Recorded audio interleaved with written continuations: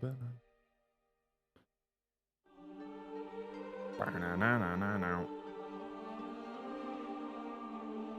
Reds might be eating.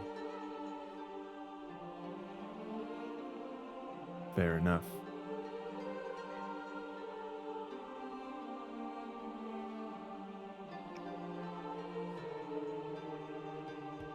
Okie doke. Let's do some UI.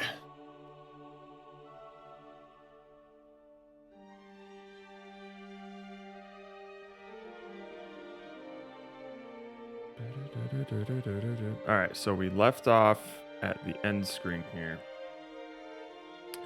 All right. So let's focus up. First things first, before we can even display any stuff,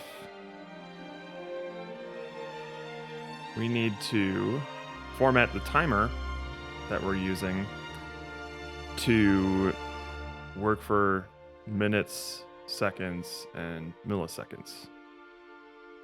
So let's open that up, Game Manager.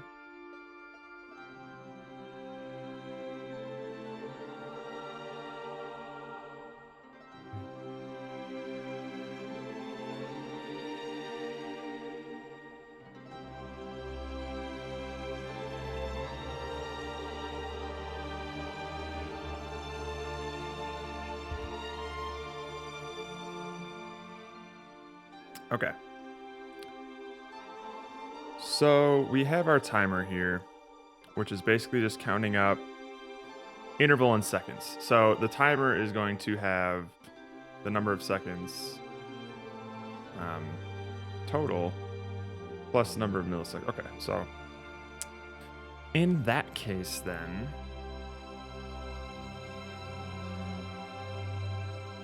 how do we want to do this?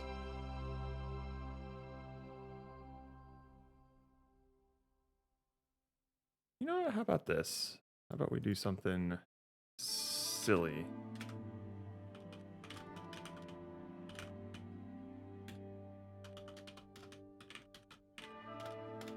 We'll write a function that basically returns a list that has first one is minutes, second one is seconds, and then third one is milliseconds. So we'll have them all at the same time. So, okay.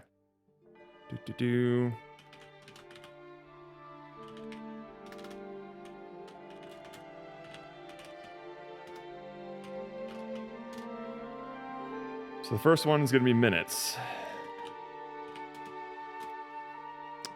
So that'll be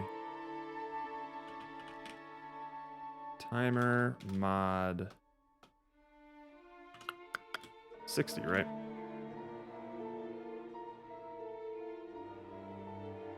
Wait a minute. Modulo is, God, it's been a while since I've used modulo.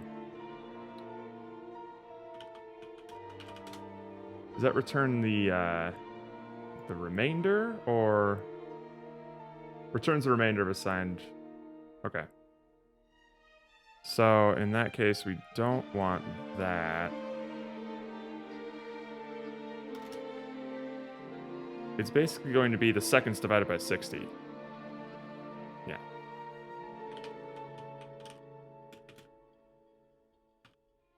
Right?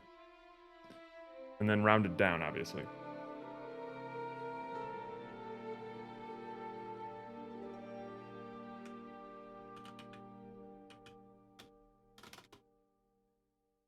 And his name is John C. How's it going, Diesel? How you doing, dude?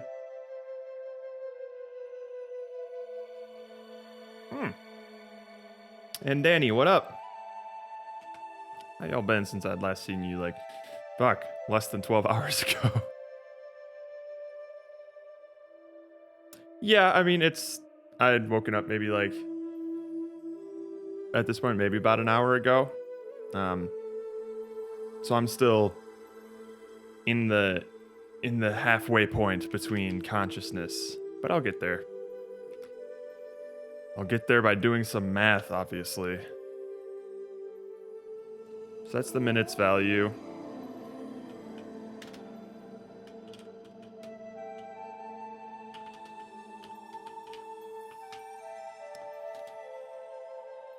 And then what we're going to want is the seconds value.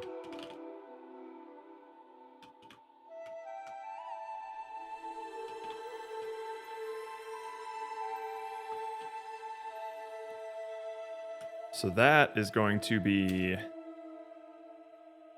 basically going to be equal to this dot timer minus the minutes value times 60.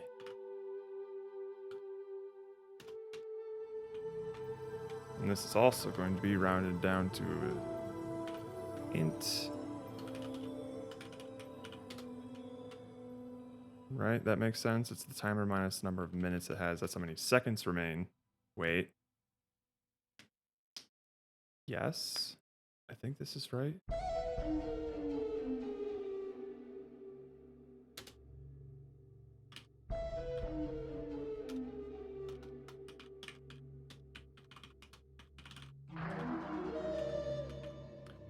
Boy, do I love doing math first thing in the morning. Math! Out for us. How you doing, man? I took a peek at your stream last night before I was going to bed, but every time I tune into your stream, it's when you're working on something where the game isn't like on the screen. So I still don't know what your game looks like, despite how many times I've peeked in every now and then. It's kind of funny. How's it been going for you, man?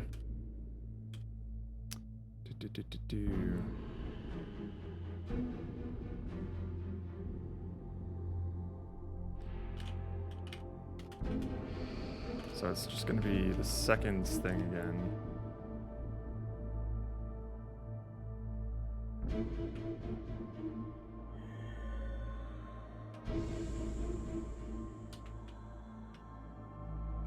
Probably doing this wrong, but oh well. Minus the seconds value, essentially.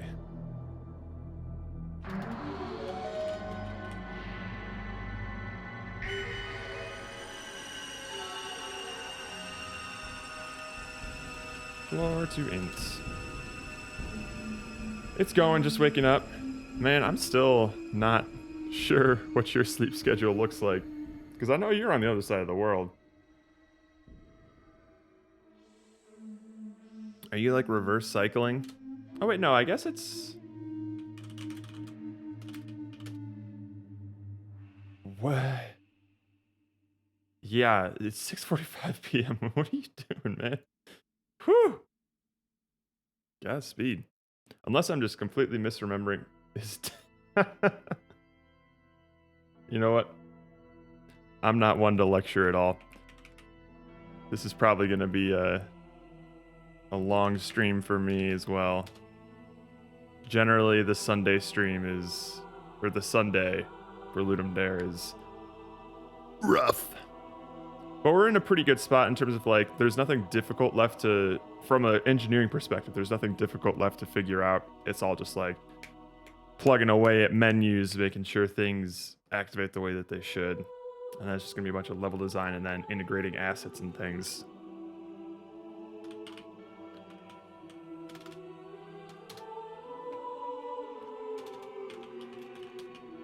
Thank you. Okay, let's see if we've done this math right. So the minutes value is definitely right. It's just the timer value. Why are we still here? Right? Just to suffer?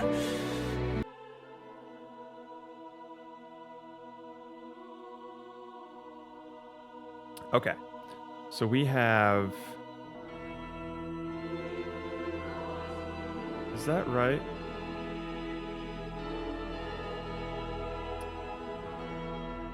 This doesn't feel right. We got a core loop, so that's further ahead than last time. Great! That's good to... That's promising. Alright, let's see. This doesn't feel right. So, timer divided by 60. So... Let me just... Calculator. So if somebody took like 1,300 seconds to finish something, divided by 60, rounded down, that's the number of minutes. Okay. Wait, what? 1300 seconds? I guess so. 300 seconds divided by 60 is 5 minutes. Okay. Yeah, that makes sense. So 1300 seconds divided. Oh, fuck. Sure. 1300 seconds divided by 60. 21.6 minutes. All right, cool. And then you subtract 1300. So 21 minutes is that. 1300 minus 1260. There's 40 seconds remaining, essentially. 40 seconds of unaccounted for time. So that would go to here. Add the seconds value. And then whatever's left over. Milliseconds is probably wrong. So.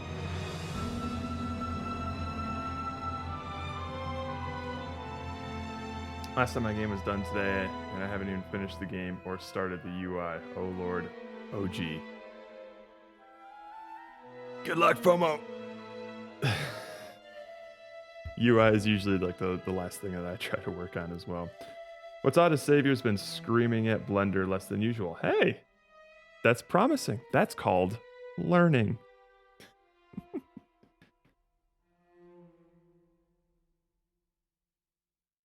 Learning and improving.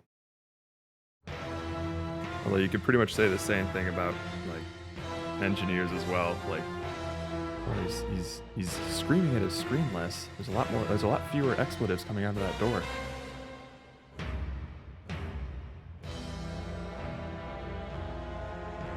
Although I tend to be the opposite, weirdly. When things are like mildly annoying or confusing, is generally when I'm at my most vulgar. I'm just like, what the fuck? What the fuck is going on? And then when there's something that's like deeply troubling or something that's fundamentally broken, my initial response is always just like, oh, that's bad. Oh, that's bad. Like, I just keep it completely PG when things are at their most fucked. So, I don't know what that says about me. Alright, so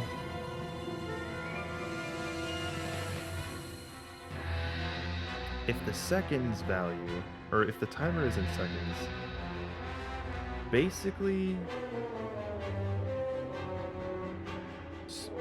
Okay, so actually what I'm going to be doing here instead is, I'm not rounding, obviously, because I'm basically grabbing the... Well, I do need these parentheses. I'm basically grabbing this and then multiplying it by 100. I'm getting the decimal value of the timer is essentially what I'm getting.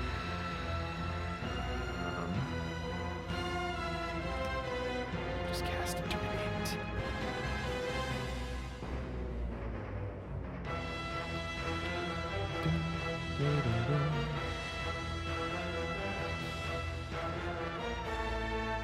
There we go.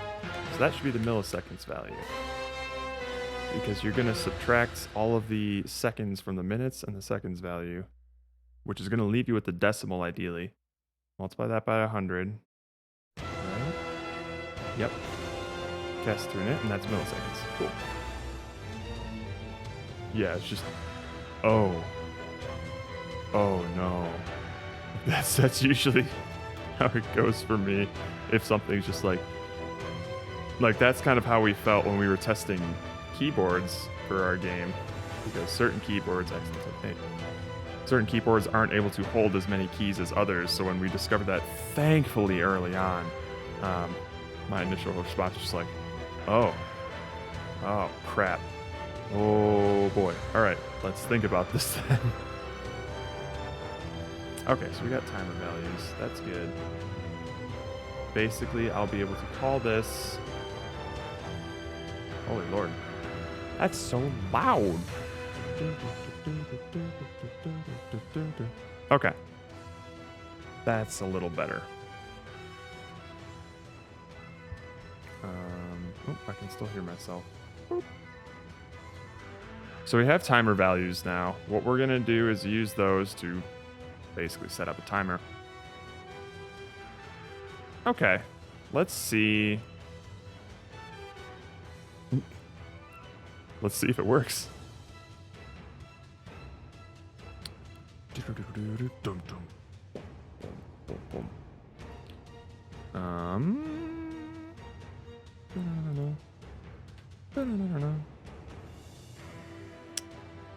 Let's just add.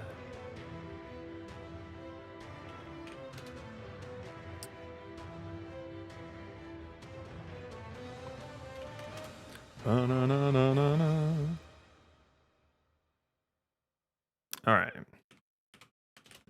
Using DM Pro.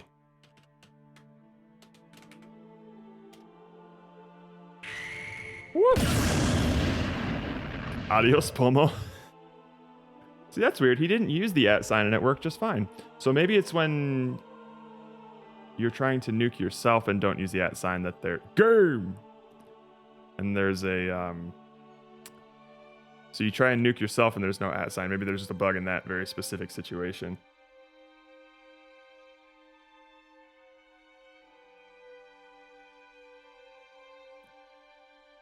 You're right. I never looked that closely at it, so.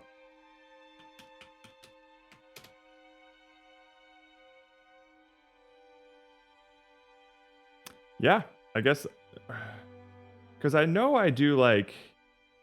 I manage, like, capitalization and stuff like that. I think I do. So I don't know.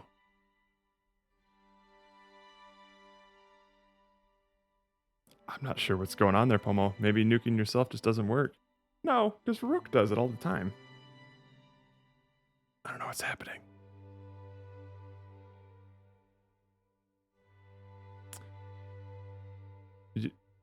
Pomo, you still have to redeem the reward to try it. Oh, you can't redeem it? I can help you out with that. Oh.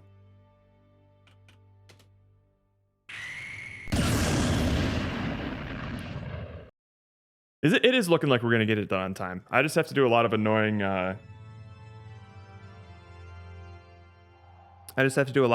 UI stuff. And then I'll be having to integrate the artist's assets, which always takes a pretty significant amount of time. Sound effects, all these like time syncs, which will probably keep us up kind of late. But there's nothing difficult on the engineering side to figure out anymore. So it's going to be just a bunch of level design and integrating a bunch of stuff. It's basically just going to be plugging a bunch of things in, like just injecting the game with content rather than just prototype mechanics. So it's looking good. That's weird. It's not letting you redeem it, Pomo. I have no idea why that would be happening. I don't have a cooldown on that thing.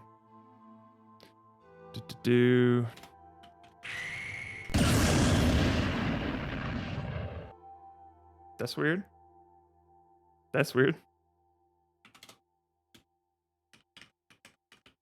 All right.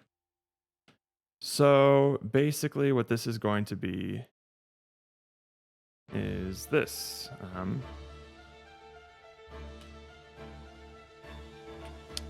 Timer is going to dot text. It's going to be equal to game manager. Well, first of all, we're going to need the timer values.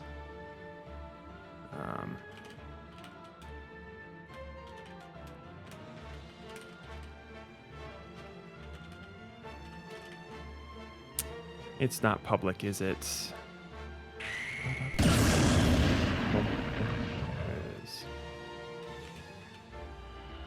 I guess it just hates you, Pomo. I don't know what's going on there.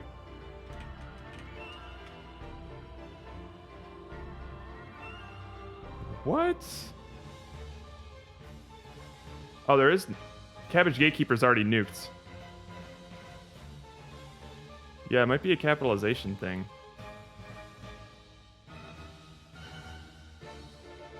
Oh wait, is Cabbage Gatekeeper nuked? It shouldn't be.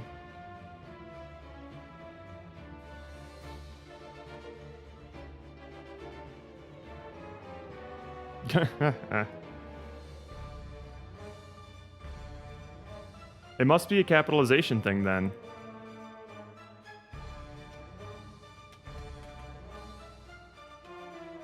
That's interesting. I'll have to look at that. I haven't looked at that in a very long time. Okay. Equals, basically it's going to be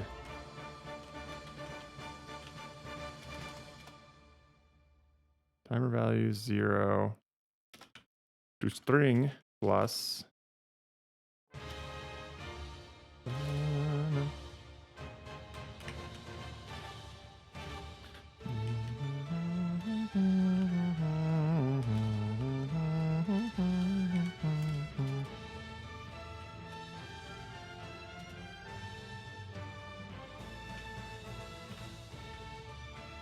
sweet. That should be all I need.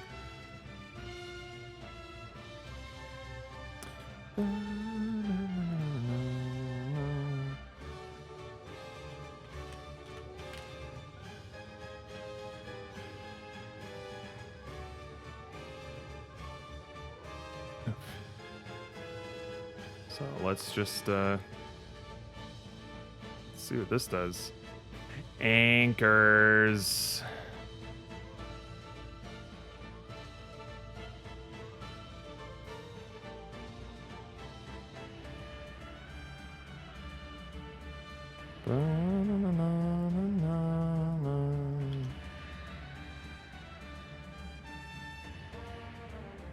Acres. Anchors cost me acres. Index out of range, eh? High scores. Oh, I don't care about that right now.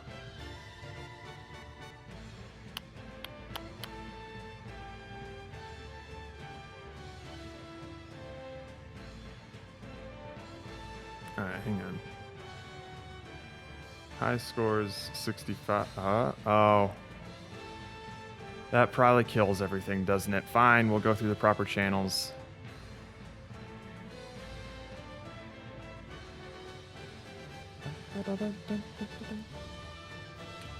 Fine.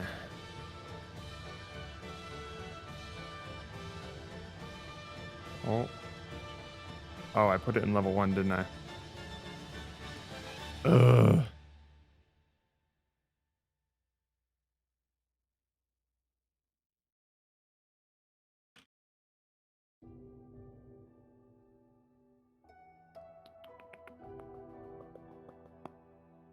No, level 1. Don't space out that much. Okay, so it's not updating. Timer text. Oh, I didn't set it. Dirt.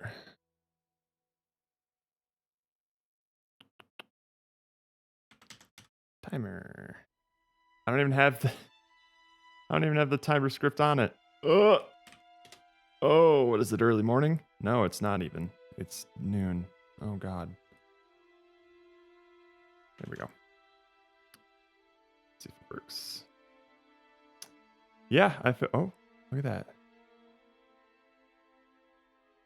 Okay.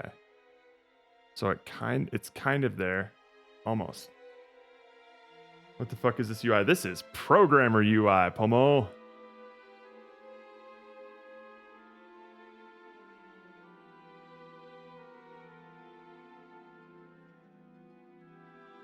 Two more levels and I can do UI and a main mechanic. Wait, you're making the levels before your main mechanics? Lord, Pomo. All right, let's see here. Value is going to be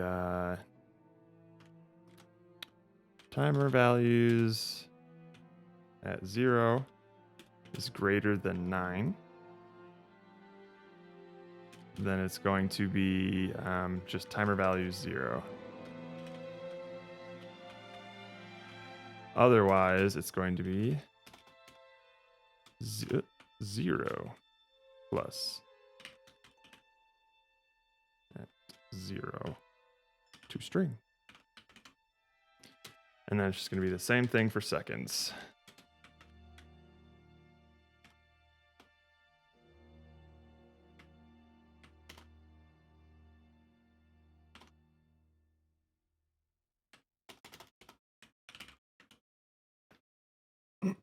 Just a lose condition. All right. I trust your process, Pomo. Let's just copy paste here.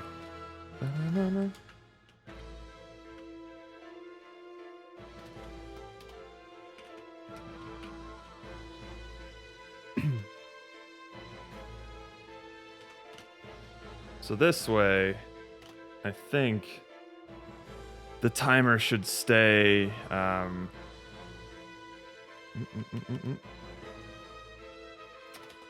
timer should stay relatively the same size instead of like bouncing around between 1 and 2 digits. It'll always be 2 digits per part of the timer.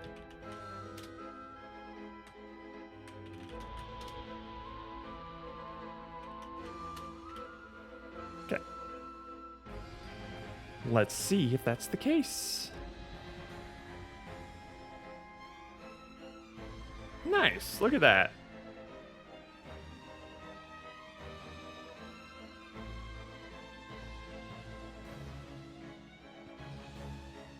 Alright, let's see here. Let's see how long we can last.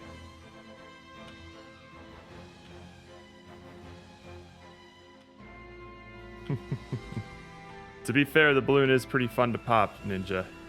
How you doing? I just want to see it get to 1 minute.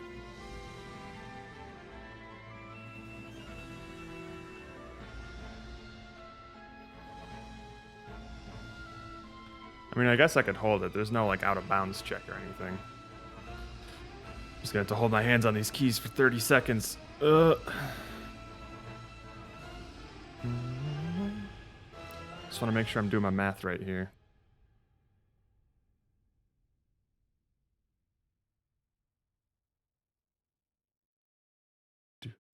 Five, 4, 3, 2, 1. Ba-na-na-na-na-na. Nice.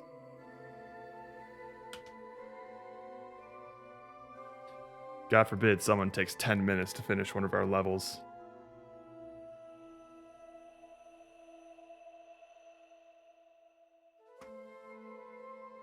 All right. So now that we actually have a functioning timer, we can finish this up. So I think what we're gonna do is end screen, time label. Damn. All right, I think we're good.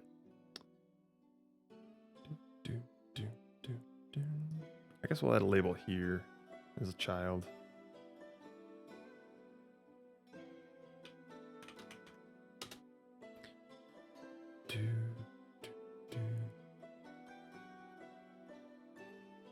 Because like this is all gonna change.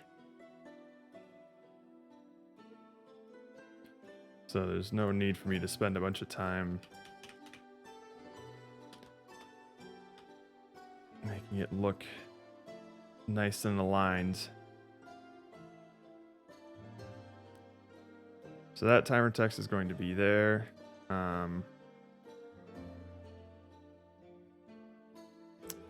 And we have an end screen thing for this, right? Yeah. Do, do, do.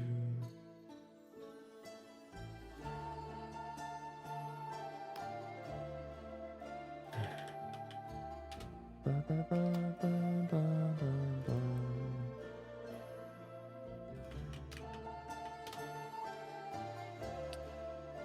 Put you down here.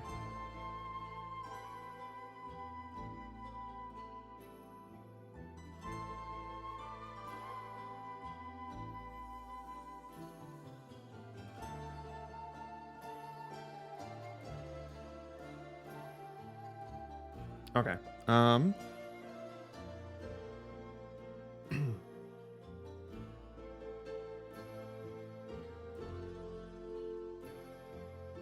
Okay. We do have end screen. Oh, do we not? Do we not have an end screen? Oh, we do have an end screen script. It just hasn't done anything. All right. So we're gonna need a text message pro. No, I don't want speech recognition, but thank you though.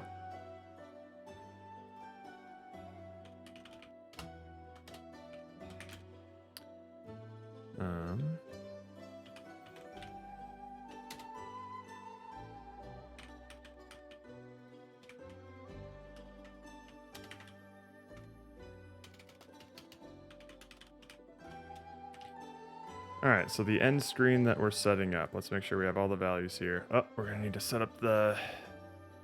Are we gonna need to set up the leaderboard? I think we'll be fine.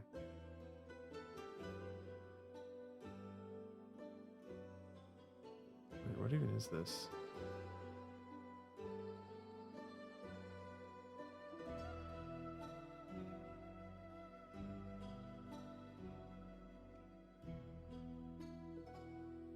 Okay. I don't think we'll need to set up the leaderboard. I think it'll do it automatically. So that's cool. Handy.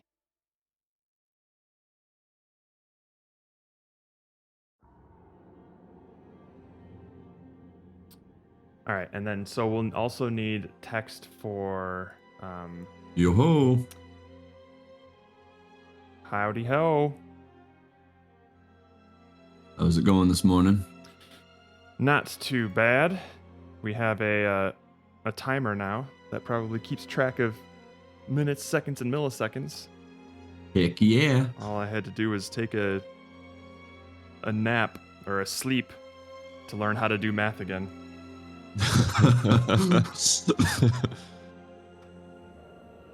How y'all doing? Good. Nice. Steven, I think got some decent stuff I done. have like at least one easy, medium, and hard level completed and Dope. pushed up. If you want to try those out, Ooh, pushed up. Okay. yeah, they're just called easy level, medium level, and hard level. Sure. And obviously, like the finish line doesn't work, but all the Mhm. physics, like the bouncing, collision, and bouncing off spikes and stuff, works fine. So. Sick. All right. Yeah, let me take a peek. Oops, that's not where I wanted to go. Boop, boop, boop. What time did you get to bed last night, Steven? It's probably like 3:30. Oof. Okay. Okay, so you stayed up for a couple more hours then. Yeah, it wasn't Not anything crazy. Yeah.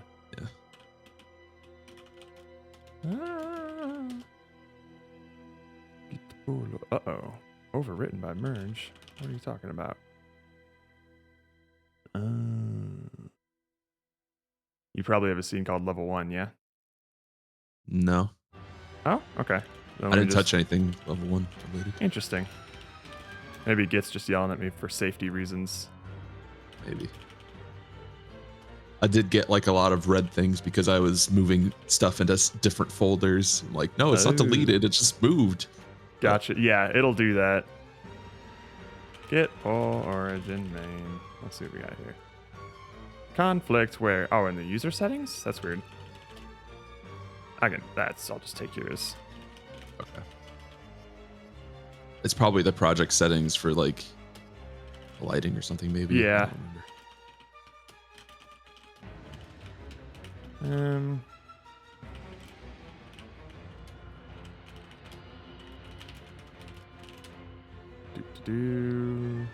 There we go.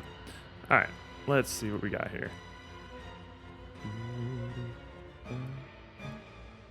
And what time were you up, Andrew? Like 8-ish.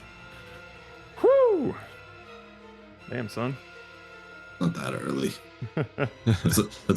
That's like the time that I would normally be waking up during the week anyways. I was able to sleep in a little later because the children that I live with decided that they weren't going to have a literal screaming match at 7:30 in the morning. Hey. Like literally That's good. yesterday morning, they have two kids there, and one of the kids just loves to banshee scream. And today the other kid just decided, yeah. like, you know what? Whenever you I'm scream, better. I'm gonna scream right back at you, bitch. And it was that at 7:30 in the goddamn morning. Oh my goodness. That's when you bust out the phone and you start playing it under the door again. All right, let's see. Sure, I'll see. Oh ho! Hang on, I'll share my screen and see how this goes. Hopefully, none of my changes have fucked up the. Did you modify like the balloon values at all? Yeah, I think I made it like 0.05 or something. Okay. For the rate. I think if we're I'm just kind of thinking like if we're okay, so it gets that small. That seems to be a pretty good size for when that happens. Oh god. So I need to figure out why sometimes when we like reload a level, like the lighting gets all warped for reasons I don't understand because I'm just reloading the scene. Yeah, I've been noticing that. Like if it, like the first time you play it, it looks fine, normal and fine. Yeah, and so then as soon as it resets, it like does some weird shit. Yeah, I don't know. I'll have to look at that. Do you have a light on in this, Steven? I mean, there is. It happens in my scene as well before any of this stuff. But another thing that I was thinking is if we're zoomed out this far, I feel like I move kind of slow. So I'm probably going to increase like the speed that the balloon moves. Yeah. But I like this as an easy level. It's very easy. Yes. But it still has like some skill that people... Oh boy. Oh, this is medium. Oh boy. Okay. This is medium. It's not that hard. Oh, you went the wrong direction. I was holding the wrong keys. Oh, fuck. There we go. Maybe this is a medium. I think this is a decent medium. I also tried because I was doing it and for the most part, if you just go right at the beginning and then you can just go up, you really don't run into spikes. I'm not sure. I'm not sure if I'm a fan of the spikes being so close so fast in the beginning. Okay. But otherwise, this isn't that bad. I can take out the ones on top probably. Oh, that's interesting. It's going through the wall when you pop it. Yeah, when it like pops, it just goes nuts. Like it probably goes wherever it wants.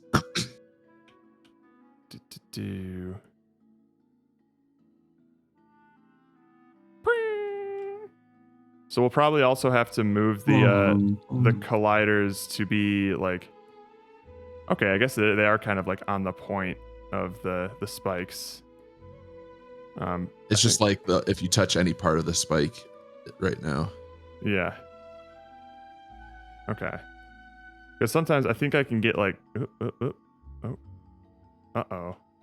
Oh. Did I forget to box collider that one or something? Maybe. Oh, it's going in the Z direction. That's why I can lock that.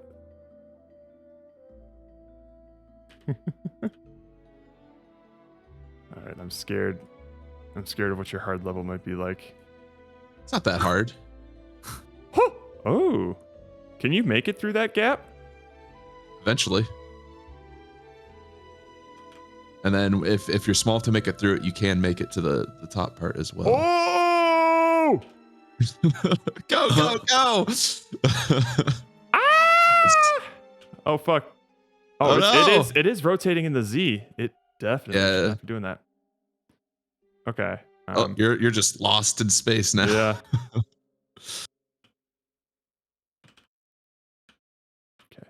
Okay. Oh god. Oh no. Oh. Yeah. See, like you're already on a different plane of existence, right? I think I am. Whee!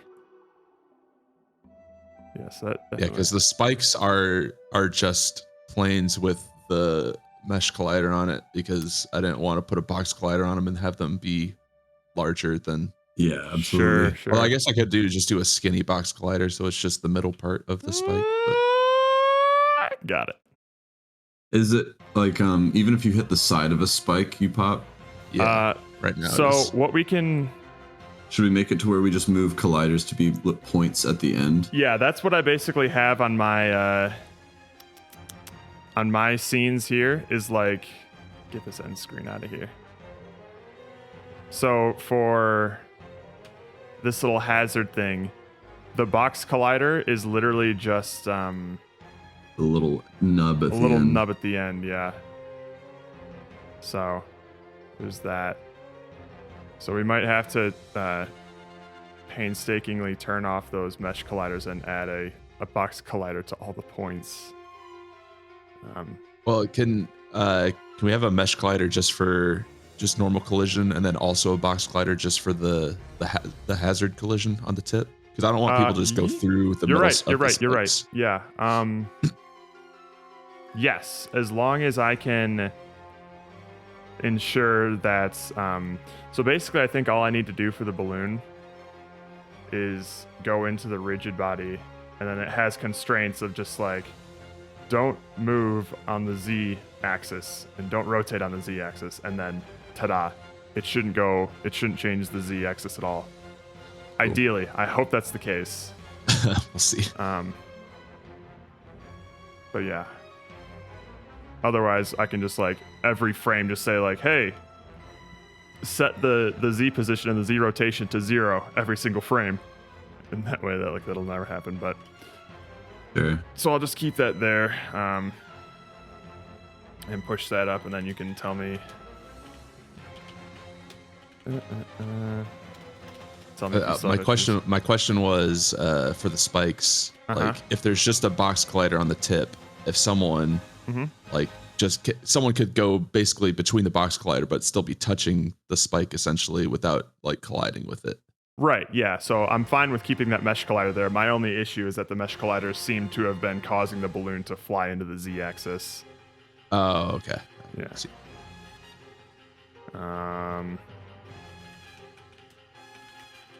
Yeah, so sorry, my brain was like 2 steps ahead of why I was fine with no the mesh problem. collider.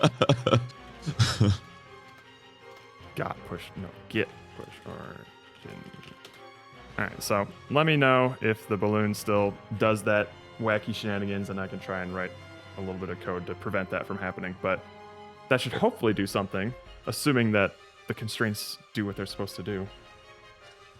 Hopefully. Mm-hmm. So sweet. I actually like that. And I honestly like, especially for the hard level, sure, why not?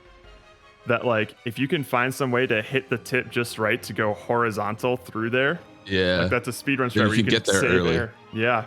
Yeah. I was basically doing it like where sometimes it works, sometimes it doesn't. But if you just go straight at the wall and bounce, and then you can sneak into the hole sometimes. I love that.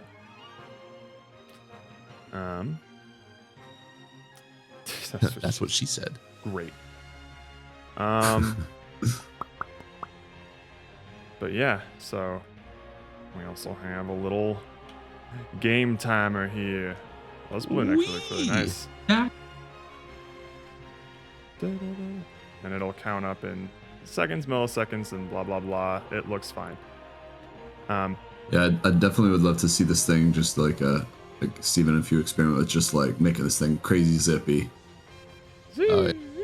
Like it looks a lot faster when it's like zoomed in like this, so we might just need to, if we're staying with like that level of zoomed outedness, then we could probably adjust the speed to feel a little bit more snappy. I think it's just a matter of perspective. Probably.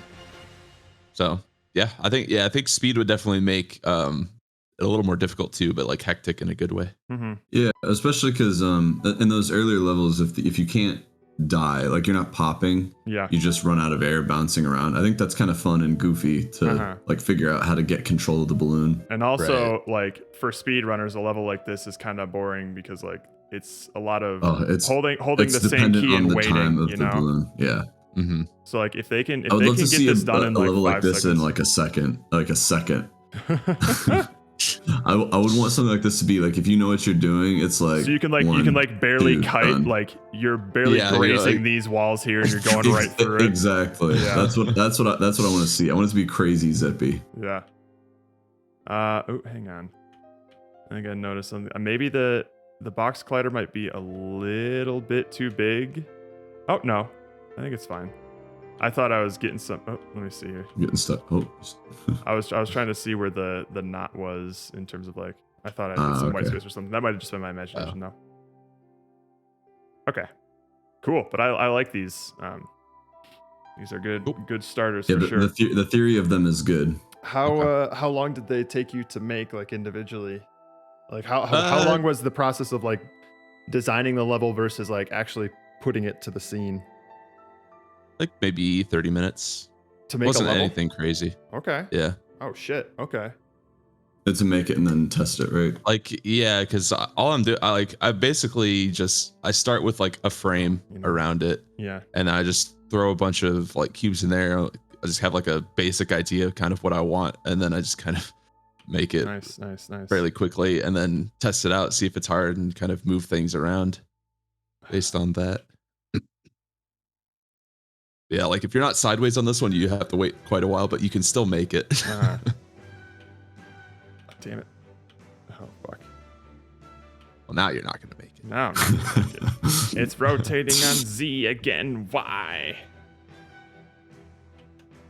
Or maybe, you know what? Oh, fuck. It's not rotating on Z. I think it's rotating on Y. So hang on. Oh, balloon. It's rotating. Rotating on Z is fine, actually. What am I doing? I locked the wrong rotation. Oh. We want to rotate on, don't want to rotate on X and Y. So basically we don't want it to like spin around or rotate towards It shouldn't rotate away from you. Yes. Yeah, it should only rotate like left and right.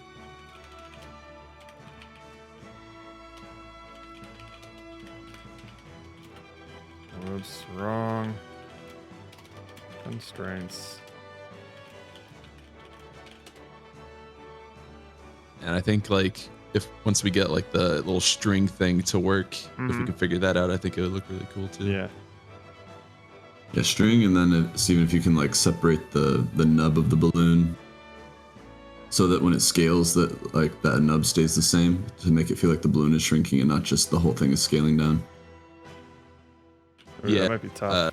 That'd be more of a Jared thing. Yeah. On like how he scaled, like separating those objects. Because they are separate objects. Oh, are they separate objects? Okay. Oh, okay. Yeah. So you can select, like, if you can maybe have the pivot of the balloon be where the bottom of the nub is and scale it on that. That would be cool. But then the nub is just parented to that, like it doesn't scale. But it seemed like in the prefab everything was just gonna scale. Yeah, it does. So.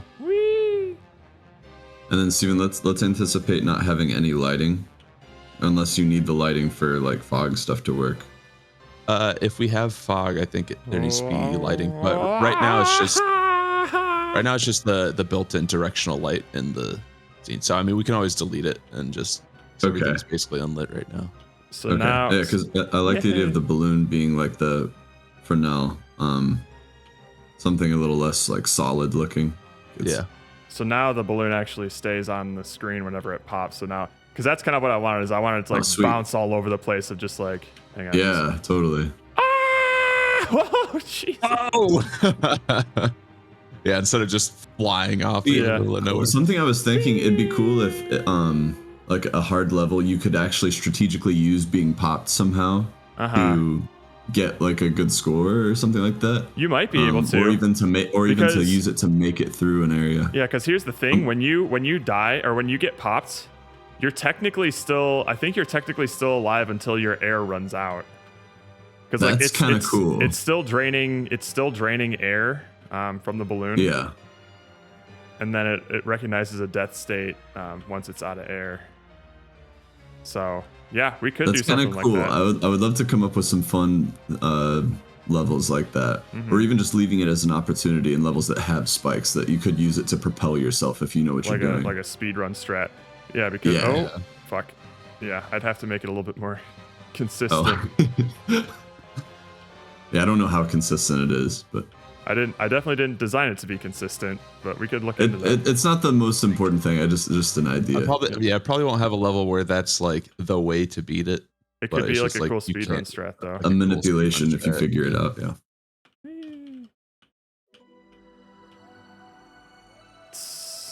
I'm hoping it's not too confusing that like when the balloon gets all floppy woppy that like the control orientation doesn't change, you know. Despite the air streams being different. I don't know. Maybe it's not.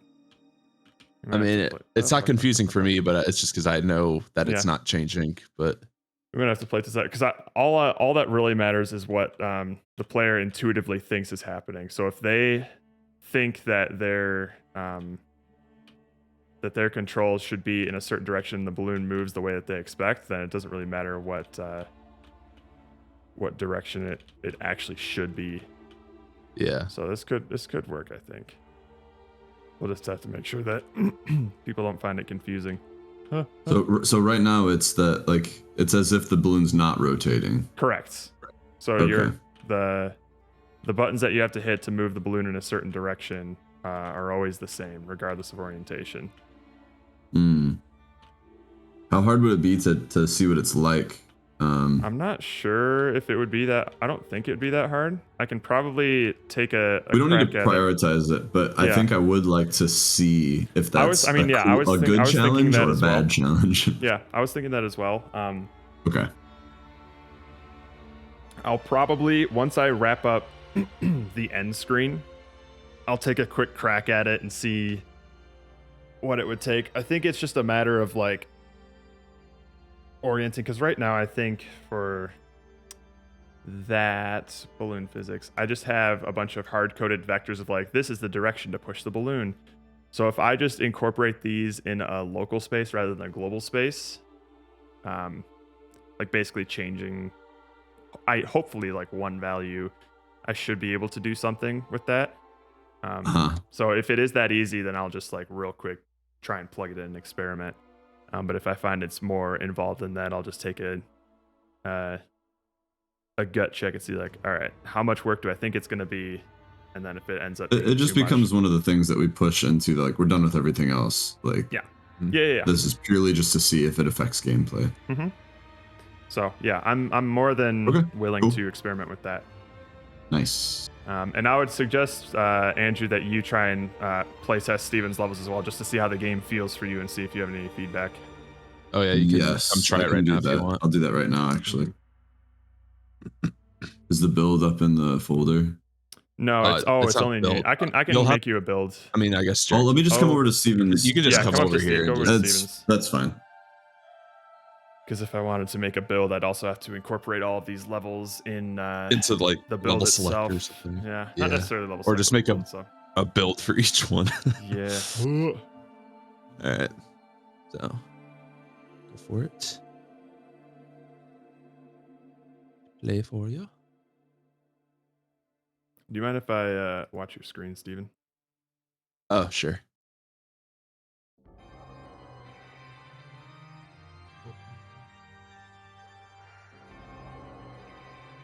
Live. All right, can you see it? Yep. I can hear Andrew going like, "Ha ha." Oh, you already wasted a bunch of air. Damn it, Andrew.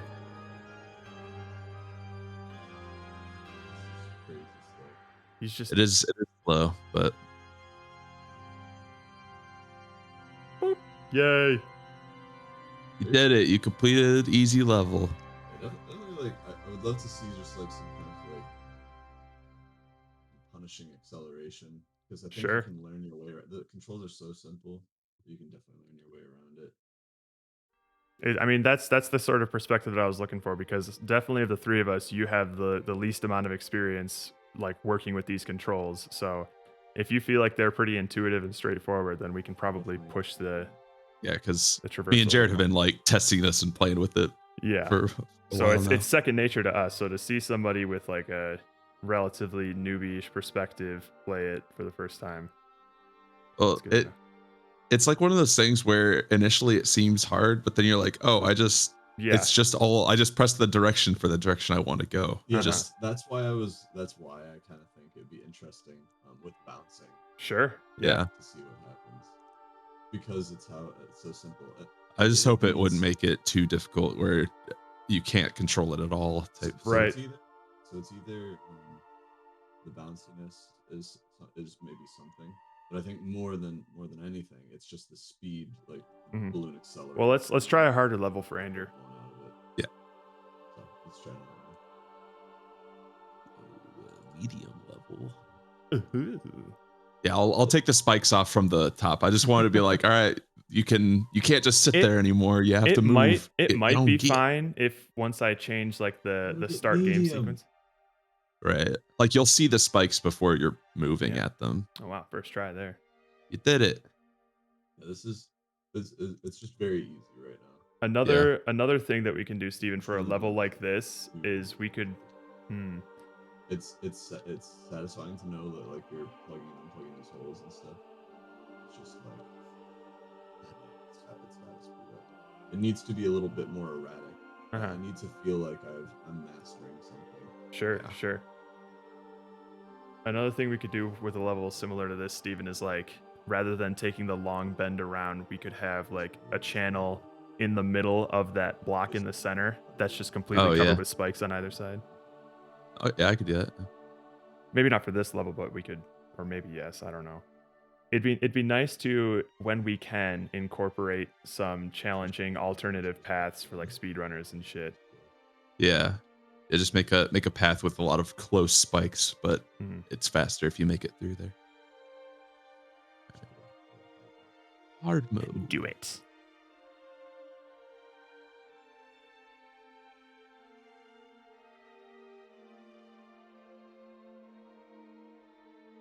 So the one thing that I guess I have for... So in terms of like the alternative path, Steven, for that, the lower section there, is it meant to be the speedier path or the safer path? Speed. This thing's got to be way faster. It's I guess it's safer if you don't want to deal with the spikes. Gotcha. Probably like usually you're using up more air if you're going down there. Right. So I can make it the quicker path if we want, but well, yeah, with something like that, if it's gonna be a division, it should be challenging either way, but there should be like I think this should be even smaller or something that you have to really like let your air out, and then it's a smaller route, so it's safer because you won't die, but you sacrifice a lot of. It's just the distance. If you get too small, you just can't make it. Yeah, I mean, we could cut like a turn or two out of that path. Out here and then go. Yeah. I like the idea of feeling like you have to strategically think, because even now,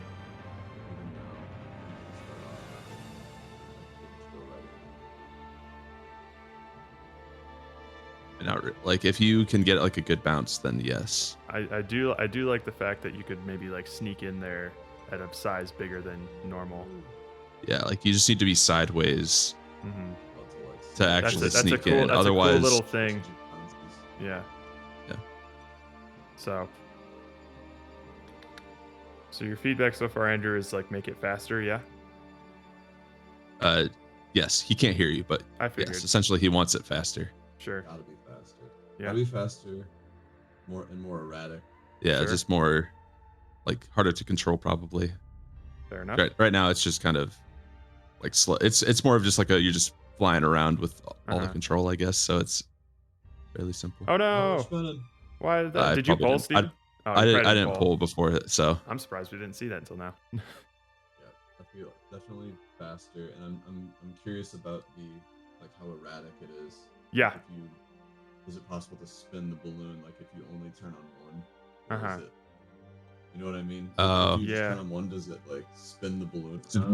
Like you have to be tuned to like balance it out to be able to go in one path. That'd be interesting. So those are the things that like I'm missing right now, is just a little bit more challenge, like feeling like you're mastering control. Yeah. Sure. Like Steven said, once you understand, like the game makes it sound difficult, like it presents it in a difficult way.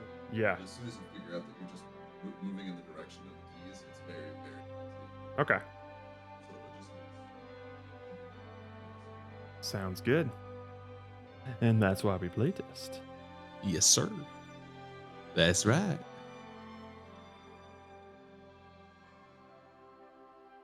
Okie doke. So I will wrap up the end screen. And I think, honestly, one of my first priorities is just going to be experimenting around with that gameplay to see how those small little changes could impact it, you know? Yeah.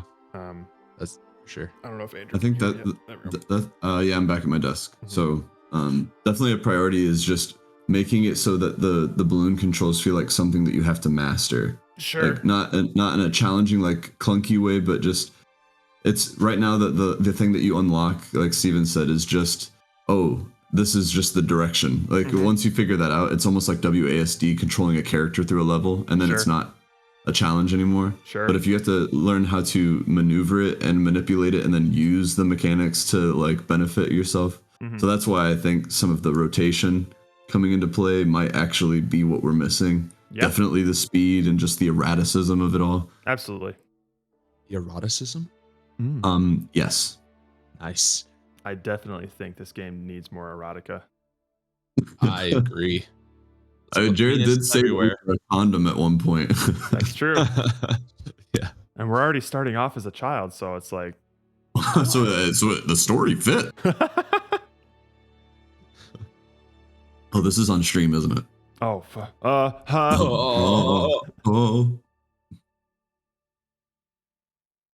Alrighty, cool. I will wrap up this end screen stuff and then make that my top priority. Okay. Right. I will be trying to move through intro outro like painting stuff and plan to start working on UI for you, Jared, like afternoon sometime. Sure. That's cool. Sounds good. Yes, sounds good.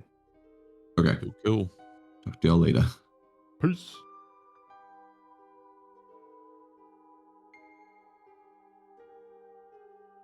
All right. I want to wrap up this end screen and then go to the bathroom and then work on that stuff. So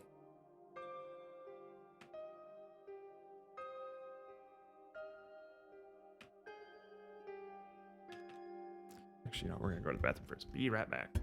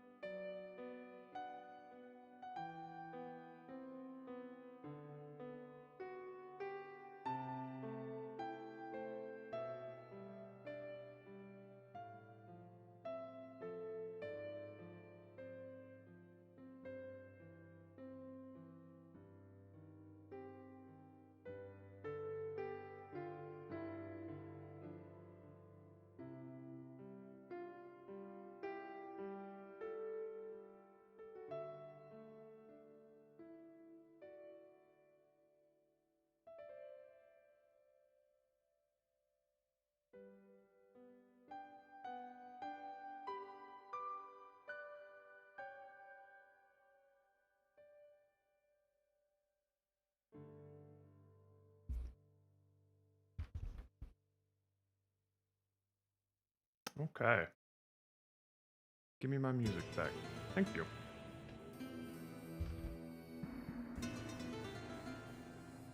Okay, so let's go to the end screen here.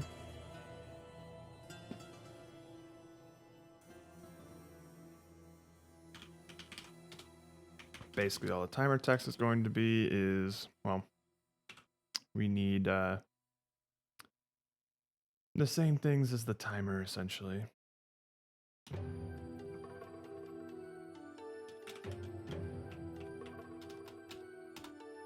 I mean, I guess we could get that as a function on its own. Yeah, how about we do that? Where's the game manager? It's not here. Oh, it's right there.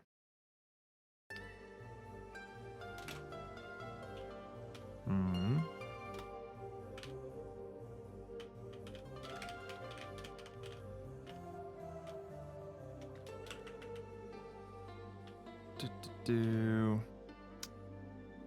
And then basically all this is going to be is this. Nope. Game manager right here. Ta-da. Return the slab. Okay. Plus.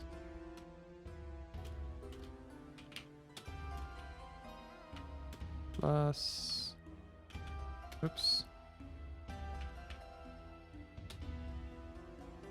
Oh, come now. I missed one plus sign. Ah!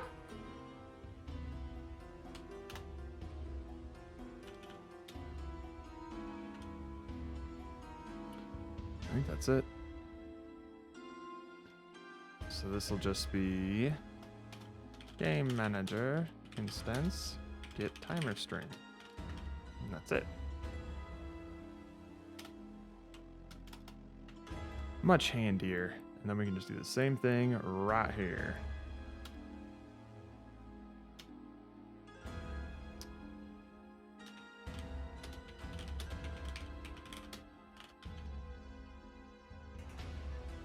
Fantastic.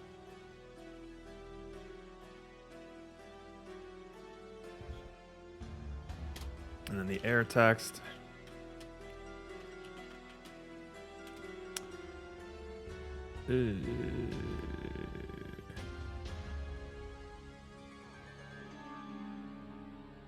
Oh wait, we have finished level, which is going to have the current air level and the max air level. Good. So then we're going to just call setup end screen.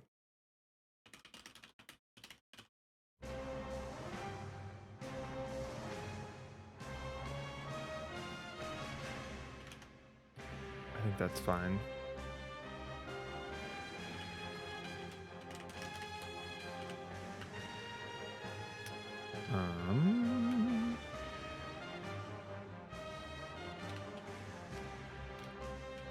So then this will also have the current air level of the balloon, which basically will just mean that that's fine. We can have a decimal in the percentage, I think. So current air level dot to string plus percent. Oops.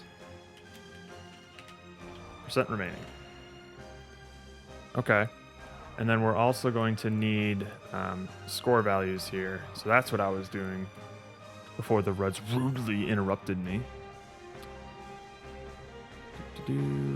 Boink.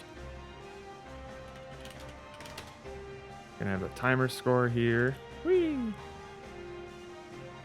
gonna have to anchor all of this. God damn it.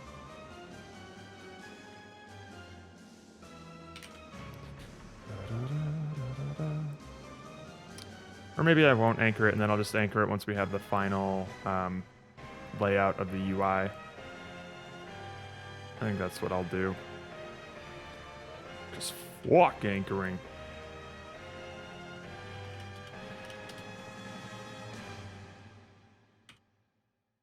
Whee. And then the final score. Whee.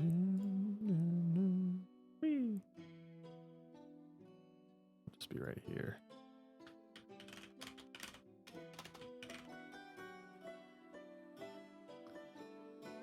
Air score. Air score. All right.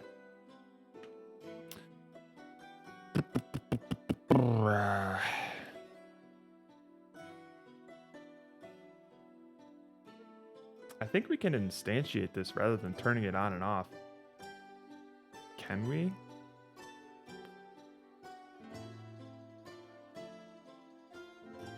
We might be able to. We'll see. That'd be handy. Because I am just going to be turning this into a prefab. And then we won't have to drag that into every single level that we do. Minimizing the number of required things that we need in a level is good, because then we can make multiple of them and then just instantiate what we need. I think we can do that. Okay. So we need 3 more of these things. Ba, ba, ba, ba.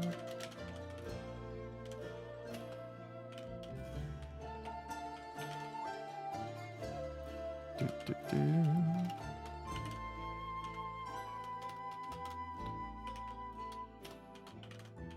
Cool. So then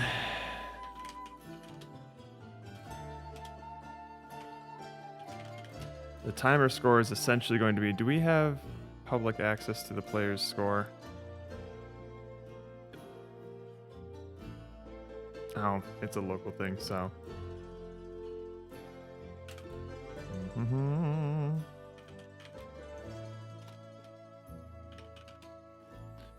Public int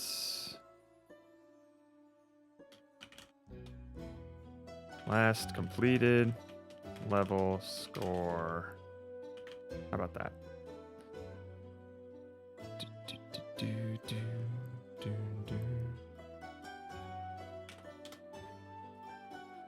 Or we can just do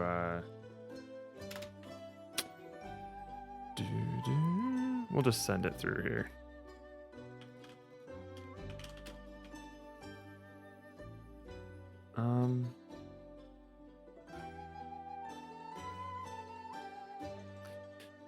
We're gonna have to add a lot of things.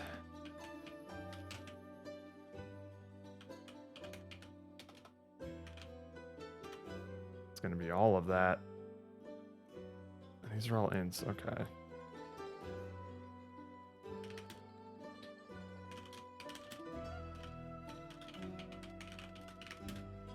Air deduction.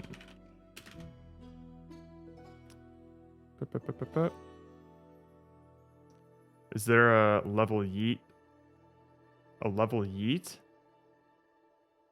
I'm not sure what you're talking about, Pomo. Oh, is there a level yet? Yeah. I mean, we have some things. So Steven put together... Oh, this is the wrong one. Steven put together a couple of levels to test around with. So this will be like an easy level to get. We're basically splitting the levels up between easy, medium, and hard. These are the sorts of levels that aren't going to have any obstacles, but the biggest challenge is going to be, for the player, is going to be learning how to navigate with the balloon. And then once we get to medium levels, then there will be spikes that could kill you if you're not careful. So if you're just like cruising down and then you hit one, it's like, bah! Oh, fuck.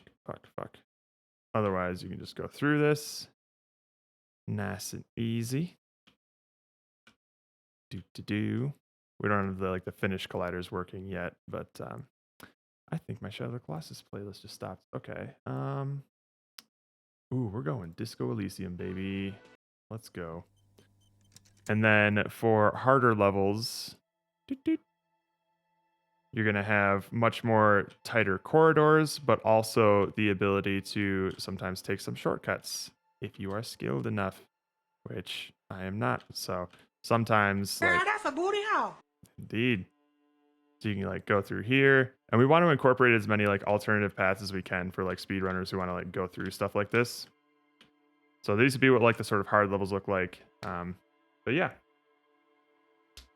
So yeah, Steven's cranking away at the levels. I'm wrapping up some UI stuff, and then I'm going to experiment a little bit with the control scheme a bit. Because right now you can't tell just from watching, but regardless of what orientation your balloon is at, the acceleration that your balloon goes through will always be the same direction. So it's applying forces in world space. So even if like the balloon is upside down, if you're plugging the bottom holes, you'll still move up with the balloon. So we're gonna experiment to see if the hole plugging, like pushing the balloon in a direction based on the balloon's current rotation, is going to be too confusing, or if it's going to add a fun layer of depth and challenge. The normal size path looks faster than the tunnels. Yeah, so that's what I was telling Steven, of just like, what's the purpose of this path? Is it meant to be the safer option or the faster option, right? So if it's meant to be the safer option, then it should probably not require as much air to go through, because you run a huge risk of losing all of your air going through there. If it's, I think they just need to make the path short, because if it's meant to be the faster option, then you should either make the path bigger or make it like a direct line to the goal. Because right now I agree, like the around the spikes is definitely the faster option.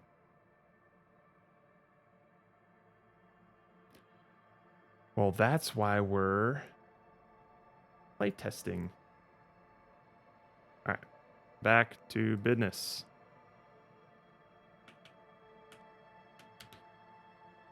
All right, so we're gonna need all of these here.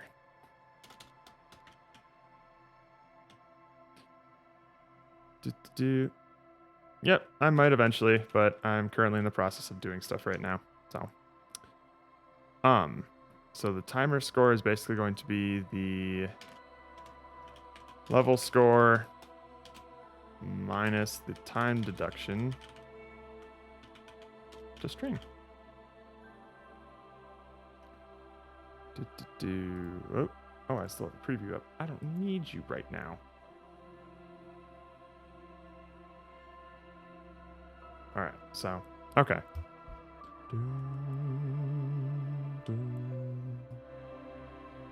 That's a little better. Okie doke. We have that, the level score minus the... No, it's going to be minus the air deduction. And that's how much score you got for the timer, and then air score.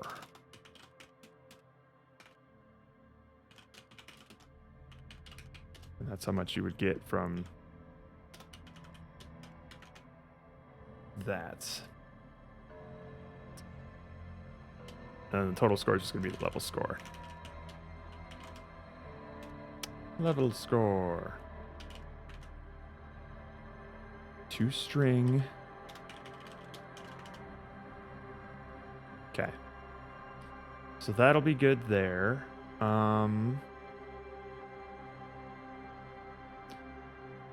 I'm also going to need to do the buttons here.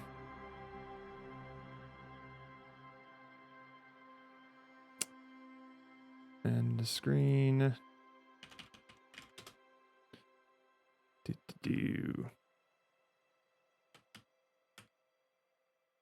Lock it up. Timer text. Air text. Timer score. Air score. And final score. Cool. That's neat. And then we're going to have to make some button functionality here. So first of all, I need to open up the the level manager here.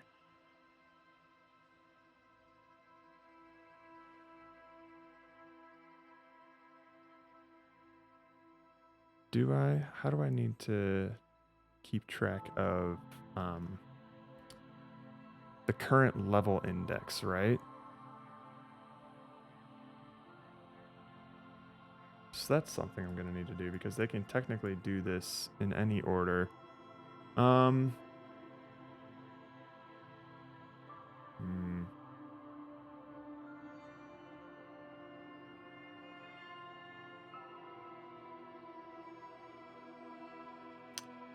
We could do a don't destroy unload thing for the level manager because nothing is going to be changing in it except for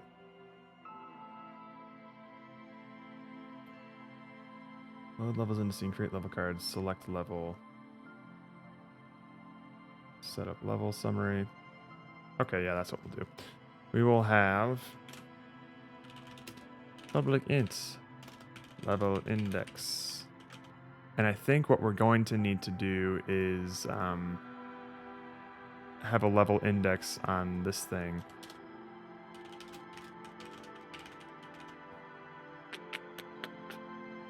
No, we're not.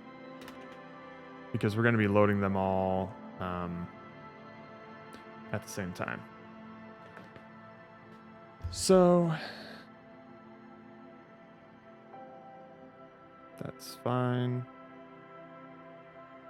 Select level, set up level summary. So level summary will do this thing, and then we have this. So, oh, wait. It is going to have to have a level index. Man.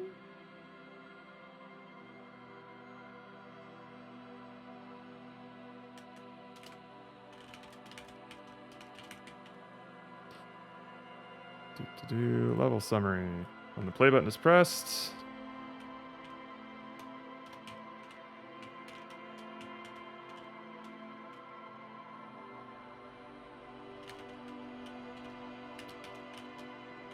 okay. So that'll keep track of the current index, which means we can just like increment it to go to the next level if we want.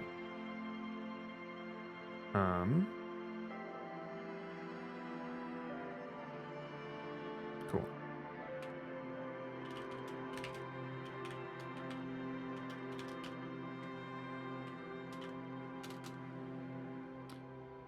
And that is basically just going to be this.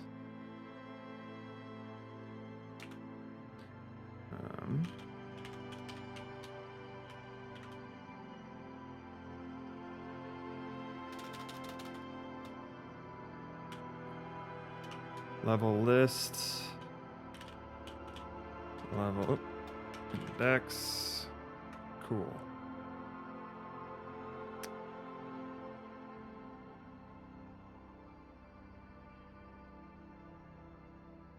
Or, you know what?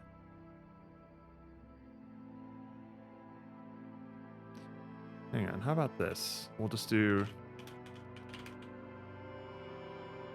level index is going to be equal to...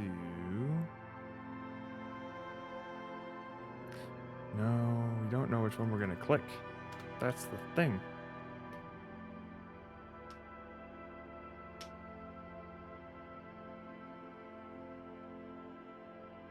All right, fine. Bam.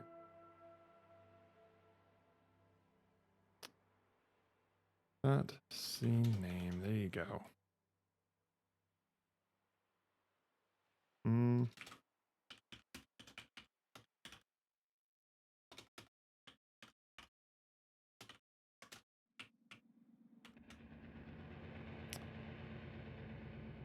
Level summary. Oh, that's all we need is the scene name. Okay.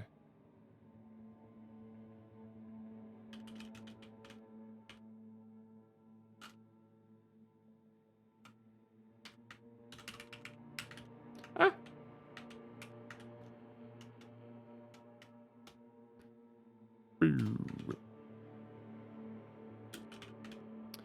So then we'll just go to here. Do level manager.instance.load level.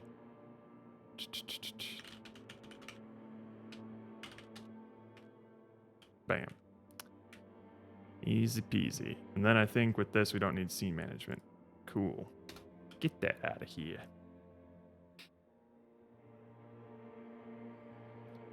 All right. So we are going to need to associate an index with each of these levels, and that's fine.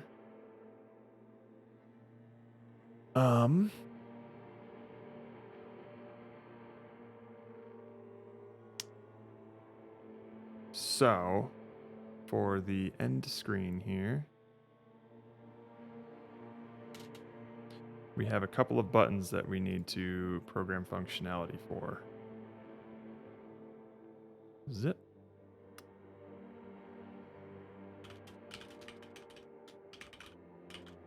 Retry button pressed, which is essentially just going to reset the scene.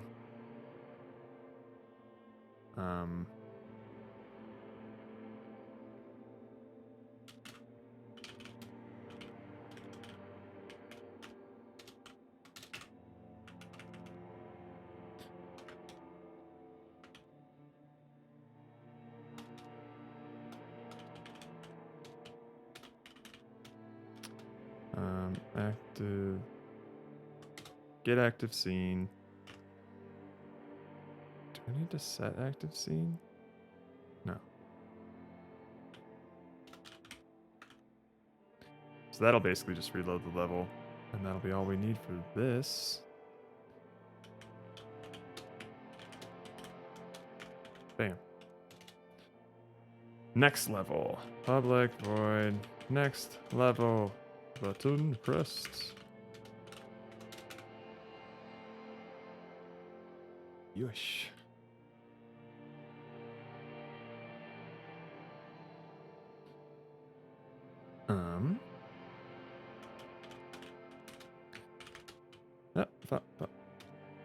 Instance, load next level.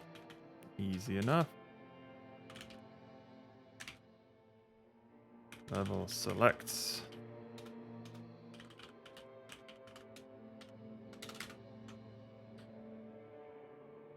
That would basically just be, I guess we could write another thing here.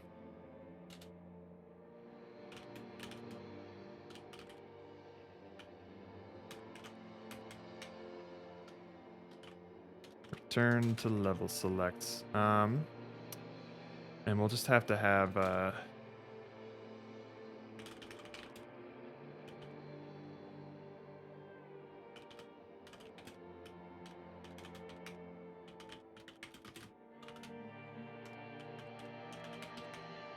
cool.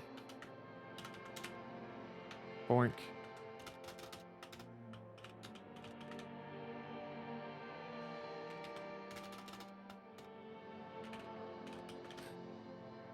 Main menu, scene name, suites. So,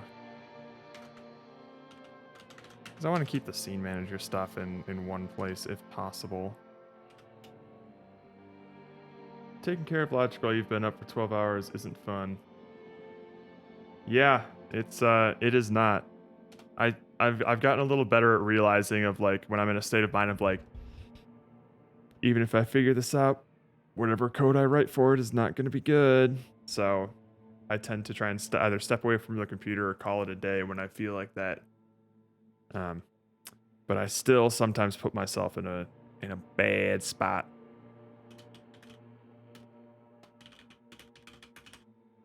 Oops. Level select scene name. Perfect. Ah.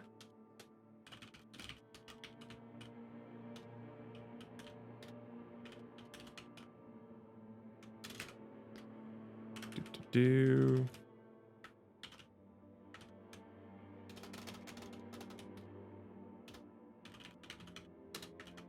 Nice. This is by far the most spaghetti code I've ever done in my life. This level generator could feed a family of 4.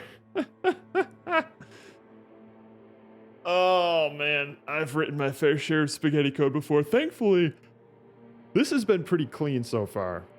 Not the cleanest thing in the world. There's still some gross things in here. But I went for quite a while without needing a singleton and having to set a bunch of crazy flags and shit.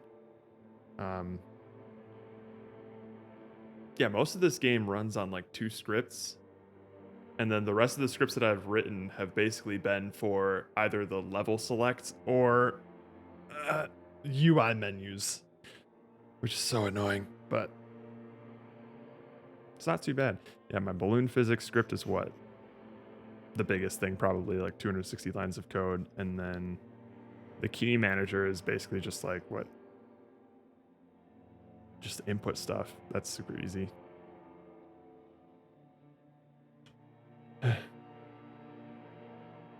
Complex enough I spent like all of Friday or half of Saturday on it, and it still sucks ass.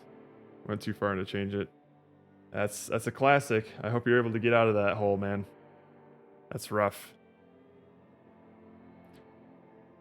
Alright, so now I just need to call a simple function. Come on. Return to level select. Bam.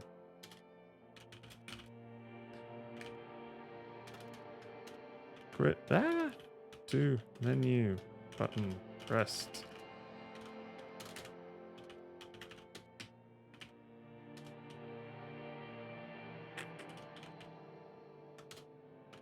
Bam.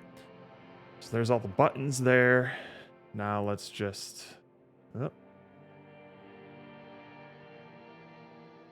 just link them up.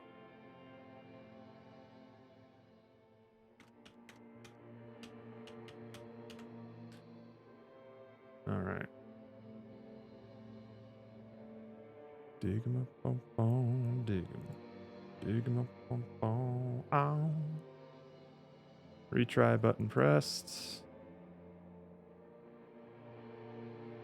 I am excited to return to balloon physics after this.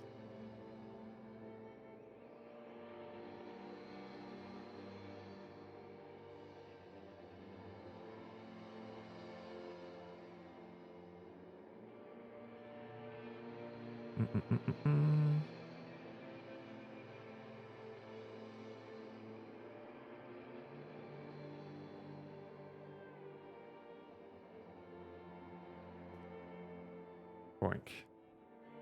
Ah, finally. All right. Only having a top 5 is asking for Nick to get the record 5 times. Well, no, because I've tested the leaderboard here. If it sees the same username, I mean, I guess if Nick wanted to be a dick and use different names for each one of them, whatever. But otherwise, if you're using the same username, it'll replace it. Nick 1, Nick 2, Nick 3. Well, unlike you, Pomo, Nick isn't a dick. But I can see that being a problem. The leaderboard was literally just a nice to have, so it's our first experiment with it. We're not going hard in the paint for the leaderboard. It's not the main focus of the game, so 5 is fine. Game might not end up finished, don't care. UI cool. That's the spirit. All right. I think I can make this a prefab now. Because this is a canvas, isn't it? Hell yes. Okay, so let's get rid of it. And then when we detect that we've finished the level,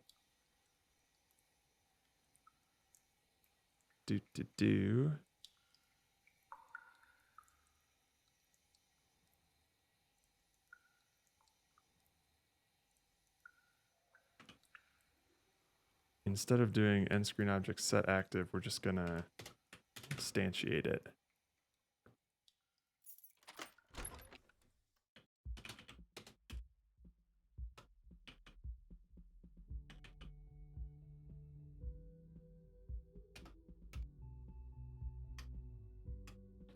Gonna be end screen prefab.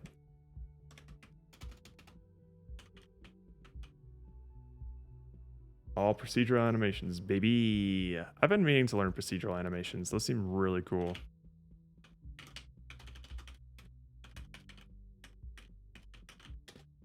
Instantiates. End screen prefab. I think that's fine if I just set it to 0, 0. Hopefully it shows up right.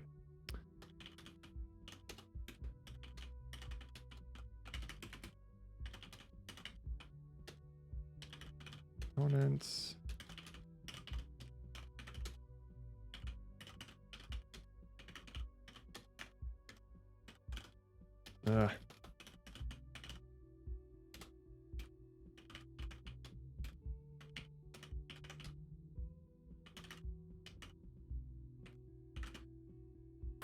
That should do it.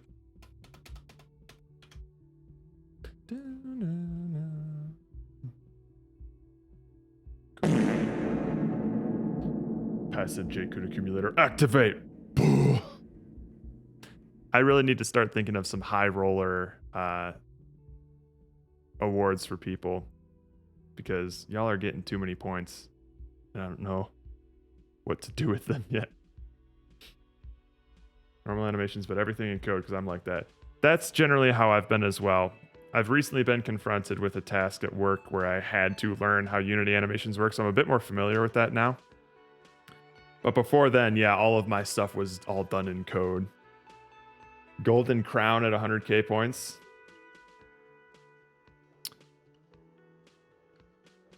I might be able to do that.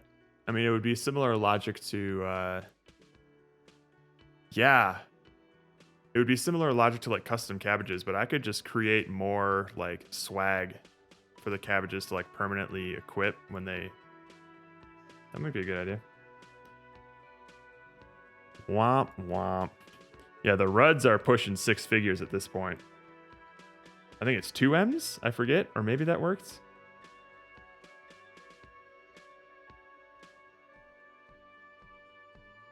Yeah, there it is. Wait. Oh, did it get taken away? Oh well. Only 96k to go then. There's the little magnifying glass.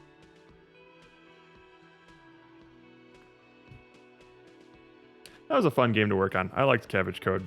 It was something different that wasn't like, it was pretty much like 90% design and then 10% engineering. Like the engineering for it, I did all in like a day or a couple hours, really split over multiple days. And then the rest of it was just like thinking of how it would work. The Red should count as the streamer. They pretty much have, I mean, yeah, if I could, I would.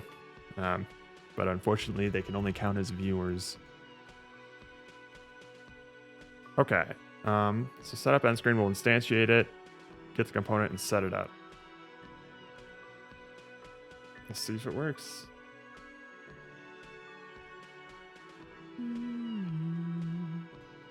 There's a scene in here called Steven's Playhouse.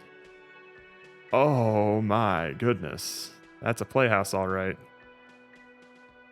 We're just gonna pretend we didn't see that.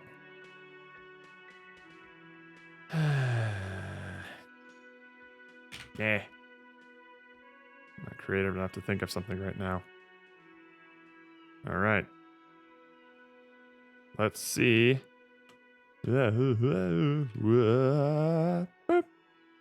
I didn't assign something. Yeah. Fuck. All right. We're not going to assign that. Instead, we're just going to make it a resource that we load.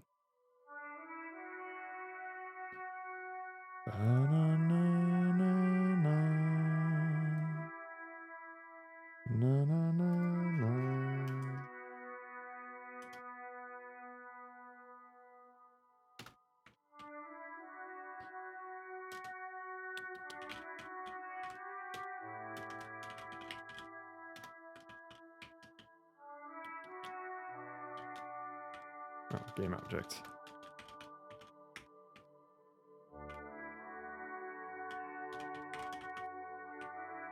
Boink. There we go.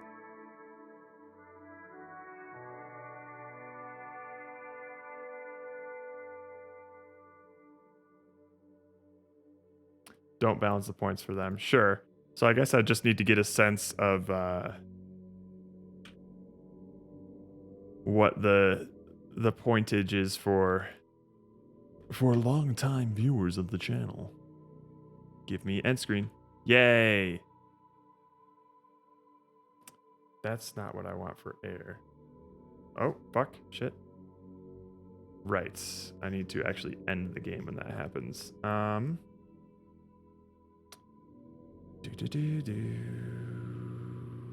Okay. Not quite there yet. End screen. Level score minus time deduction? Yeah, that's what it is, right? Oh, no, it's level score minus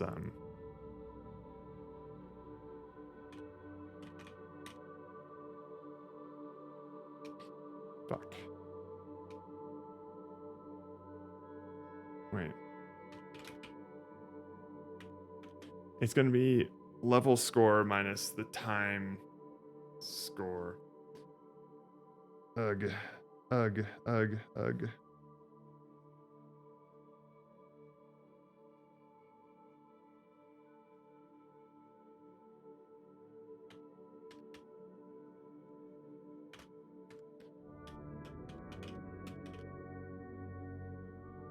I think that's what it is.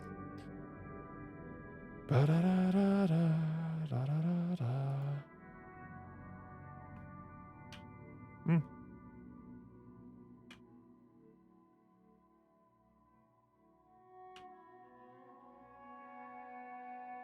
Boop. 4. That's not right.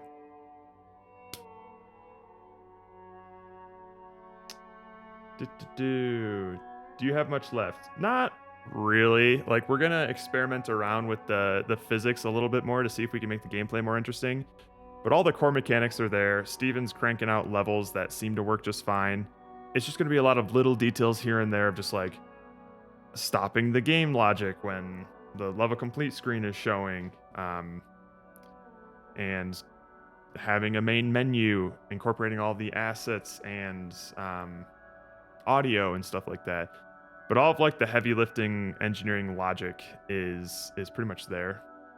So not that much, but it is going to be time consuming to do. But at least not difficult. The Reds have all my points because every time I bet on you I lose big. Well, 30k people are watching the game I'm working on? Wait, what? 30k people are watching the game I'm working on. It's on a stream. Wait, like a different stream? Because you're not streaming your progress, are you, Pomo?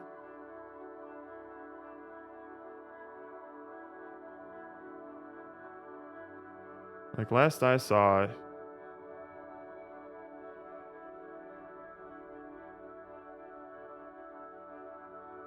So did you like send it to somebody and then they started playing it? Or how'd you get in that situation? Okay, so the math here is wrong.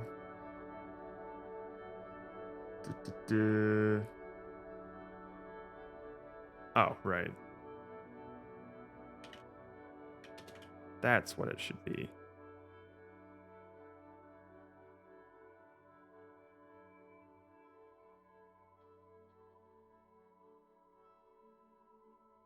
Blah. Look at these wonderful leaderboard usernames, hey? There we go. So we have that. Yep, that's correct. We're going to need to round that decimal to not be that. The leaderboard isn't working. So that's fun.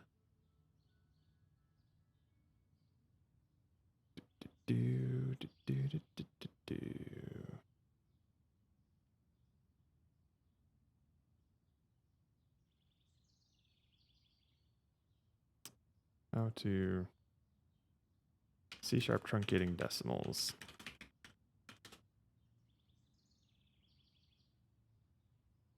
Oh, is it just decimal.truncate? Who knows?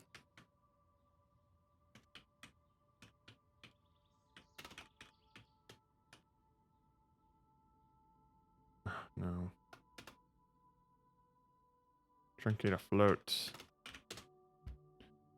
Math.truncate. All right. Not math F. Math.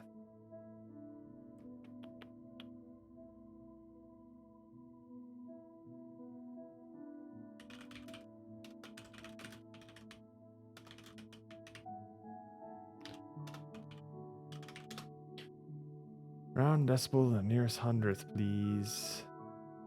In C#, not Python.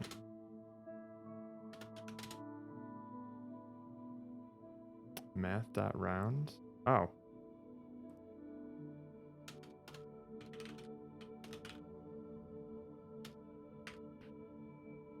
Rounds to the nearest integer. I don't want that.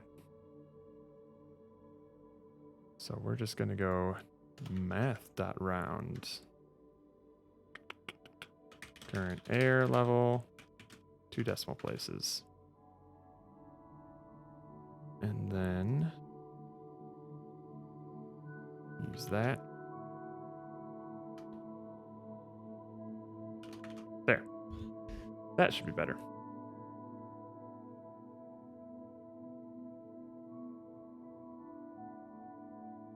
Because I don't think the player cares that they had 58.034856982% air remaining. Null reference exception. Where? There, that's better. In display high scores. Okay, so that's why the high score is not working.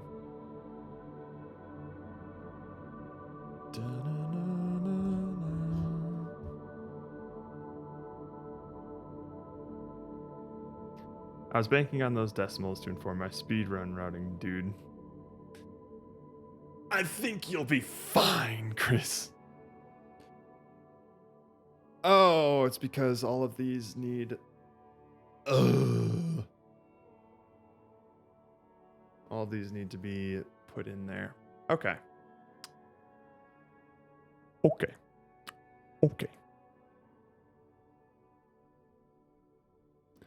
We can make the leaderboard a prefab, I feel like. So we have this leaderboard here, which has like display high scores and all of that fun stuff on it.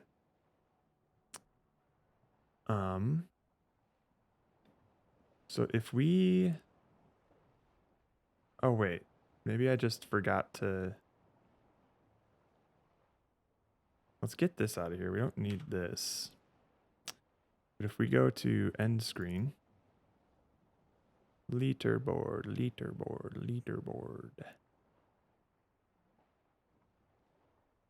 Ah, I see.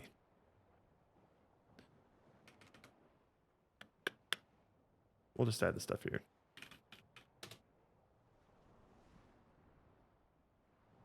High scores, cool. And now we get to do this again.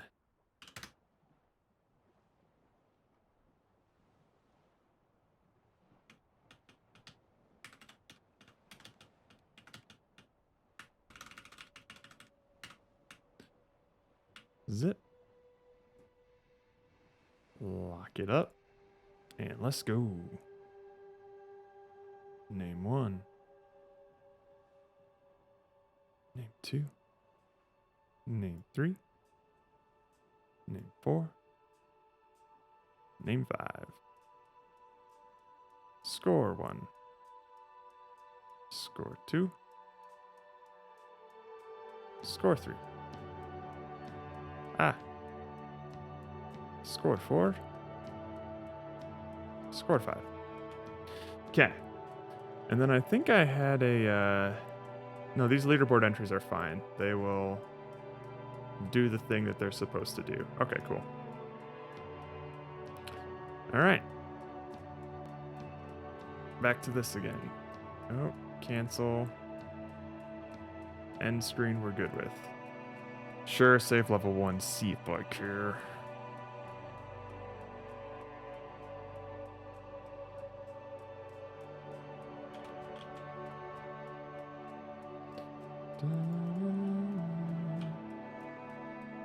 Whee! Boink. Why does it show second there? Why doesn't it show first? What? Oh, wait. That should be where I am right now, I think. Let's see if level select works. Level select does work. Nice. Okay, so it doesn't show the current...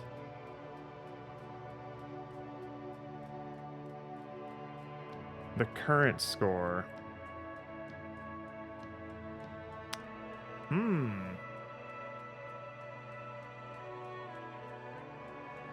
Welcome back, Pomo. You probably left just as soon as I was asking questions. How did you get into a situation where 30k people were watching your game that you're working on? If you're not streaming your progress. Are you talking about a different game? Oh, a sim game. Gotcha. That's sick, man. Congrats. That's super cool. Hopefully you see some dividends out of that. All right. Oh, there we go. So, the high score is not updating. Fuck.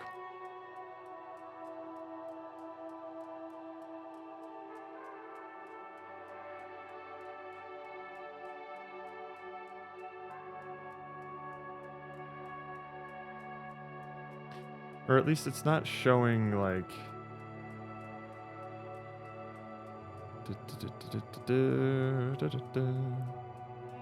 We can beat grapes. I'm sure we can beat grapes.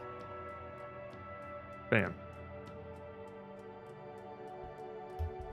So that looks bad.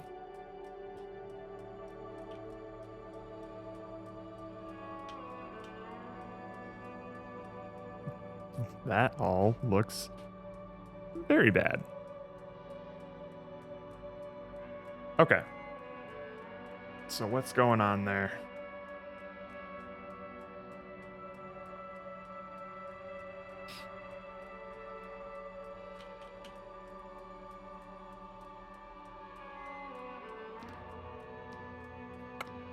So it's basically just the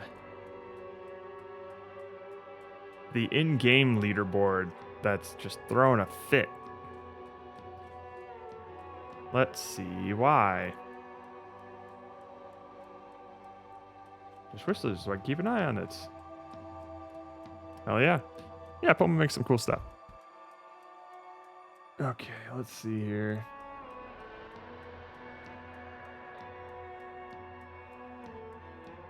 Why? Leaderboard, and let's look at the end screen here.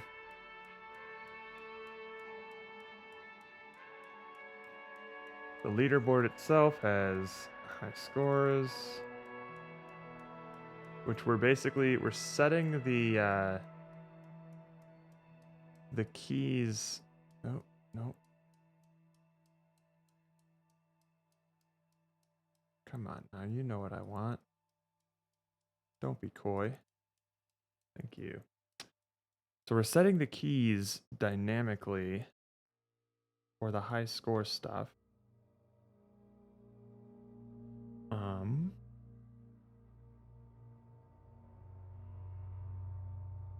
And it is populating them correctly. But I guess displays high scores is not doing something properly.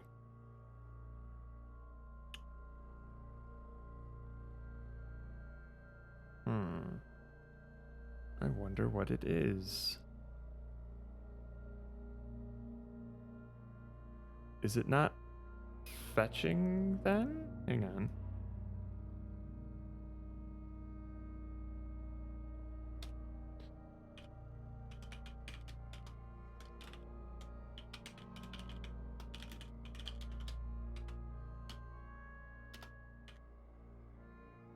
Do do do do do do do.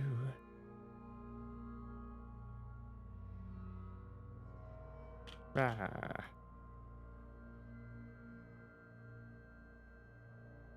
Play. We.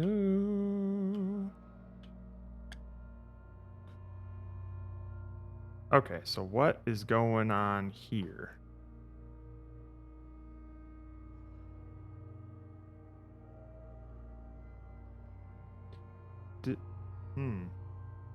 Does it not have my name? And why? Let me just real quick turn off this. Because leaderboard entry is basically, this is just a thing to hide leaderboard stuff when it's not active. Okay, you go. Boink. That's weird. You shouldn't have a score like that.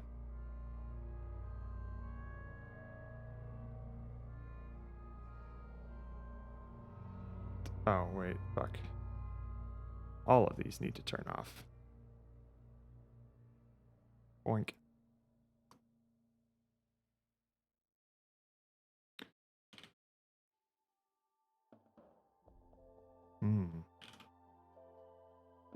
Doink. Ah. Aha. Error. Same request within a second. That's why. Okay. So let's see here. Downloading scores, downloading scores, downloading scores. Why is that happening?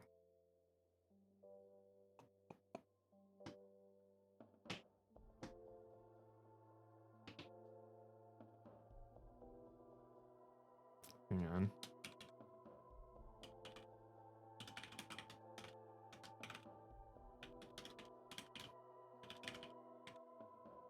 Boom. Boom. Boom. Boom.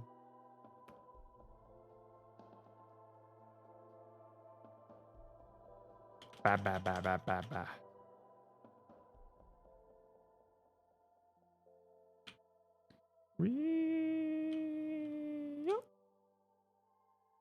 All right, let's see here. Oh God. Oh Jesus. Damn it. Unenabled called. Unenabled called. Unenabled called. Wait. Fuck. Wasn't paying attention. Let's try this again.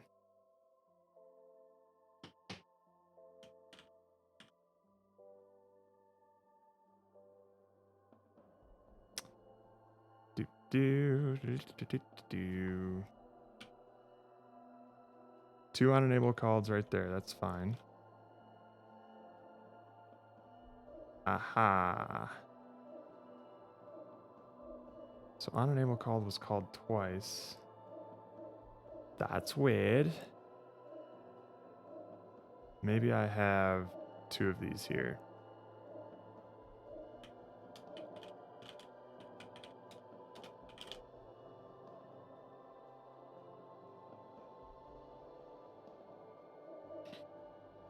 Unenabled called is being called twice.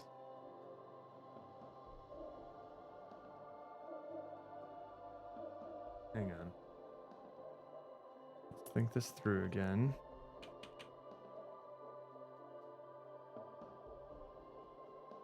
Okay. Alright. Let's see what happens when I hit this thing. Bonk. Unenabled called is being called twice. What do we got here? Don't collapse these. You. And you. Game manager at line 86. Okay. Hang on. Do I have 2 end screens up or something? I do. That's why. But why?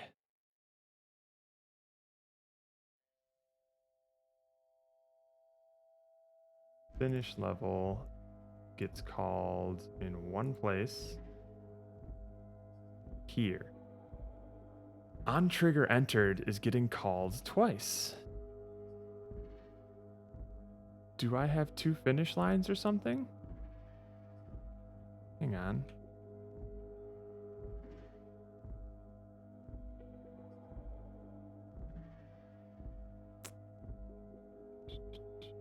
Finish zone. Box collider, finish line. Yep. Sure.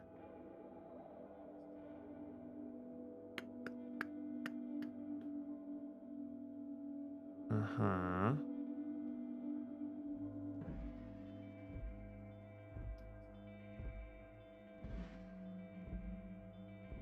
Oh, hang on. The balloon is fuck. Let's try this now.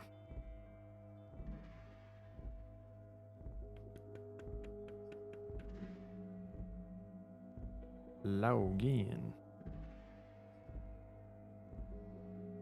Fixed. We're gonna be boink. Cheeky. Bonk. Hey, cool. So now we can go back to end screen. Turn these back on so that they disable if there's no player score there.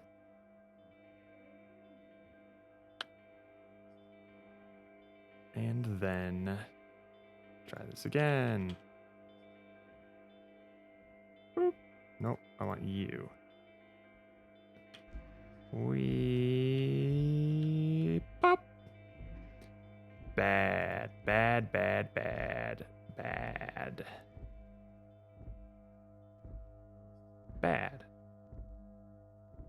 What the fuck?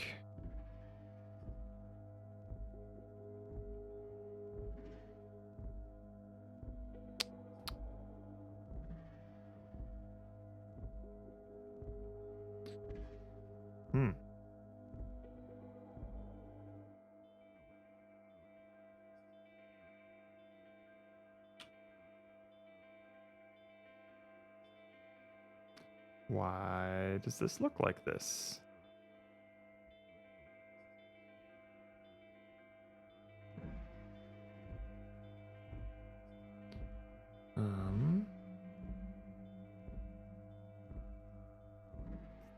Turn these on or turn these off again. Try again.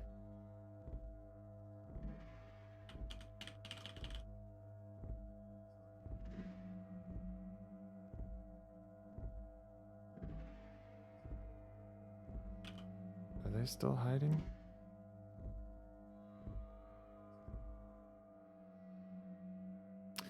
So it's not getting the scores correctly for those. Are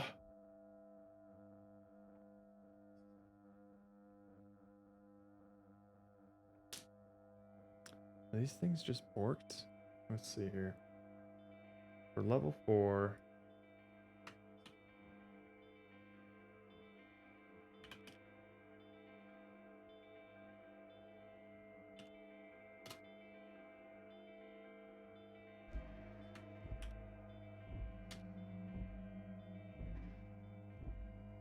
Yeah, it just doesn't look like,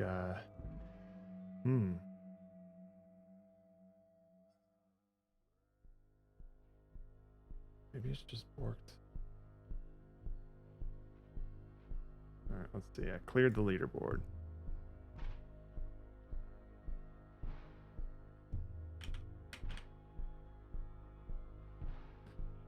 So that's gone.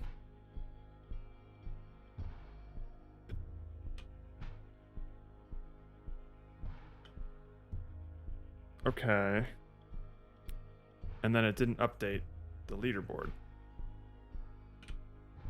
So that's no good, yeah?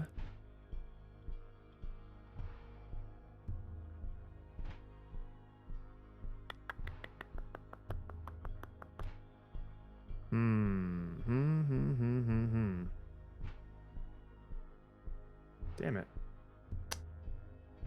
Damn it. Game manager.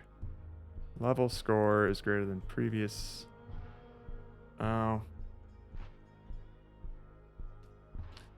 That's probably why, yeah. So we'll just do this. We'll send the request regardless of whether or not their score was higher, so that way. How about that? Now I can go right into a level.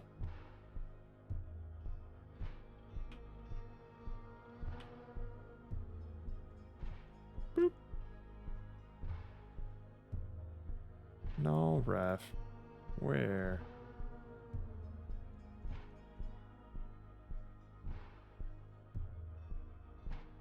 Balloon physics 258. Is there no game manager in this scene? There is. What are you talking about? Oh, high scores, line 23. Right. We still need to go through the level select at least. Okay. Okay.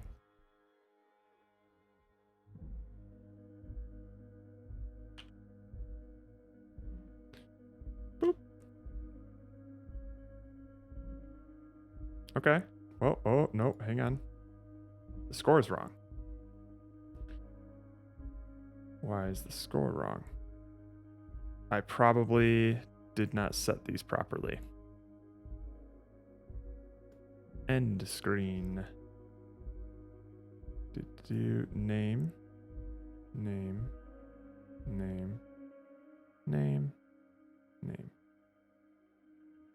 I didn't set it properly. Score. Score. Score. Score. Score. There we go. That'll do it.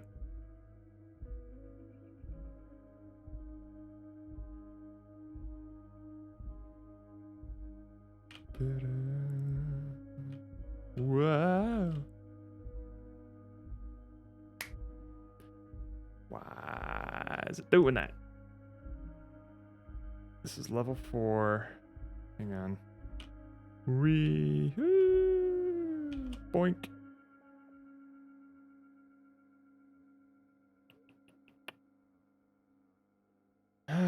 It should not ever do that. Also, it's not updating my score here.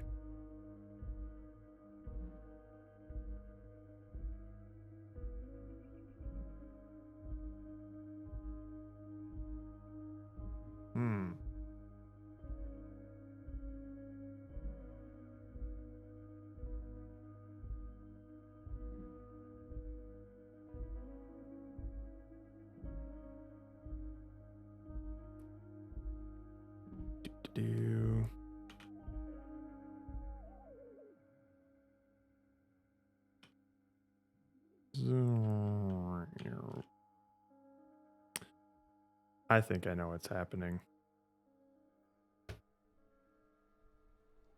Oh, I think I know.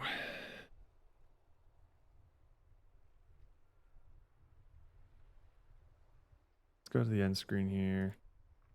Turn all these back on.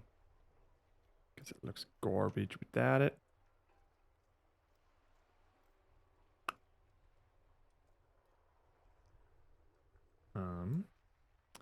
What is happening is that this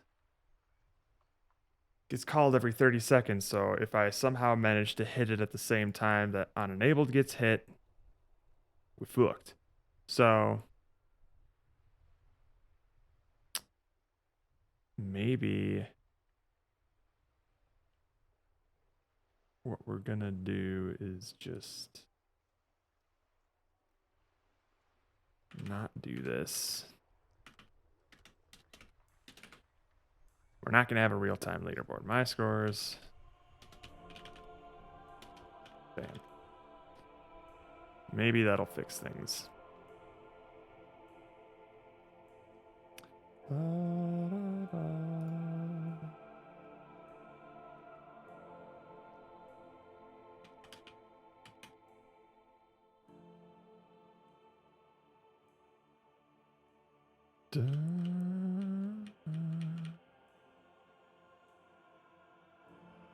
Yeah, because that leaderboard is going at the same time.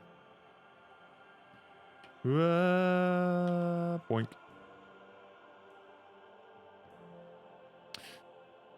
Okay. So, cool. That's neat. That works. All right. Let's see if retry works too. Level select. Easy mode, go. Whee! Doink. Whoa! Missing reference exception. What are you talking about? High scores has been destroyed, but you're still trying to access it. Where? In balloon physics, game manager, 53. High scores, upload scores. And then high scores at line 23.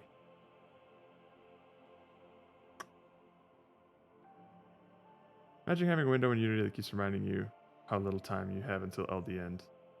Nah, dog. That ain't for me. Instance database upload. The object of type high scores has been destroyed, but you're still trying to access it. Oh. I think I see it. I think I see it. Game manager. What we want to do is...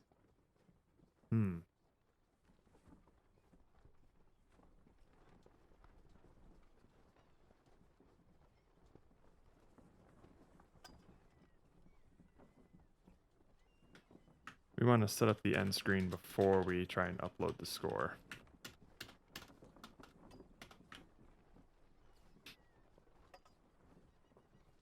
And that's really just a semantic thing. I think it's just because...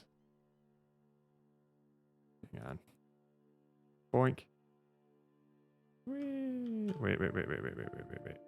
I don't want to start here. I want to start just at level... Oh, no, we still need to go through level select. That's right. But without declaring a name. So we'll see what happens here. It should just be like a no-name entry. Oh, no, it's not because I have a name in my player prefs. Right. And you know what we can do is I can save that name in player prefs. I'm going to make a note of that. If we save the name in player prefs, then the player won't be able to put a new name in unless they go through like all of their files and stuff. But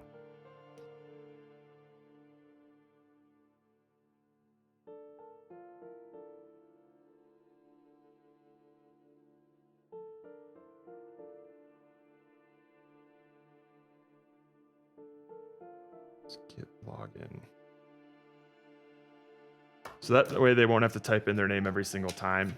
They'll just type it once the first time that they play it. And then every time they log into the game after that, it'll automatically go to the main menu. They can keep using their same username for their high scores. And most of the time, it would just waste your time.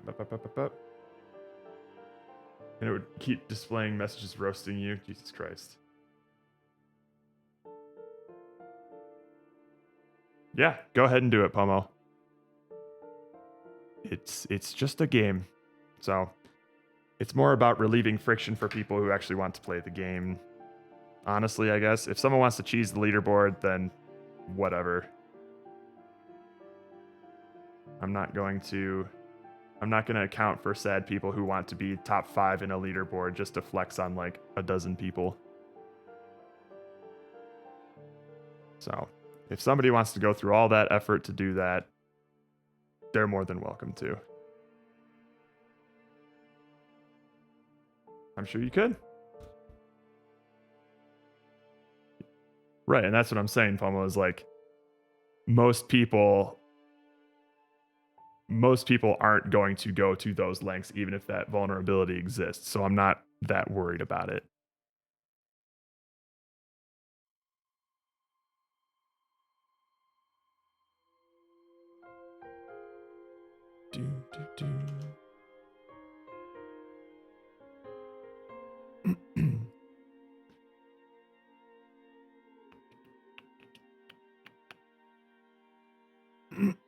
Okay, so we have the leaderboard.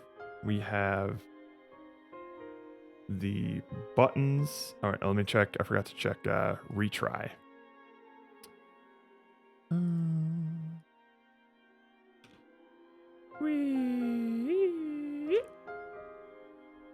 Retry. Yay.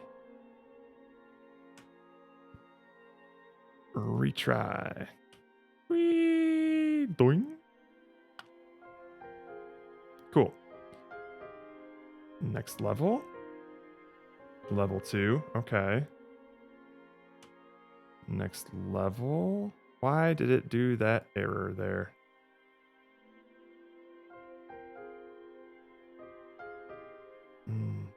Same request within a second. It's probably because those leaderboards are up there. Man, I don't know. Next level. Level 3. Hey, that works. Cool.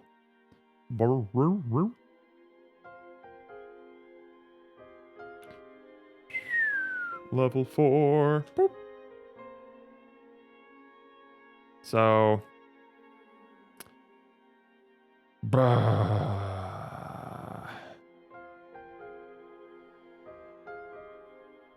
We're going to need to do something about that. If they hit next level when they're on the last level. So, level manager, we have a public level list and a public level index. Cool. So, what we can do with that is in the end screen,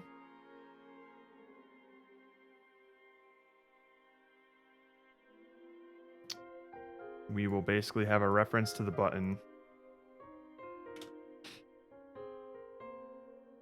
You know my game is hard when I'm struggling. Be careful with that, Pomo. Be careful. Make sure that other people can play your game too. TLDR, it's a jam game. Nobody cares about safety. Yeah, pretty much. Or at least, like, it's not a big deal. If I wanted to release a game with an actual online leaderboard, I would take a bunch of safety precautions to make sure that nobody could cheese it in any way. But for this, it's just like, I like, my philosophy is like, if you want to cheese it, you can, but why? Who are you impressing other than yourself, I guess? So it's not a big priority for me. Can you take another look at the leaderboard entry? Pomo paid me to work on a cheat engine script, and I need some references. Well, I'm using the leaderboard stuff that that Pomo suggested to me, so that's kind of on me. Worst case scenario, just make difficulty settings. Yeah, there you go. Private game objecto. Next level button. So basically, all I'm going to check is if level manager instance level index is equal to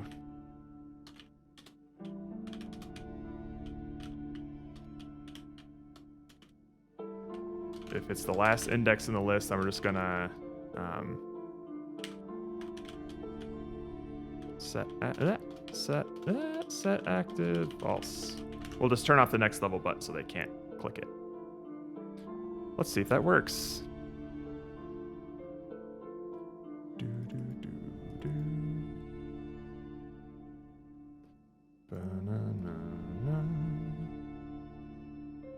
Level 1. Boing. I don't like that happens. Why is on-enabled calls being called twice?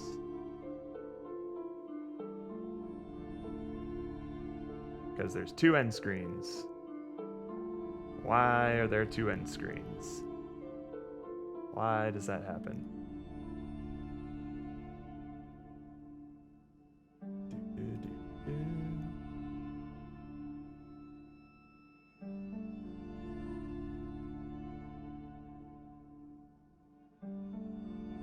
We'll figure that out in a sec. We're testing something different right now.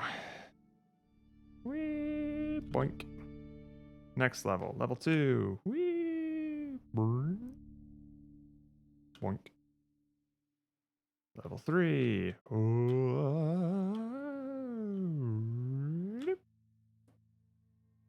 And level 4, the last level that we have so far. Boink. I forgot to assign the button. Walk. End screen.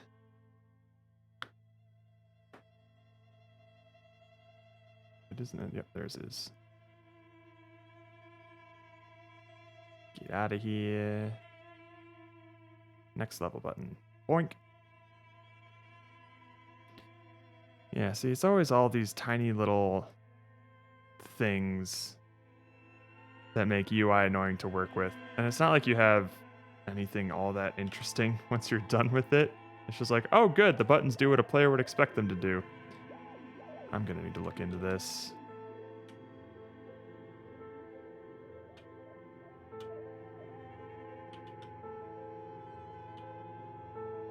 Boop. Next level. Zoom. Boop. Next level. Zoom. Boop. Level 4. All right, now it's gone. Then we can go to level select, and we're back here. Cool. All right. There's 5 levels in a gauntlet mode, which is 5 levels back to back. Yeah, we wanted to put a gauntlet mode in this as well. We'll see if we have time. If you beat the gauntlet, I'm going to send your score to the leaderboard, and if you get 15 raffle points on my stream, so well worth the endeavor. Nice. That'd be super cool. All right. Man. Why does this look so different when we load it from here versus via level select?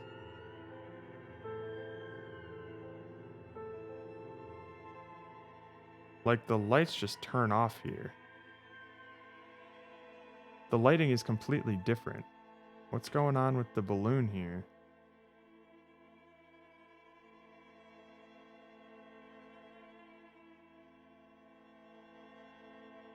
Like this is nice and bright and good. And then once we like load it from anywhere else, it looks like trash. Why? What is this, by the way? What is this canvas? Oh, I don't need this anymore. Okay. What is this canvas? Okay.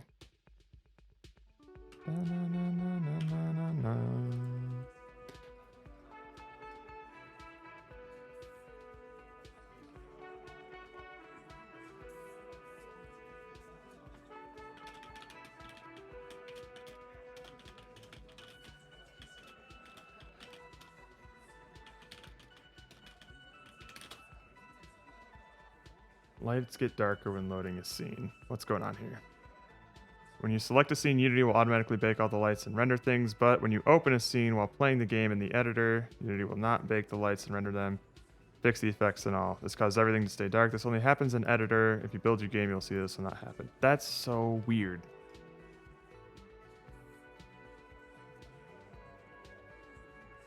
The most recent version of Unity as of this date, 2018. Oh, God.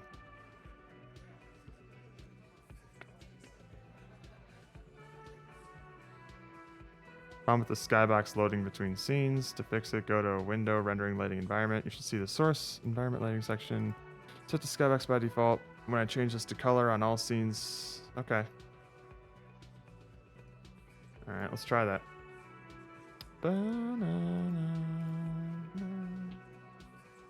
Window. Rendering. I've never had this happen though, which is weird. Environment. The source in the environment lighting.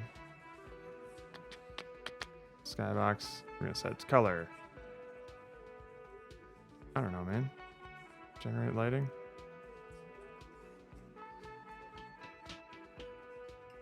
When I change this to color on all scenes.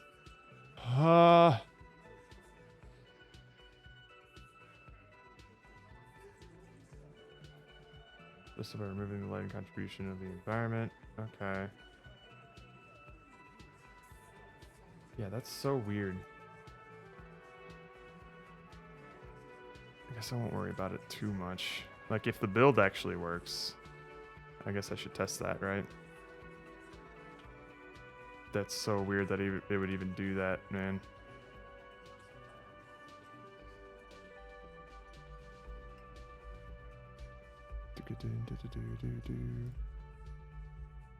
Build. We'll just do balloon. Boink. Ugh.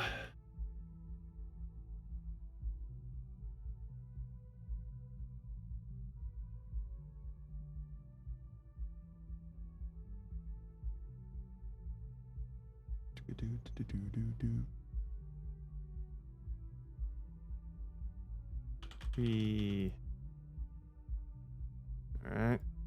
Yeah, I guess it looks fine. Boop. Retry. That's so weird. I've never encountered that before in Unity. Oh god, I lost control of my keys.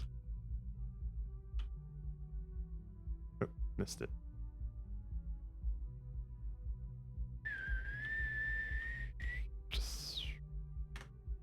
Cool. All right. So now what we're going to need to do is stop the game when the player passes a finish line, which shouldn't be too bad.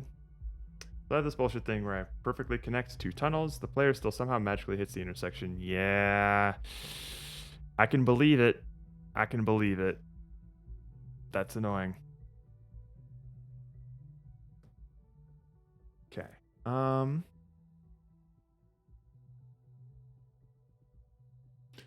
So when the player finishes the level, we should basically turn off balloon physics, essentially.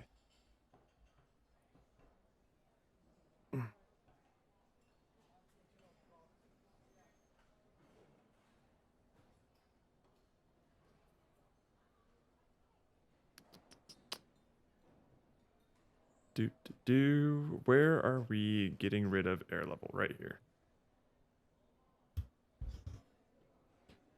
So we'll just put one here. Private rule.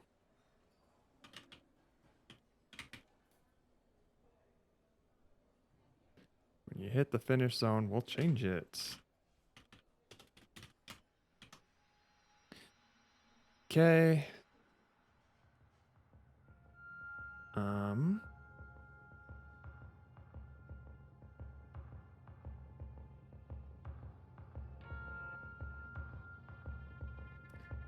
And then we'll just say if the air level is less than 0, or all of this stuff, or this dot finished equals true.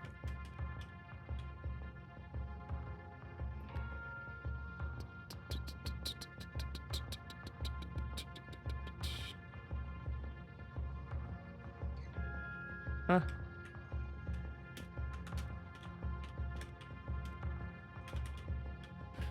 So that way no balloon physics will happen and all that fun stuff. Air level won't deplete. Okay. And it won't die, so let's try it.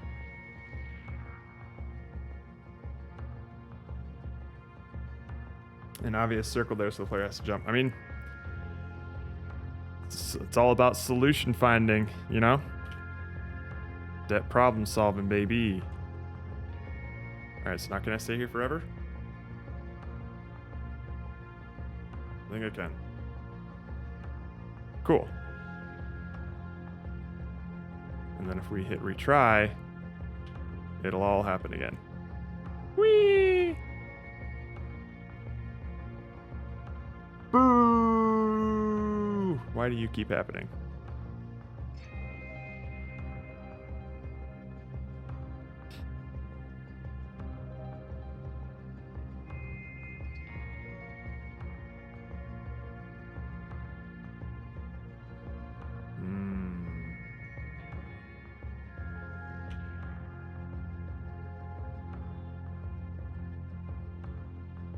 That's so weird.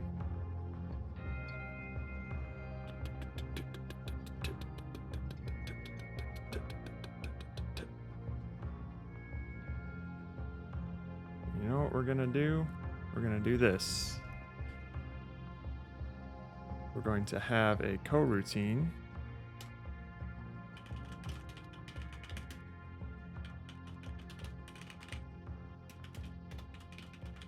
We're going to keep track of if a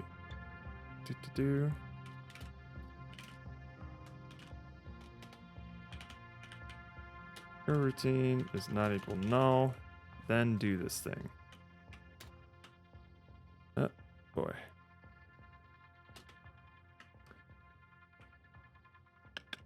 And then once we finish database downloading,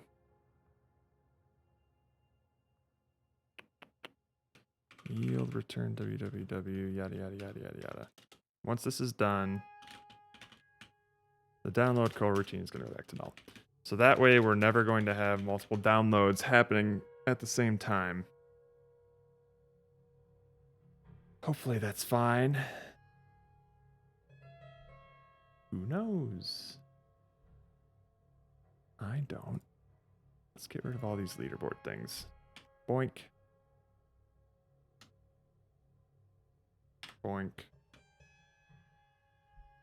Boink. Get out of here. Level select. Go. Boop. Uh-oh. Oh, wait, I did it wrong. We want it to equal null and then set this dot download coroutine equal to that. There we go. That should do it.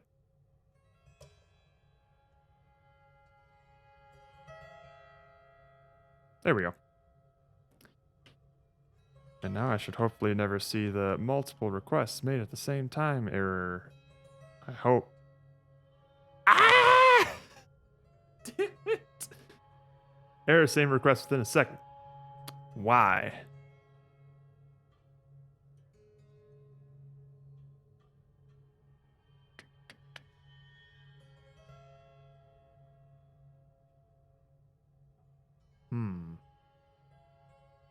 Do I have multiple? The only thing I can think of is multiple end screens. No? Enable called 1.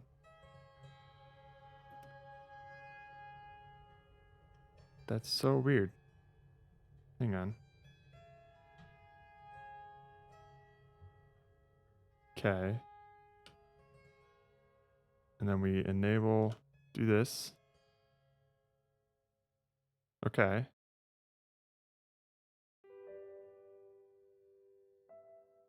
Try it. Doing. Oh, fuck.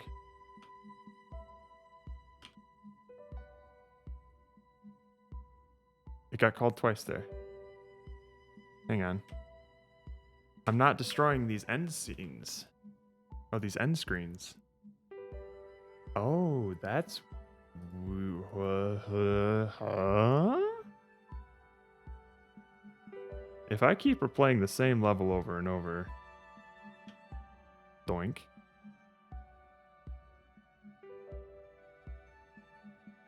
Am I gonna make 2 end screens now? No. Why would I ever make multiple end screens?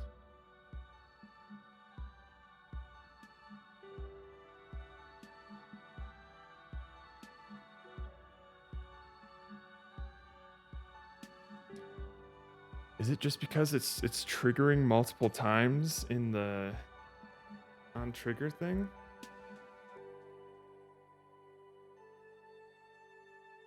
Maybe, you know what I'm gonna do? Balloon physics, where are you at?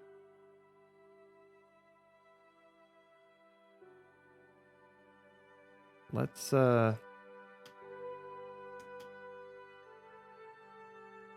get the collider on you and just turn you off.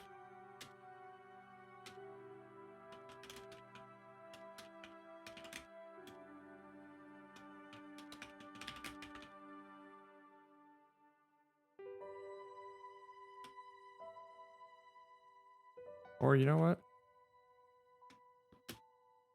And this dot finished. It was false. How about that?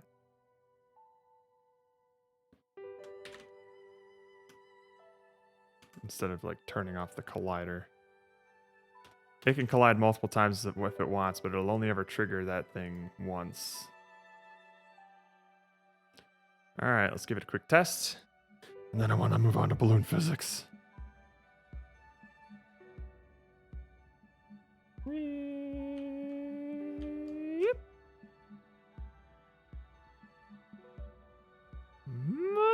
Motherfucker. Motherfucker. Oh, you know what it probably is? Hang on. High scores here. So display high scores. It calls this download scores thing. Let me see. Find all references. Yep. Wait. Yeah, it calls it in high score here. In database upload. I see. So, oh, okay. Now I know why it's happening. When it uploads a score, it's all right, so let's just turn this off actually. Because we're already uploading the score when a thing is enabled. Let's hope that works. Hang on. Gonna grab me a secret key here. Boink. All right. Dream low. A dream low, dream low, dream low. Clear it. Nice.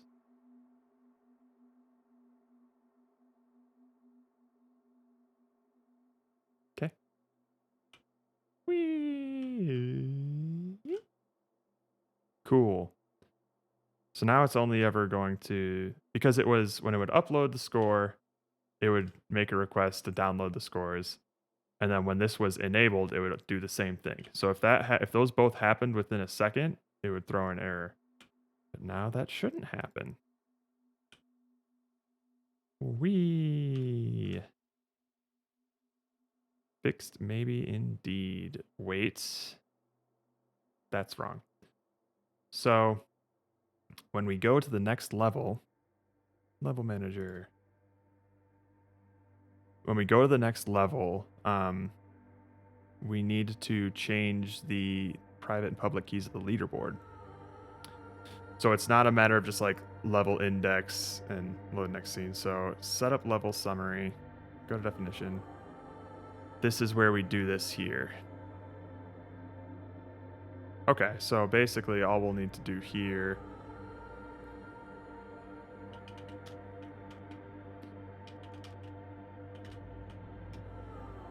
capital I instance. No. Right. It's just private code is going to be equal to this, that level list. Level index. Oh, it's not. Oh, it is this level index. Cool. Dot privates. I will do the same thing for public.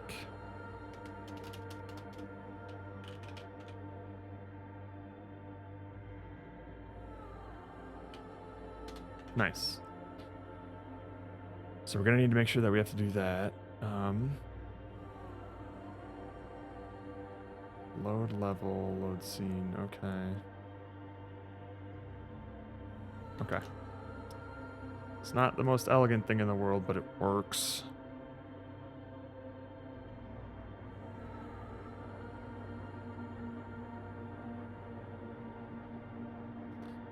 Levels. Baby. Submit. Okay. Level 1.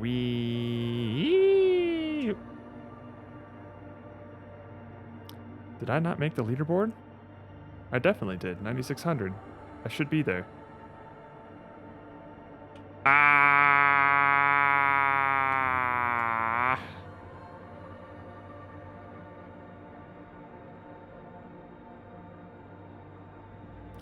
Hang on.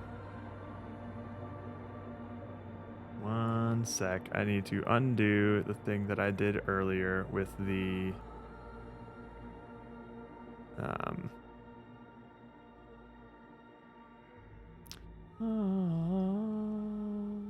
coroutine thing. Was that in display high scores? No. I think it was in high scores. Get rid of the download coroutine, please.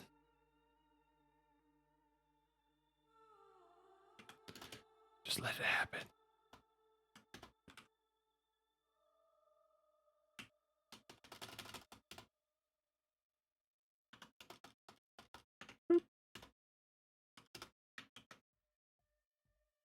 So from 0 to pop shove it, how hard was it so far? Definitely on the lower end of the spectrum. The only annoying thing has been some like UI stuff. There it is. The physics of it have been easy. Like all the character movement has been easy. We're just adding a lot of things to make it feel like a more full game than a jam game. So it's not that bad. We'll see how integrating assets and level design stuff goes. Steven seems to be doing a good job with the level asset stuff, or like the level design stuff. So we're working pretty good on like parallelizing things. 9654. That should be first place. So it's not. Is it not uploading? I see. I see. All right. We're going to need some different logic here. Oops, let's go over here. High scores. We do want to download scores when this happens, but for display high scores, it's not going to be on enable. It's just going to be... What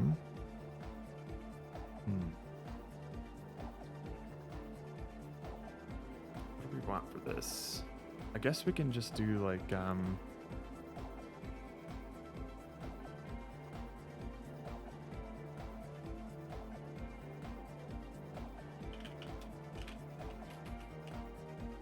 manually grab download scores. How about that? And then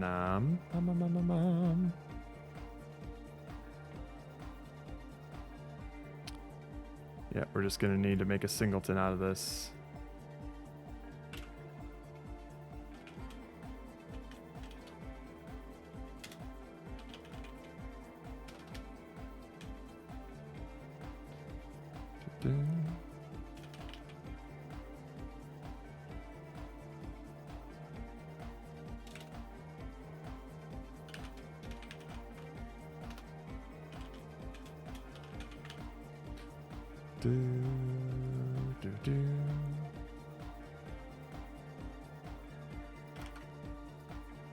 Okay.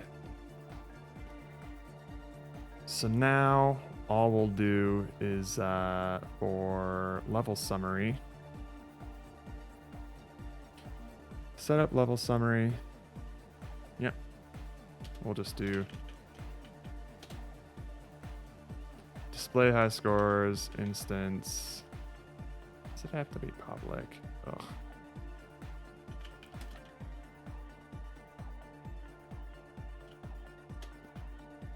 Manually download scores.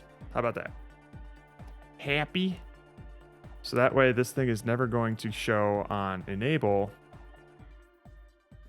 but it'll still show for like level summary and stuff. Let's see if that works.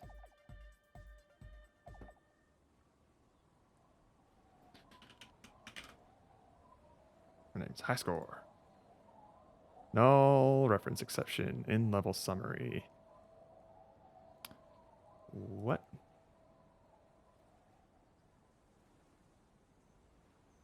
Oh.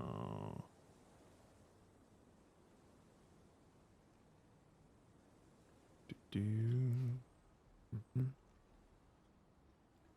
I see, I think.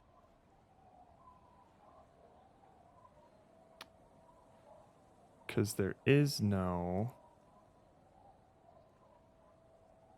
Do I need it to be here? I do.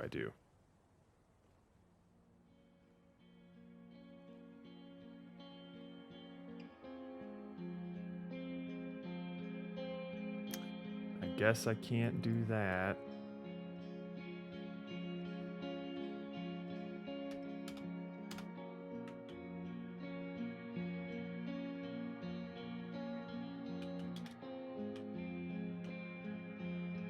Get rid of you. So how do we want to do this?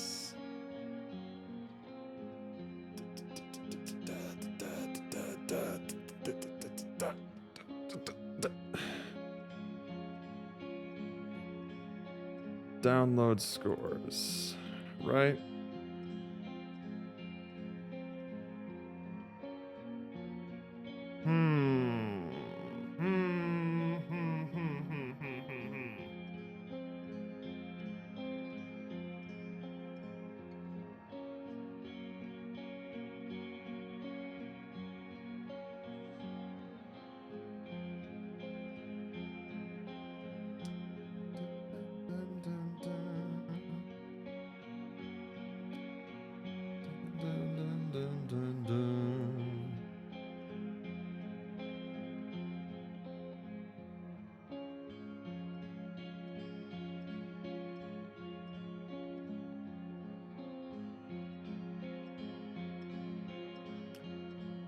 I can have just a completely different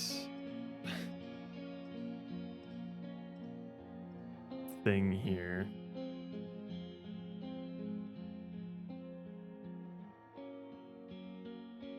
Where it doesn't have that start function.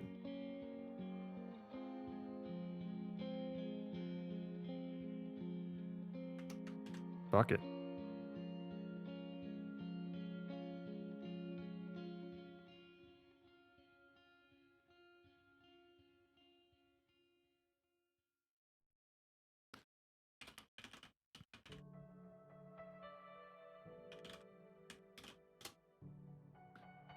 We'll have a duplicate function that is literally the exact same thing, except we'll get rid of on enable. Boink. And there we go. This isn't called anywhere, right? All right, cool. So we can get rid of this. Basically, its only job is going to be to set the scores to the menu, and that is it. So, in the end screen, we are just going to get rid of this one, display high scores. And we are going to do display high scores level instead. We're just going to need to do this again. Fun.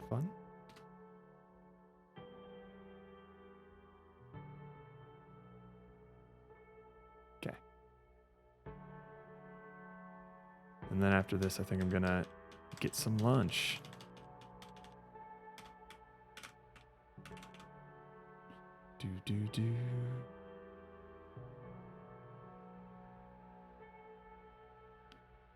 Player name. Player name 2. Player name 3. Player name 4. Player name 5. Player score 1. Player score 2. Player score 3. Player score 4. Player score 5. Let's make sure those line up. Cool.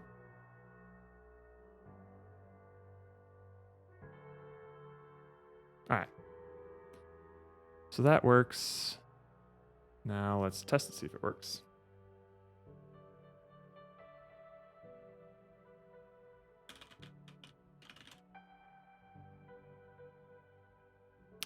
All right, we got leaderboards there. That's cool.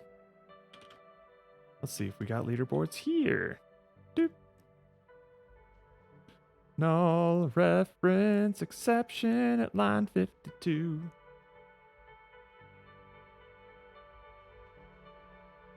Why?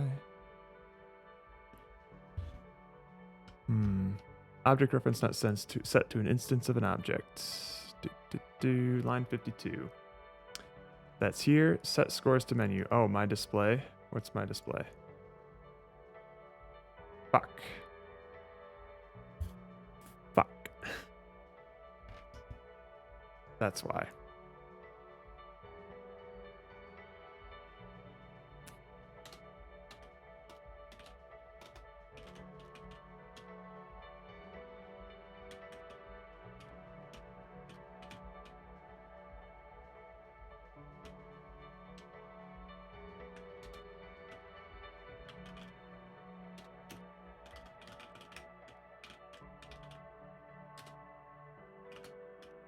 Okay. Where is my display used? Basically right here. Okay. If my display is not null, then do this. If my display level is not null, then do this.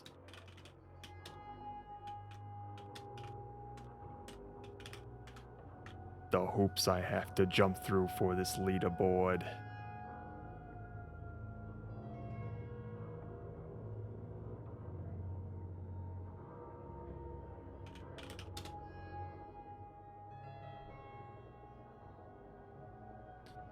Whee!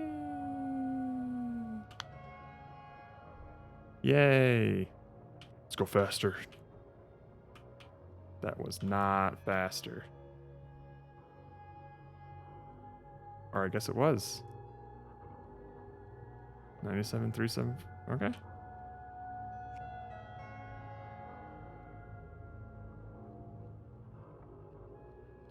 $467. Okay.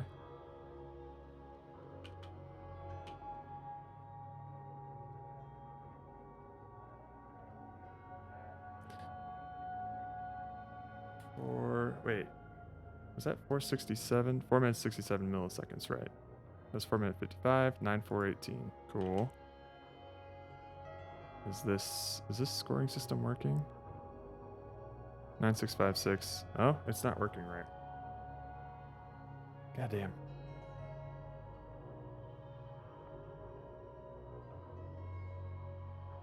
Hang on. If I take longer to do this, do I get a higher score? I do. Wait, no. 9,602. Okay. Fuck.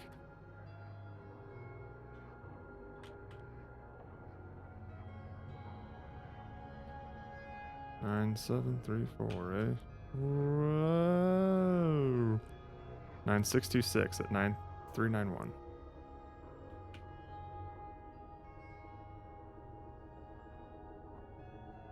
9363 at 363. Okay. That's not good. So you get... You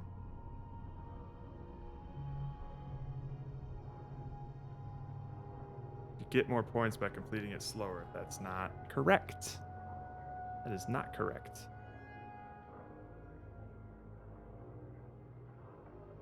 Hang on. I think I know why. Because the timer never resets itself.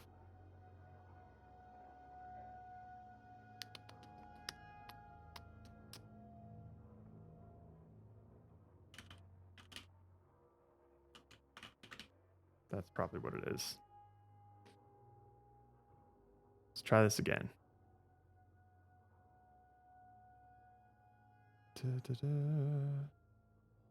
Timer test. Sure. Boink. So we're going to take a while on this one, just so we know that we can beat it. Or beat the time. Boop.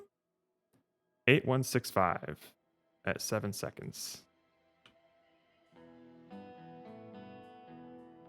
9298 at 3. Okay, cool. I think we fixed it.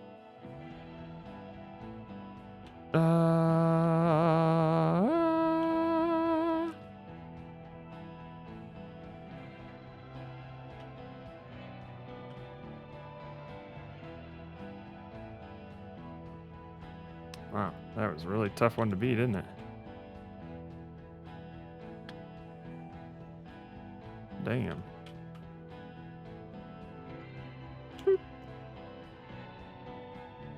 All right. Cool. Let's push this stuff up.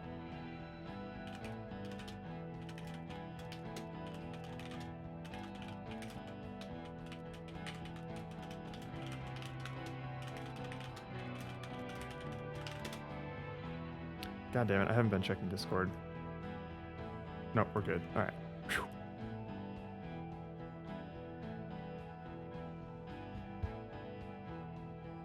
All right, let's chat with them here. Hey, yo.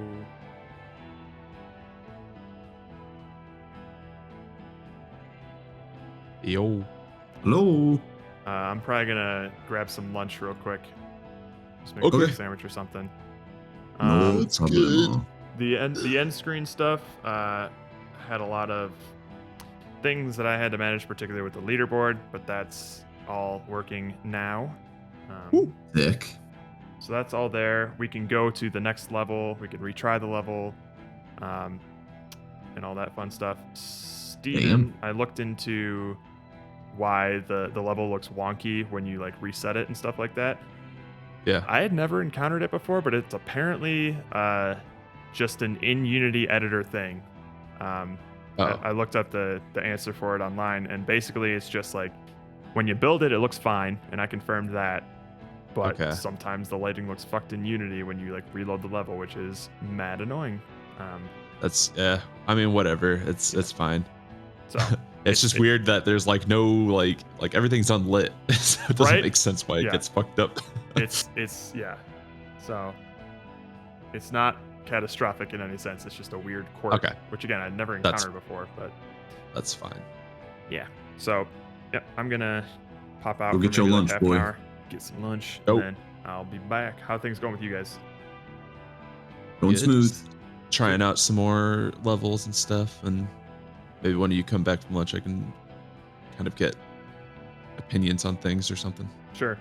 So when I get back, I'm gonna start experimenting around with the balloon physics. Nice, that'll be great. And then after I spend a little bit of time on that, I will work on the game start sequence of just like the balloon not dying, not moving. Of course. Another thing that I had to do for the end screen is like stop the balloon from draining after you cross the finish line, because you'll be looking at the end screen for like a couple seconds, and then the balloon dies in the background and it resets the level. I'm like, fuck! No! So it's just a bunch of tiny little things like that made the stats screen slightly annoying, but right, of course, they're all there now. And I'll be starting UI design here in a little bit. So I'll just like always, I'll initially just show y'all like layout stuff and see what you think, and then I'll once it's all looking good, then I'll start sending you like final design UI pixels.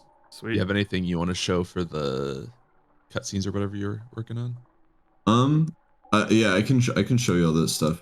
Just it's in like different, whatever your progress is. Yeah. They're just in different files right now, so it'd be like a little I just open one. Right here. So I can see kind of like what the look is like. Yeah. Do that.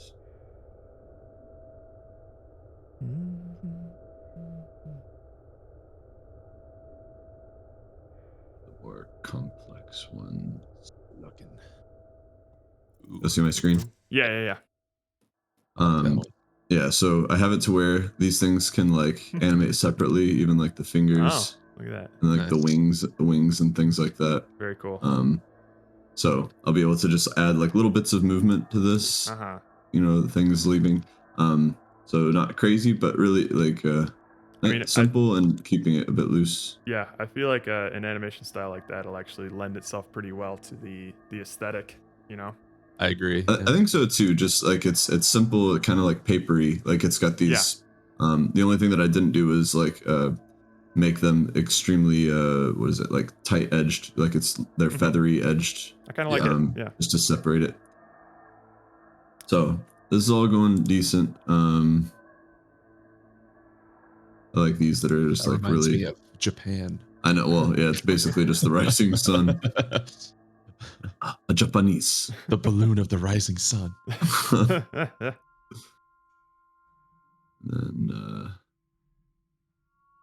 like the kid. Oh, nice. Holding his balloon. Nice. Oh, and then here, back when he was happy. Aw. things were simpler than these guys like plotting.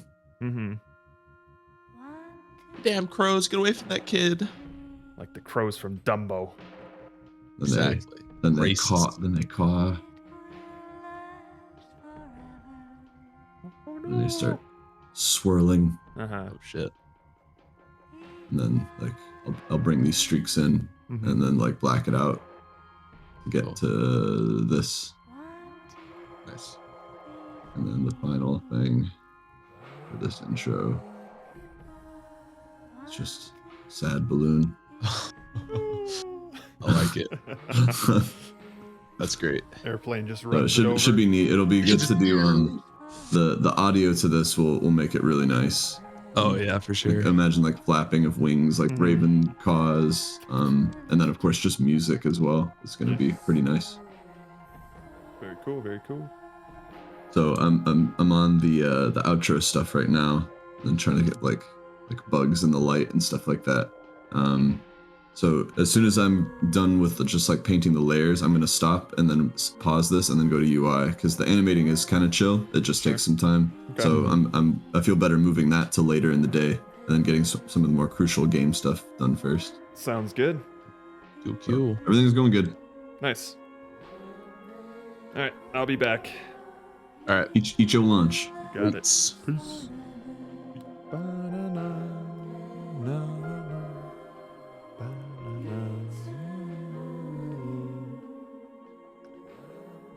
Zip. All right. Let's go. It looks dope, doesn't it? There's always a huge boost in morale once we start integrating the Rud's assets in. It starts feeling and looking like a real game, you know? All right, let's leave y'all with some Celeste while I go eat food. Going to need to refuel. Whee! I think it'll be no more than like 30 minutes. Let's get that timer up. Stream stuff. Snaz. Boink. Grub up, homie. Oh, for sure, yeah. Dude. 15. Hey-ya. There we go. Alrighty. I will be back.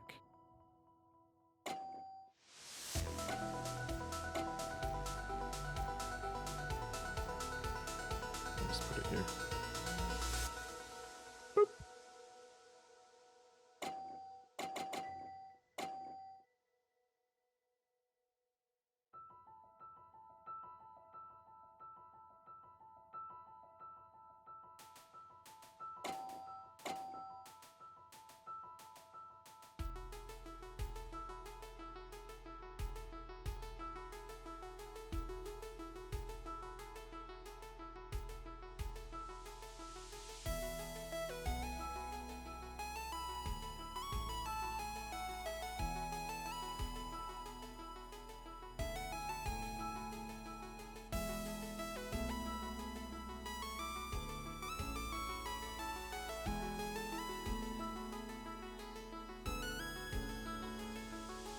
Nice shot!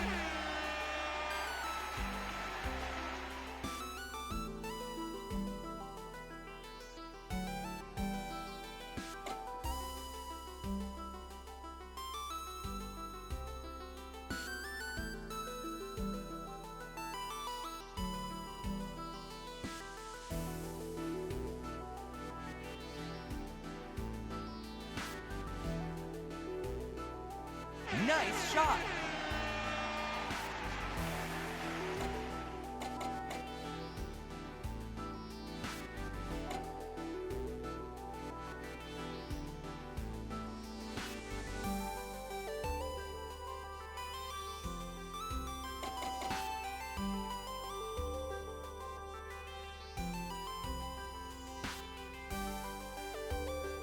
Nice shot!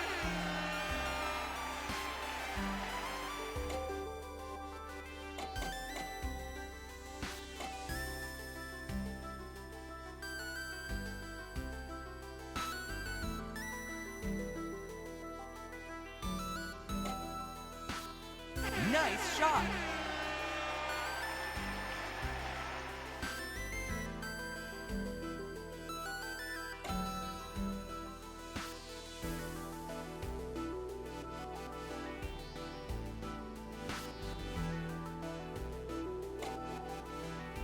Nice shot!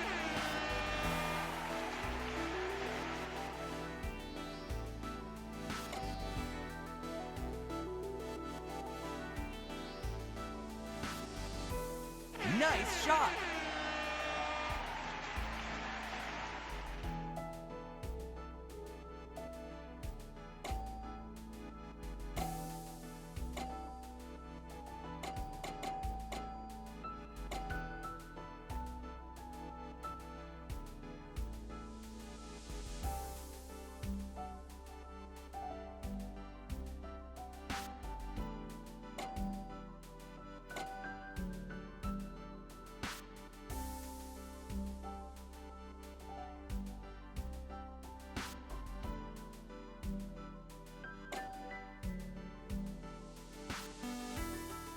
Nice shot!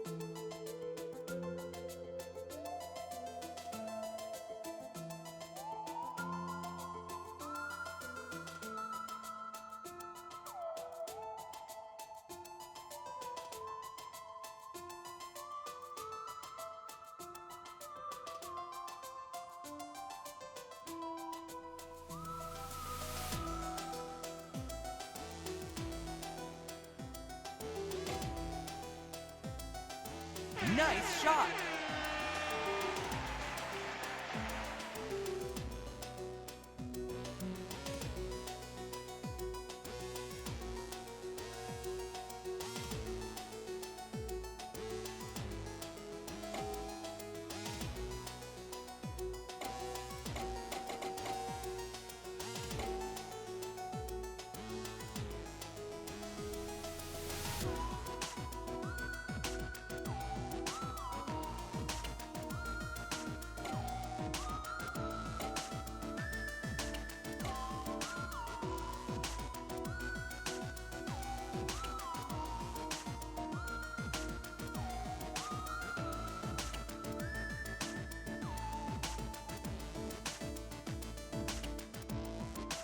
Nice shot.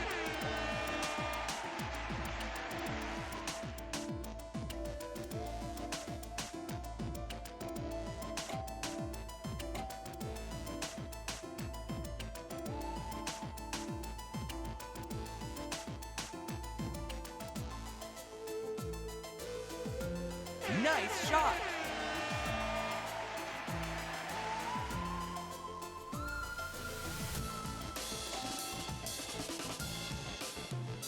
Nice shot.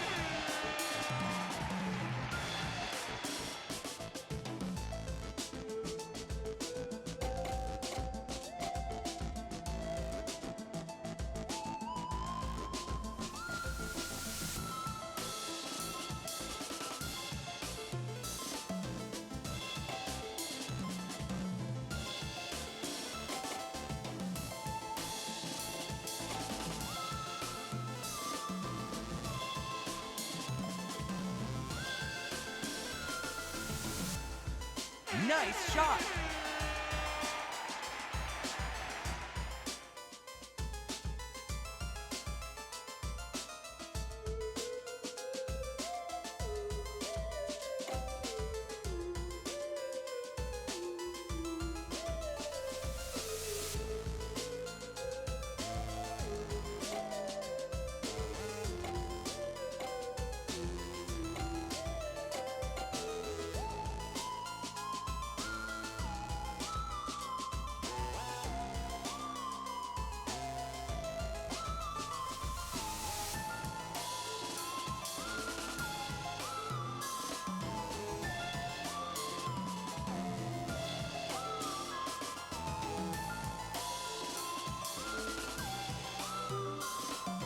Nice shot.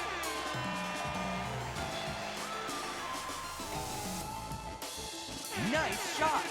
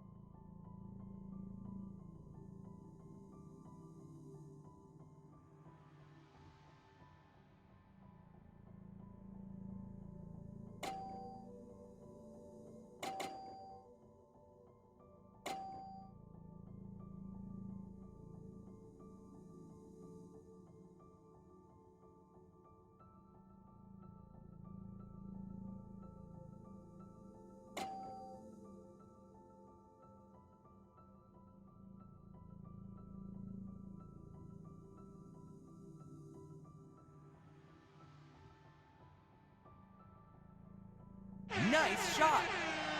Nice shot.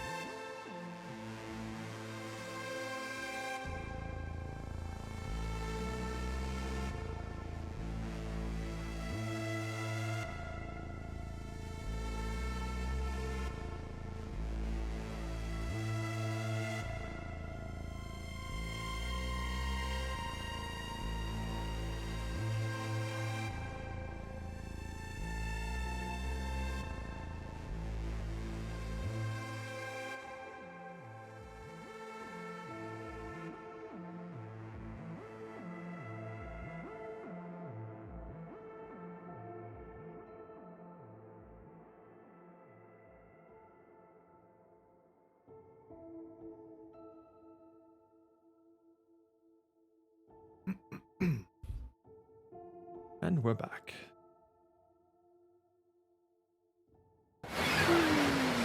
Ooh. Make sure this bot still works. Yay, okay. All good. Pierre Van Der, I don't know if you're still around, but hello. Let me notify the Reds.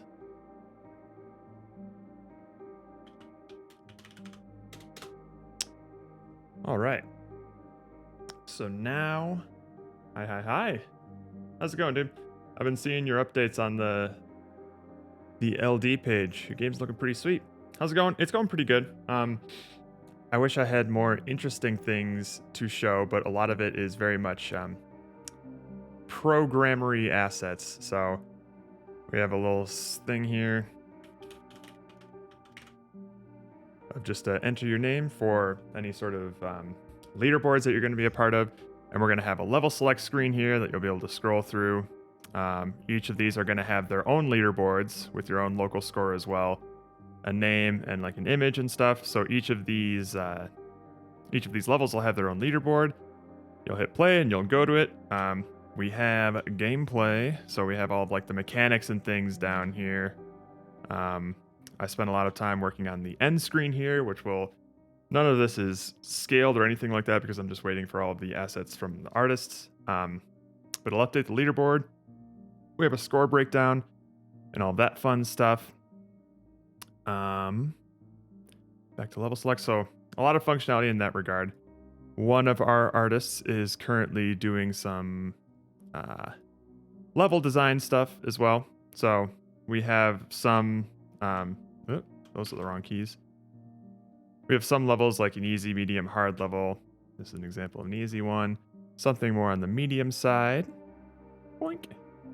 It's going to have more spikes, but it's still like going to be a simple path to get to the end kind of thing. If you hit one of these spikes, you just go whee!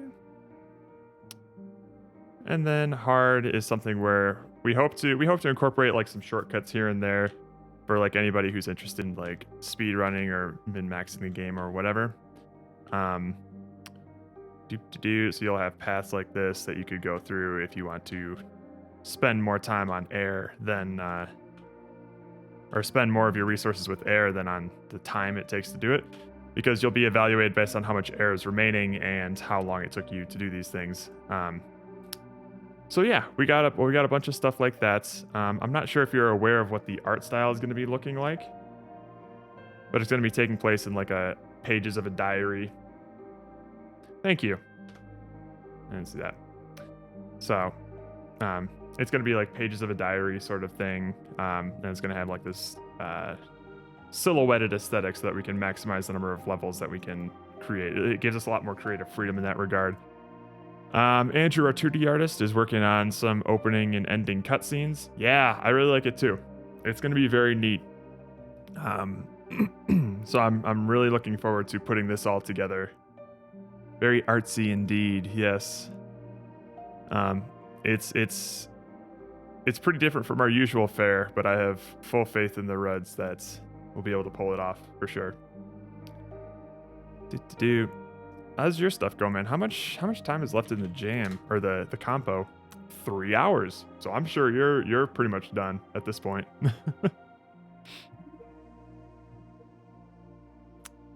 Alrighty. Making the build. Nice. Congrats, man.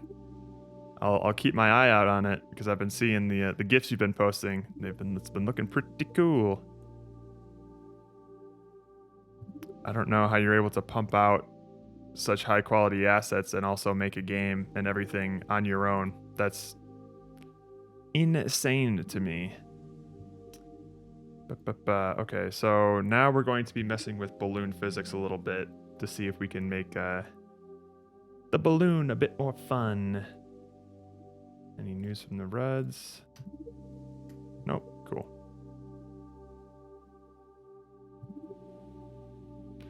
All right.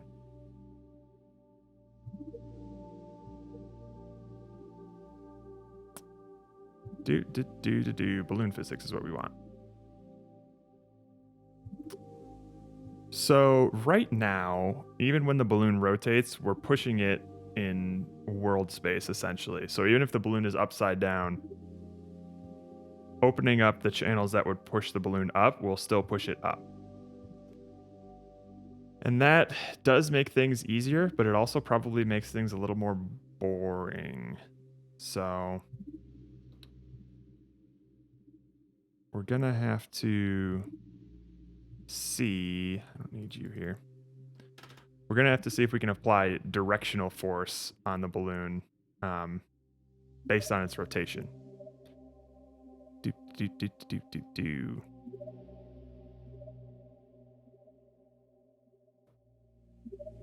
So we're going to be adding force. Okay. So when we add a force, that's just going to be in like that direction. Can we add it to that direction in like a based on its rotation? Hang on, I need to think math stuff here.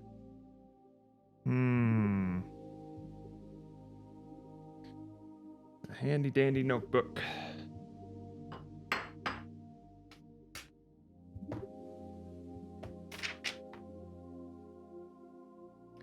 Okay. So if the balloon looks like this, let's make it a bit more circular. On its side, I guess.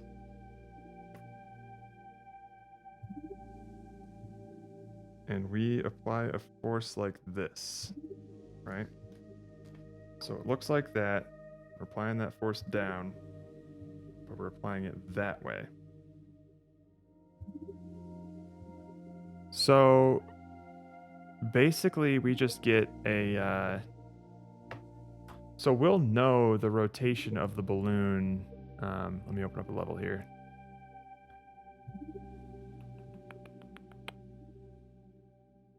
We'll know the rotation of the balloon on the, what was it, x-axis? Nope, not the x-axis, the z-axis. Derp. So we'll know this angle. Can we turn that into a vector?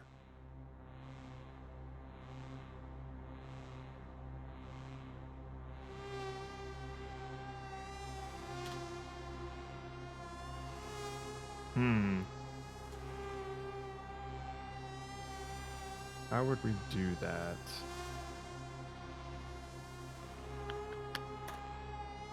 All right, let's see here.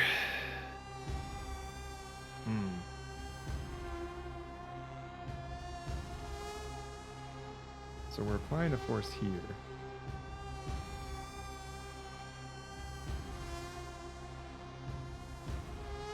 Would it be apply force at point? Add force at position. Let me make sure I understand what that does. Just to double check here. Applies a force at a position. As a result, this will apply torque and force on the object. Realistic effects. Position should be approximately in the range of the surface of the rigid body. It's most commonly used for explosions. When applying position. Yeah, I don't think that accounts for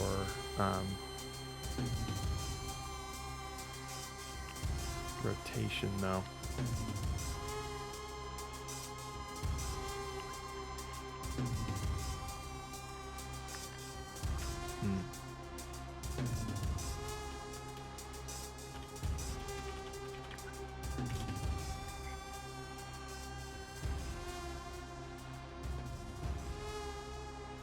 Add relative force?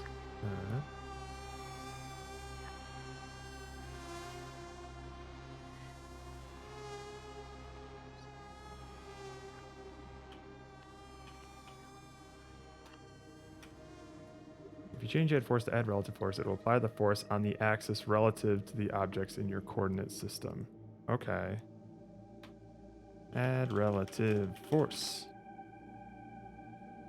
What do you do? Adds a force to the rigid body relative to its coordinate system. There we go. The force can be applied only to an active rigid body. Yada, yada, yada, yada, yada. Okay. Okay. I think that's exactly what I need. So let's just... Instead of this, we'll do add relative force. So it'll be...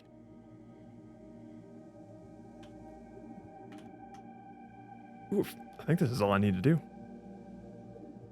Let's see.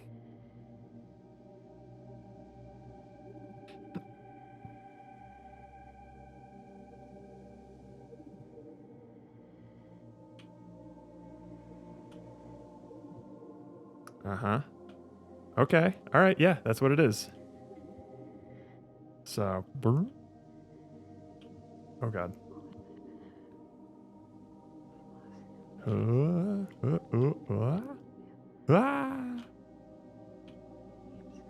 Cool. Cool. So, so when you start spinning around like that, it's tough to stabilize. All right, let's see how this works with an actual level here.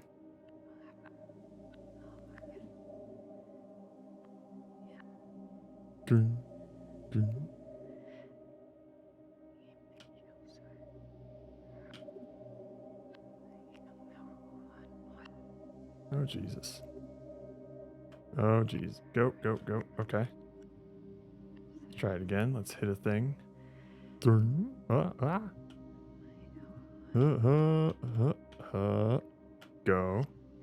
Down. And down. Okay. So that's fine for like the... Let's try the hard level real quick. Because this is the one where you can get like flipped around in here. Ding. No, go in here. All right, all right. Oh, fuck. Oh, Jesus. All right. Up in there, get in there, in there. All right.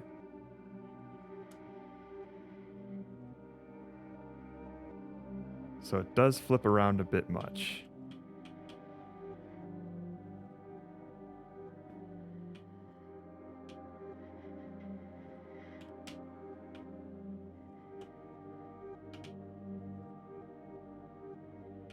Oh, geez. So we want to do this. There we go.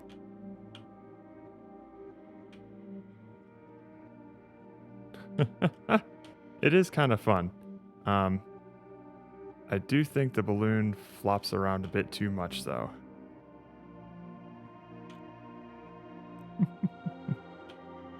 So once the balloon starts flipping, it's kind of... You can't really control it all that much. Okay, oh. Oh, God. Oh, jeez. Ah! Oh, down. This way, this way, this way.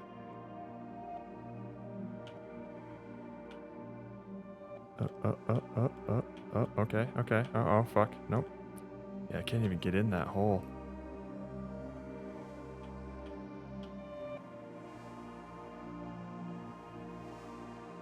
Go.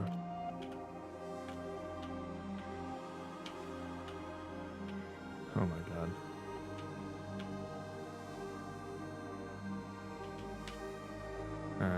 All right.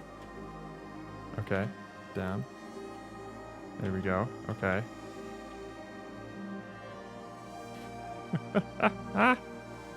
I think if we like, I'll tinker around with the. Oh God. I'll tinker around with the physics of the flipping.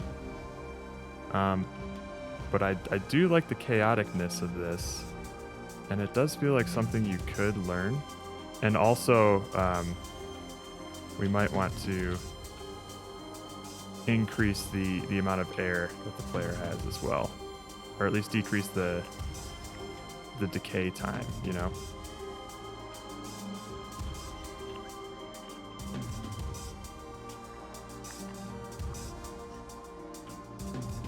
Oh, shit. Yeah, I think I can just, like, decrease the bounciness a little bit so it doesn't, like, flop all over the place. I do kind of like this, though. Oop. Excuse me. All right. Music is a little loud. There we go. Do, do, do, do, do, do.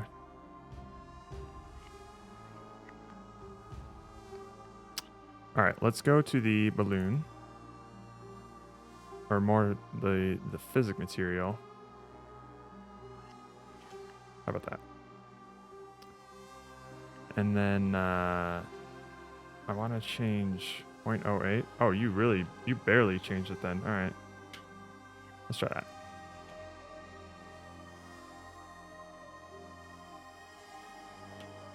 Let's see if we can get there. Oh, Jesus. Oh, God. Okay. Oh. Okay. All right.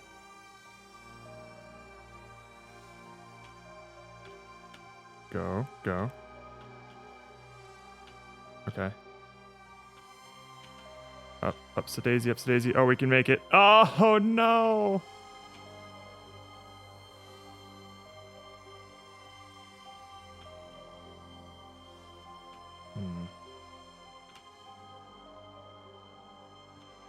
Okay.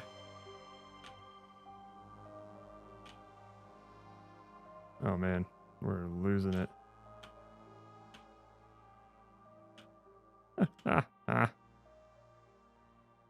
Was the bounciness somehow easier? Yeah, the bounciness was easier, but like the flipping was too much. So let's go back to 0.7. It would just flip a bit too much. So let's look at that. Basically, the vectors that are this.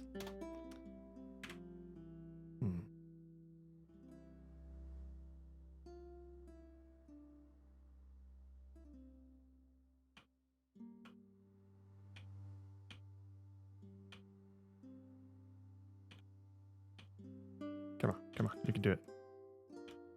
Go. Go. Oh, no. Down. No, down. Left. No.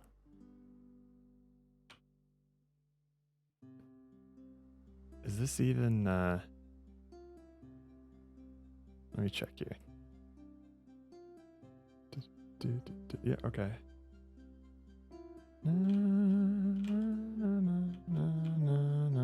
Oh, go. Down. Oh, God. Fuck, nope.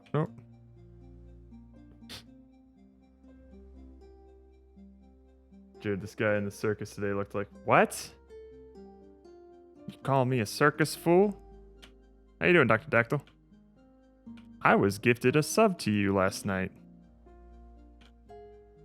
I didn't even know you were affiliate. Nice job, dude. Come on. Oh, fuck. Nope. Left, down, left. Okay. Up, top. Nope. That's very hard. Man.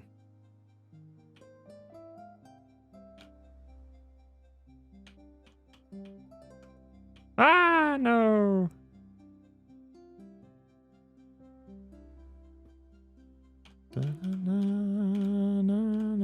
Oh, shit. Up, this way, down. Up. Whew, okay, it's much harder when it's like this. It's good to know. Oh, God. Oh, Jesus. Stabilize. Okay, fuck. Ah! So maybe,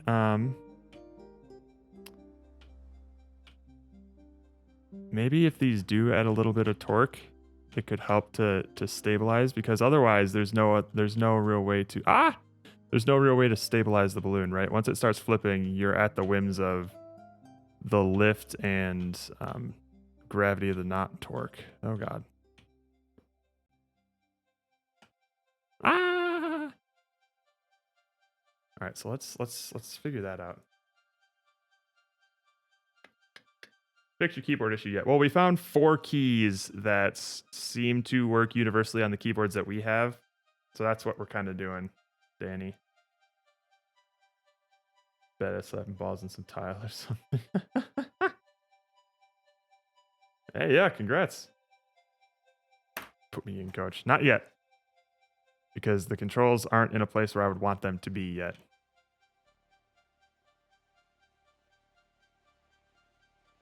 Oops, daisy. Duh. Okay. Let's add some torque here.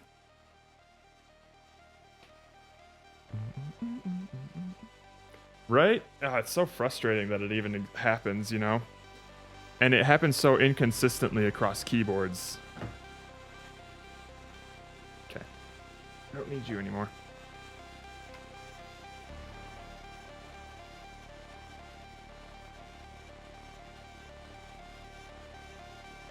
So what's gonna happen is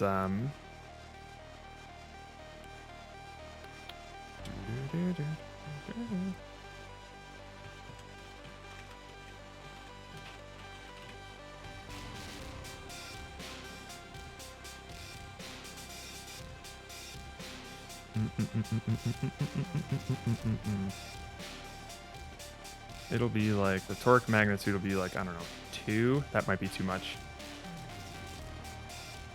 It does kind of make sense. It also doesn't, but like, it'd be nice if it made more sense of like all keyboards were consistently like older model keyboards can't hold this keys and newer model keyboards can hold these keys. But no, it's just like, depending on your keyboard, you might be able to hold TGB specifically, or you might not. Like, and that could be different across, like, some people would be able to hold TGB, some people will be able to hold TB, some people will be able to hold GB, but not all 3. Like, it's different for every single keyboard. But I figure if a keyboard is not able to hold W and D at the same time, and therefore, like, can't play first-person shooter games, then maybe they can't play our game either. Like...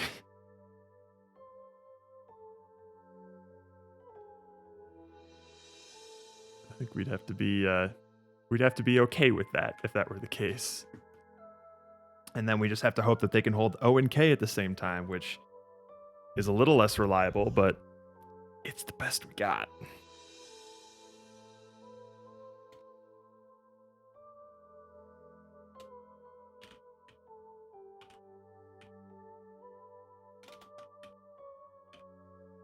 Mm-hmm.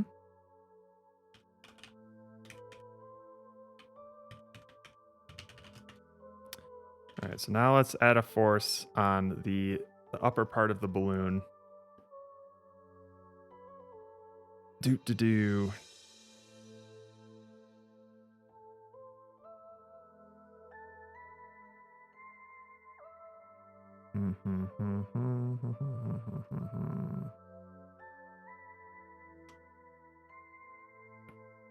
Wait, shit. It's I want the vector 3 dot up.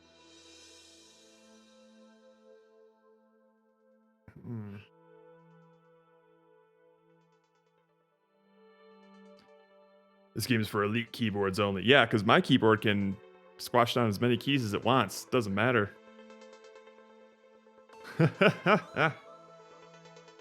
Bonus points if we can play with a MIDI keyboard. All right.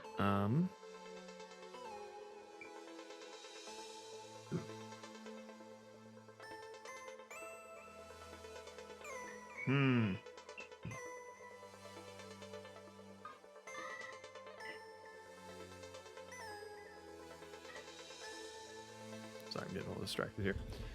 Okay. So we want to add a force at a position. Can we do add relative torque? This adds torque to the rigid body relative to its coordinate system. All right. Let's try that.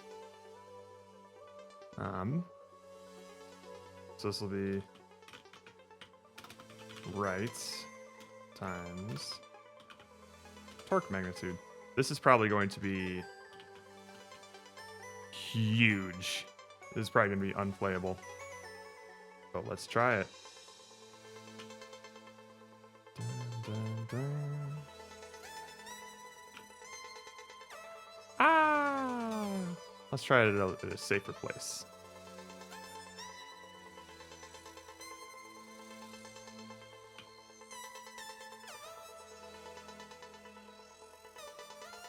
Actually, isn't that bad. Whoa! Why does it deflate so fast? What the heck? Drain rate 0.5. Jesus Christ.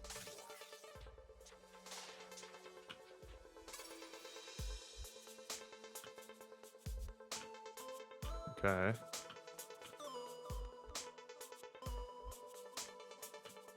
Okay.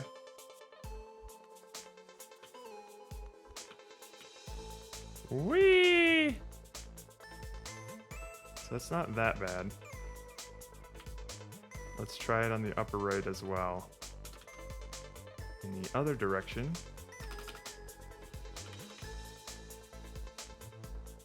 Dun, dun, dun.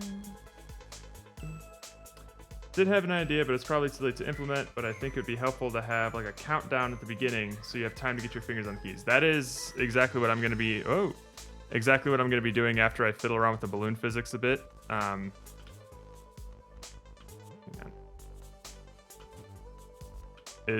You're not going to be able to start the level until you have all 4 fingers on the keys. Yeah. Yep. Alright, so 2 is apparently too weak for the torque to even make a difference. Let's try 10. Because what I want the player to be able to do is I want them to be able to stabilize their balloon if it goes wonky. Although... Oh boy. Hang on. So let's hit this thing. Oh. There we go. Doink. Doink. Oh. Doink. Okay. Oh.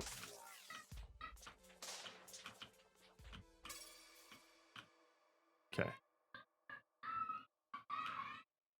Let's try this.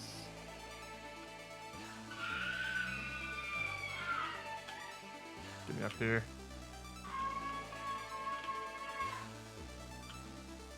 Is this doing what I expect it to do? Okay. I guess it is.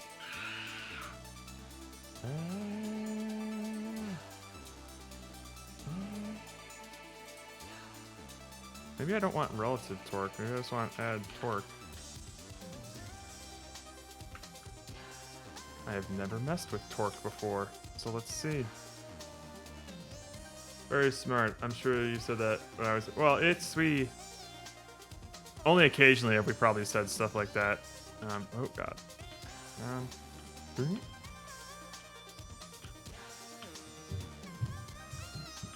Oh, Jesus. Oh, God. All right. Can we stabilize? Can we stay? Oh, fuck. Can't stabilize that. Write something special below and give some glitz in chat. Oh. Is that the default message that it tells you can highlight? All right. Stabilize. Oh, God. Dead.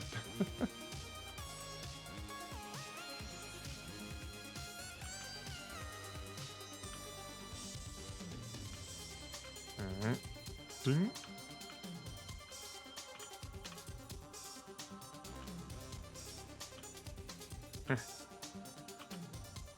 Oh god. Ah!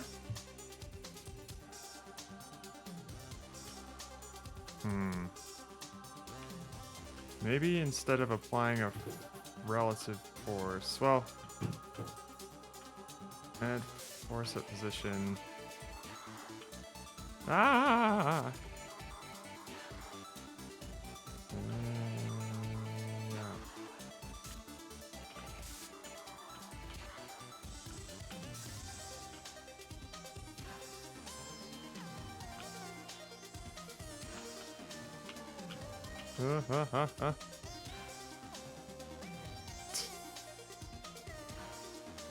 Hang on. What if I add torque to all 4 of these here?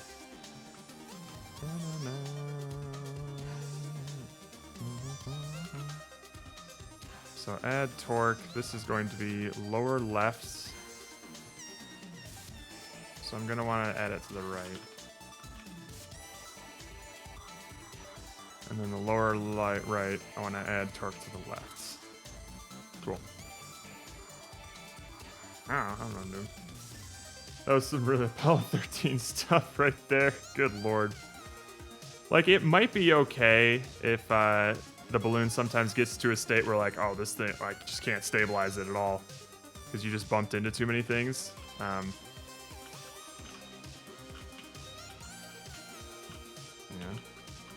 Oh god. Okay. Alright. I think you can still kind of stabilize this. Ah! Poo!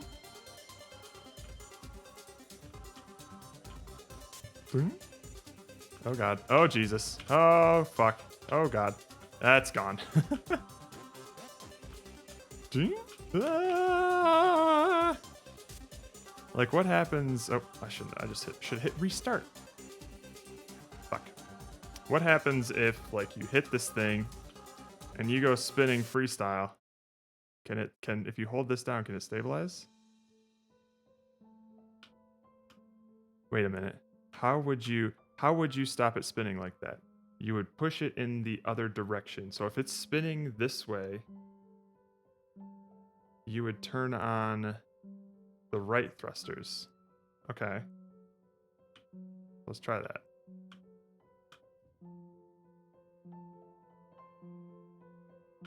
Oh, fuck.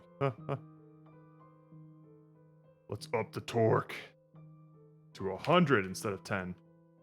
Because I have no idea what sort of values torque needs. Let's just multiply it by 10 and see if we even notice the difference.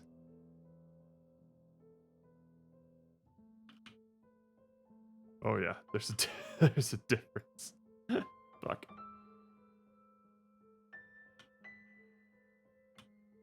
Ding.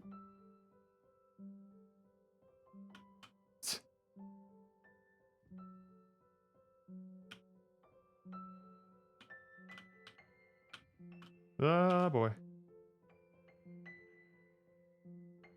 If it were to tweak the value that much, it would be different. If it were torque value, that would be much different. God damn it. I had to slow down and read that. Okay, so we're flipping. Oh god. Stop.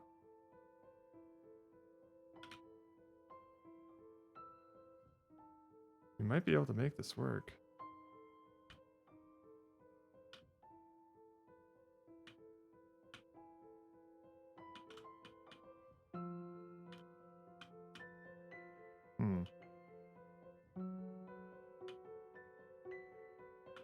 If I hit something, it'll be like, oh god. Alright, okay. Hey, Steven. Oh boy. Yeah. You want to do lunch? Sure. Okay. All right. We'll be back. We'll be back later. Got it. Couldn't unmute in time. That actually feels okay. Rotations! Absolutely. Yeah, I think this is feasible. So if I were to just so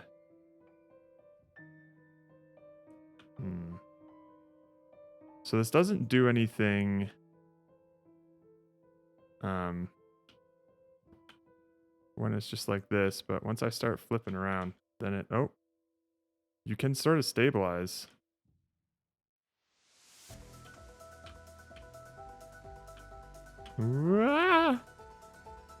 And it feels a lot more like a balloon, actually.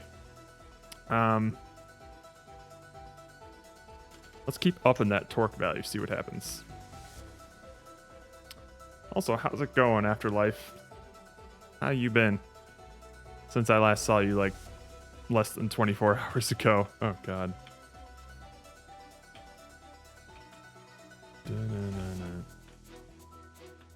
Oh, boy. Up. Down. Down. Oh, fuck. We lost it. We got it.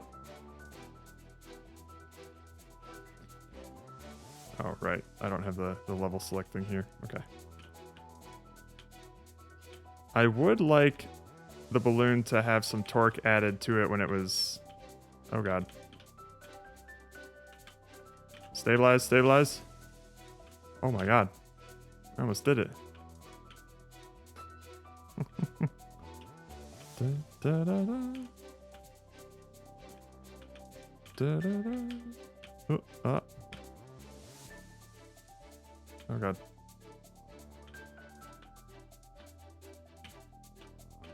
Yo, we did it. Oh, look at that. That's a lot more fun to play around with. That's pretty fun. Okay. I like that. Now, can I... So, we're adding torque. Can I see what that even does? Because it doesn't seem to be doing what I would think it would be doing.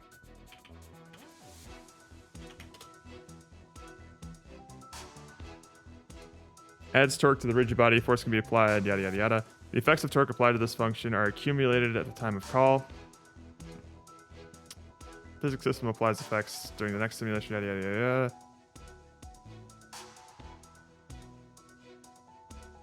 Interprets the parameter as angular acceleration. Changes the angular velocity by value torque. Okay. Interprets input as torque. Changes the angular velocity by value of torque, dt over mass. Effect depends on the simulation step. Okay. Alright. UI work, let's go. I'm so sorry, Pomo. That's my least favorite part. So the 4 keys are W, D, O, and K. So you hold those 4 down to plug up the holes in the balloon, and then you let go of them when you want to propel it in that direction. Let's see what changing this to add relative torque does. This part here.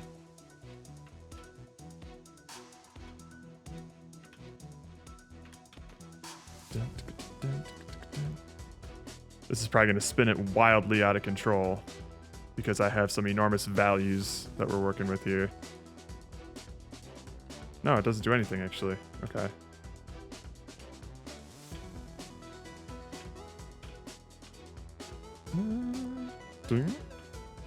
Hit it. Down. Up, down. Oh. I don't think it makes much of a difference. Let me try that again. Huh. One day I'll meet someone who can teach me to like doing UI. I don't know, man. It's such a critical part of the process, but man, at what cost? Oh God, bring me up, bring me up, bring me up. Fuck.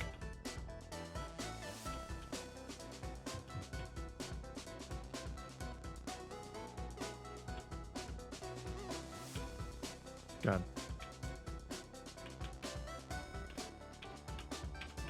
Down, down, nope. God damn.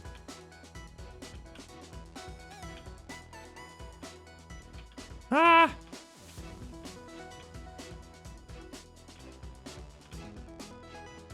I mean, when you hit it like this... Oh God. Doing this tends to stabilize it, looks like. Go! All right, let's try this with an actual level here. What's the balloon's drain rate at? 0.5? No. That's absurd. I wanted it at 0.05. There we go. Do, do, do, do.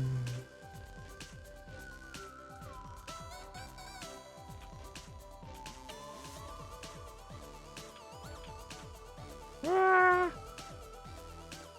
All right. That's not too bad. What happens if we, like, dick around a little bit? Oh, all right. Can we make it now? Oh, God. Okay. Oh, oh, oh. There we go. Oh, we can probably make it. Oh, we can probably make it. Oh, we're not going to make it.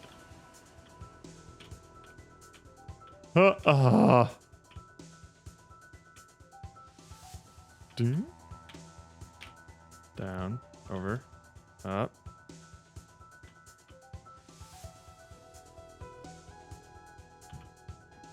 This feels pretty fun. So if I hit this thing, go up. Oh, nope. Up.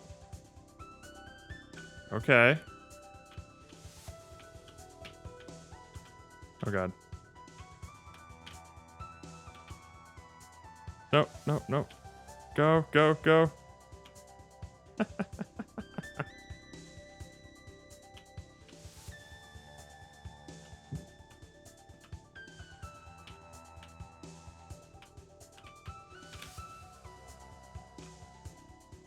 Oh, that feels pretty fun. That feels pretty fun.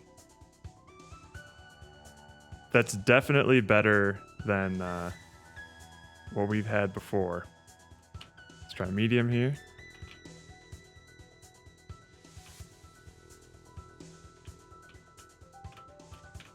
Oh, God. Oh, God. Okay.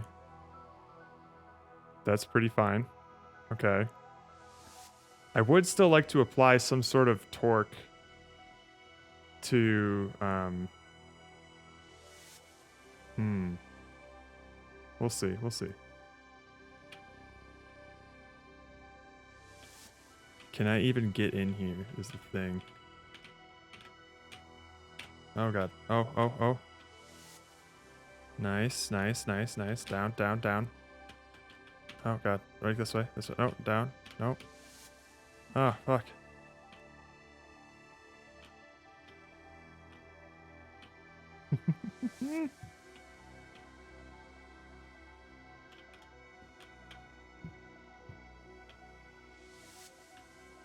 Come on, come on, come on. You can do it.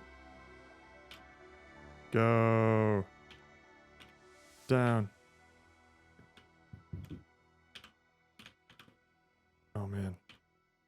Yeah, this is pretty narrow, especially with how much force is applied on this thing.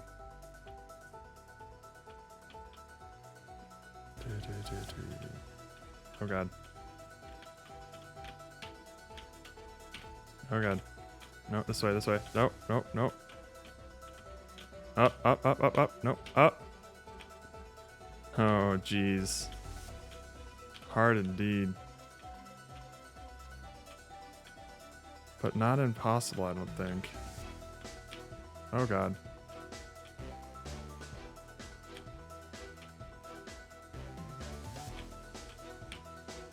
Huh! Shit.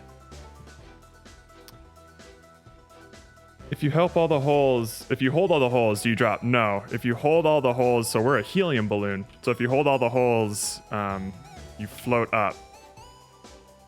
So you'll slowly float up. And I think one of the things that's causing issues as well is that I changed this.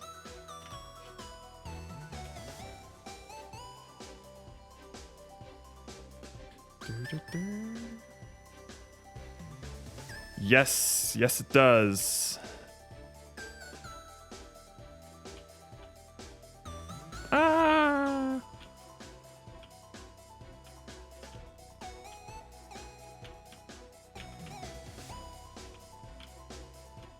Good God. Oh, I don't have the brain for this right now. There we go. Get in. Oh, get in. Get in. Oh, no. Yeah, this section is definitely going to have to be a lot easier. Especially with how much this thing flops around.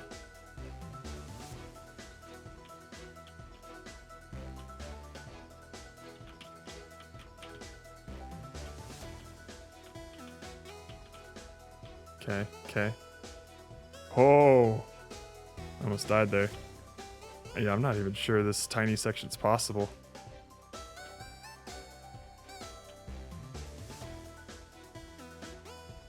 Alright, let's think here. We got time.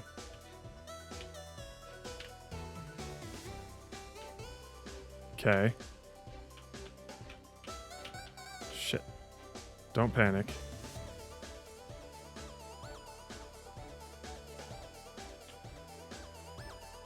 Okay, and then we can just take this up.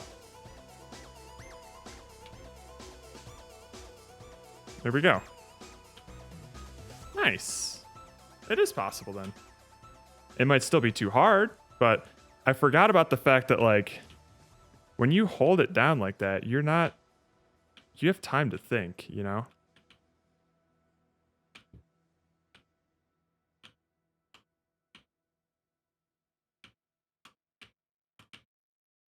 So some people are going to play this strategically.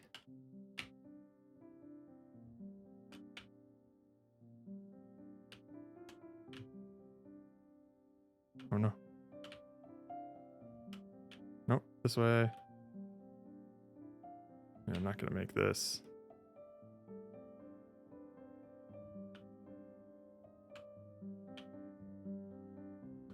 Just kill me.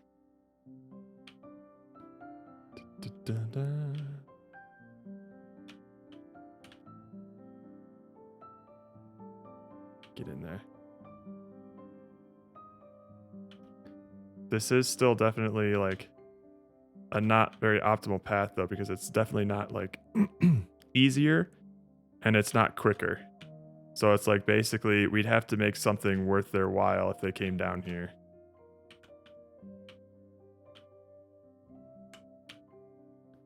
Or just make it easier, you know? So that's going to take some redesign, but it's possible at least.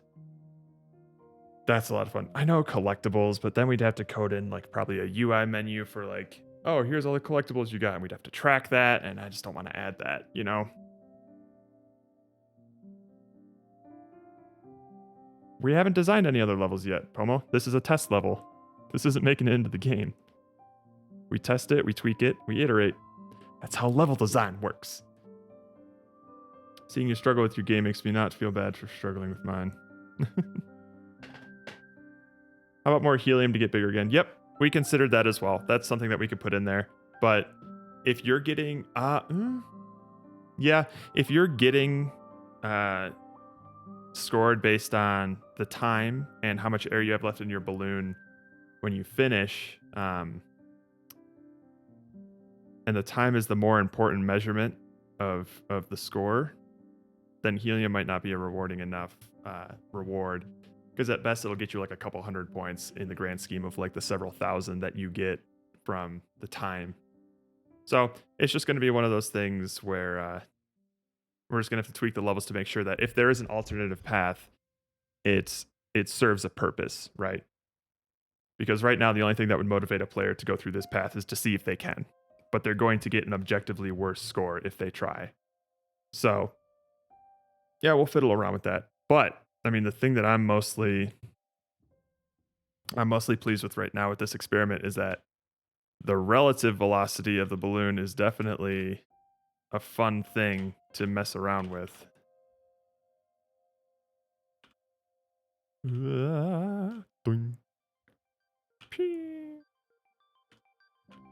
I just wish I could add some torque, like some rotational velocity.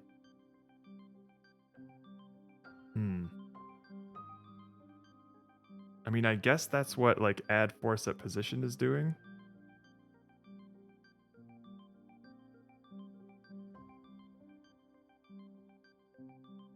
Kind of, right?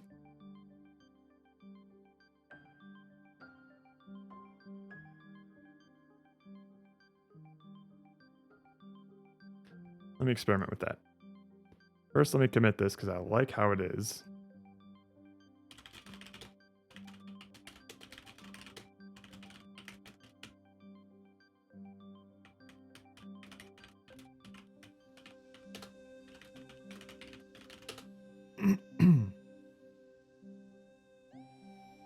How about more helium to get bigger again, like a fill-up bottle? Did you decide on any wind? I think the decision is that, yeah, we'd like to have wind. Like, that'd be super cool if we could put it in there. It's just going to be a matter of whether or not we have time to do it. It shouldn't be that hard. But what I want to focus on right now are like the core stuff. Like, does the balloon movement feel good? Is the start of every level, does that feel smooth? Because right now, the level just pops in. Oh no, the balloon's already draining. So we don't want to start the level until we know that the player's holding all 4 keys. And that's actually going to be like more complex than you would think, because like the game manager that we have here basically starts the timer the frame that it gets instantiated on screen. So we're going to need to come up with logic to delay the timer from starting. We're going to have to turn off all the physics on the balloon, but still show the particles of it spraying out. And then we're going to have some UI elements that will tell them to hold W, D, O, and K, and then change the opacity of those icons as they're holding them. Like, there's a lot of logic that it's going to be involved with just making sure that every level starts smoothly. So that's going to be a big thing, and that's pretty essential for the game. Wind, we really want, but it's not like the game's not broken without it, right? How's the game coming along? Game's coming along pretty good.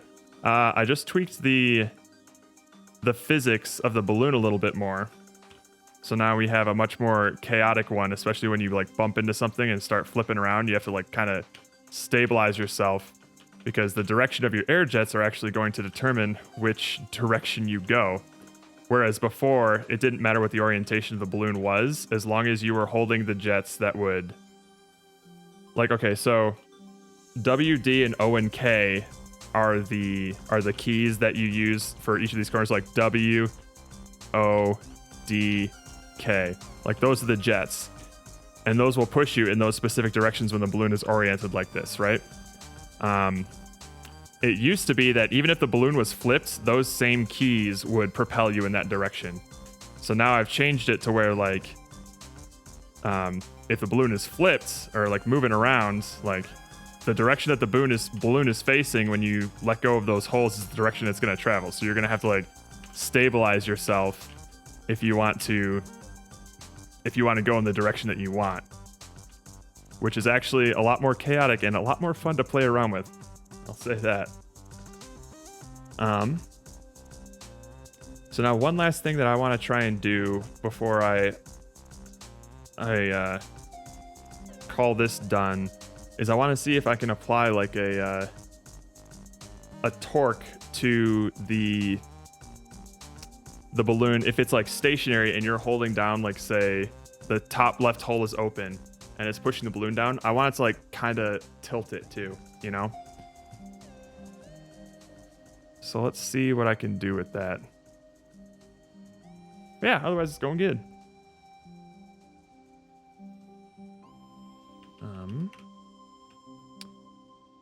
Add relative torque, yada, yada, yada.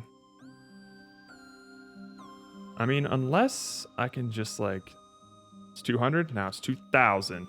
Do I notice a difference? Yeah, it's pretty neat. It's coming together. It doesn't apply a torque to it. Oh. Is it because... hang on. 100. So it's not applying a torque to it because it's applying it in the center, I guess? And it needs to apply it on like an outer edge, right?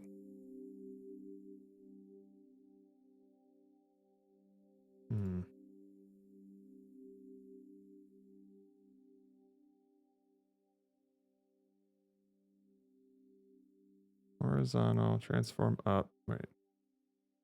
Transform up times torque times turn. Sure.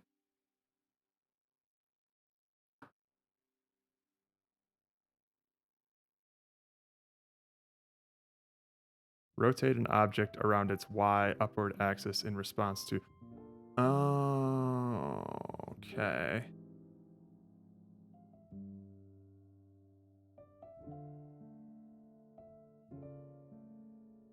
Transform dot up.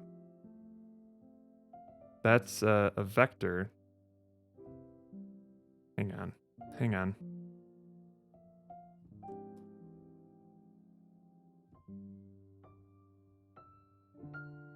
This is add torque. Okay, so I'm just specifying the wrong axis here, aren't I?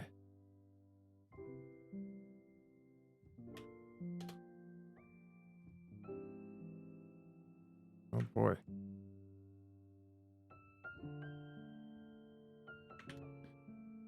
So this is going to be...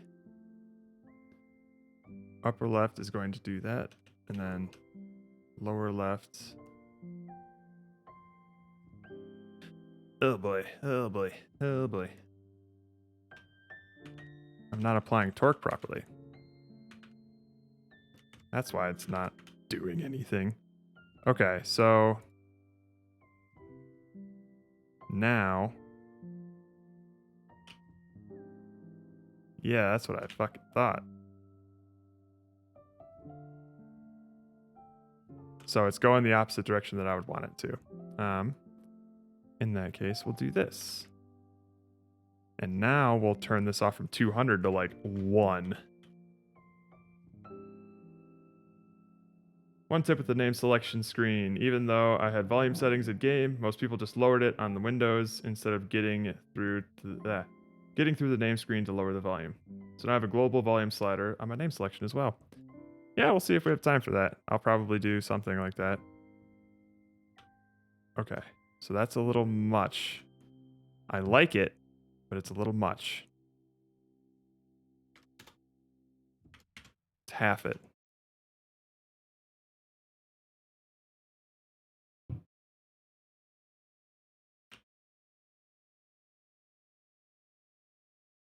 Okay, I like that. So now, upper right is going to be that. Cool. So upper right is going to apply torque in that direction. All right. Lower right is going to apply torque. Okay. Ah, damn it.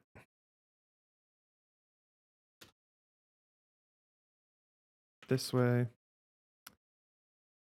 And there we go. And I'm done. Nice, Pierre. Congratulations. Can't wait to try it out. I will, unfortunately, be busy this upcoming week, but once I get back from a wedding I'm attending, I would love to try it out because it looks pretty dope. Let's do... I liked Silent Hill. Nice. All right, that should be good. Let's turn it up a little bit. Okay, nice. Oh, did you do a publish post? Yes, you did.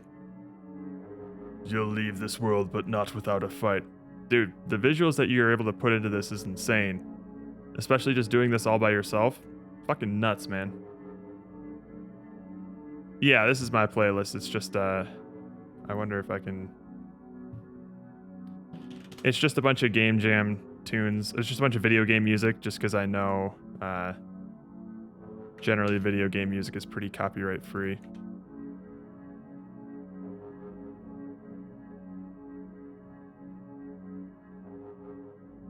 He's a bonkers good game dev, just in particular. Like he did all the art. I'm assuming all of the music as well. All of the development and everything by himself in 48 hours. Nuts. This dude's nuts. Definitely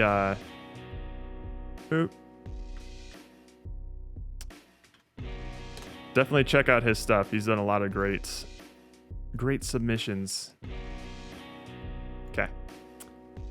So now we got the torques on all of these. Let's see how it feels.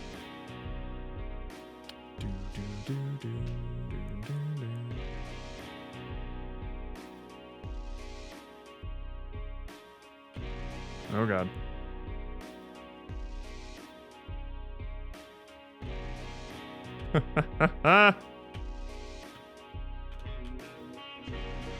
What happens if he hits some? Oh god. Alright, the torque may be a bit much.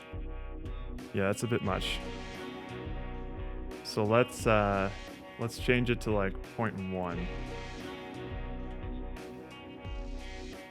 Yeah. Always happy to, man. I'm always psyched to see what kind of stuff you make. Oh god. Alright, so I like the torque on this. Oh god. Oh Jesus.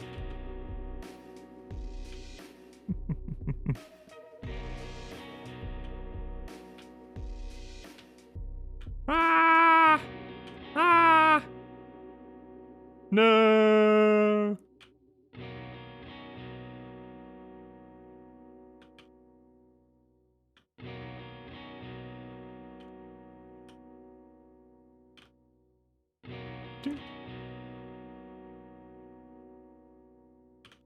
Oh god. Go. This way. This way. This way. This way. This way. Up, up, up, up.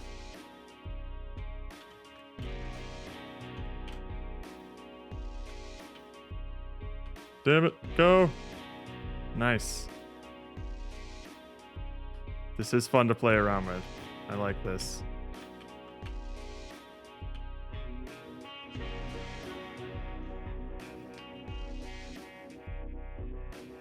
It's very cool.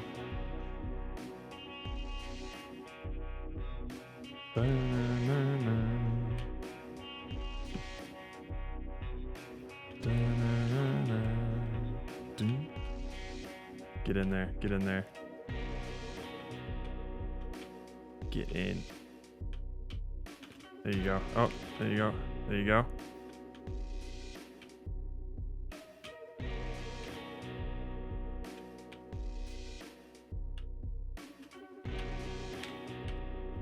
Oh man, that downward part's very hard. Oh.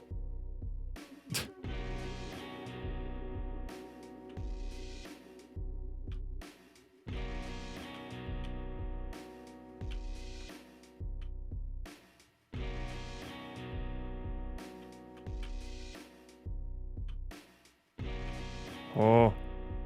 Oh god, no, no, no. Go.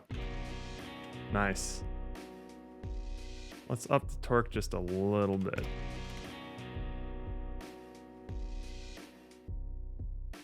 Da-na-na-na.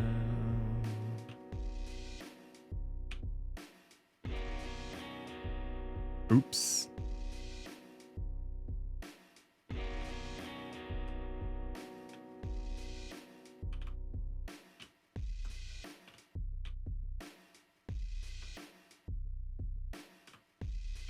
Ah!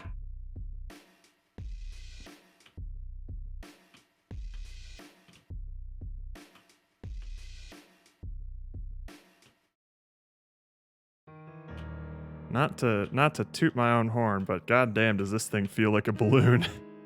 Oh shit.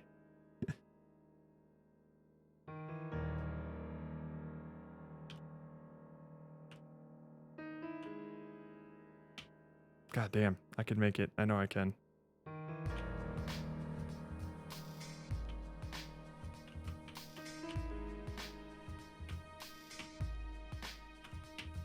No, shit.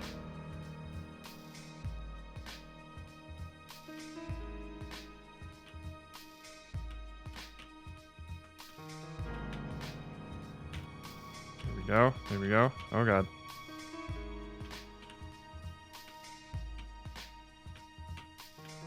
Go. Oh.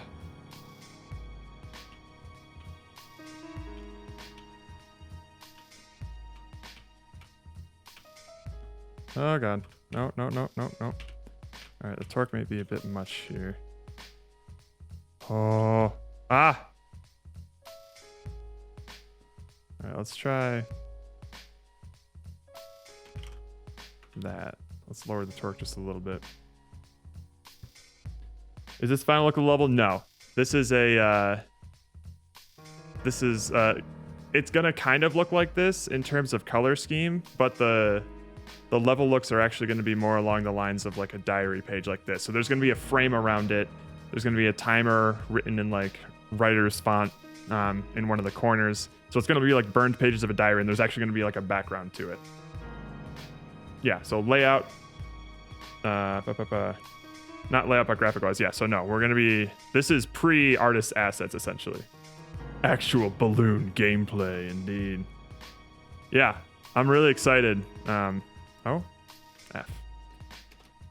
I'm really excited for what the Reds are gonna be putting together. Fruit fly. Andrew is currently working on some intro and closing cutscenes. And it's going to be extra neat because I'm pretty sure he expects the ending cutscene to be like an unlockable, so you have to beat all the levels in order to get it, which, I mean, that makes sense. It's an ending cutscene, but oh god. Ah!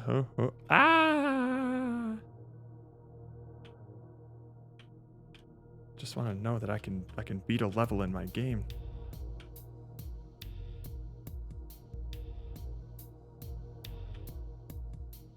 I think another thing that we should anticipate is, oh god, is people who are going to play this game patiently and much more strategically, right? Like, not everyone's going to try and, oh shit, not everyone's going to try and speedrun it. So some people are going to play this methodically, and I keep forgetting that that's even an option, you know? All right, let's try that again. We made it there. Ups a daisy. Nope. Oh, we're gonna have to fix that collider, because that absolutely should have killed me.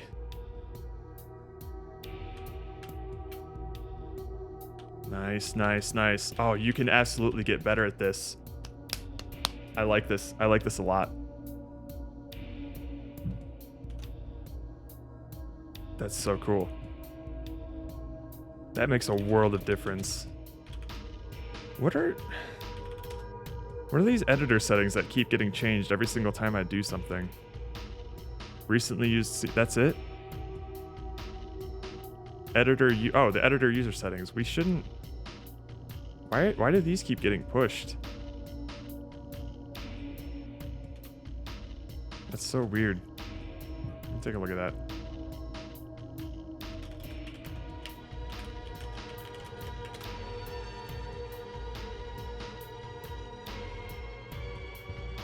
We moved the library editor user settings asset to this folder. The reason being that library should only contain imported yada yada yada yada yada yada yada.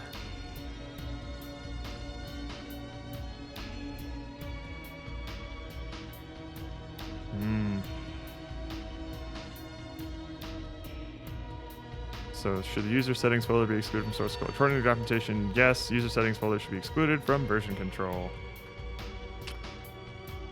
Great. Let's check out my git ignore here.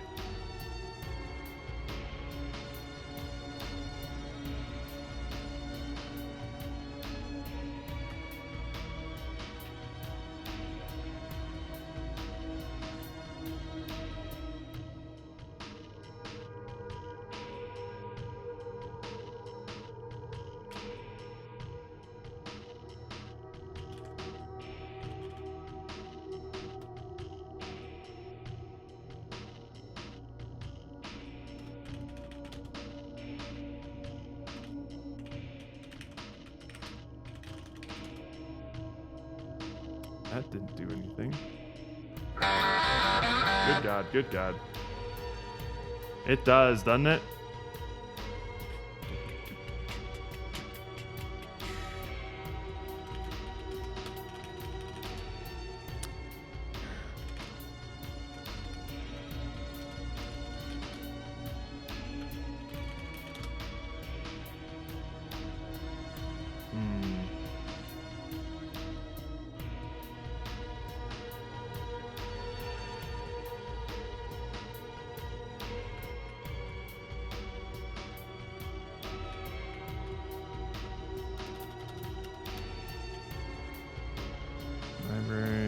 Yep.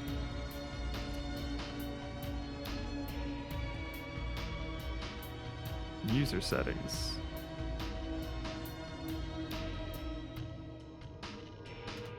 Do I have to do this? Never ignore the asset metadata. Oh, okay. Uncomment this line if you wish to ignore assets, store tools plugin.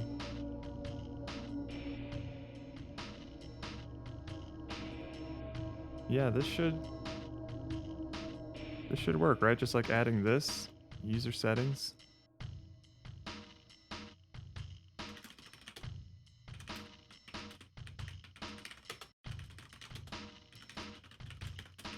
Update, ignore.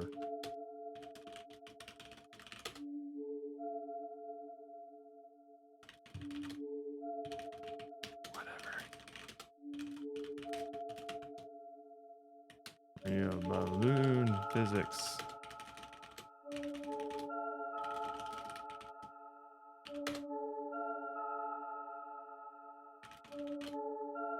All right. Dope, man. Super dope. All right, let's put together a build for the Ruds real quick.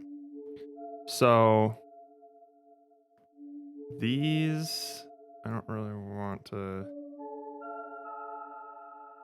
All right, so what we'll do instead is we'll just go to these here and just say that the scene name is going to be easy level. Level 2.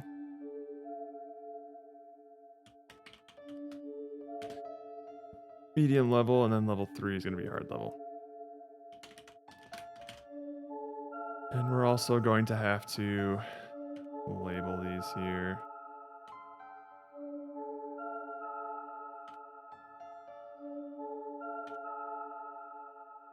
Cool. All right, let's go to login. Login scene. Although, it's not going to do that much, is it? Because these scenes need a... Oh, we got a finish zone right here. Okay, sweet. Let's just put these in real quick.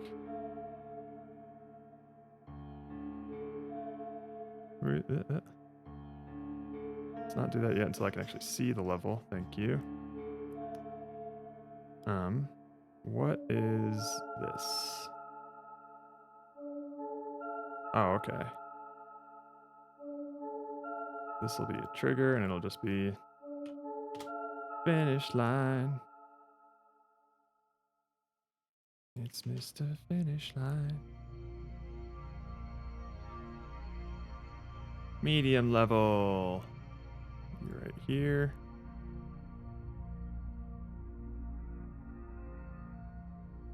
Step 1. Cut out the cocoa oil, and just step 2. Bring it to a boil. Alright, and you are right here. Finish line. Give me that box colada. Alright, so these should actually like work now. Let's see.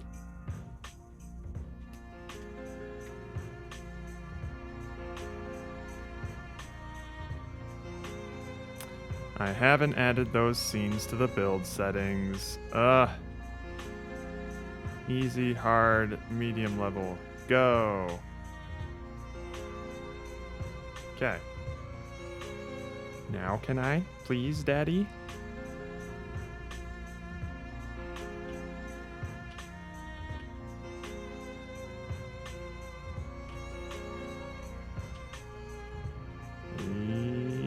Yeah. Null reference exception. On line 263, eh? What do we got here? Oh, we don't have a game manager in these.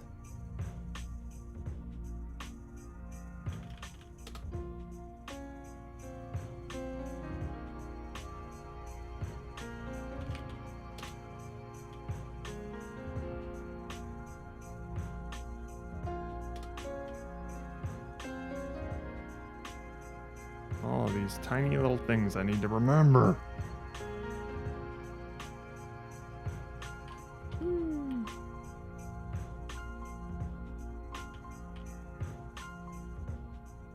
Alright, it's gonna work. Yay! Next level. Oh. I can't click these buttons. Why? Why can I not click these buttons?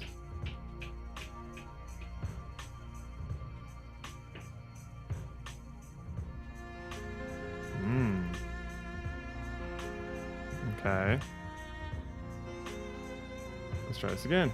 I'm off to bed. Good luck for the rest of the day, boys. Thank you. Have a good one, Pierre.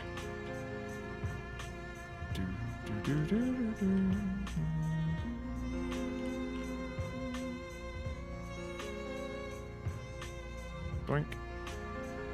Can I hit these? No, I cannot. Alright. Unity, how to tell what you're clicking. There's something in front of my panel that's preventing me from hitting the buttons. Current selected objects.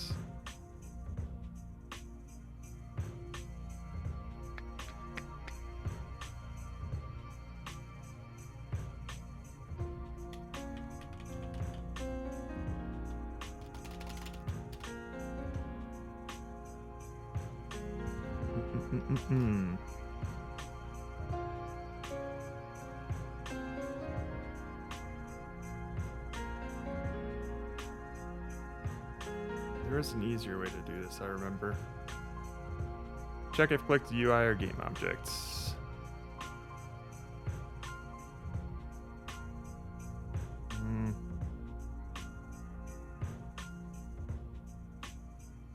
I mean, meanwhile, if I do something like this... Oh, hang on.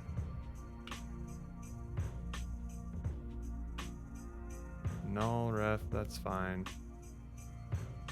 But the button works here. At least I can like click it, you know? End screen. Line 40. Reload level. Definition. Connected scene.name.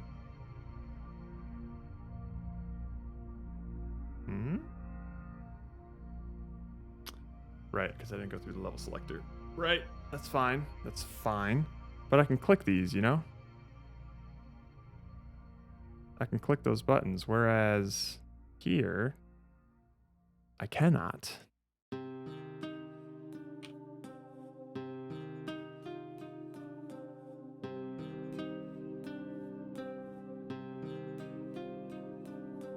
Don't.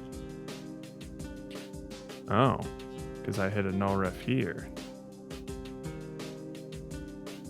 What's the null ref doing? End screen line 32. Huh? End screen line 32. Oh, that's level manager. What is going on in line 32 of end screen? Level manager instance. Is level manager now? Oh.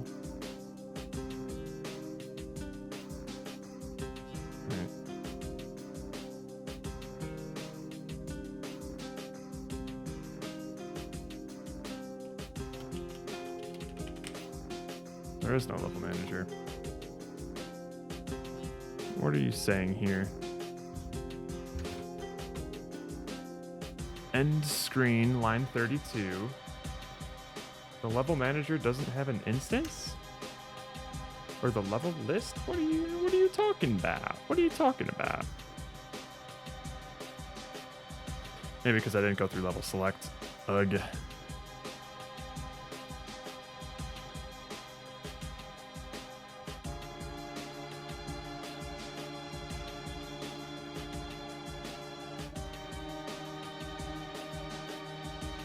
Okay. There's no, I can't click these for some reason. So let's turn everything off here. and see if I can click it now. No. Can't.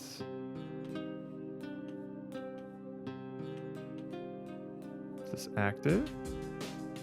It's interactable.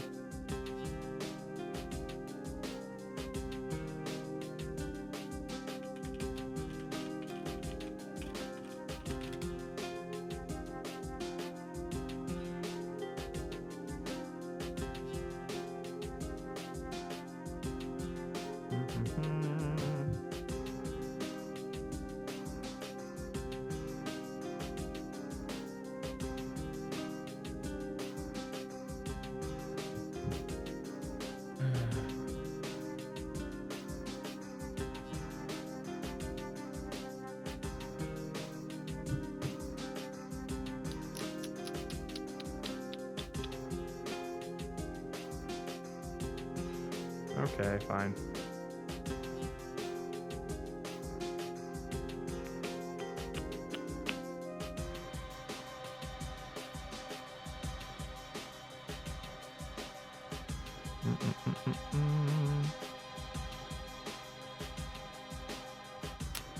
Where's my key manager here? All right. Zoom. Or just put it in update because it's going to be temporary. If input that get mouse button down 0.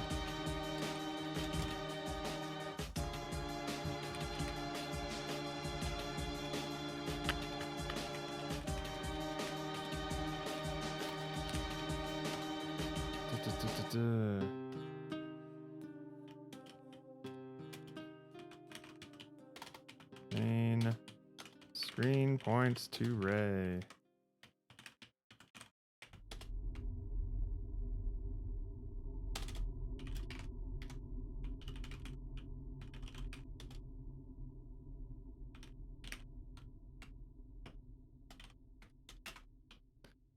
Physics.raycast. What do you need here?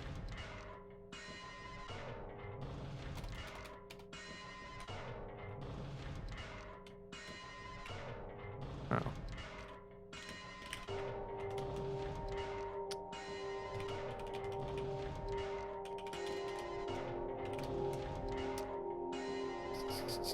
Hit that. Nope. Hit that collider. Dot name. All of this just to find out what I'm clicking.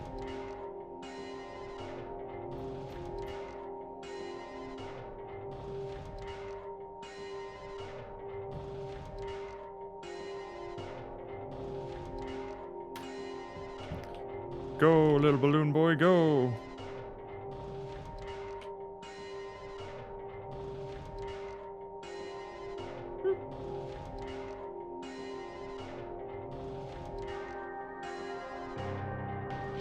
Border 8 is what I'm clicking here. Okay. Border 8s. What are you? I assure you I'm not clicking border 8.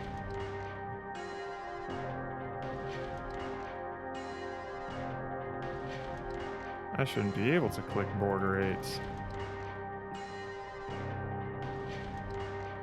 Why are all these things like encroaching on my ability to click on UI buttons?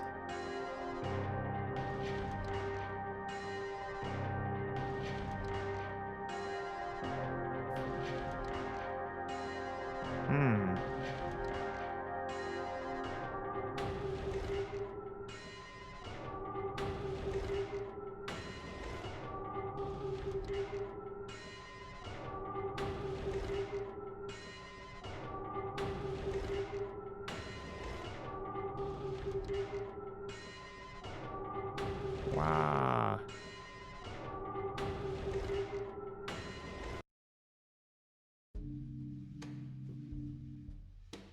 Oh, wait.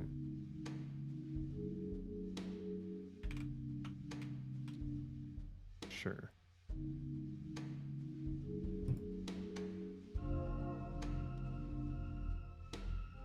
So if I get rid of all these borders, turn them off, what am I clicking now?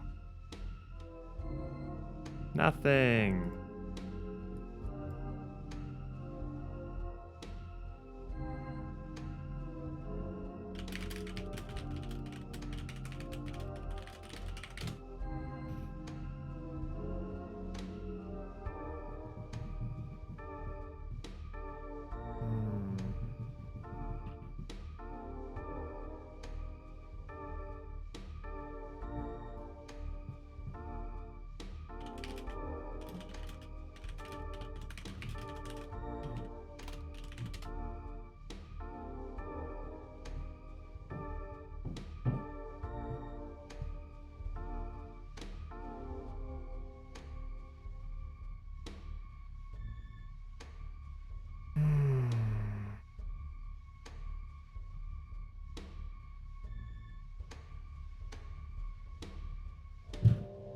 Event system.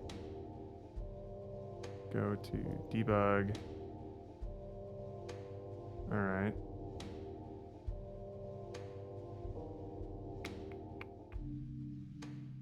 Local instance ID, local identifier, and file. What is this?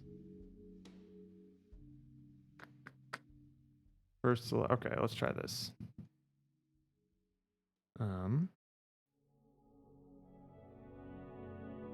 Left select. Go here. Ba ba da ba ba da ba ba.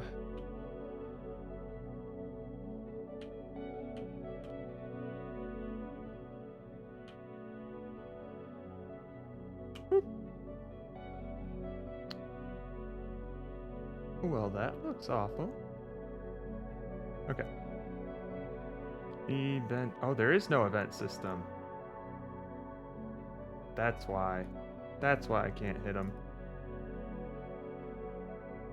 Give me that.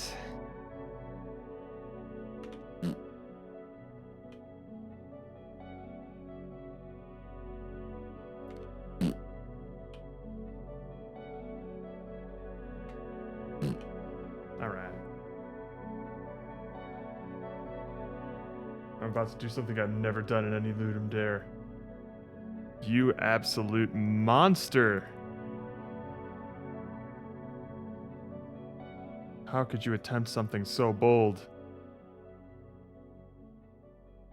All this because I wanted to make a fucking build for the rods. Ugh!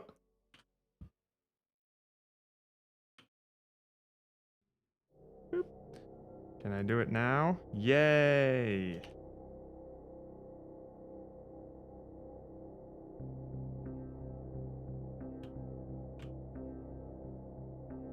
Boink. Next level. Oh, Jesus.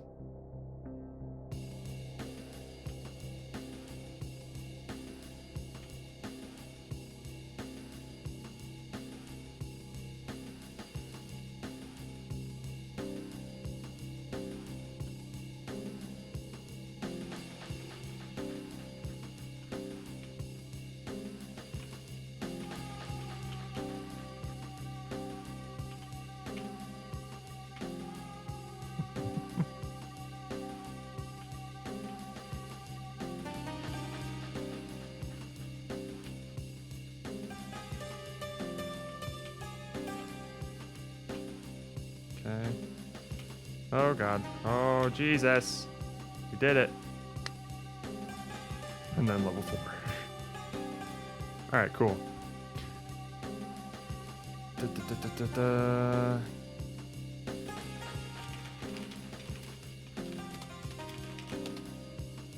Editor user settings are still there. Neat.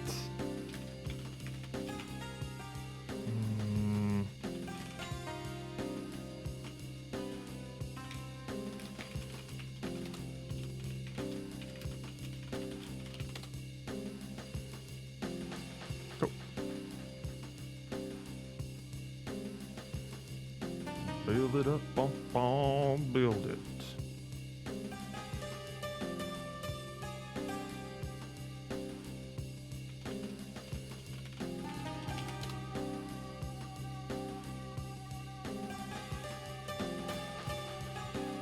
Ooh, you're changing up your strats here. Normally it's a want to become famous kind of thing.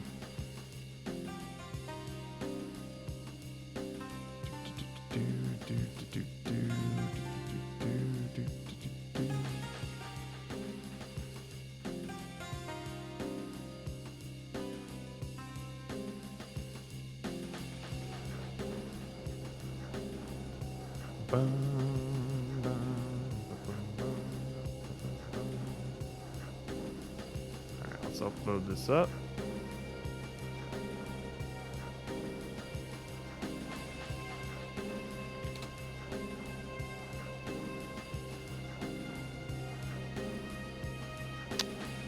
Where are we going here? Shared with me. LD50.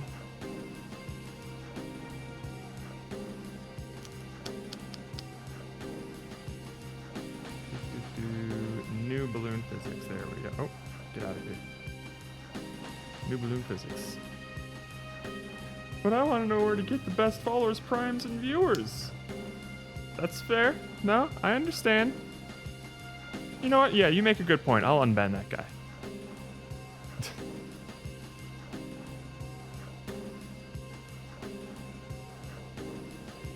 You know the best way to get the best followers, primes, and viewers? Follow your heart. And that's it. That's all it takes.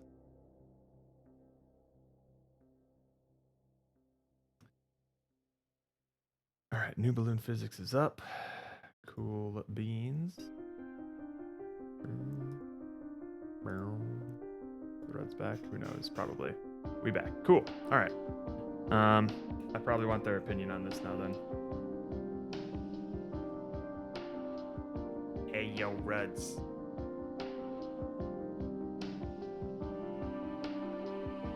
Yo. I have a new build for you to try out. Yes. Okay. With the updated balloon physics. And Yay. I want you to let me know what you think. And if somebody's playing, New if they want to balloon share their physics. screen. New balloon. I lost my balloon. We should sneak that into the opening cutscene. Honestly, I'm not against it. Just rip that sound effect from Spider-Man.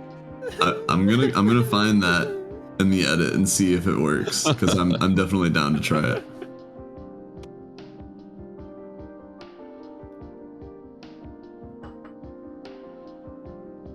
And y'all start playing if you want to share your screens. It just now downloaded. Yeah, give me a Hurry dang up. second. That's a scan for viruses. Damn it! Jared, did you What put about any all those viruses viruses? that I put in there? That was a waste of time.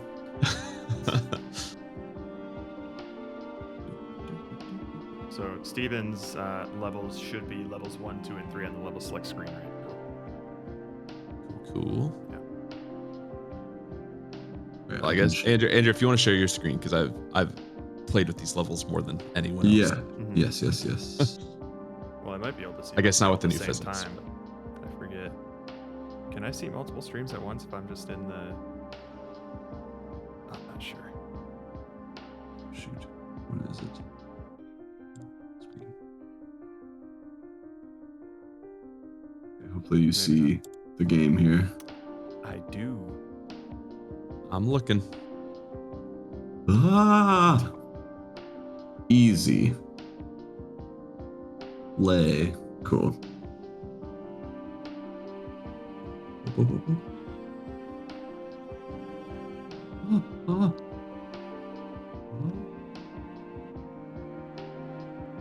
See, it feels a little trickier, don't it? I like it though. I like it a lot as well. I like it though. I really like it, and I think we'll have to fiddle around with it a little bit. But when things get like wonky or like you hit something, I personally think that maybe the speed of this balloon might be fine, especially when you get to like later levels where you need more complex maneuvering. Yeah. It can very quickly get out of control.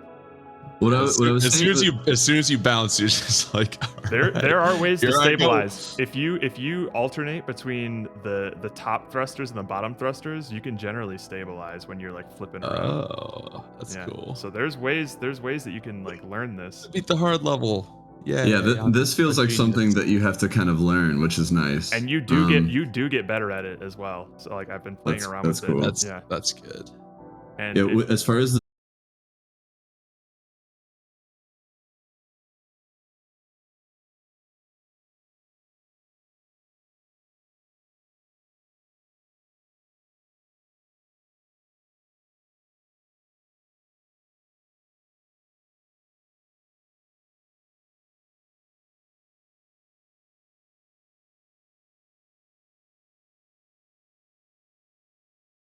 God, it just it actually interesting, because I can up the torque, but like things can get really out of hand if you modify the torque even by just like a little bit. When you're like sideways, I'm trying to go through the secret tunnel. I very rarely was able to get through the secret tunnel. That is an extremely hard tunnel with these controls, so we're definitely gonna have to streamline it. Going down in a narrow passageway is a nightmare. But so another thing that I forgot, or that I didn't really consider, in terms of people who would be playing our game, is that some people will be playing our game very methodically, right? Because there's no actual time limit. You can hold your air down and think about things for a bit and see like, all right, you can what am I I'm gonna plug this up and then just like let. Because like especially Steven, for that narrow passageway, I found myself like taking my time, stopping, holding the air, and just be like, all right, what thrusters do I need to open now? Sort of thing. Yeah. You can't just straight. This actually, it feels like a balloon. This is cool, dude. When I was playing with it, I was like, I think I've made a balloon. I think you actually made a balloon, man. Like especially when it was up against the wall just then. Yeah. Like it felt like I was pushing a balloon against, like blowing a balloon into the wall with air. Yeah. Oh shit. How do I? Oh, I need to complete it. You need to complete the level and then just hit next level, and that button should work. No, but then you get that if you flip and it's like no, exactly. But then you can but you have to like stabilize it and get it back. You have to like focus. Oh my god.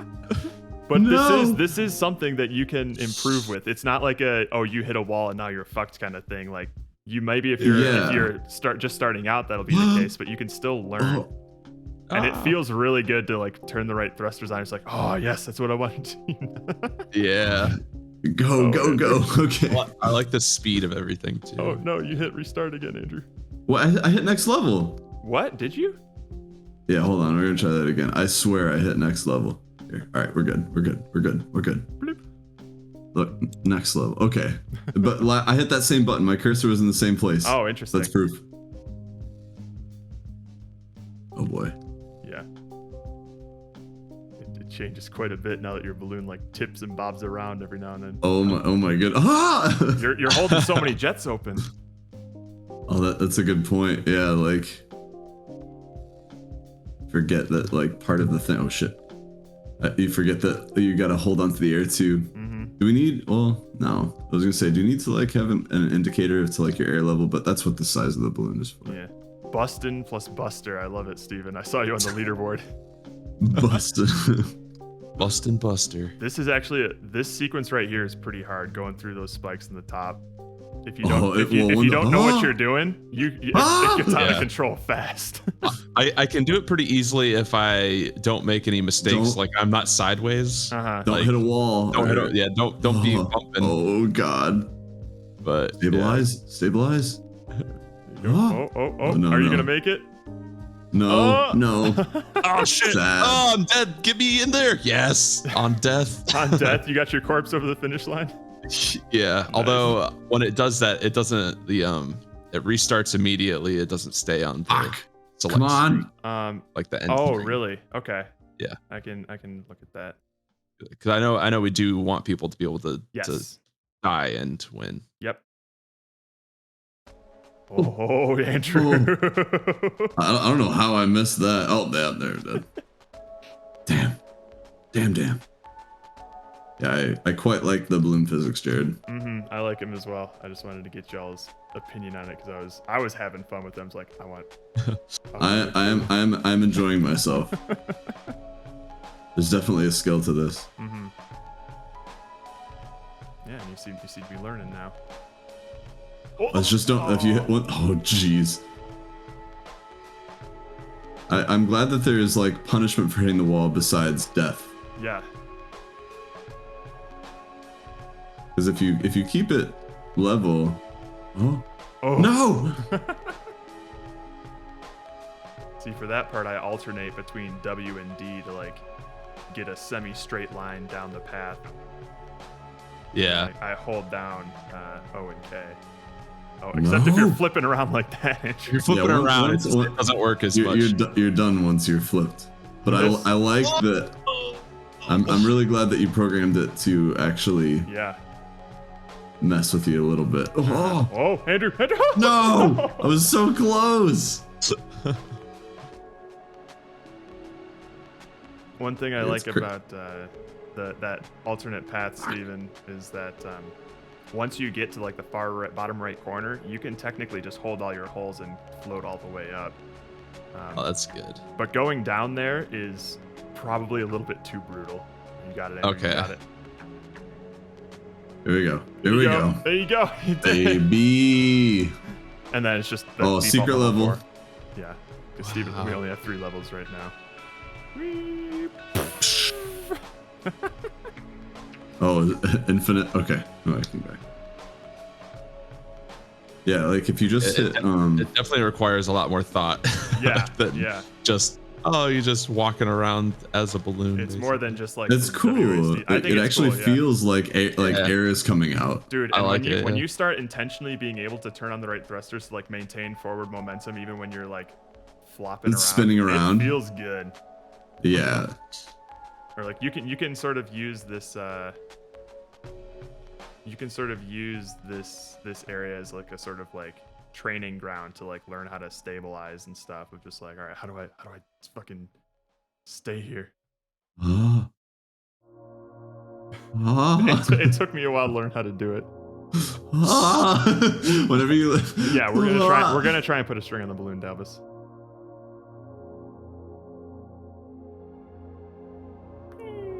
Yeah, we have to get a string on there. I think that that completes it. Yeah. Like being able to like the visual things are separating the balloon part from the little nub. Is that separate? No, it's not separate yet. No, like separating those two so that the nub stays the same size, having a string, and then just getting a shader on it that makes it look kind of transparent.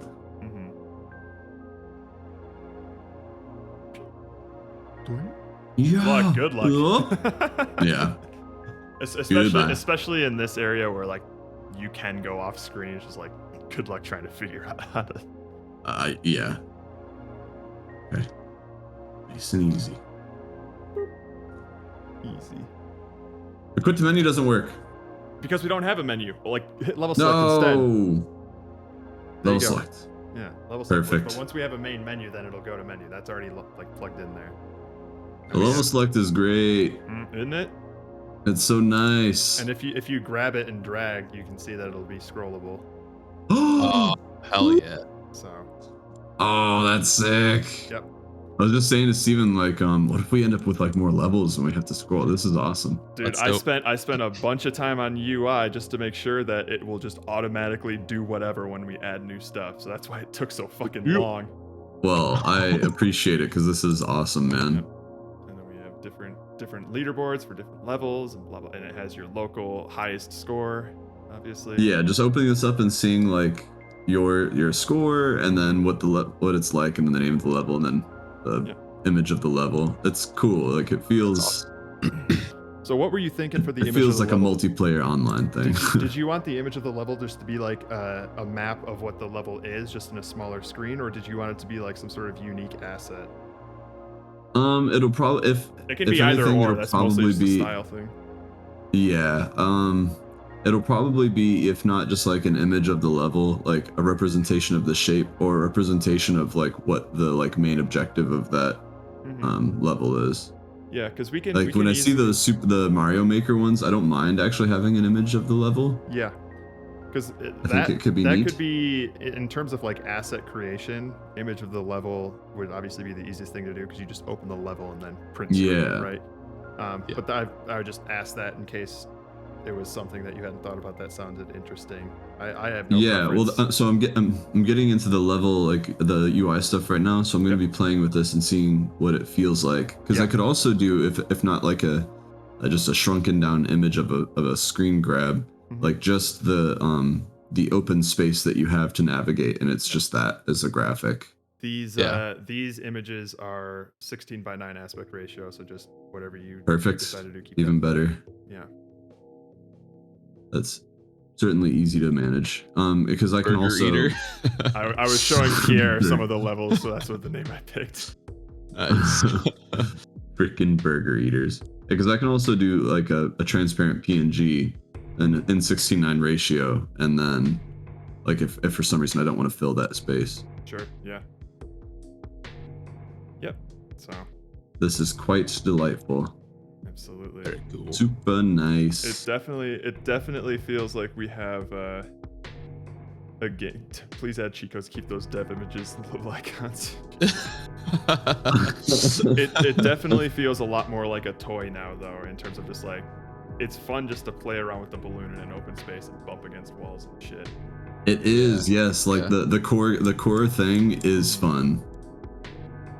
So now we'll just need to get a sense of like, all right, what denotes too hard, what denotes too easy. I think this is one of the like a perfect easy level to start people off. I think so. It's a very safe place for them to get used to the controls, and it still maneuver. Asks them, you can't. It still challenges them a little bit. Yeah. Yeah. Like the only fail state is running out of air. Running out of air. You can really. I also really decreased the decay time, or like the release time for that stuff, Steven. So you had set it at what, like 0.08 or 0.8, right? It was like 0.08 or something. 0.08. Like that, I think. Yeah, I ducked it down to like 0.05. Okay. So you have a lot more air to work with now, which gives people a lot more time to like handle the balloon, you know? Yeah, that's good. And sometimes it's barely enough on that hard level that Steven made. Well, now that we have the new physics, some things will need to be tweaked, but that's okay. Yes, absolutely. So, but now my recommendation for the easy level is I still want it to be a little smaller. Just because I think like someone that's good going through this, like they could, the feeling of being able to do this fast, like if you do this enough times where you just like you come in and like you've figured it out and you just zoom like 2 seconds done. Like that's kind of cool. Sure. Unless y'all like completely disagree. Yeah, I'm not sure. I'd be interested in experimenting with a couple of different easy levels, but I like that there's like, even though it's an easy level to complete, it can still be a challenging level for speedrunners because you need to be like laser precise, like basically hug those curves, you know? You can't just go straight to the end, really. Yeah, I like the layout of it. It's just the distance that you have to go. I'd almost want so you a little bit bit shorter. Like scale it down or something. Because like if it was just this, but you have to be able to duck down and go up, like there's some kind of little bend. If it's just that little bit, but it's not so far. Like, I would love for like the speed run time of this to be like 2 seconds or 3 seconds, you know? Oof. It might be too much, but at least that's just how I feel like playing it over and over again. I want this, like the easy level, to be fun to play over and over again. Like where I feel like, all right, I can do this faster, you know? I don't know.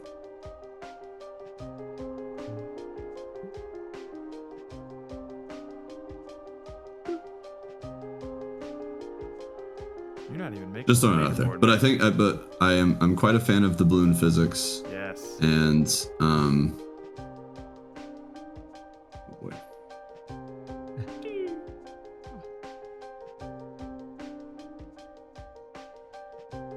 So I'm going to get started on the start game logic, which is going to be fairly intensive. It'll probably take a couple hours. And then Steven, where it like keeps things paused, and then you have to activate the keys to start the game. Right, because there's so much logic that I'm gonna have to bypass in terms of like the game manager starts the timer basically when everything is instantiated. So it's like, all right, now I gotta make sure that the timer's not started until this event happens. The particle system for the balloon is set to, well, that should be fine.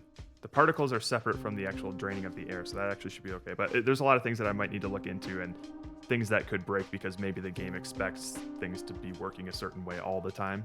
So that might be tricky, but not impossible. And then, Steve, I'm going to make a note of the bug that you said of like when you win with your corpse, it still resets the level.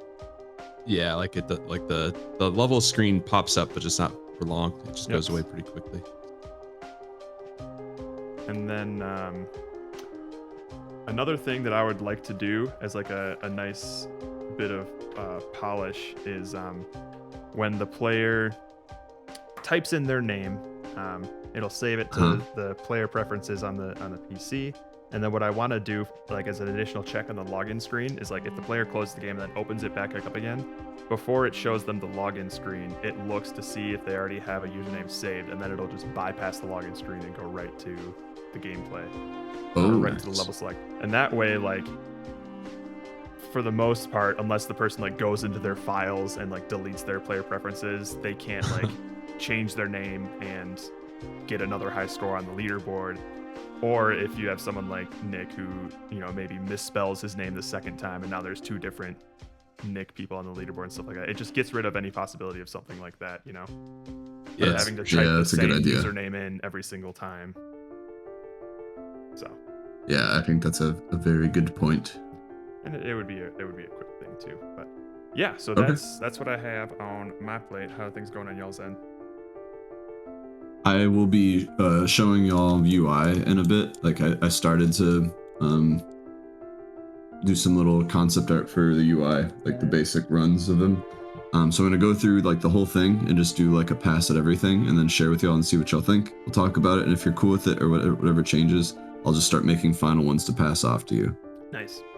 Sounds good. What's going on your end, Steven? Just chugging along, trying to make just a variety of levels. So far I have 3 easy-ish levels. Obviously these are going to change now because of the new physics. Now you have a new balloon. Yeah, I've got like 3 different medium ones and 2 hards. If you don't mind pulling, you're gonna have to pull the most recent man to get the physics and stuff.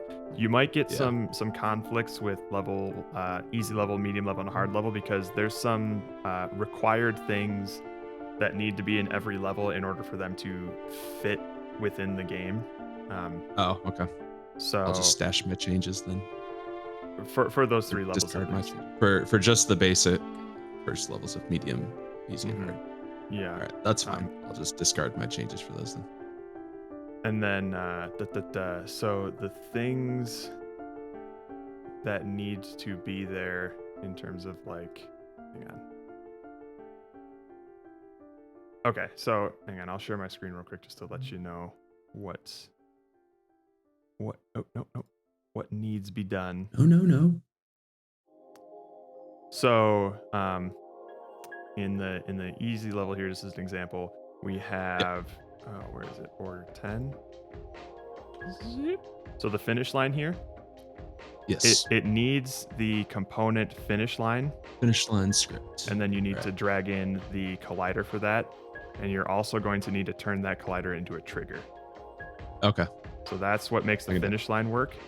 In the main camera, just put a game manager script on here, because that keeps track of a bunch of like timers and score stuff. Okay. And then finally, just copy paste this object here, this event system thing. Just copy paste this into each one of your scenes, or just duplicate a scene and make sure it's there. This is what makes buttons work in the UI menus. Got it. Okay. So it's just those 3 things essentially. Not a problem. Let me know if you forget any of them, but yeah, those are just the things that I have perfect memory. I'll never forget. You're like an elephant in that way. But I mean, if the levels I just pulled are set up like that, then I'll just refer to the other 2. Yep, that's perfect. Can I I bring up one thing for levels that I think would be interesting to give a shot if it's possible. And this is kind of a question for Jared. One next level up of levels I think would be having moving objects in the level. Something just fully rotating or moving back and forth. Just like that alone, like that simple thing would be like come up with a lot of cool levels and different things that Steven could do. So is that possible? How hard is that? That is absolutely possible.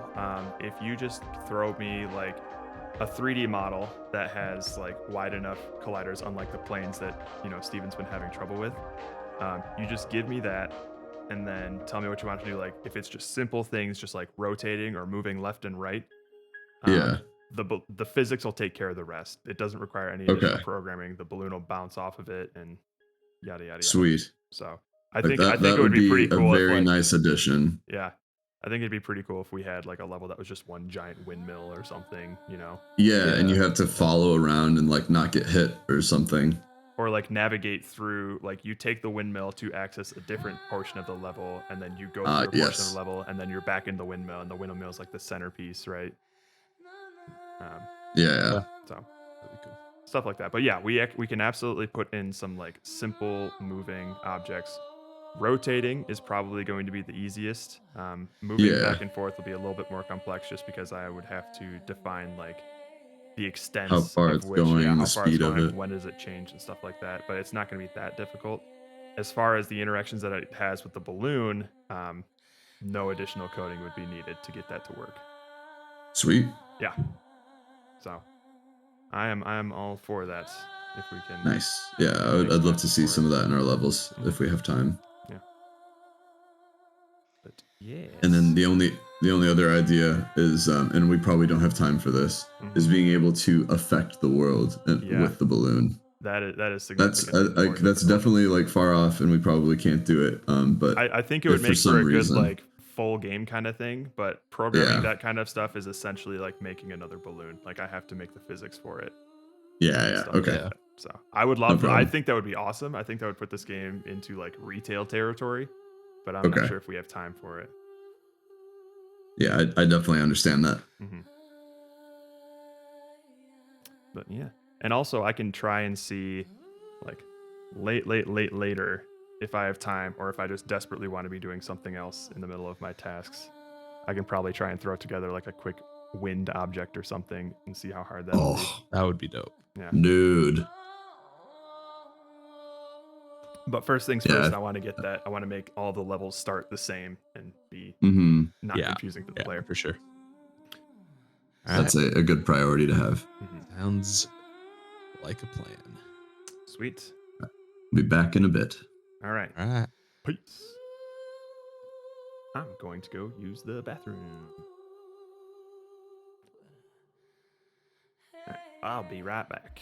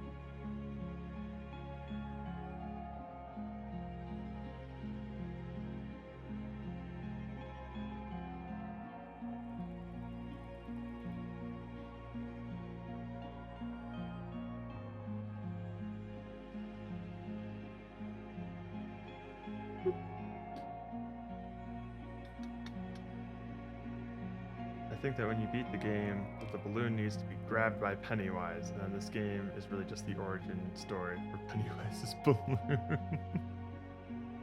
The twist of all twists.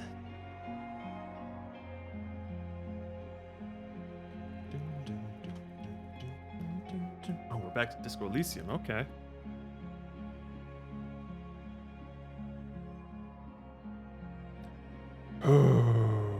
All right. I don't like what this is doing to my shoulder here. I'm getting too much sunlight. Oh well. It's fine.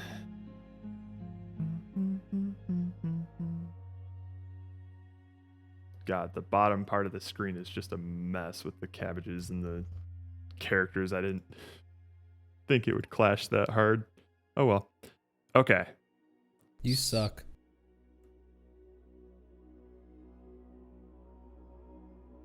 Thank you, Danny.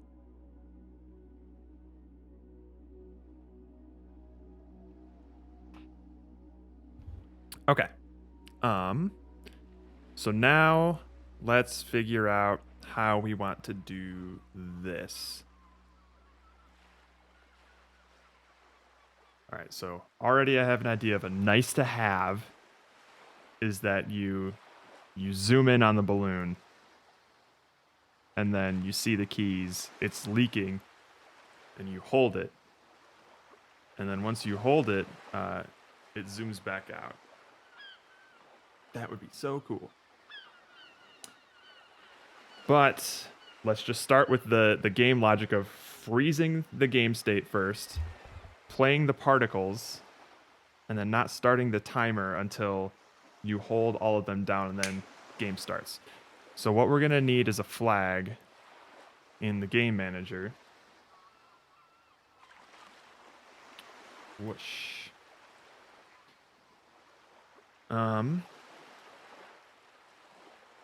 So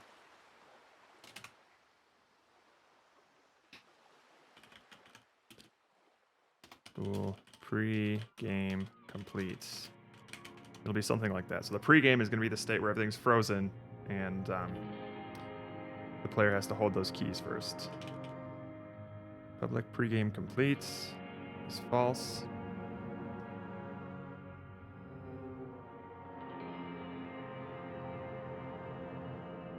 And then in the key manager, we don't need this anymore. Update input, and then fixed up his applied balloon physics. Sure. But so that'll update there, and then we have this is a private dictionary balloon key, so we want it to be public, please. Oh, this might have to be no, this could be private. Okay, so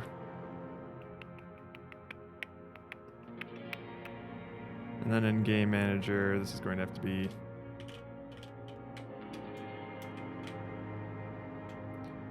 private bool level complete. Do we have this anywhere? Oh.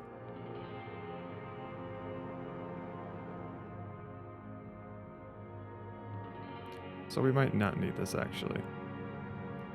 We'll just, oh yeah, because we, We'll see. And then in key manager, which we haven't used in so long. So we'll update input, and then we'll have another function that's just like check pre-game state, or update pre-game state. How about that? And we'll only ever call this if game manager.instance.pregame complete is equal to false. So basically we know we're in the pregame state.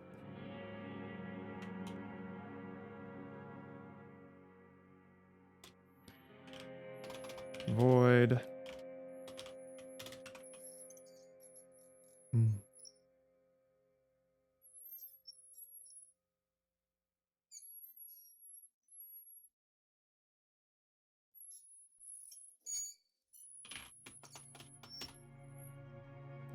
We're going to need another for each here.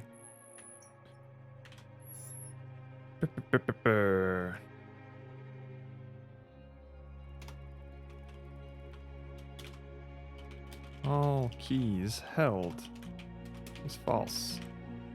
Or it's true. And then for each of these, if entry.value equals false, then all keys held is equal to false. And then after this, we'll just set instance dot pregame complete is going to be equal to all keys held. And that should be it for that in terms of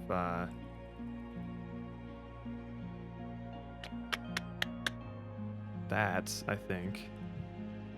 Yeah, it's a key code and a bool. Cool. All right. So, hang on. Do we have... We're going to need to finally get rid of these dictionary values here. Left, right, up, and down. You will be missed. Rest in peace. Now corners is my new best friend.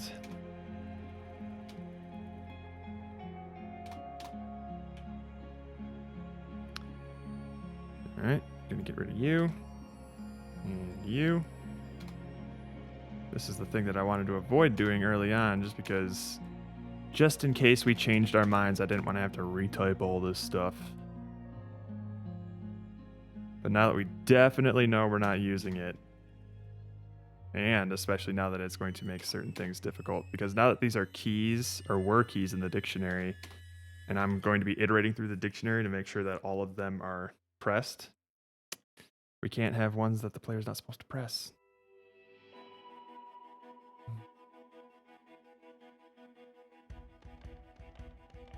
All right, cool.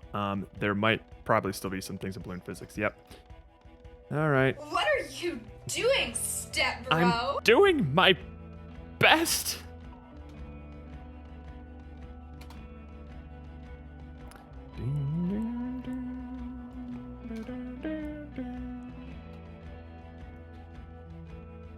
Get rid of the ups and downs.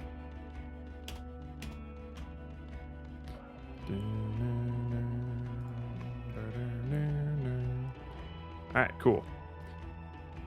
So let's see. Can I see the pregame state from here? Sweet. Okay.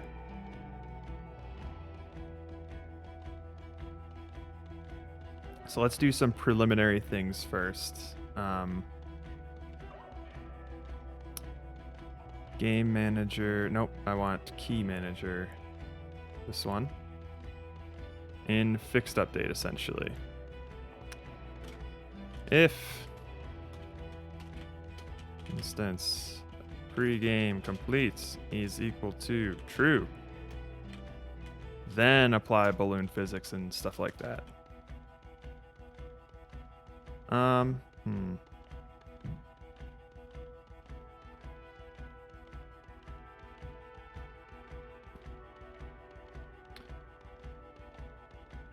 I think that's fine. It's going to turn off the particles as well, but we'll take this one step at a time here. Oh, you like that one, Danny? That one has definitely had its uses. I need you right now, Snaz. Okay. So let's see what this does. The timer's running. We don't want the timer running. So game manager, if level complete is equal to false, but also this dots pre-game complete is equal to true. There we go. Let's try this now.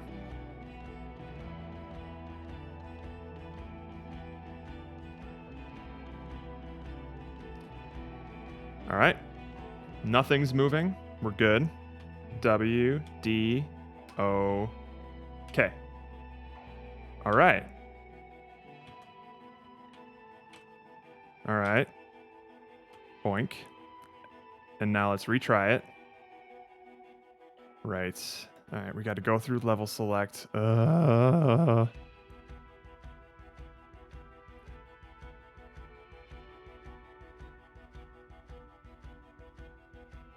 Cool. That's working. Go. Up's a daisy. Around and over. Down we go. Bam. Okay. 10:22 is our time. Retry. It reset itself, so that's good. Let's wait a couple seconds so we'll know for sure whether or not the timer is running. That should be good. Go. Dun, dun, dun, dun.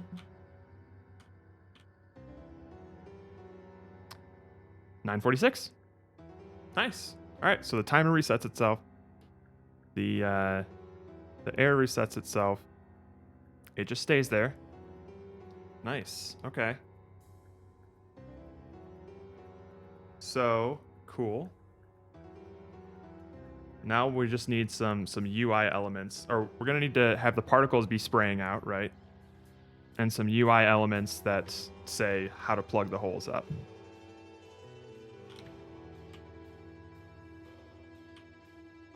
Sweet, sweet, sweet. Yeah, the physics are just so much better now, man. It's insane.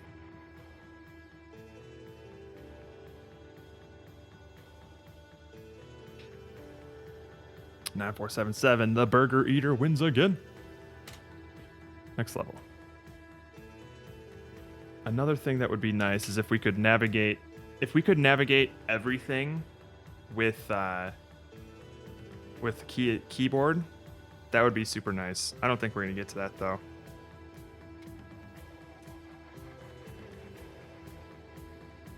I'll make a note of it though.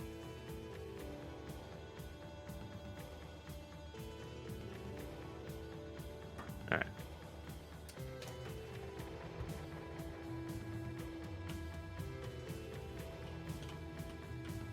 Yeah, definitely. I tried a bunch of different combinations, and it definitely waits until all 4 keys are pressed.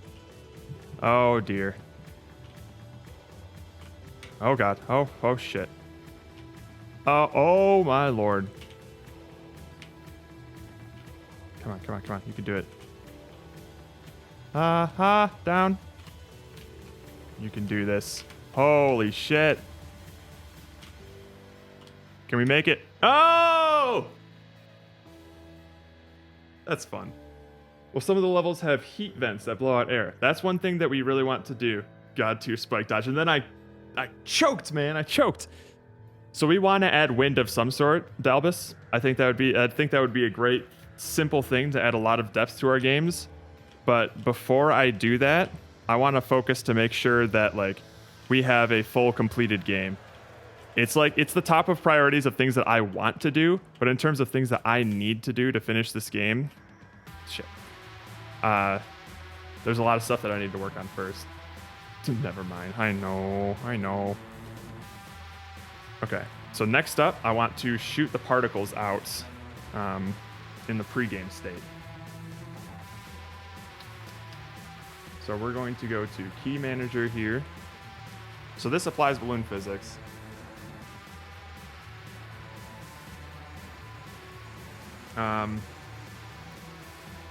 Otherwise, if we are in the pre-game state,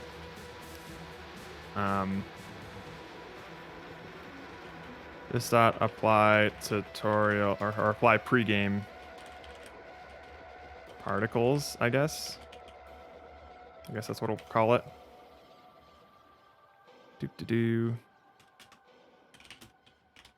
Apply pre-game particles. And basically all this is going to do is it's going to do the same thing as apply balloon physics, except it's not going to apply balloon physics. It's just going to toggle particles. That's it. So let's see if that works.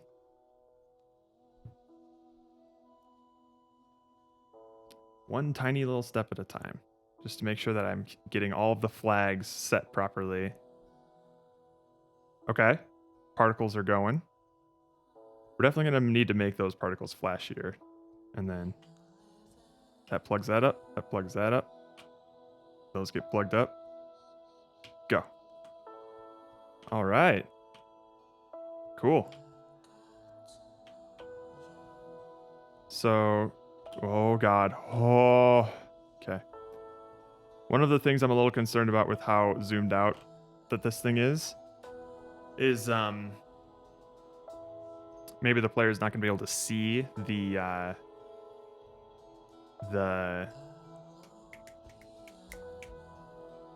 UI elements for the pregame tutorial stuff. So I think a cool solution to that would be to like have the camera like zoom in to the balloon and you'll see all the UI elements. And then once they're all held down, it zooms out real fast and then game starts.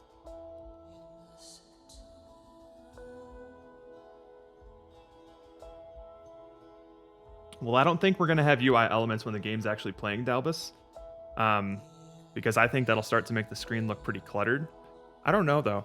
Because also, like, those UI elements are going to be flipping and flopping around with the balloon and stuff. At best, we could maybe look into keeping the UI elements around for, like, the first 5-10 seconds of the game and then have them slowly fade out. But I don't know.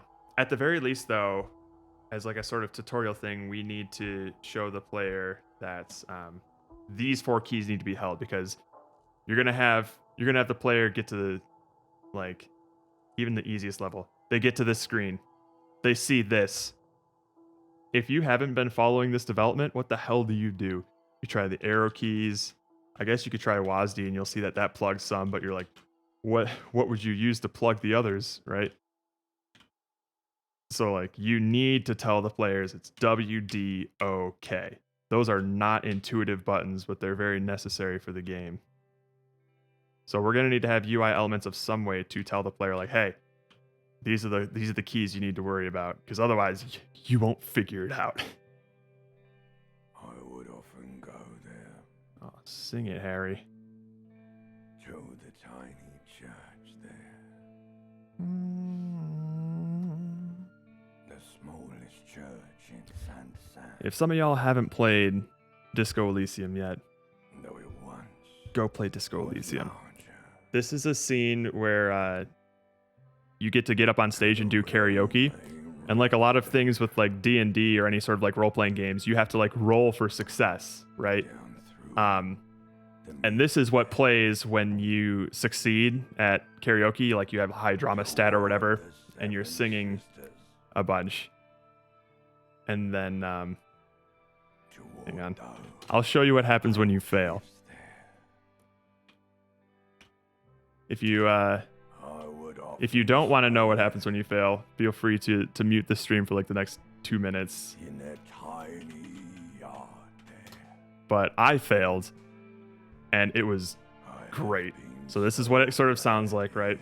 And then for the failure, all right, let's see here.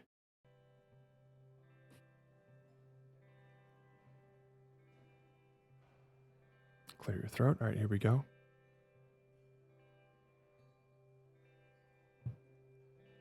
I would often go there to the tiny church there, the smallest church in San. Though it once was larger. He passed me and follows. Thank God. Everything is for. Oh, don't put yourself like that, Pomo. Down through the mist towards the 7 This is the fail. Yeah. It doesn't sound too bad. It's not like the grizzled voice that was the success. Here's where it kind of starts to go off the rails. Not quite yet. Once he starts belting out, it's great.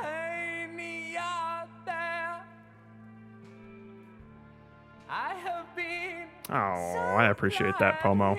Thank you. Looking forward to the past here. Here we go.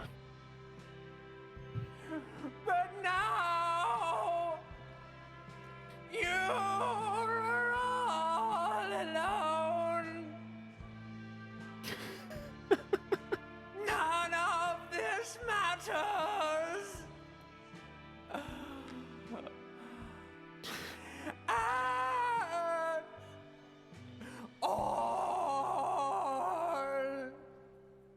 It's You suck. so. Thank you. It's so good. I love that so much. Play Disco Elysium. It's so good. Looking forward to the past here. But now It is incredible. you are all. It's so good. It's one of those like role-playing games where like even when you fail, it's fun. None of this You don't feel like you're missing out on content just because like you missed a check or something. It's just the game plays out. Hang on. Ugh. The game just plays out differently. And it's super cool that it does.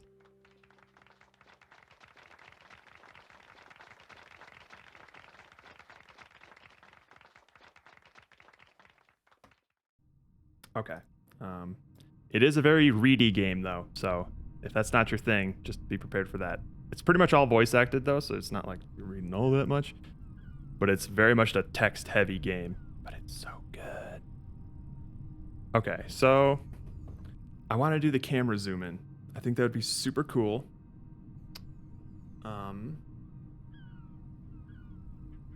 So what I'm thinking is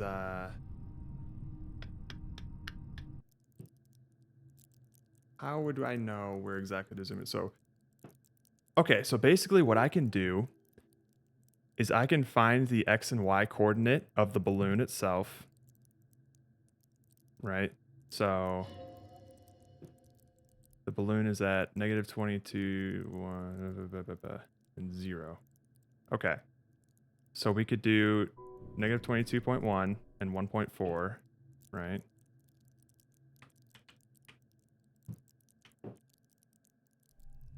And then just zoom in at us to a set distance. So it would be like where's the oh, this is perspective.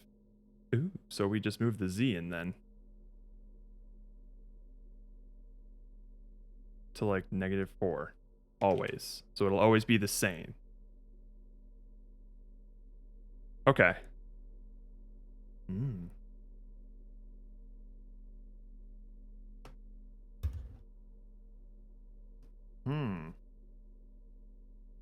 How well does it stream, would you say? Oh, it depends on how patient your audience is. If they're, well, that's the thing, right? It could be very interesting because a lot of unique things can happen in the game based on your decisions. But it's very much a slow burn kind of a game. It focuses a lot more on world building and like personal choice making. Like there's very small intimate consequences to your choices, but there's not like that many like big grandiose, whoa, I can't believe that just happened moments. And then another thing about it is that like you're probably going to spend a lot of time just sitting and listening because you can turn off the voice dialogue, but it's very good. I would suggest you don't. So you're probably not going to be able to be like talking over the voice lines all that much. Or you could turn the voice lines off and read it, but that all depends on how interesting your audience thinks that might be. So I don't know. I would lean more on the side of not very streamer friendly just because like it's a very slow burn of a game. But there are aspects of it that would make it very fun to stream if people were into that content, they were into that story. Having them sort of like take part in like the decisions that you make and how you treat people and stuff, and seeing the consequences of that and how that's different from how someone else played it would be kind of cool. But I'd probably lean on the side of not that streamer friendly. I'm a bit unconvinced now. I figured you might be a bit unconvinced. That's just why I wanted to highlight that, Pomo. You don't seem the type to enjoy a game like that. But it has some... If you're interested in it but don't want to play it, just look up some of like the highlights on YouTube. There's a fail where like you try to sneak away from somewhere undetected, and if you fail it, you end up accidentally tackling an old lady in a wheelchair. You trip over her and knock her over. Like shit like that just happens. It's so fucking great.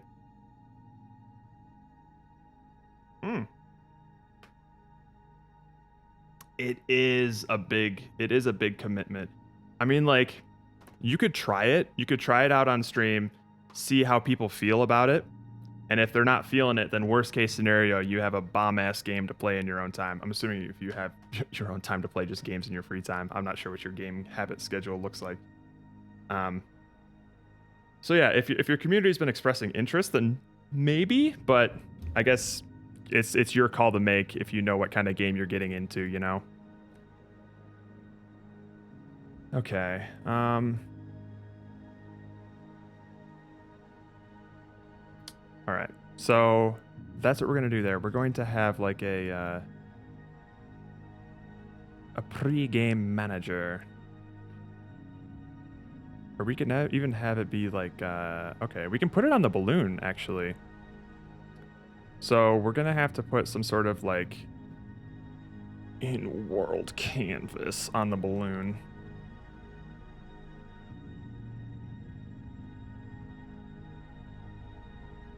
I do tend to play stuff regardless, so I'll likely just go for it.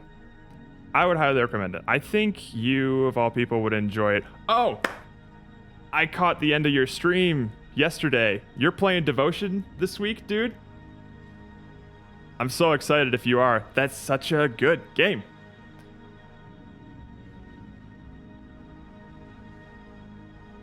All right. Let's add a canvas here. Tuesday night, baby. You're gonna love it. Depending on how you feel about horror games, which I think I remember you being a bit jumpy about them, you're gonna hate that part, but it's so good. It's so worth it. You will be absolutely glad that you played through it once you finish it. I promise. Hell yeah, follow daddy's orders. All right. I just want a canvas right now. Bam. Pre-game canvas. This is going to be the most annoying part, is surprise, surprise, the UI. Okay. So this is going to be a world space canvas. Where is it? I would often go there. To the tiny yard there. And then we'll just do a 0-0 on here. That should be good. Going to have morning lasers that try to pop balloon. Oh, moving lasers? Ooh, that could be interesting. That's something that we could easily do. Like, all I need to do is attach a hazard collider to whatever it is and then set it to move. Which I think we're wanting to have moving objects in our game anyway, so. Why can you guys do a stream next Friday again? Next weekend, because all of us are standing up in a friend's wedding in Wisconsin, so we're gonna be gone. Yeah. We're gonna be away from our computers, and trust me, that absolutely kills us, because Ludum Dare streams are, like, bar none, our favorite stream to do.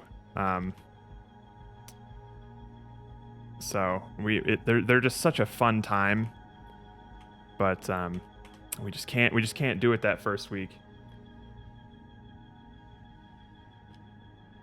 Yeah, so basically we're leaving on Wednesday. Thursday's the bachelor party, Friday's rehearsal dinner, Saturday's the wedding, and then we come back Sunday. So, oh, there you go. I just answered your question like an omniscient god. Okay, so now in this canvas here, we're just gonna have a, let's make some really stupid UI elements. Image, canvas size. We'll do 100 by 100. Why not? Doesn't matter. It's gonna be just a tiny little, or you know what? Let's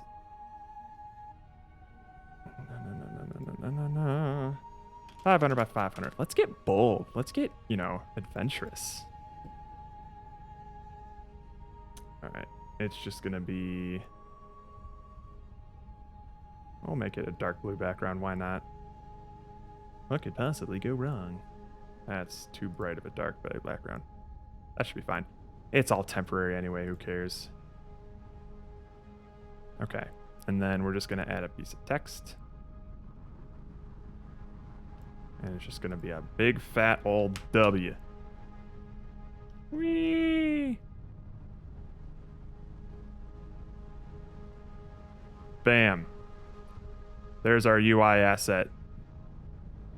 It's the final version of it, so I will not be taking any criticism.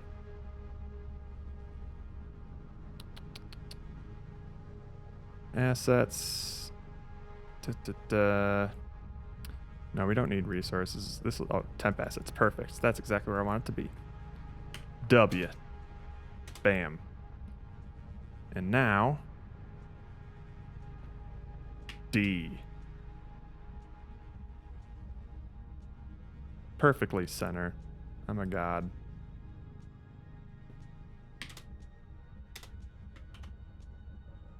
Do O.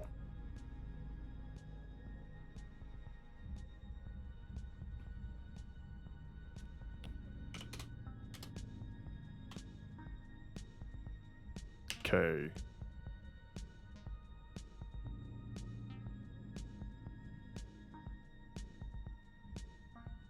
Okay.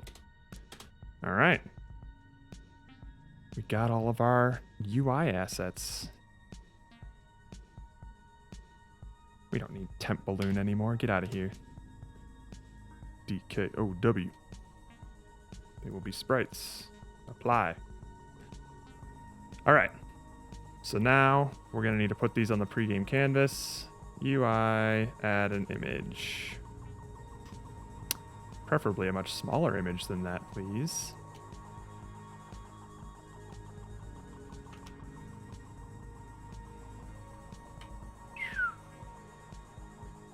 Okay, and this will be, we'll start with W.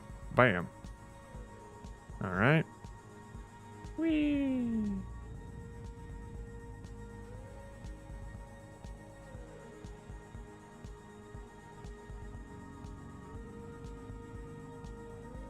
Okay, so what we can do is, I guess we can just turn these on and off. I think that's fine.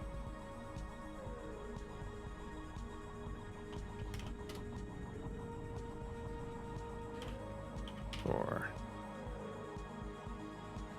W key, D key, O key, K key. So D, you're going to go over here. Hang on. Let's align this so it at least looks kind of nice. All right. O key. Oh, come on. You're coming with me.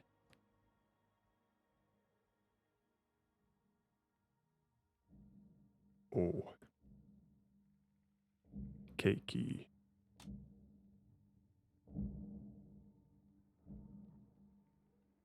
Whee. Perfect. All right. So this is kind of what it'll look like, except it'll have nicer assets. When are y'all going? Tuesday night stream? Dude, these past 3 weeks have been a nightmare for me. Because last week I was at GDC. That was a whole thing.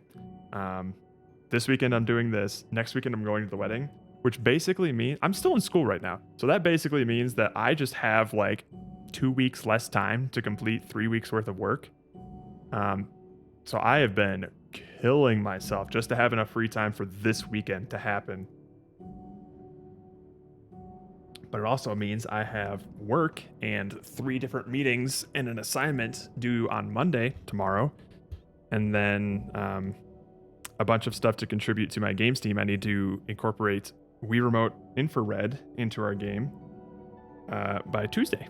And also come up with some research project stuff for my capstone course in an MBA program by Tuesday before I leave, because they want all of their information by this week, which would be fine in any other circumstance other than the one where I'm going to Wisconsin.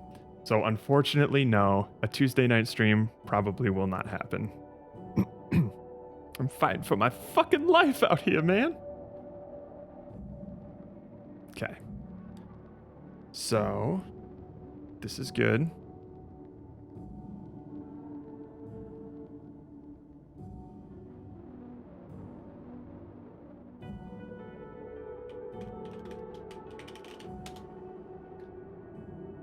At least you're not bust then. Oh, busy. At least you're not busy then. At least you're not busting. You know what they say about busting?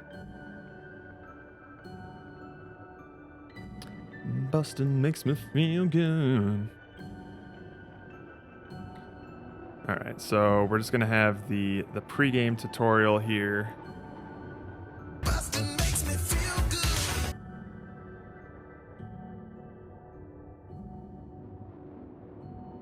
Thank you, Pomo. Alright, where do we want to put this? We're about to change music here. Let's see. We're doing Cave Story, baby.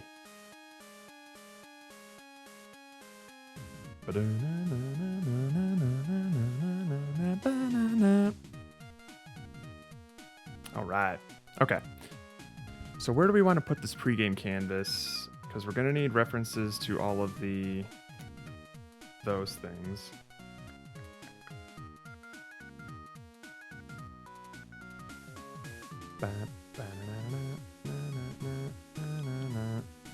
You know what we can do is, instead of apply pregame particles,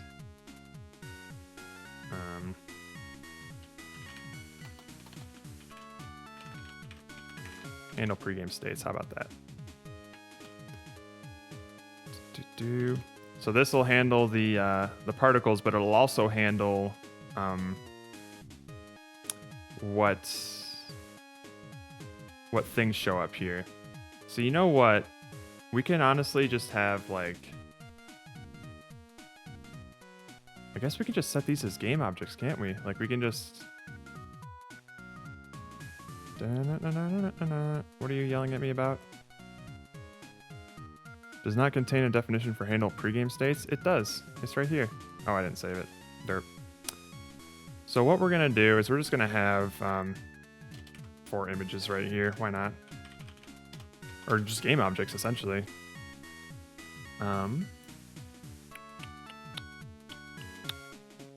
Private game objects. Pre-game W.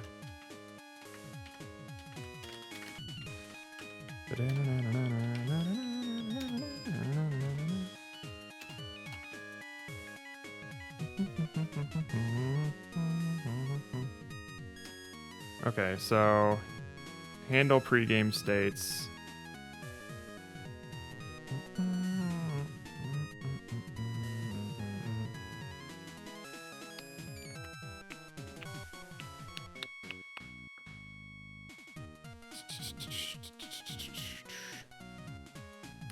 Actually, you know what? We can put it here instead.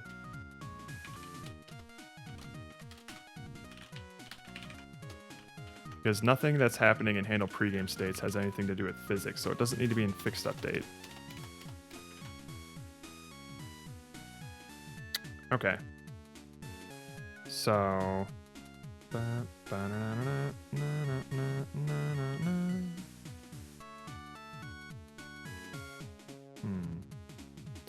I could do this cleaner, but I'm not gonna. Okay, so the particles are gonna play, and also all of the... I should have a list of these instead of this.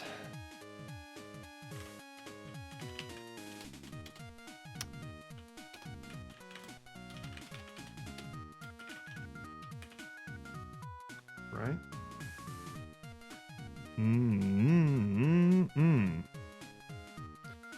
No, it should be a dictionary. Wait. Yeah, it should be a dictionary.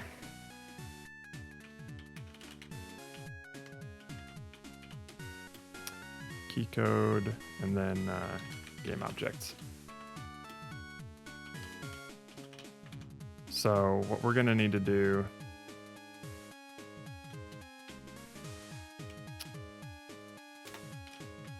the pedantist in me create dictionaries, and then pre-game keys, new dictionary.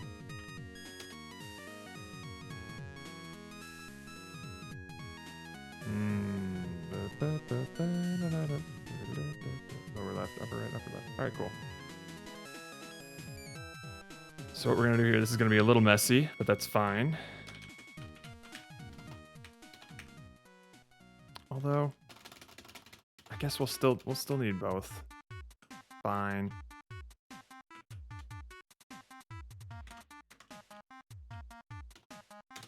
I don't think these are serializable, these dictionaries, right? In terms of like, can I see them in the inspector? I don't think so. No, I can't. That's annoying.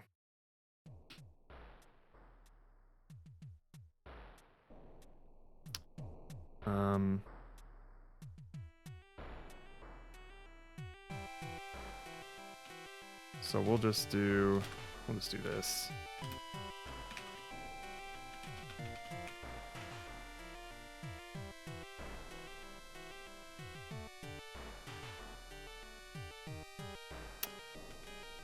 No, we'll just do this even messier. Pre-game keys.add. We're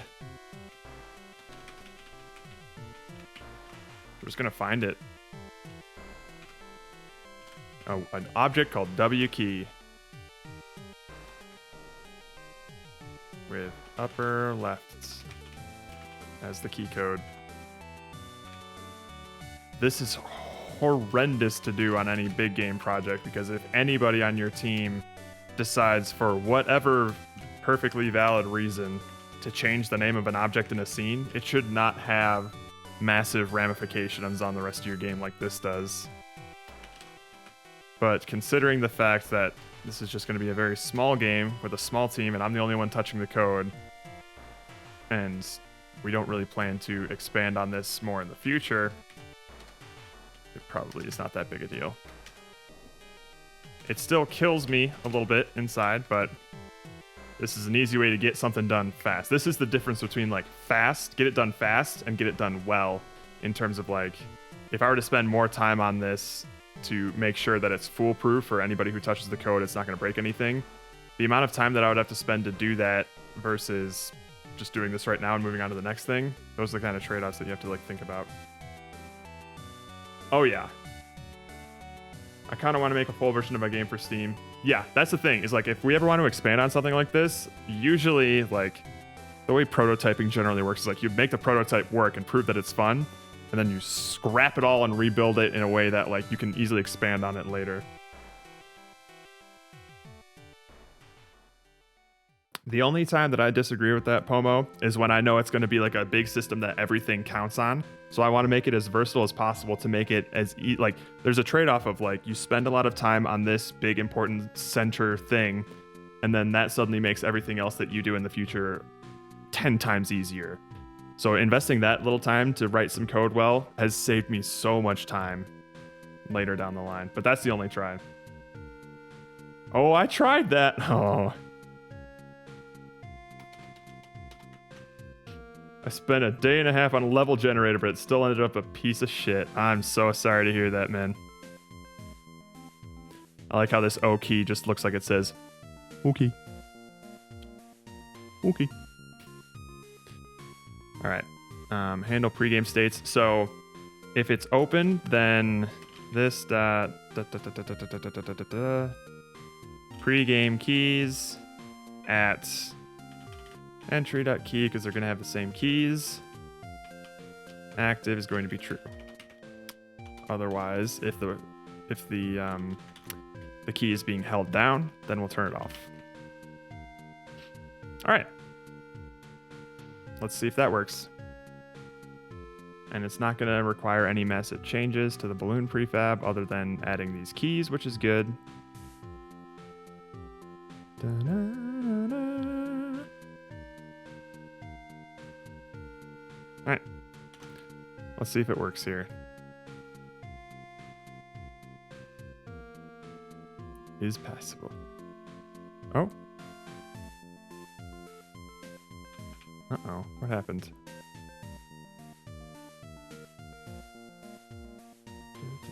Oh, wait. Hang on. I might have done an oopsie moving things from update. This is where I want it to be.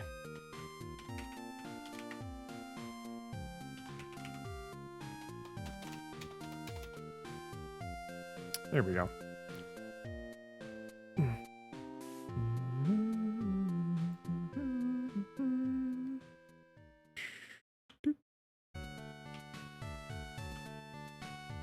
All right. Go. All right, and then the UI elements don't show up later. Oh, whoops. Oh, fuck. I completely messed around with the camera here. Shit. Can I undo?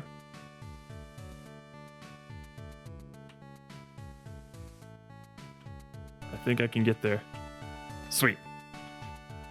Whew.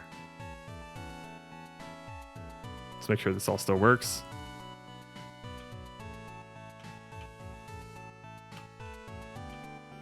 Go.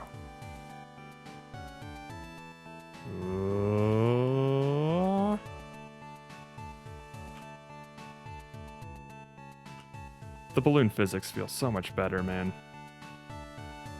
It's not even a discussion.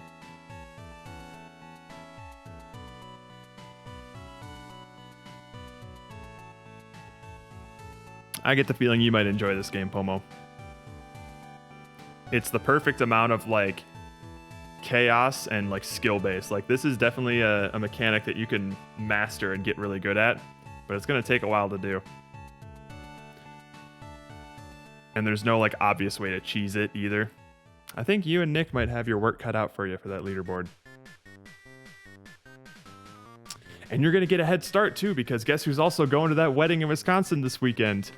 Nicholas.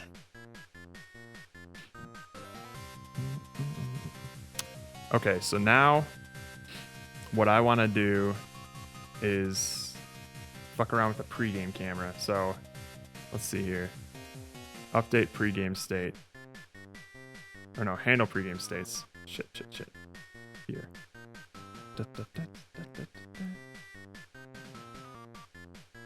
Check Discord for my level generator folder.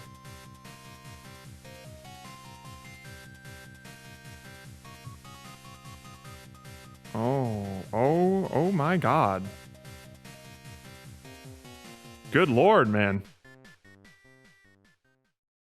That is hefty. Oh, let me make sure that I'm not missing any discussion here. Alright, we're good. Holy shit, man. That looks insane. Okay, how do I want to do this?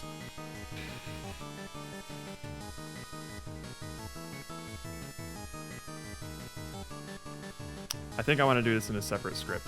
So we have, let's call this pregame camera.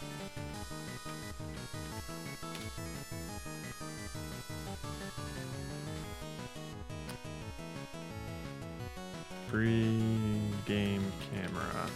Oops. All right. So what we're gonna want is it's gonna want to get a reference to the balloon. So, or we'll just get the transform, eh?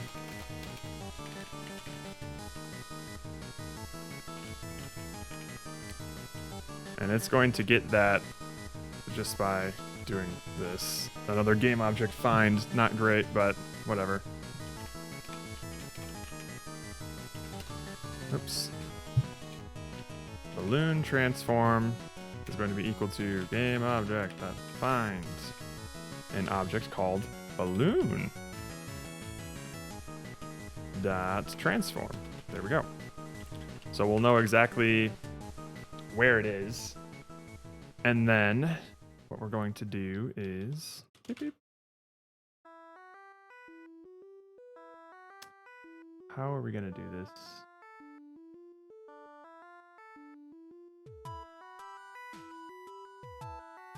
I guess this can be a singleton. Ugh.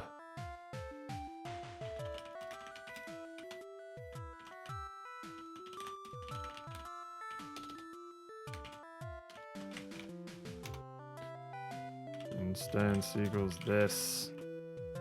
Oh, fuck. If instance is equal to null. Doink. Hey, yo, Jackal. How's it going? That's not it with the game object prefab. Send help. Good lord. You're beyond saving, Pomo. I don't know how you got yourself into this mess. Okay. Public. Apply. Pre-game. Camera. Or we'll make it more explicit. Zoom in. Camera.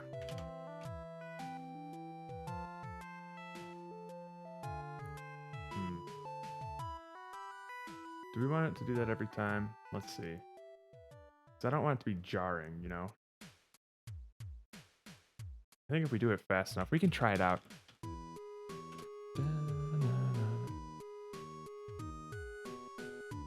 Or even we can just do it for the first level. That'd be neat.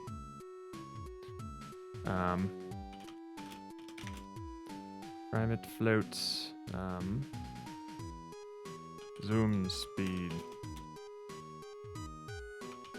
10F, I don't know.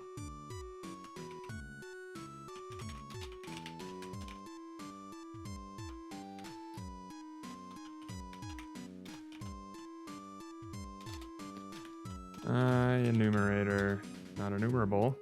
Enumerator. Zoom in. Is it?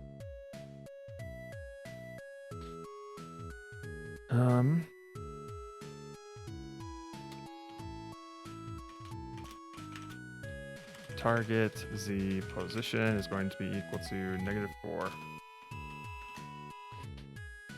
All right. So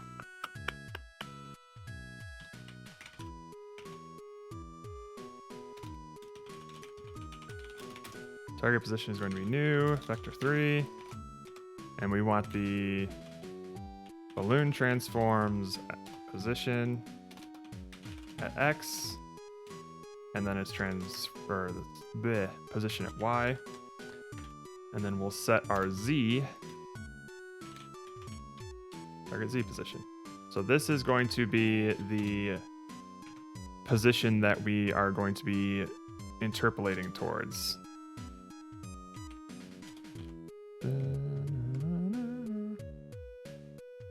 Hey, congrats! Hope you're having fun streaming. It is definitely a fun hobby that I managed to pick up over the pandemic. I'm glad I did. You meet a lot of cool people streaming. All right. Well, vector 3.distance between camera.main transform position and target position is greater than, I don't know, 0.1 F.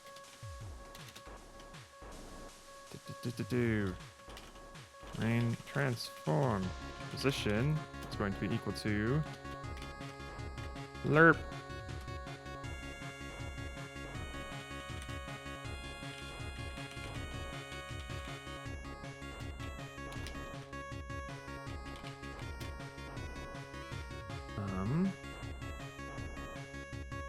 And then, you know what? We'll do like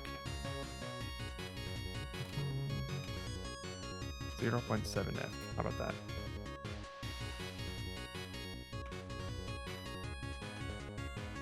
Let's do? I don't know, man. We'll try that. Zoom speed, so it'll go in like 70% of the way every time. That seems fine. Who knows? And then basically at the end of this main, that transform is going to be equal to target position.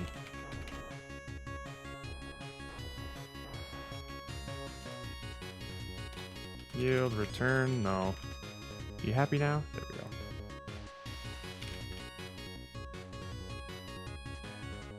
You've all know and love volume settings bar. Now get ready for mouse sensitivity bar. Yo. New options bar just dropped. Where you at?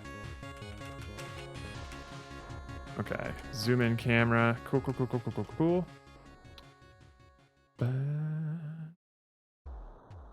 So basically in balloon, no, key manager.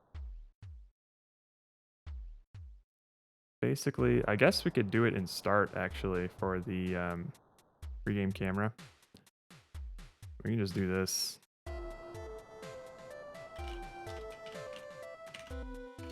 And let's see what it does, shall we?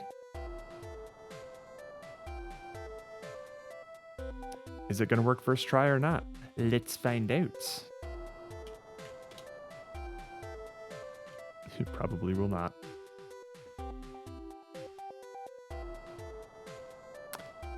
That was very fast how that happened. Let's turn that down a bit.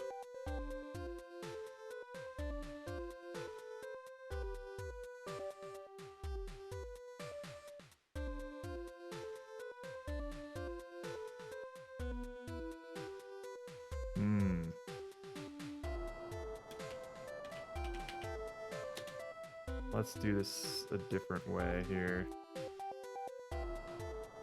So we'll change the zoom speed. So now we're going to be multiplying. We're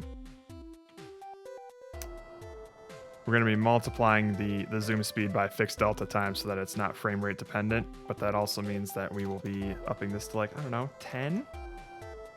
Let's see how that goes. 9K until custom cabbage. Hey, you're getting there. You're over halfway now.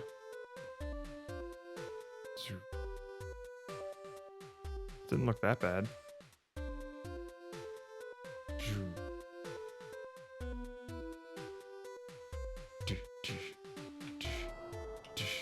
So, all right, so now what we're going to need to do is zoom the camera back out to its original position. So first thing we're going to need to do is keep track of the original position.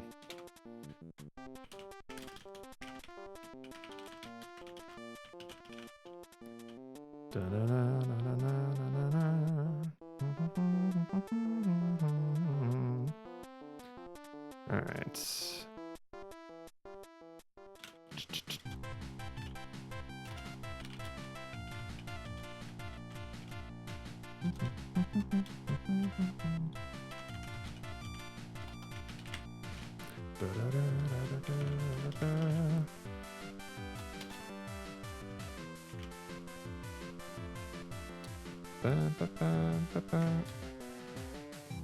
It's going to be very similar. Zoom out, and it's basically going to be the target position is just going to be the original position.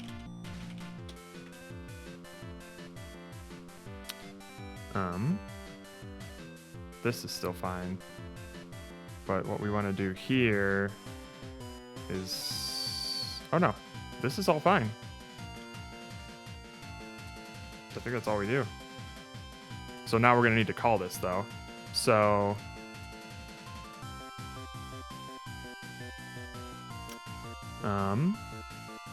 did we do it in key manager?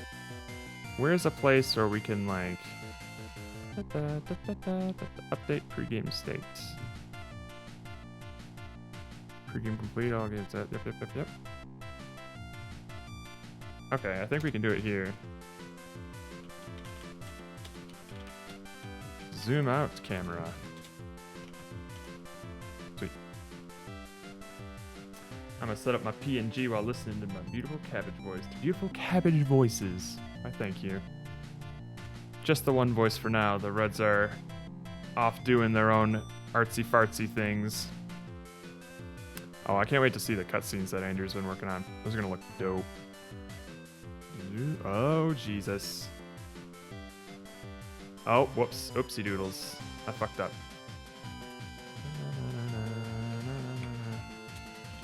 If game manager.instance.pregame complete is true, then we'll call the zoom out camera. Oh, wait. No. That should still be okay. Well, let's see. Let's see what happens here. Because it was doing some wonky things there. Alright. Yoy, yoy, yoy. Yeah, where's that camera now? Oh, is the main camera at 000? That's not right. Oh, I'm not setting the original camera's position. Oopsie doodles. Alright, so we have the thing for the original camera's position, but... equals... camera.main... transform position. There we go. Now it's not just going to move right to 0, 0.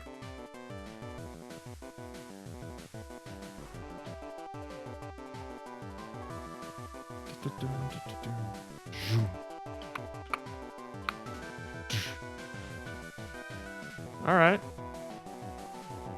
I'm curious if that'll be too distracting. I'm not sure.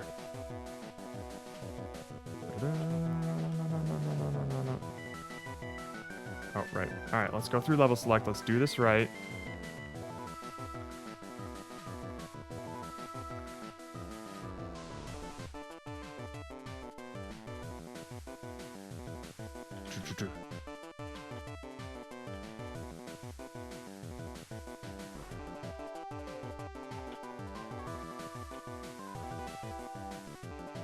Next level. Right, I don't have the pre-game things in medium level and hard level.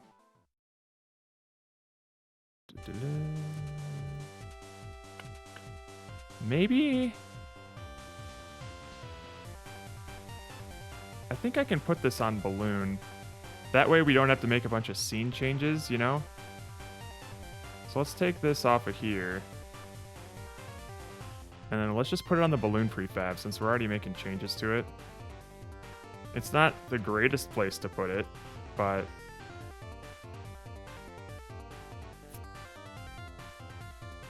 it will make things a little bit less of a headache of things to... because Steven's already making a bunch of levels, right? And if we have to go through all those levels and add the pregame camera component, that's just a lot to remember. I'm sure. So if I can just keep everything to a balloon prefab, that's going to be in all the other scenes anyway.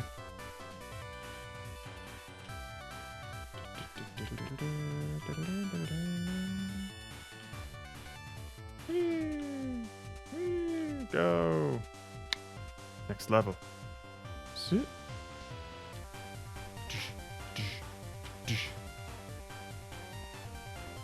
Oh fuck. Ah! I'm good at my own game. That's true. Doink. Next.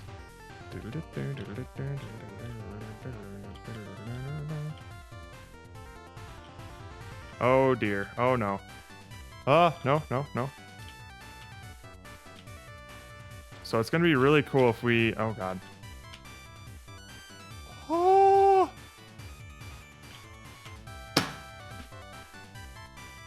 Why do I always squander my potential?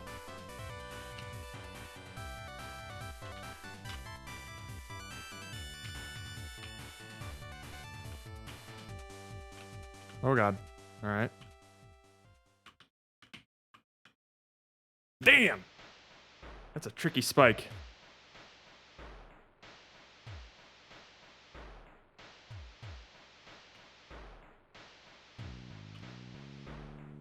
Oh, the fucking flip. Let's go.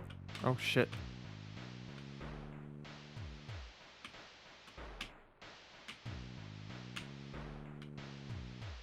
Okay. Down. No. Fuck.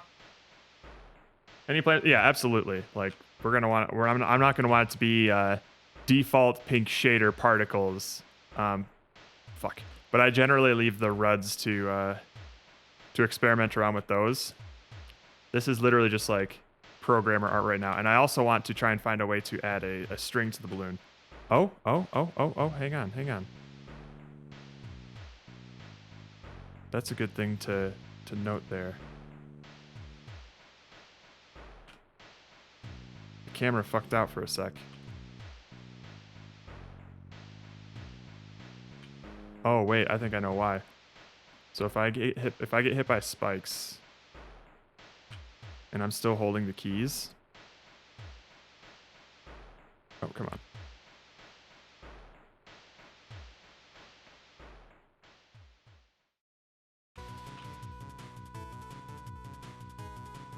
Oh, come on.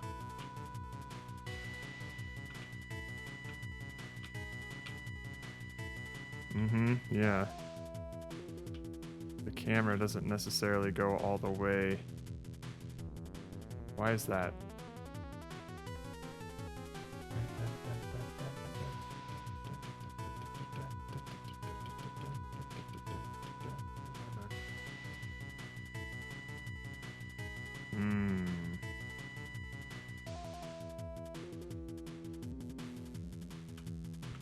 How about we just move this to here.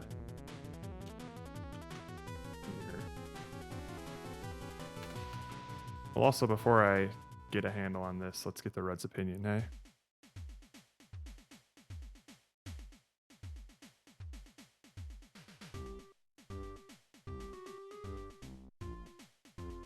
Hey, I need an opinion.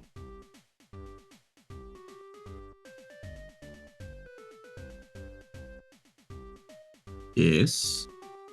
Boop-a-doo, we have a... There it is. We have a pre-game state now. And I want y'all A pre-game state? A pre-game state. Pre-gaming? And I want y'all to let me know... What is this, David's wedding? I want y'all to let me know what you think of it. Y'all watching? Yes. I am watching it. Him. Oh, sick. Nice.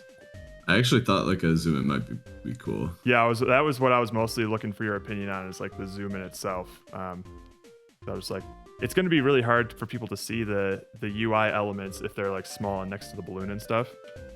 Yeah. Yeah, I think like I was telling Steven like yesterday, like we should try to do like a zoom in for that, because it was going to be that, or you have to bring some card to the front, and then the icons being sort of lit up as you hit them are detached from the balloon to be able to be visible. Yeah. But this is pretty nice. This is nice, like just seeing the balloon up close. Yep. And then you really get to connect with like, oh, when I hold this thing down, that just stops. I'm plugging a hole. Yeah. Doop. So yep, that's what we got there now. So every single level, Steven, you're not gonna have to change a damn thing about your scenes. This is just gonna work. Yay! Woo! I like that. The one thing that I want us to test, like do it, is do it like a bunch of times in a row and make sure that it doesn't get tiresome on your eyes, the zoom in and zoom out. That's another thing that I was thinking as well, right? If somebody's playing a bunch of stuff like this, because like if we want to do some sort of like zoom in and zoom out, we're gonna want to strike a balance between like the speed of the zoom in and not be like sort of thing, you know? Yeah. Yeah. Or maybe it's just like the amount zoomed in or something. Yeah, and I can zoom in less as well. Like that's just a number I can tweak. I'll just yeah. It's worth trying that a few times in a row and just seeing like, does that hurt your eyes? Right. Yeah. Let me see. But I like the idea of it though. Yeah, I think a zoom in would be pretty nice just for extra readability and stuff like that. And it also sends that sort of signal, just like, this is a frozen game state. Do this thing. Or what we could do is like, maybe for like the first level we do the zoom in thing. Oh, that's the wrong direction. the first level we can do the zoom in thing, and then every other level after that we can just keep it static. Yeah. We could try something. Well, like if they're able to choose from level select any level. Oh, you're right. Yeah. We might do that, and no matter what like level, you kind of want to make the level start anyway. So it should definitely apply to everything. Yeah. We just need to find, and maybe it's just messing with the zoom on this, or like how fast the zoom is, or something. Yeah. Like maybe like when you hit them, like it's slowly letting off as you hit the keys, so it's like slowly zooming back, and it's like easing into it, so it's not so abrupt. Yeah. Yeah, but if you hit all the keys at once, it would just go.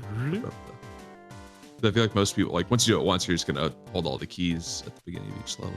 Like I want to say, like maybe if we can, like if you go WD OK, like immediately, like if we like slow the ease of the camera coming up, but then I guess that would get in the way of someone trying to speed run it. Yeah, people are trying to. Well, would it be there if they hit the quick reset? Probably. Hang on. Yep. I think it's okay to be there like forever. It's just if the zoom is too much, then what we need to do is basically just bring the keys out into like the front. The camera borks, which is why I wanted to make sure that you all at least liked the zoom before I started refining it. So this is an instance of like, if you're doing things too fast for some reason, the camera doesn't go back to its original position. But if y'all are interested in pursuing a zoom, I can look into refining it and seeing what values might be good. We need to test if the zoom is eye hurting, and if it does, we can adjust it. And if it seems like it's not even the amount of zoom, it's just zooming in and out like over and over again is always going to hurt, then I would suggest that we do something where you have those keys again, but instead of zoom, you just lay them out right there in the middle of the level with a message and detach it from the balloon, unfortunately, but you can see the particles shutting off. And make that just the constant. You always have to go WD OK, they disappear and you start. Yeah. Okay. As like a fallback, because we need at least one of those, either the zoom or that. Yeah, because otherwise the player is going to have no idea how to plug these holes. Yeah. At all. All right, cool. So I'll look into fixing that bug real quick for the camera, and then fiddling around with some values of zooming in and out at different speeds and all that fun jazz. And put like a build up whenever you want to get it tested. That way we can try doing it over and over again. Yep. I also had another, probably won't get to it, but would be nice polish idea, is if we could navigate all of the menus in game with the keyboard instead of having to take your hands off the keys, use the mouse, take your hands off the keys. Oh, yeah. That would be quite nice, wouldn't it? Yeah. But I have no idea how to activate a button with a key press rather than a mouse click, so I think I would have to scrap all of the buttons in the UI. And then well, we would just have to like navigate. You'd have WD OK, like yeah. I mean, if you can use those as directional. Yeah, then we wouldn't even need. Well, if you could use them as directional, I don't know about that.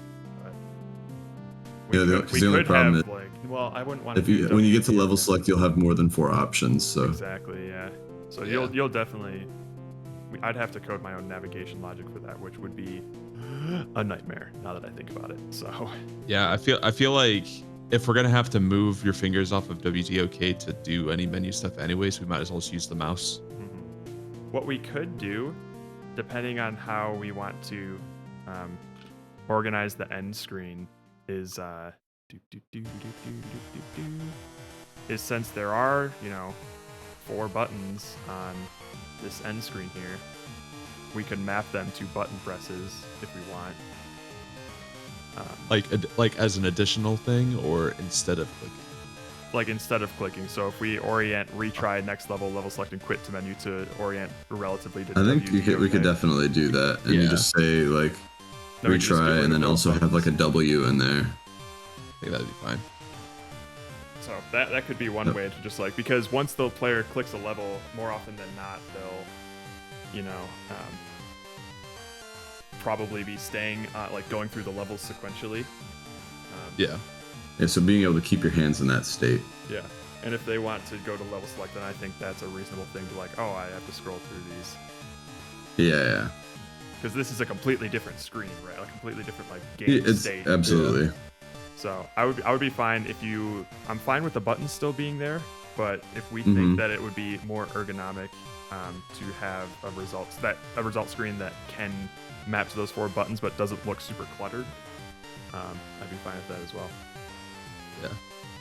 So that's an option I think that we have for that. Got it. We'll keep that in mind. Yeah. Cool. Something funny though is I took a peek at Jitsbo's game. Yeah. And his controls for controlling his 4 rockets are QAPL. I saw that. Control each one individually. Yeah. Like, oh my god. We're basically making our game, but QAPL. Well, it looks like Andrew's not going to be able to play it then. Oh yes. No, I can't play it. I want to point out that we did this first. He's literally making a cross between Pop Shove It and this game. It's crazy. It is very hilarious to know that he probably suffered through the same keyboard ghosting woes as we did. Yeah, I remember when he rated us on Friday, someone in chat said that he wanted to have 8 thrusters. I do remember him saying that. Yeah. We were going to have 10 key presses. Oh my god. We only wanted 6 for a time. But yeah, like 10 key presses. Just the whole keyboard in general is honestly gonna be like though, this thing. now that we have like accurate balloon physics, I feel like 6 keys would be too much. I feel like we would have settled on 4. We would have pared it back and be like, this is more. We would have either scrapped the physics or just brought it down to 4 anyways. Yeah. So Homo wanted an entire keyboard. That poop hole covering simulator. One day, Pomo. One day. When we're just like, fuck it, we don't give a shit anymore. We're not gonna do ratings. When we're completely phoning it in, like we don't have time for the jam. We're like, actually no. Our phone-in game would be that table idea. Table game, baby. I still love that idea. Table simulator. I think it's freaking genius. It is genius. No one's ever made a game like that before. Oh, I know why it happens. Because if the camera is in the process of zooming in when I call zoom out, they'll constantly be trying to get to their target destination, and it just locks up. So that's fine. It's a one-line fix. All right. And then all right, so and it's fixed. Just like that. Just like that. Just like that. Boom. Table Simulator would chart on Steam if it launched for $100, 100%. Basically like launching a fucking wallpaper. It's just an animated wallpaper because you can't touch the game or else you lose. Don't I can't stress this enough. Do not touch that table. Don't do it. Your goal is to be a table. Tables don't touch themselves, do they? No. I swear to fucking God, if you touch one thing on that goddamn table. All right, cool. So let me tweak around with some values here.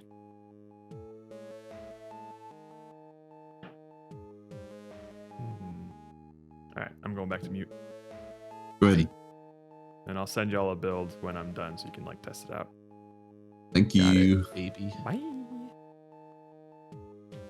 What if I'm a massage table? My opinion is unchanged. If you put a simulator on in the title, charge $2.99 or less, you got a stew going. Well, they're gonna have to play it for more than 2 hours for some reason for us to see that money. Okay, so I don't know. Let's half the zoom speed. See what happens. Turn my music back on for me. It's been a while since I've played Cave Story. Your table idea intrigues me. How do I get into put an initial investment? We'll be in contact, Afterlife. We'll be in contact.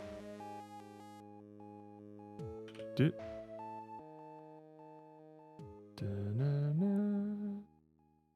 So how would we want to do this here?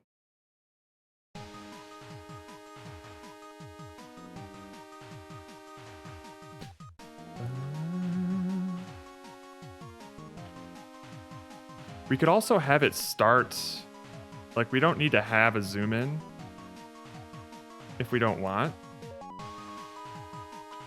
We could have it start zoomed in, you know? So like it could start like this, and then we just like zoom.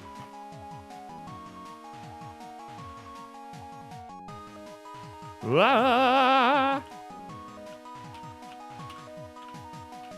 Oh god. Oh Jesus Christ.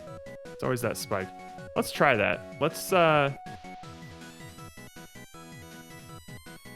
literally just, instead of doing all of this interpolation nonsense, let's just take that end line there, bring it up to here, and just immediately the camera's in the target position.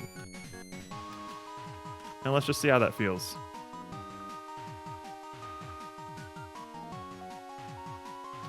Oh god, that zoom, ah! Maybe just don't zoom at all. Yeah, why the zoom? It hurts my brain. All right. Yeah, we're trying to find something because we want to make it like clear that like this game stays frozen. So we'll start like this and then just That might still be too fast though.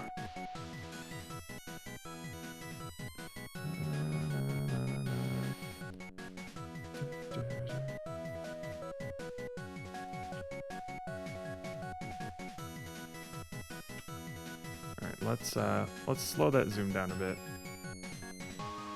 I think I like it better. Let's just go to 2. I think I like it better when it starts zoomed in.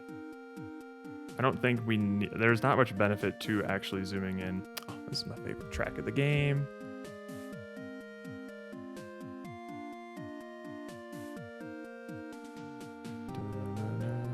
That's too slow. So let's zoom out less and zoom out faster. Slower is much better, yeah, I figured. Oh, my bad, man. That's good to know. That's exactly what we wanted to know.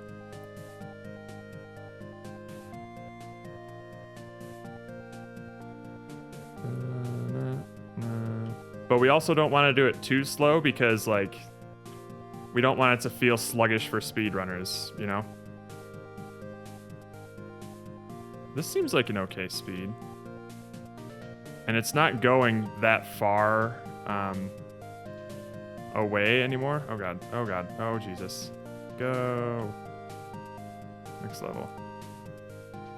I prefer casual seizure. Fair enough.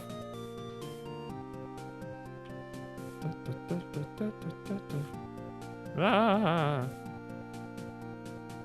What was it like at 2 again? Because I think it was a little too slow for 2. Slower is better, but not too slow yet. Yeah. Try no zoom in at all.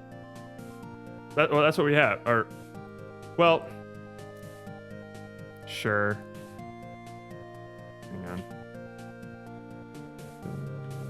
Yeah, that was too slow. So, like, if we don't do any of this and just, like...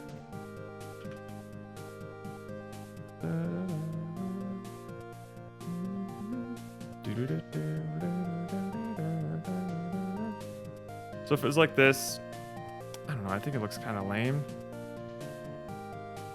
It's fine.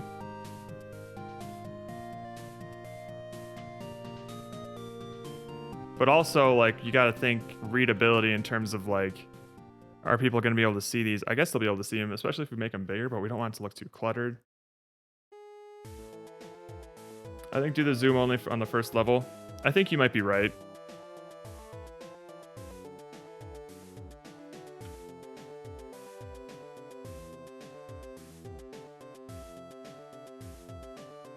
Well, like, they'll be able to choose whatever level they want for the first time, but I guess that's fine.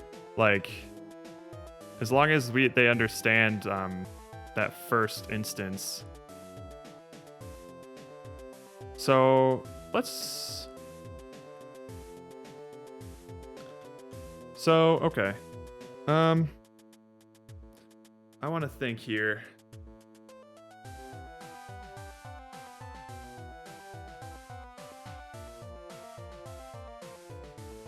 I think we should still zoom in, but at a slow rate for the first level, so that the player's not confused about like where they have context for things.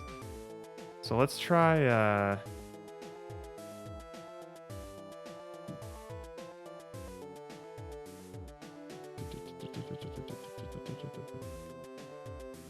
Oh, 1. So in that case, then it doesn't really have to be fast. It'll just be like, let's see. Will they get confused? I feel like if the first thing you see is just here's balloon, it can probably be a little jarring. Like that. Like it doesn't. It might be okay, but I think it might be a little bit better if. So if we were to do just a one-time level thing, then we can zoom in slowly so that the player gets a sort of context of what's going on. But then they can still power through it. Like, they probably won't power through it if it's their very first level. And I can set a player pref to like that seems fine. And then just like that just happens once. And then the rest of the game, they just see the zoom out thing. That way I don't think it'll be like, yeah, I think zooming in every level might be a bit overkill. I think it should only be used for the tutorial.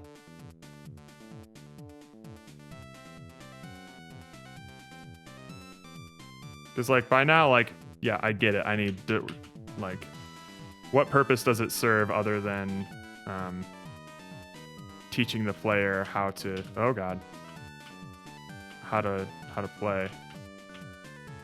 Oh god. Yeah.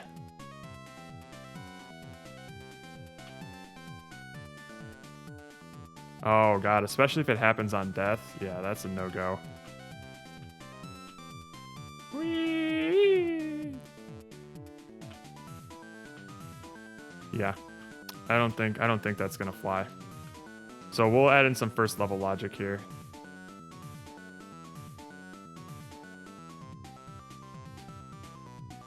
All right.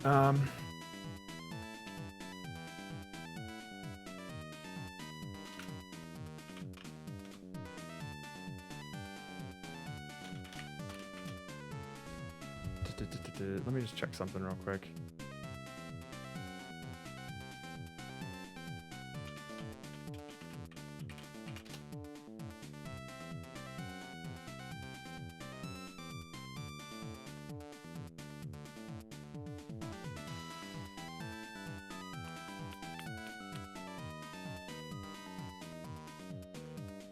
Writes all modified preferences to disk. By default, Unity writes preferences to disk during on application quit. Game. The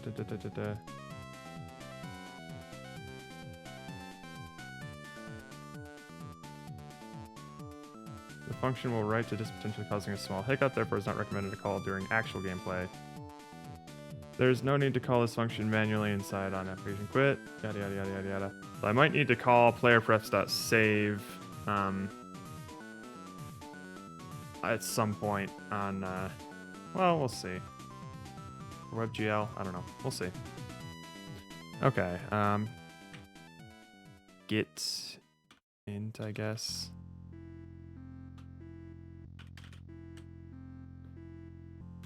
Zero is equal to 0. Then we'll zoom in the camera and set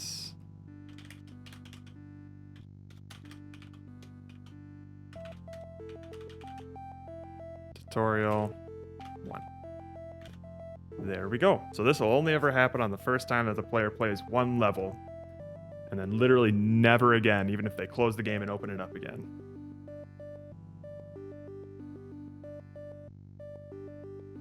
Okay. Let's try it.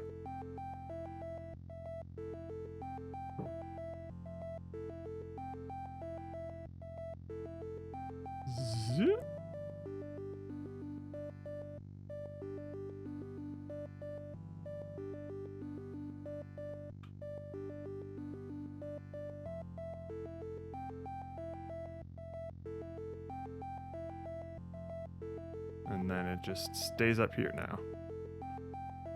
And that way they can sort of get like a lay of what the level looks like as well. Because there's a bit of like a surprise of like you hold down all these keys and then it zooms out. It's like, oh geez, okay, this is what I need to do. You know? I don't think that's necessarily, I think there's value in that, but I don't think that's necessarily what we're going for. I also had a bit of a sense of just like, the zoom felt a bit too snappy for like the tone of the game that we're going for, you know? It might work out for like a more action-y game, but oh god. Fuck. Come on, I gotta beat this level. I gotta do it.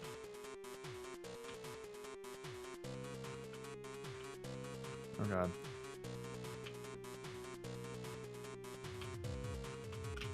Son of a bitch.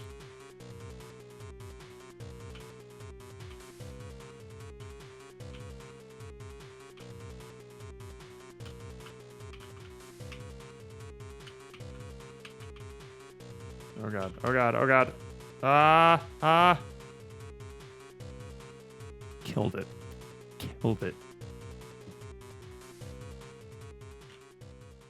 So now let's check to see if the player prefs actually works. Yeah, there you go.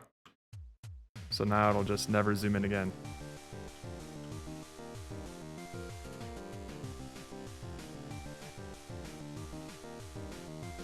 I think I like that.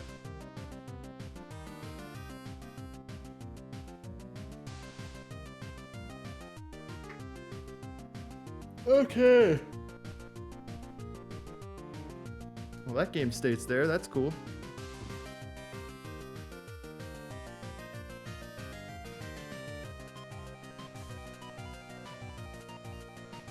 Okay. Do.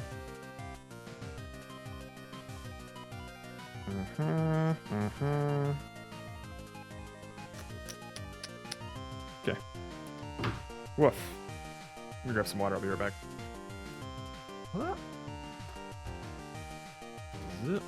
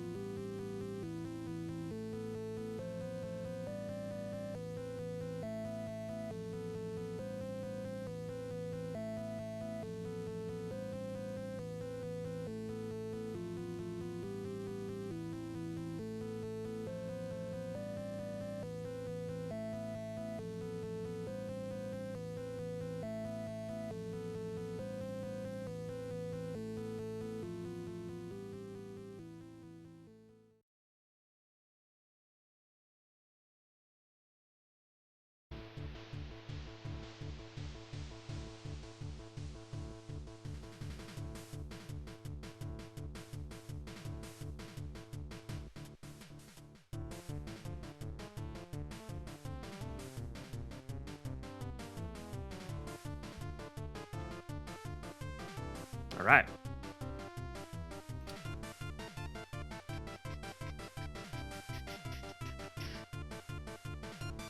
Oops, I forgot to put basketball up. Whoopsie.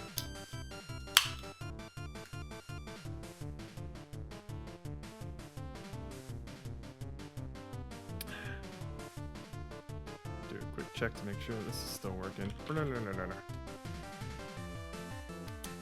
It's not. Oh no. This died.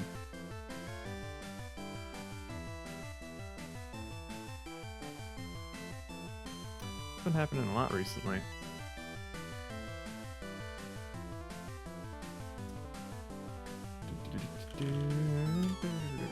There we are. Cool.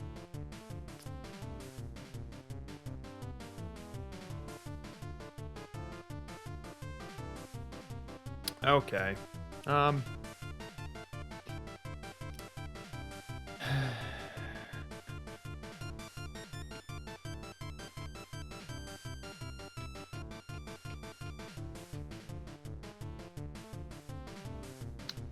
We'll just do a quick thing for the Ruds to test it out here.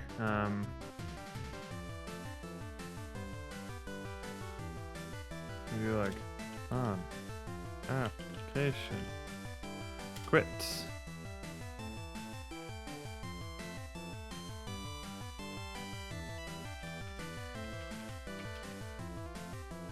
Delete key. Tutorial. Alright, let's see if that works. Just for their testing purposes. Let's build it up.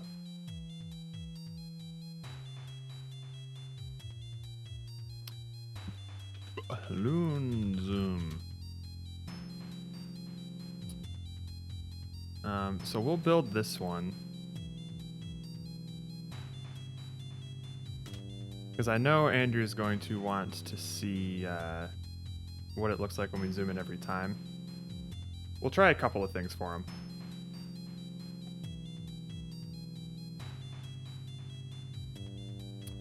So we got balloon zoom once here.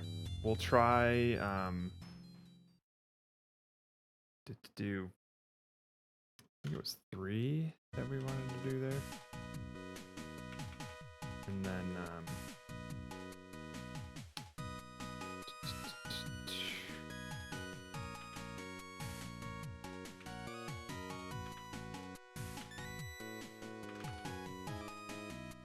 then we'll do the one where it zooms in every level, which I think is this. Let's see. And then we'll show them the one where it starts zoomed in and then zooms out.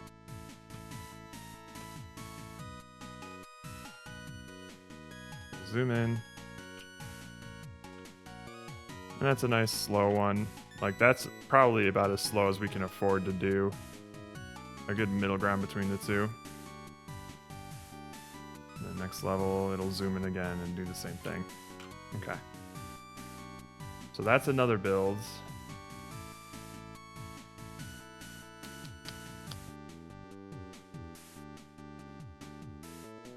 Balloon, zoom, always.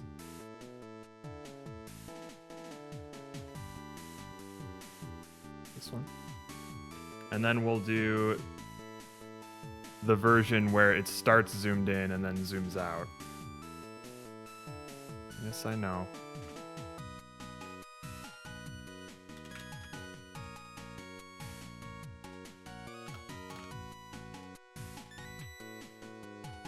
Okay, go to here.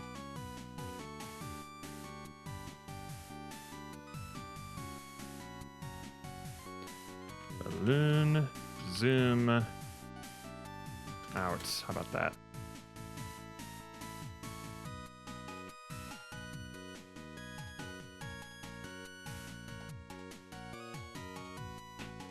Let's see how these look in...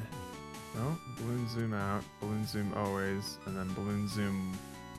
Wasn't there one like balloon zoom once? There it is. Okay, cool. So... Folder, balloon zooms. got the out, once, and always. So let's just try always real quick, just to see what the speed kind of looks like in a build rather than in an editor.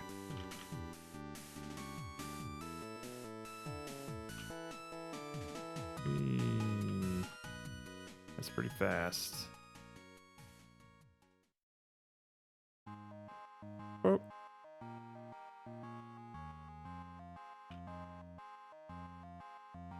Yeah, I think the zoom in every time is a bit much, especially when you die. Whee! Yeah, it still does that. Okay. So we'll send all 3 of these to the red boys. I personally like it when it zooms in on the first one and that's it.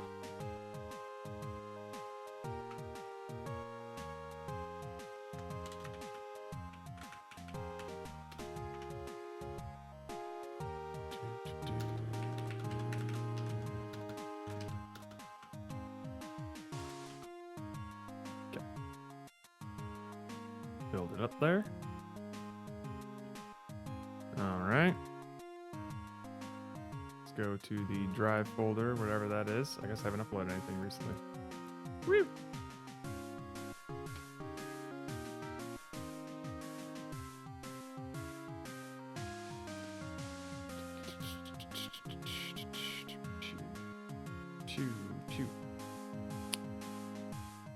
Cool. Balloon zooms.zip go.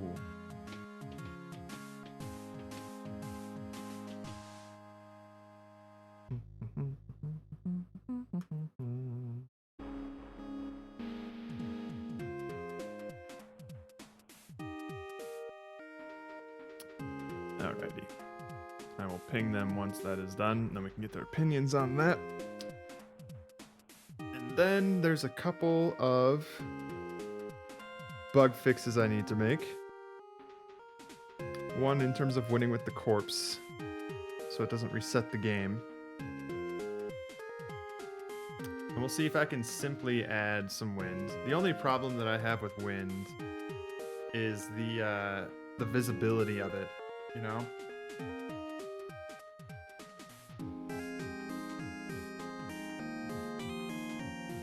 And how much should it have an impact? I guess you could set it. Yeah, I don't know. Alright. Baba booey. Baba boy. Alright. So I have Baba boy. Boy boy. I have a folder in the drive called Balloon Zooms, and that contains 3 builds. Baba boy. Baba boo. Oh, 3? So there's 3 different ways that I decided to try and do this. We have the one where it zooms in and zooms out on every single level. I think that one's called like Balloon Zoom Always. We have Balloon Zoom Out, which is on every level it starts zoomed in and then it zooms out once all the keys are pressed. And then Balloon Zoom Once is it zooms in and then zooms out for whatever level is their first level of the game. So, hey, what up, Mastiff? So I figure like that one was worth trying out as well because like the zoom in is essentially just a way to tutorialize the player's first experience, right? And then after that, are we getting a lot of value in the zoom in or the zoom out every single time? So it's up to y'all. Just feel free to like check it out and see how it feels. Okay. Yeah, instinct is that yes, the zoom is really only helps. It's only necessary for the first time. But you definitely need to confirm, no matter which level or which time you're playing, you do need the pause and you need the confirmation that your keys are going down to start. Yes. Yeah, absolutely. So go ahead and Okay. try the 3 out and let me know which one that you like.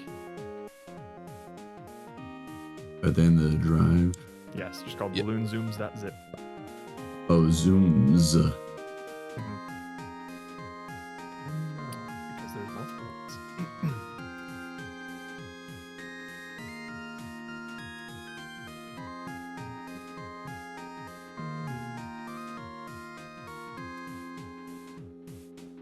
I picked what I think is a good middle ground between a fast zoom and one that's not so fast that it's jarring. So that's probably the value that I picked there. We can still zoom in a little bit more if we want, but whoa! Mastiff, thank you for the sub, buddy. What are you doing, Mastiff? They're actually subbing to you? What the hell?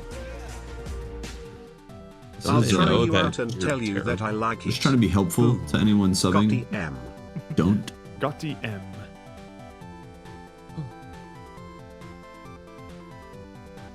Thank you, sir. I don't know. I think like the zoom isn't that bad if you're going like level to level, but if you're resetting, it's definitely if you're dying, yeah.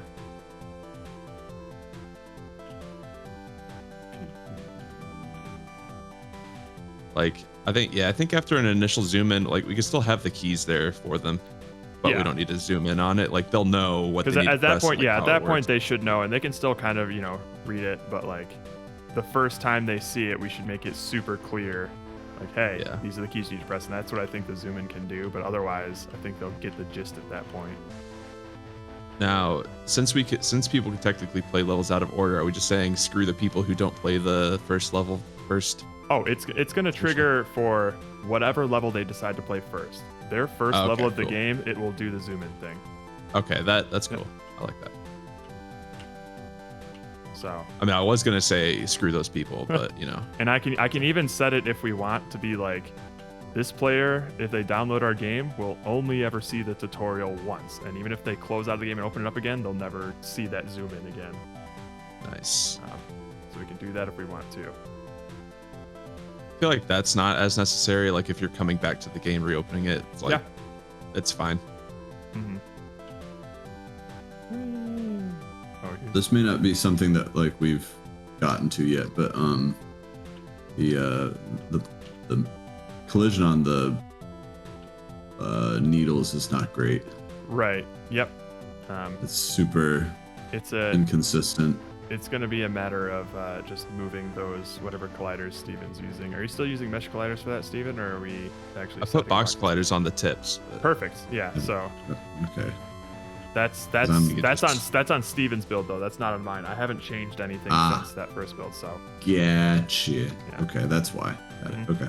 I was about to say, because I'm like, oh man, I hope I didn't make them like too small or something. No. I mean, it's super easy to. You can just select all the spikes at the same time and change their colliders all at once, which is nice. Nice. So worst case scenario, we could do that. Yeah, agree that when you're restarting a lot, it's not the worst thing in the world, but it's definitely something that I'm like, ugh, I wish that wouldn't happen. Yeah. Yeah. Let me do the zoom once. And Pomo was saying the constant zooming in and out was giving him a migraine just watching it on stream. Yeah, I can see that. Yeah. It's kind of abrupt a little bit.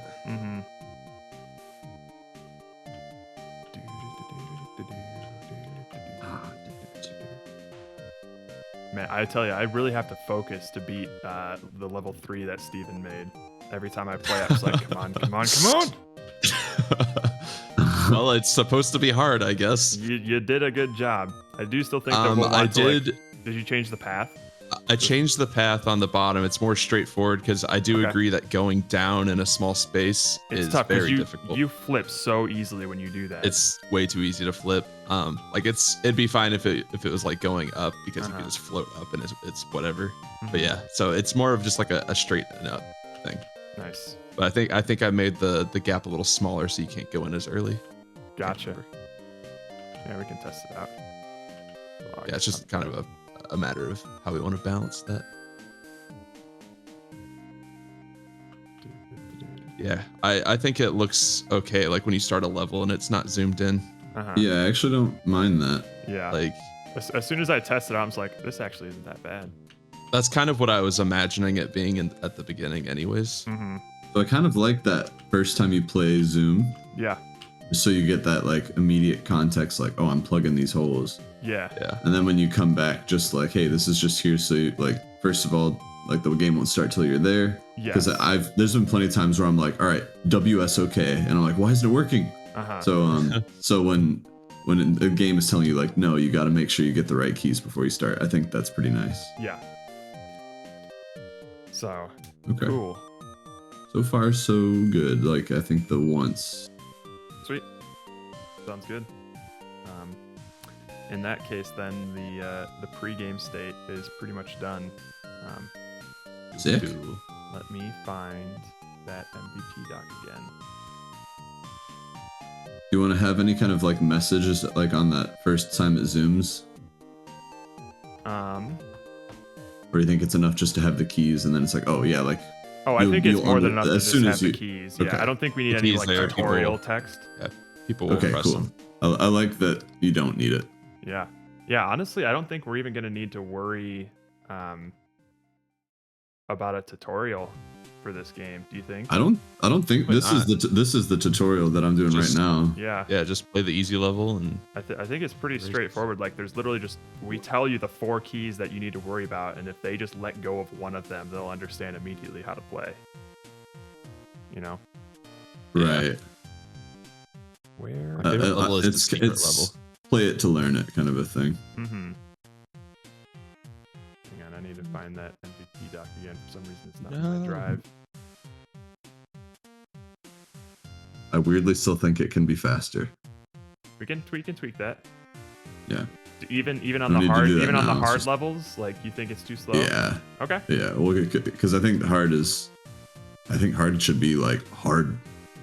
Like frustrating. Like I feel like you should really need to like get into playing it, because I think, and then also the faster it is, the faster like you potentially die and like start over, and then you're like, I'm gonna do this again. I don't know. I just think I'm probably always gonna be the one erring on the side of speed.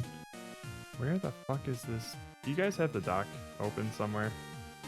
Yes. I do. Can you just post it in Discord? Where did you open it when you started? Yeah, that's the thing, is like I'm not sure if I opened it as my Umish account or. I don't know exactly what you did.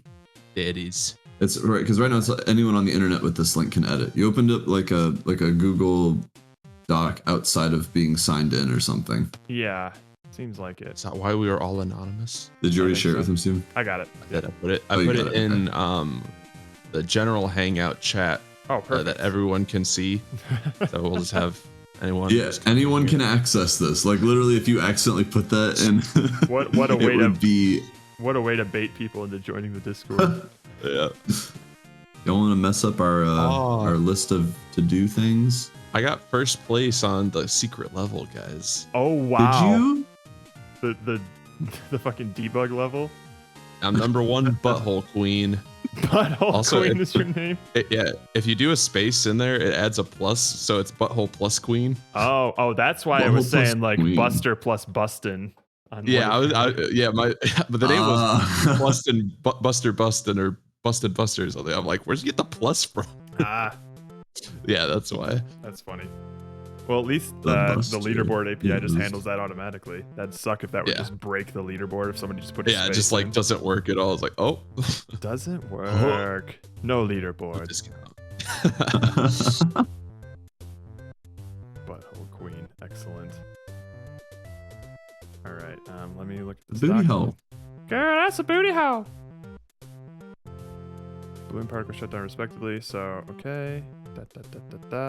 Level visible on pause. Sure. This is all good. I think what I'm gonna do next is the hold Q to quit back to level select.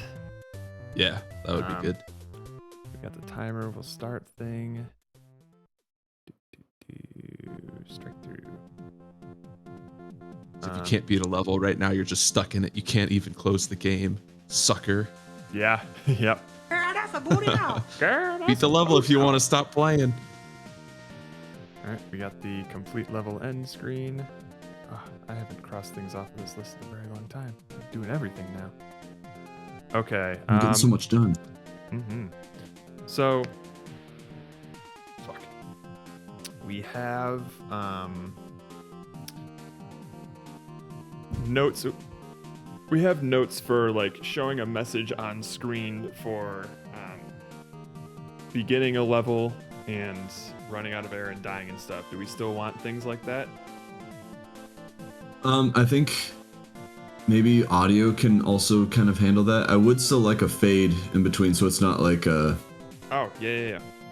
Just so like a refined, sort of more elegant transition between dying and restarting. But I'm gonna start stuff like that after I do like the essential things, like the hold to quit, the main menu, and make sure that we have just like a full loop there. And then once we actually have like a game loop functional product, then I'll start adding like the fade ins, the fade outs, and all that fun stuff. Sweet. So, yeah, because I agree. Like just the hard cut to like next level or like level select or whatever is generally undesirable. But that's usually one of the last bits of polish that I do. It's like, all right, now everything transitions nicely. Right.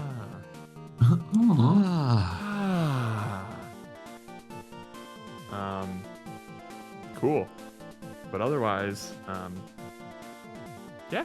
Do you think we need do you think we need some kind of like message or anything to be clear that like you failed, or do you think it's pretty obvious when it restarts that you failed? It'll be pretty obvious when it restarts that you failed. I feel like the only reason that we would want to add messages for either the beginning of a level or during a fail state is for like narrative or tone purposes. So okay, gotcha. That would not be critical. I don't think it's critical. Okay. But if so then it becomes a question of like, do we think that this would enhance the tone or the narrative, or would they get in the way or get annoying? I don't know. So yeah. I do think like if the messages are going to pop up every single time you die, it should probably say something like a random selection of different things, rather than just the same thing over and over. Yeah, that's probably fair. But I haven't given it that much thought, so. Okay. Fair enough. Okie doke. I'm going to go to town on that hold to quit, and then get to the main menu stuff. Or maybe since I have y'all, pick me up some milk while you're in town. Oh yeah. You got something, Andrew? Yeah, since I have y'all here, I was gonna make a couple more things, but I can get some feedback right now. Mm-hmm.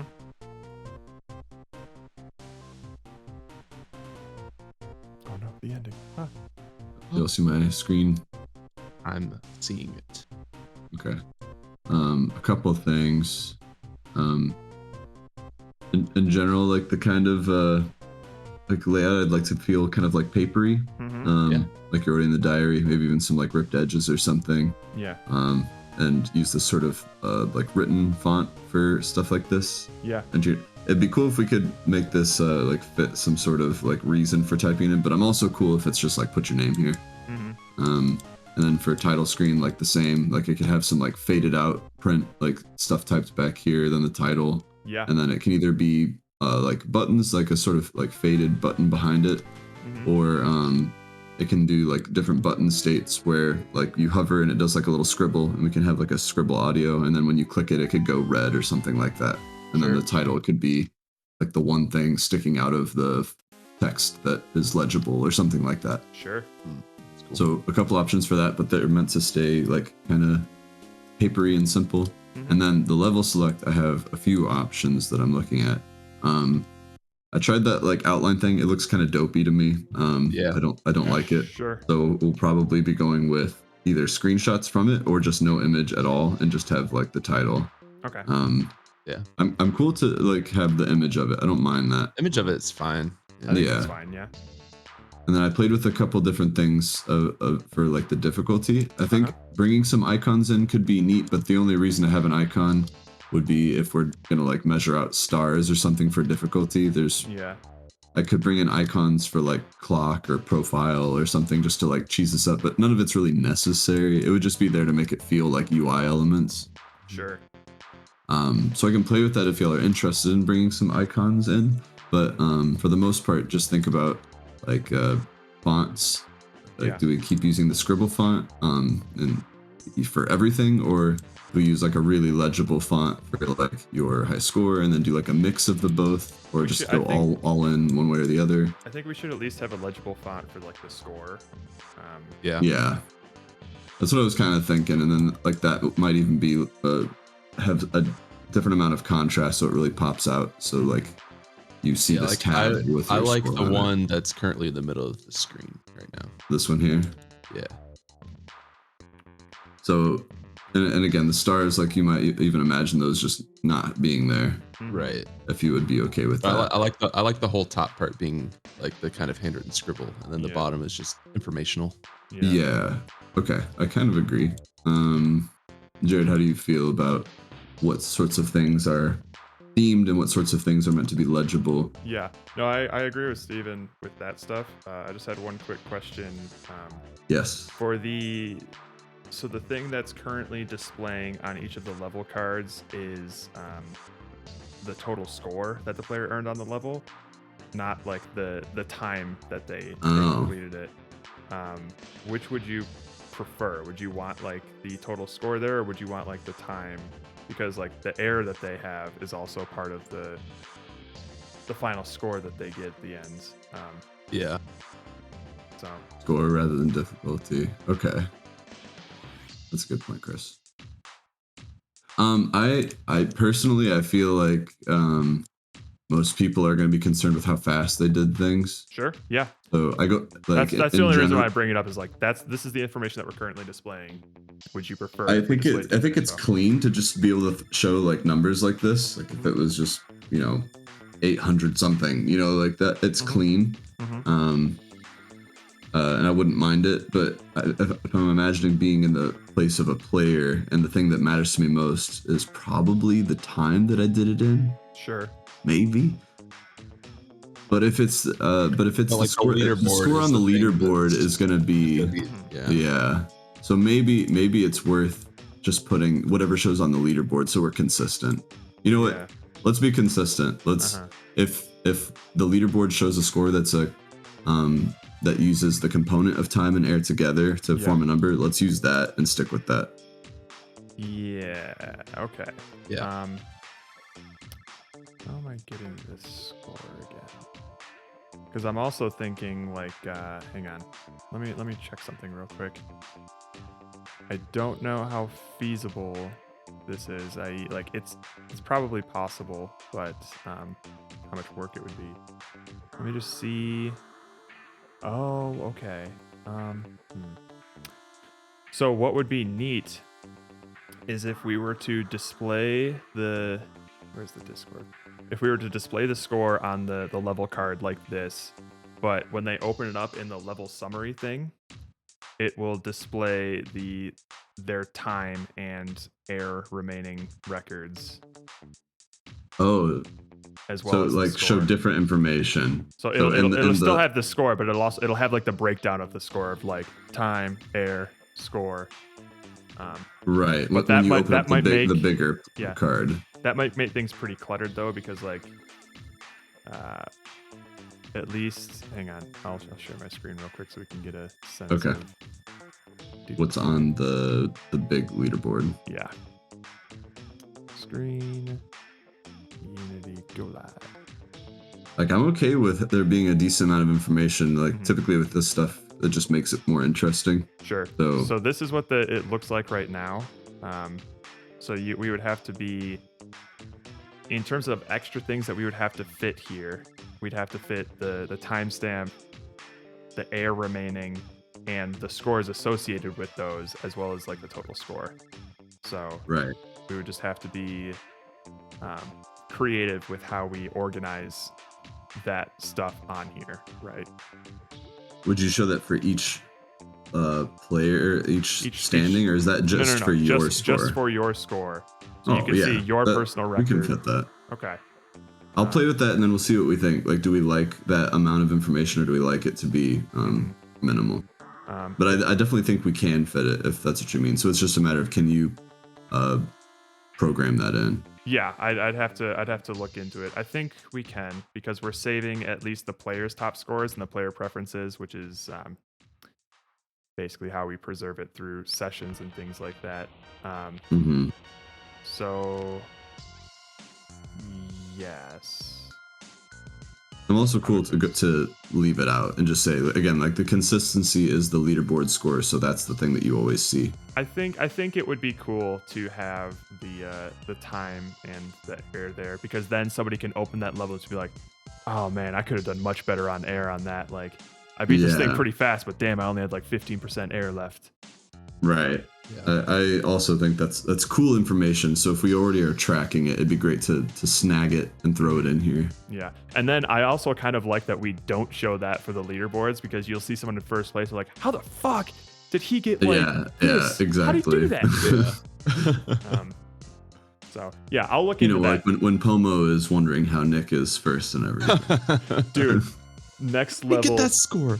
Next level polish. You click a leaderboard entry and you see a replay of their run. Oh my god. Dude, that's not happening. It stores recordings. Excuse me. And it turns on their webcams too. Yeah, and it steals all their bank information. Well, so that's the thing is like for in terms of just like a replay, we're not like recording their screen or anything, but generally how replays are done is that you just log their keys. Their inputs. Yeah, their inputs while they're in the game. Oh, and you just recreate it. Yep. That's usually how a lot of replays work. It's wild. Yeah. That's cool. And it's surprisingly accurate. I mean, as long as your physics simulation is always the exact same, all it needs is the right inputs at the right frames, and that's it. Wow. Yeah. Here, I'm just gonna You get drop. to see their butthole plus queen. Oh wait, let me see. Is butthole queen? There's butthole queen. Butthole queen in the secret level. You got it by 3 points. Oh man, you really, damn. The butthole queen. Note to self: clear these leaderboards before we ship. Yeah. Mostly because like I don't think anybody is going to get the top score on any of like the first 3 levels, because they're all scores that were earned when they were all debug levels. So a lot of these are going to be impossible to achieve. Yeah, or you have to clear them regardless anyways. Yeah. So do I understand that correctly, that the score is like it caps at 9999? Correct. Yep. And any amount of time that the player takes to complete the level and any amount of air that they use only serves to subtract from that score. But I have some calculations that show the breakdown of hang on, are you still on my screen here? Yeah, I'm seeing it. Yep. All right. So I have some calculations that will still break down. This is what your time was worth. This is what your air was worth. Oh, I beat you. Oh, shit. I mean, I have toppled the butthole queen. No. Now I am the butthole queen. You've been slurped. How dare you go straight to the finish line? You're supposed to mess around the level for a little bit first. At least a little bit. Wait, hang on. Let me check something real quick. If I use a bunch of air and then go there. Oops. The air is inversely proportional to the amount of points you get. So if I use less air, I get less points. Oops. I'll fix that. Yeah. Is there any way to get like a more interesting spread on the points instead of seeing like a 9 in front of everyone's score pretty much all the time?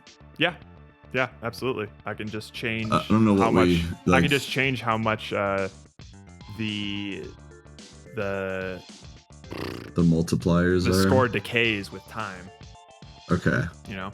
Yeah, I think it would just be interesting to see like a bigger spread. So I agree. I'm assuming these are easily tweakable. Yes. Yep. Absolutely. Okay. So I love that it's all working, and I think it is cool to be able to open this like at the end to be able to see your time and the air. Yeah. Yeah. Yep. So all I'll need to do is save the time and the air in player preferences the same way I'm saving score. I just need to figure out how to keep track of all that per level. And I have an idea for that already. And then I'll add so priority number 1 now is going to be fixing the air score calculation. Priority number 2 is going to be hold the quit, and then priority number 3 is going to be adding time and air to the level card or the level summary sheet thing. Yes. So you know what? Okay. So in terms of what I would want on that level summary, Andrew, I don't think we need the score breakdown of like this time is equal to this score and this air is equal to this score. I think what we can have instead is just the timestamp, the air percentage, and then the total score. I think adding the breakdown on the level summary. The key numbers. Yeah. I agree. Cool. So, however you want to lay that out on the card, just go ahead and do that. But that's the information that we'll need on that card. One thing I wanted to ask also, I also dropped in an image of the one that I think, like Steven said he was into this. I'd be okay with it. I just want to get your feedback on it, Jared. Yep. And then I want to just know how you're putting it all together, so I know like what to make with this. Yes, I like. This would be probably my top choice as well. You want me to open them again just so you can have a quick look at everything? Or? No, because I remember. Okay. So the only hesitation, if you even want to call it that, is that like obviously the written font is inherently less readable, right? Yes, but I don't mind that as long as it's like a diegetic thing and it's non-essential information. I'm waffling back and forth as to whether or not that difficulty mode should be more should readable be the or most not. like super legible. Oh, yeah. I don't know. I'm not sure. If you could, I'm not sure. So that would be my only hesitation. But I like the contrast of having the written title and then readable informational stuff. Pop in here just real quick. Sure thing. Yeah, sure. That's one of those. Yeah, well, they're flipped, but I was imagining putting like in the corner. Mm-hmm. I think I think I like that. Yeah. Yeah. Okay. So then this all feels like really thematic. The stuff in the center, and then things on the edges are informational. Yeah. Anything informational, I think, should be in a more readable font, and then anything thematic can be as cohesive as you want. Okay, I think that's fine. And then that means that every card like is a very clear, easy spot to see what is easy, medium, or hard. Yeah. Fine. Or insane.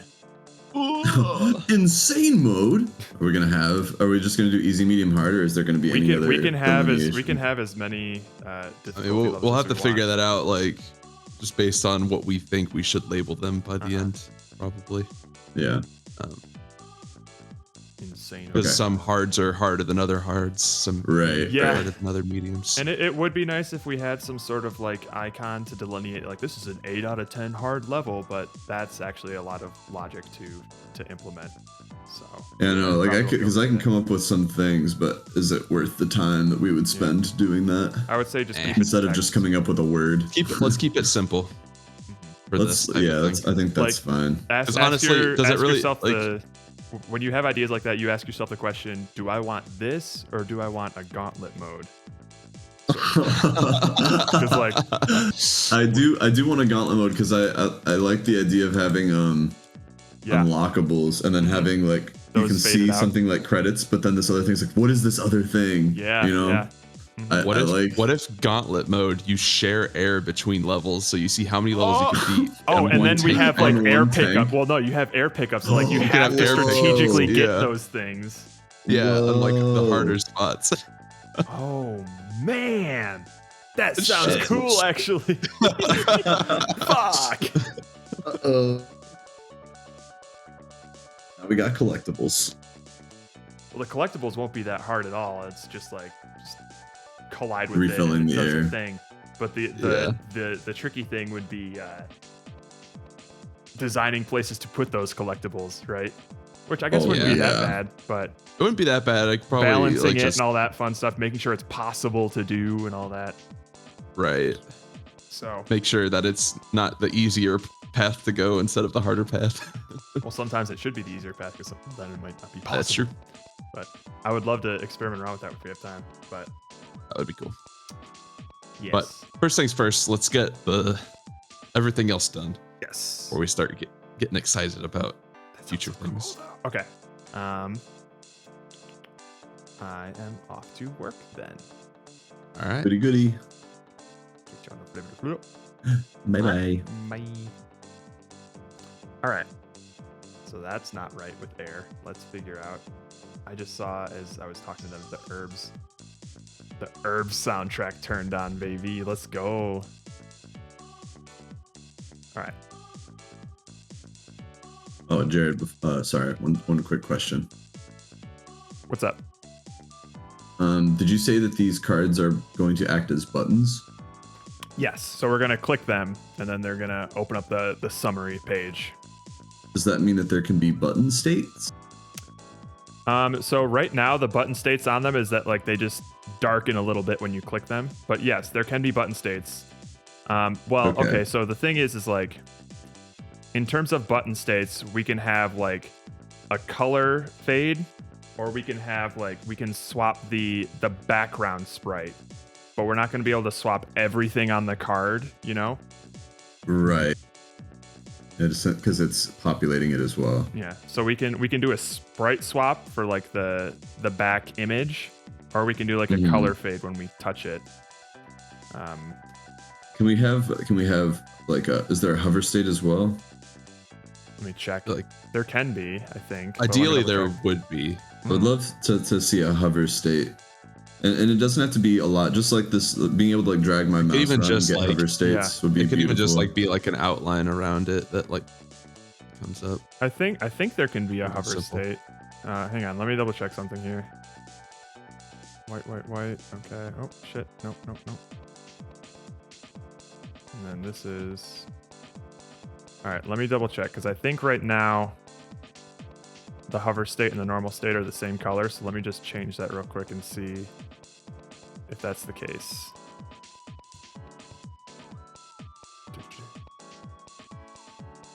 Yes, there can be a hover state. There can be a hover state, a click state, and a normal state. So we can do all three of those. So if you want to swap out the background of it, actually, you know what?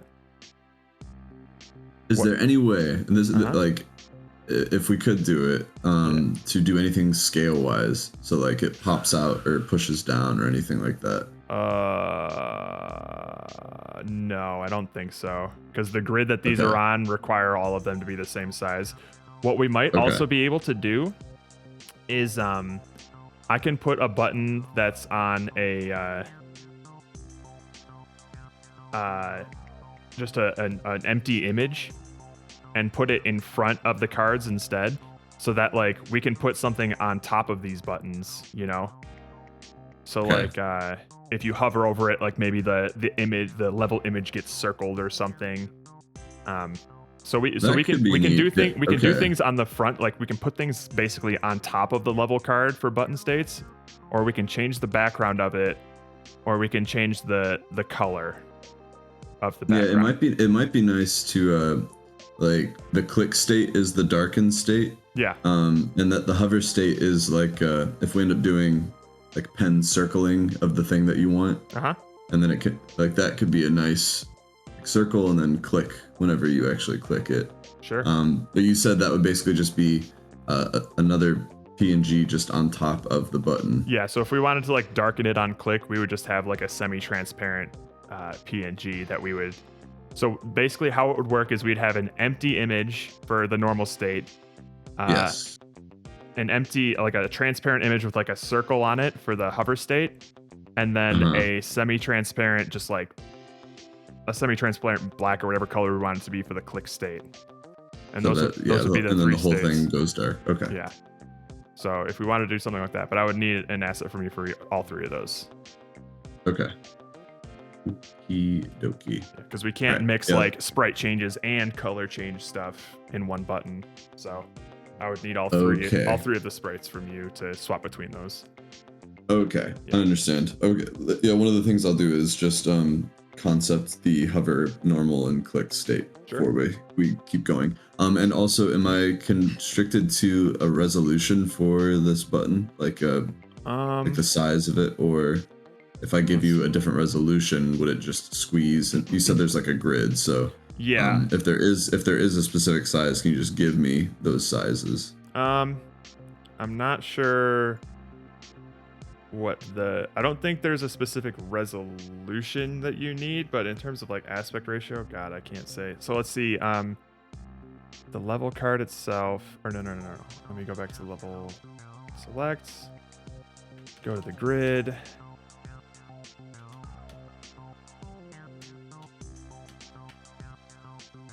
Okay, so 360 by 450. Hang on. So the cards have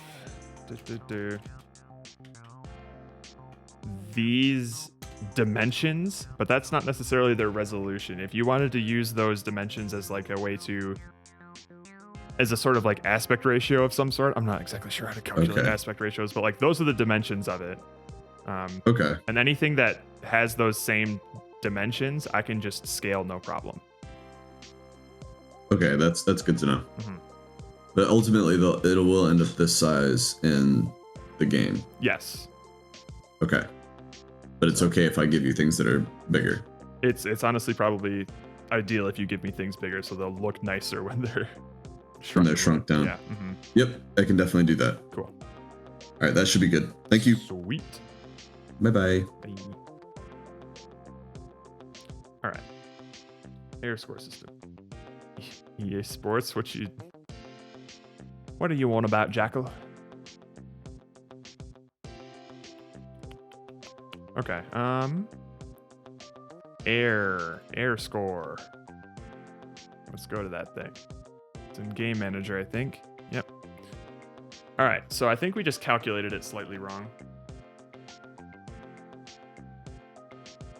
First of all, let's just set the time multiplier to like 10.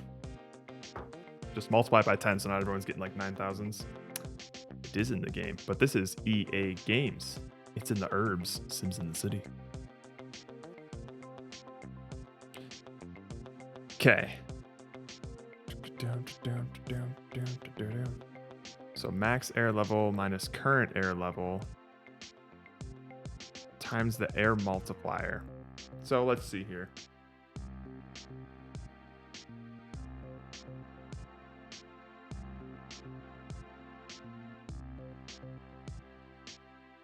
Oh, I'm just doing it backwards. Right?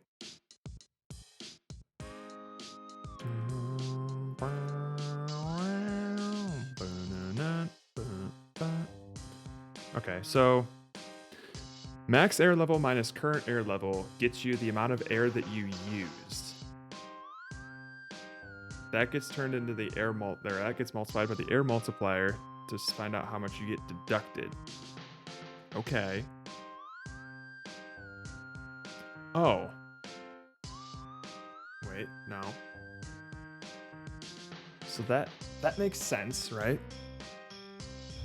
Max air level minus the current air level. That's how much you've used. So if your current air level is 15, the max air level is 100. You've used 85%. Okay, you multiply that by the air multiplier, which is 10. So you lose 850 points off of that. Which means what? And if you have even less air, you'll lose more points. So the air deduction is going to get bigger. In that case, then,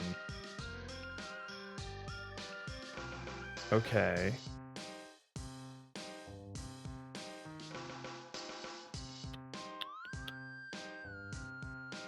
So the score itself is fine. Max score minus time deduction minus air deduction. That makes sense. So it all comes down to how we display it. So let's go to the end screen here. Bam. So we have the current air remaining. And if that number is larger, then the number should be larger, right? That's not necessarily how we're calculating it. The timer score is spot on. It's level score minus the air deduction.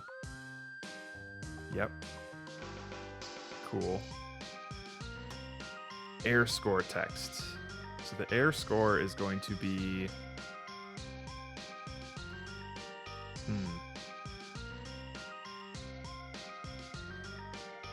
That actually seems right. When you use more of the air, you get less points. Hang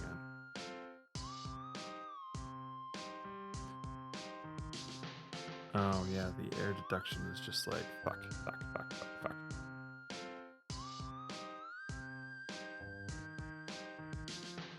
No. We're gonna go here.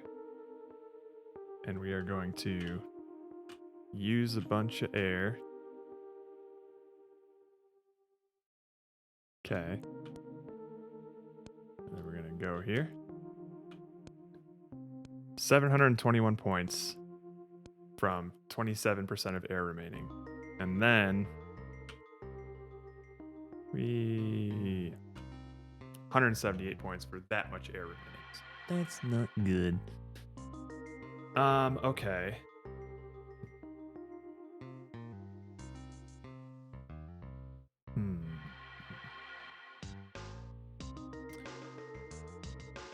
So it's because of this.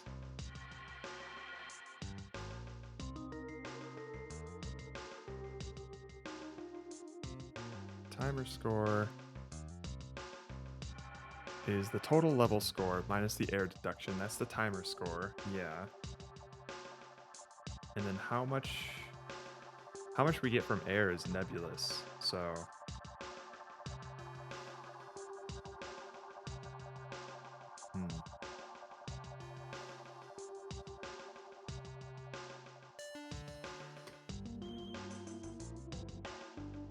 So that is technically right. That is correct math.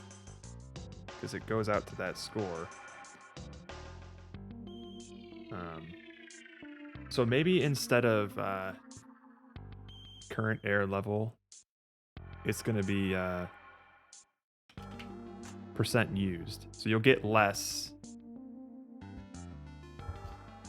Wait. No, that's not right.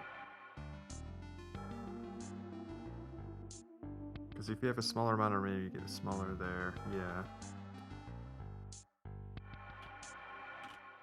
Let me look at this. Why is this throwing me for a loop right now? Game manager. The more air that you've used, the max air level minus the current air level. The more air that you've used, the bigger your multiplier, the bigger your air deduction.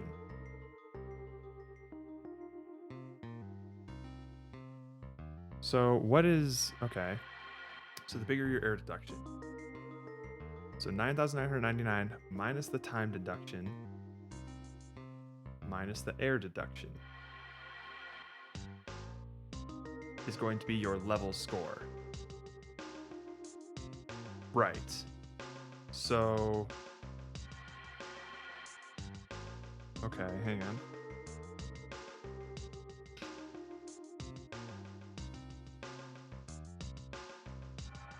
All right. So what percentage of that is the time and what portion of that is the air?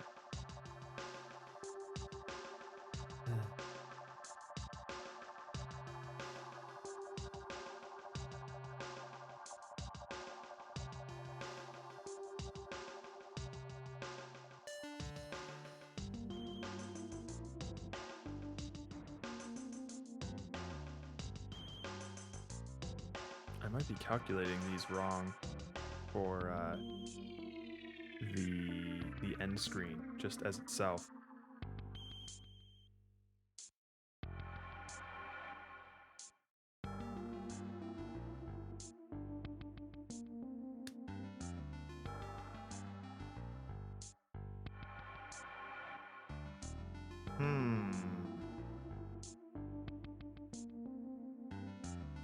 Yeah, I think I'm just calculating them wrong for the end screen here. It's math that works out, but it's not accurate to what's actually happening.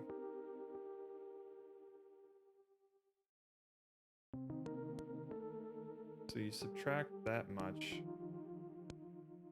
from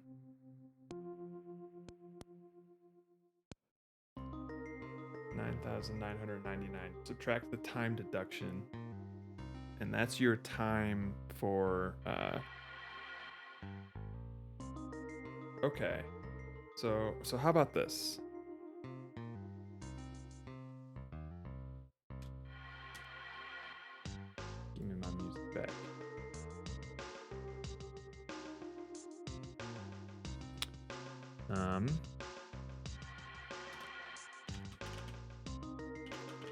Time portion is equal to 9999 minus time deduction.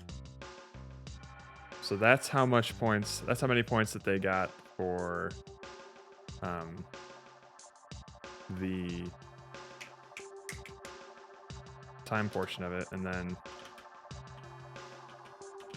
is equal to time portion minus air deduction. That doesn't seem right.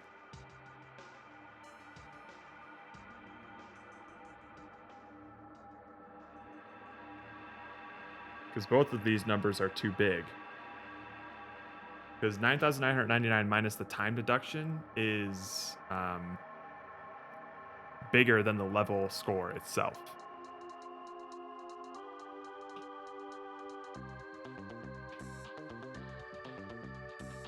I could just do like a multiplication thing of just like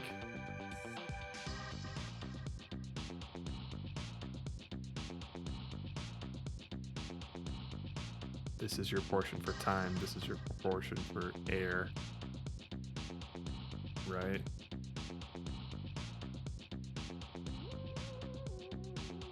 So like I could do something really cheeky and just like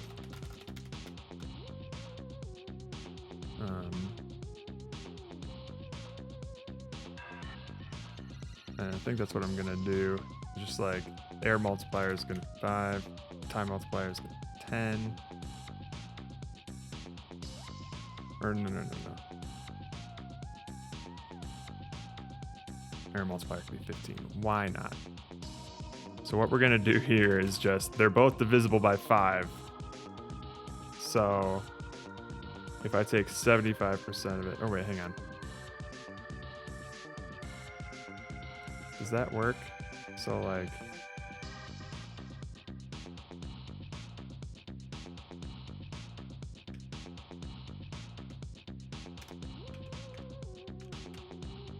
no, okay.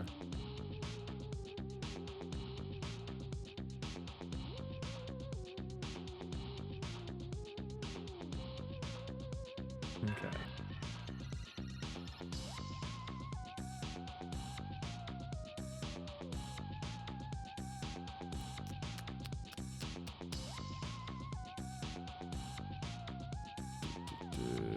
Let's see here.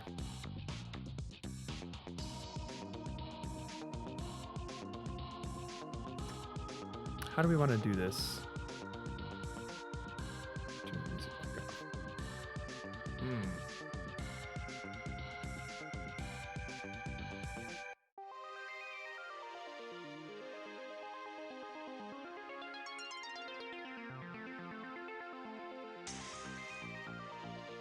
Deduction and air deduction. We have both of those numbers. I want to swap them into being positive.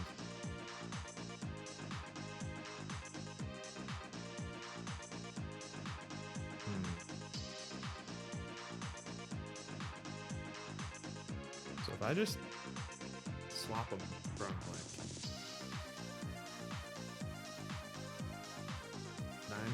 9,999 minus the time deduction is your score for time, and then 9,999 minus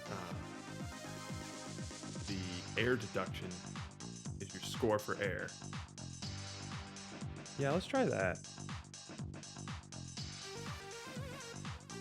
So the most that you could get is like that 9,999 times 2. So let's see here. Game manager.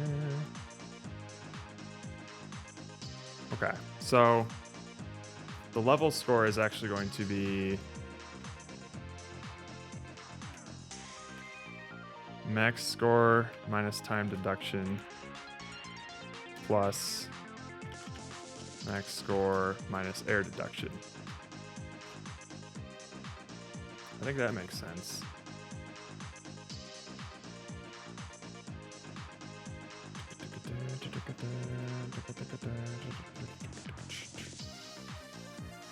Okay.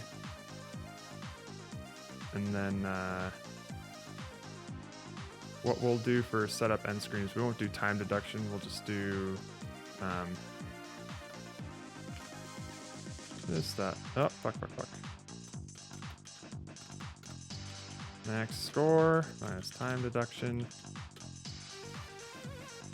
This will be this, that max score minus air deduction. Okay. And then these will be time contribution instead of deduction.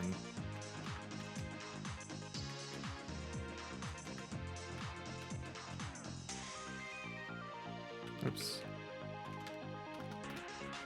Air contribution.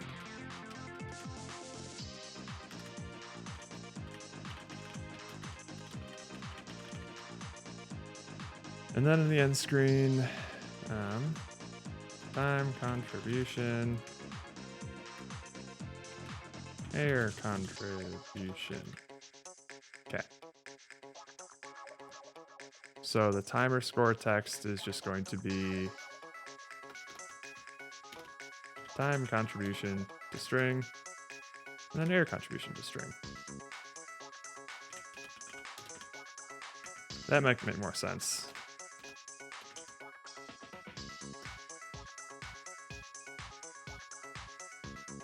All right, well, let's see what that does to scores, hey? I'm getting a little peckish. I'll be eating some food soon.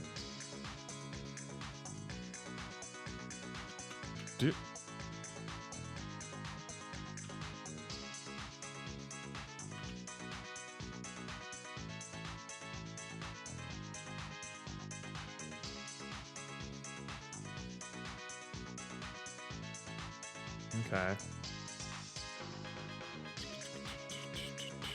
Double selects. So let's double check this here. We use a lot of air.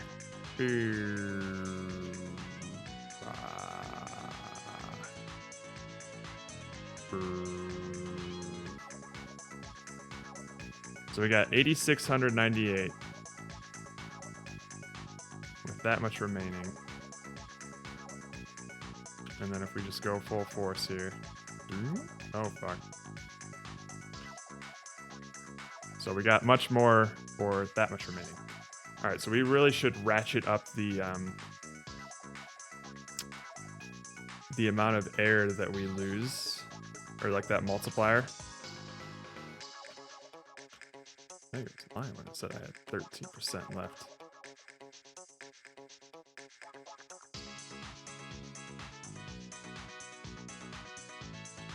Ah, 3% left. Okay, so we should map that to that instead. So every 0.05. So 0.05 times 100. So it should take away like 50 every time.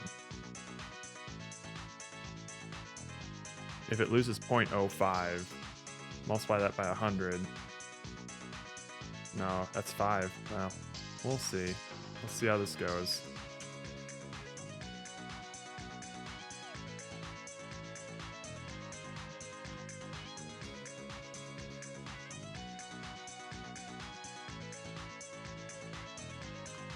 %, of air remaining at 5. So it should be like 15.7% times 99999.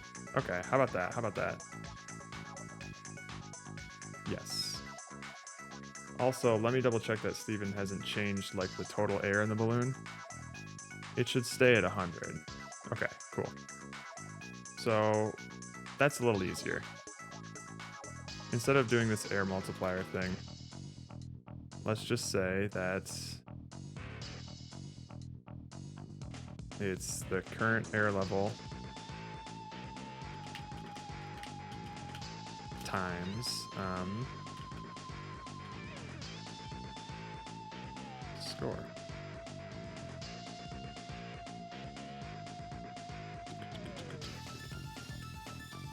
So we don't need this at all.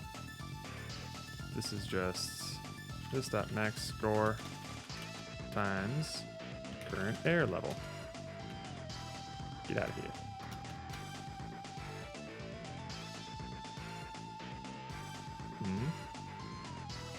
All right. Let me set this to an end. Happy? All right.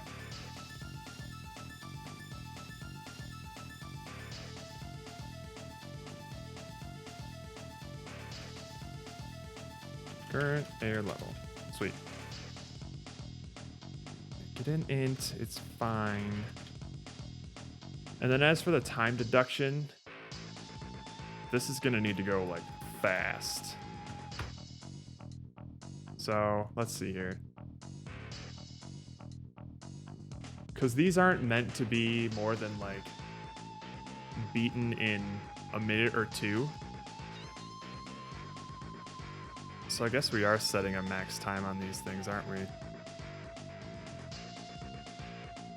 Fine.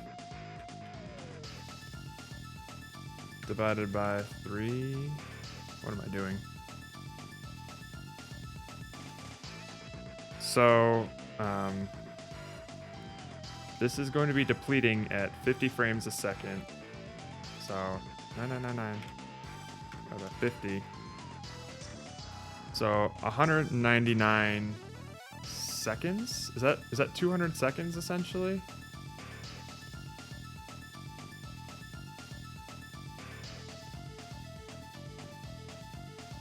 If it depletes once every 50... No, hang on. So 9999 divided by 50. God, math. Hang on.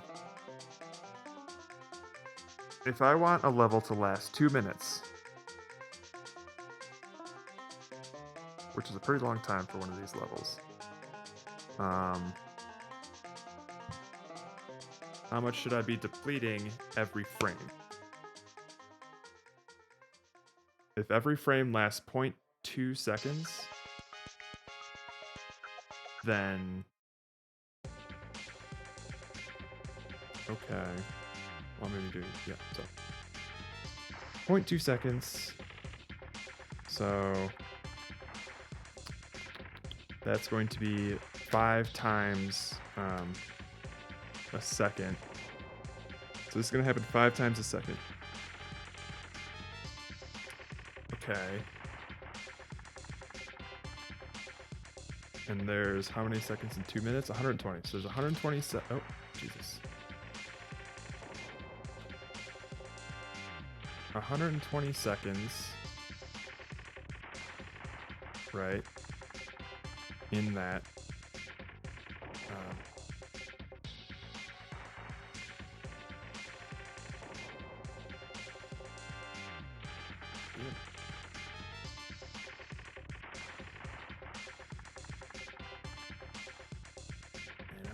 I don't think it's 600, Dalvis, because if I was subtracting 600 every single frame, then I'm subtracting 3,000 every second, and then the match would last, or the timer would last like 3 seconds.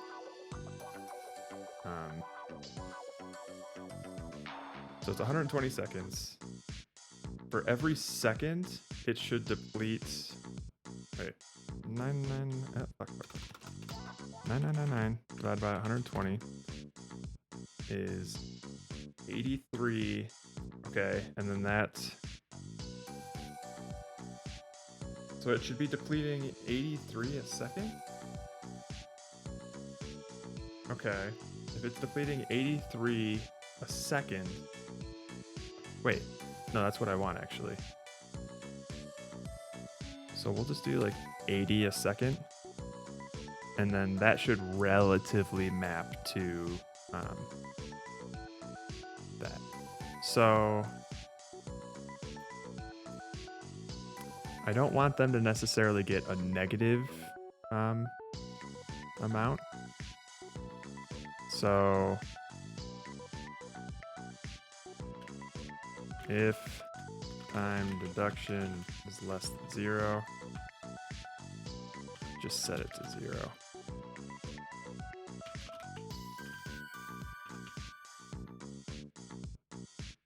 All right. Oh, no, don't set the time deduction to 0. Set the time deduction to 999. So the max, or this dot max score. So that way the time portion will be 0, and then the max score will be, or the air level, whatever air they have remaining will be the score that they get, essentially. And the current air level is basically just going to be a percentage of the max score. So the less their current air level is, the less that score contributes. Cool. That makes sense. Let's try it out.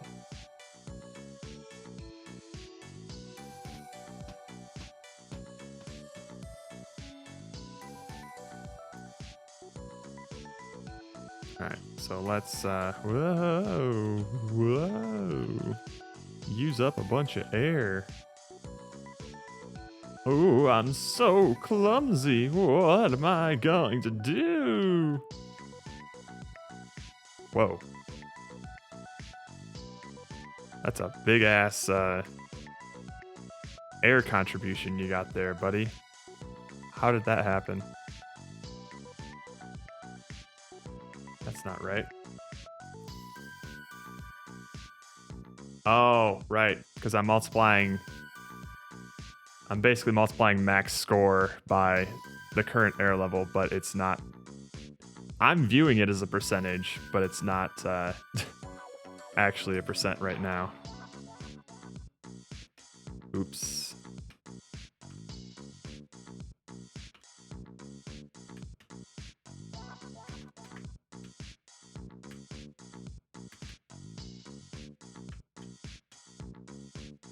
Cool.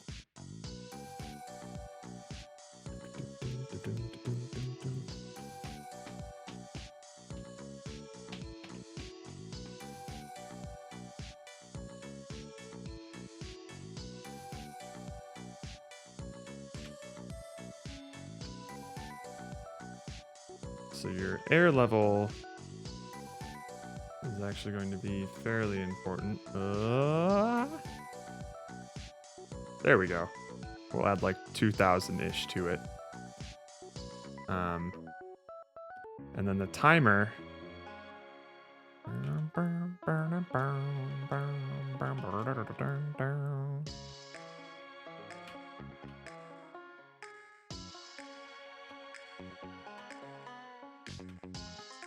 I can also have a different max score for each of those, I guess.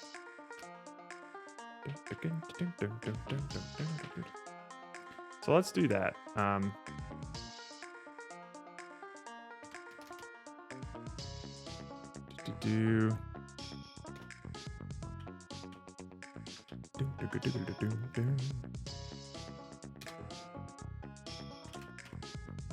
Air max score is going to be like 3,000. I think that's fine.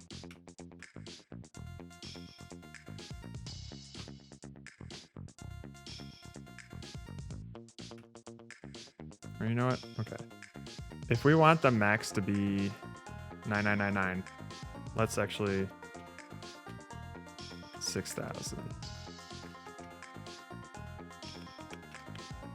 We'll just do 6666 and 3333. There we go. Time max score. Time max score. Air max score.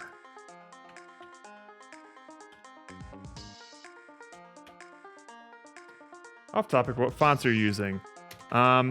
We haven't decided yet. Our artists have some ideas for some fonts that we want to use, but these are all just like concept art and mock-up stuff yet. They're not actually in the game, so we haven't actually decided them. So I don't know the names of the fonts that we're using yet currently. Sorry. I'm just the engineer that makes things work. I'm not as good about making things look good.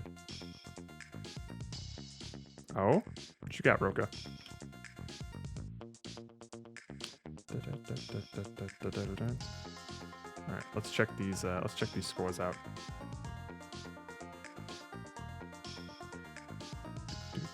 Alright. So we'll get there fast, and we'll get there smart. Oh, just kidding. We're going to use a lot of air instead. Fuck.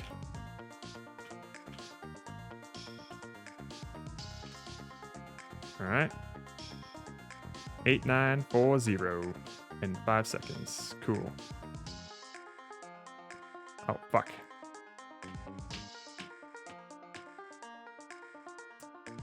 Hang on. I'm gonna need to check that font to make sure Roka isn't trolling me.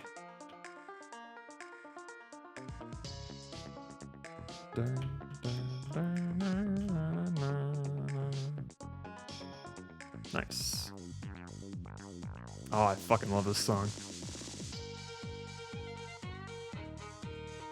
Okay. Sweet. That seems good.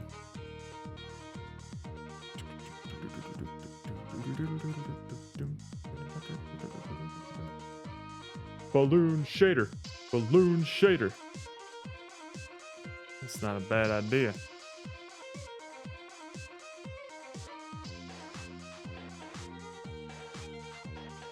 I don't know. Why don't I trust you? Huh. Weird. Where have I seen this font before? Interesting. I have no idea.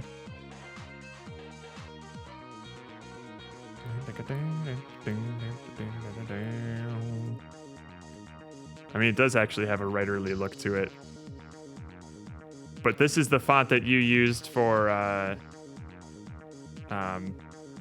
your drifting game, right? Maybe I'm just being primed because I see this right here. I don't know what to think. Stop gaslighting me, Roka. Oh, lordy. Oh, brother, this guy stinks! We joke about using every...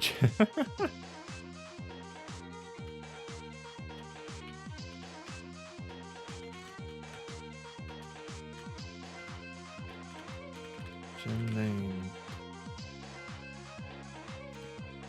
Oh, where did you pull? Where did you push, Steven?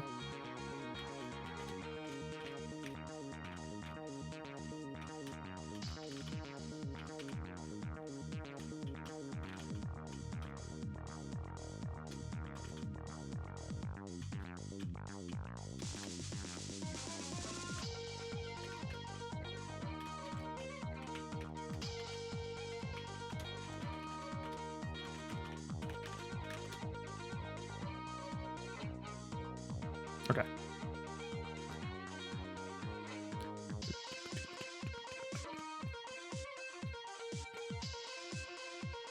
Oh, you updated the balloon, Steven.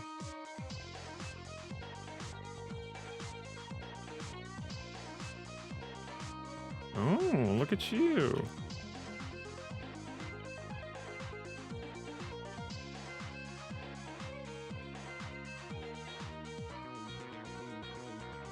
Oh, God. Oh, you updated all that stuff. Look at that. Nice. All right, cool. Yeah, we'll definitely have a bigger spread with this, I think. All right. I am going to grab some food. Yeah, the balloon does wobble. So now, now there's, we do, like, directional physics with it. So, like, if the balloon is like knocked like this, now you're gonna have to try and stabilize yourself to get yourself vertical. Otherwise, it's gonna be pretty tough. Or you can just roll with it and just be like, fuck it, this is the direction we're going now. And it's pretty fun to keep that in your head. Is basketball on right now? Yeah, basketball will be on when I go to dinner. But yeah.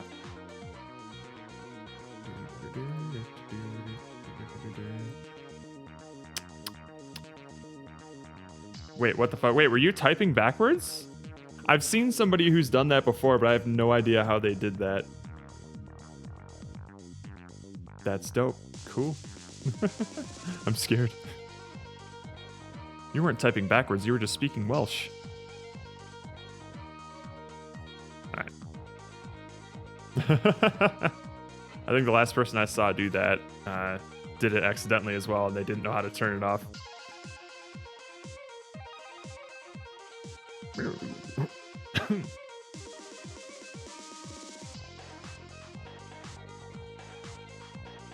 Okay.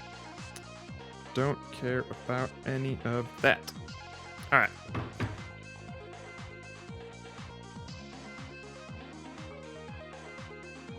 All right. I just had a meeting with the Reds, so I'll just let them know I'm grabbing some dinner and I'll be right back.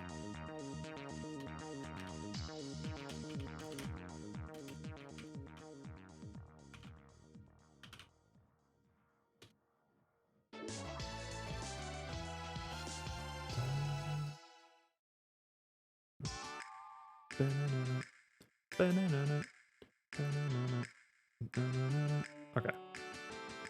Losing track of all the things here. Whee!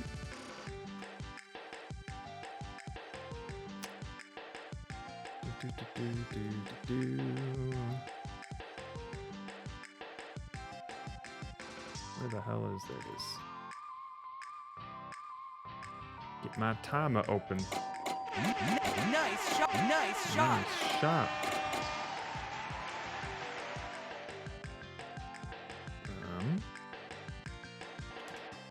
That should be fine. Hopefully it'll be less time than that, but we'll see. Breaks is important.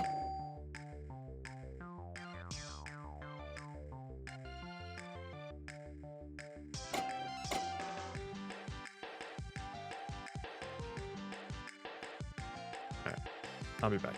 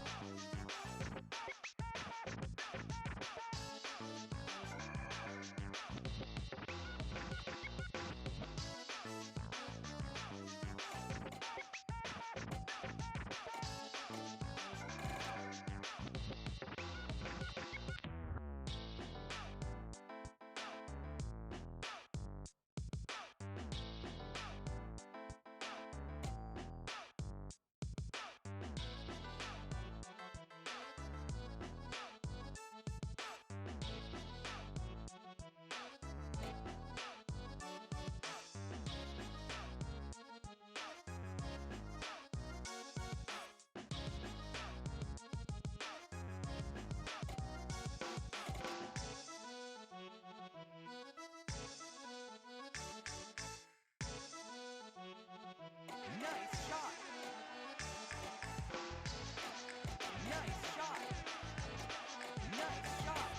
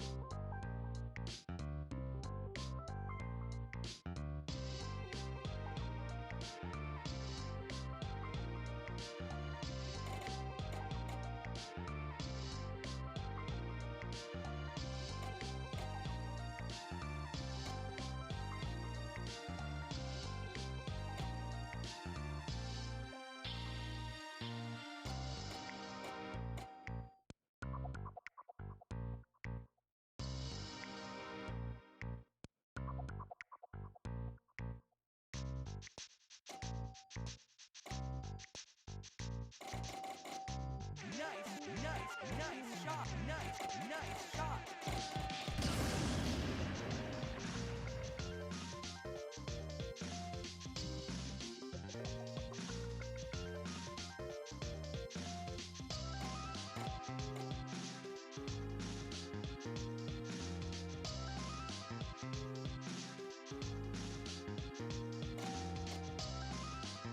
Nice shot. Nice shot. Nice shot. Nice shot. Nice shot.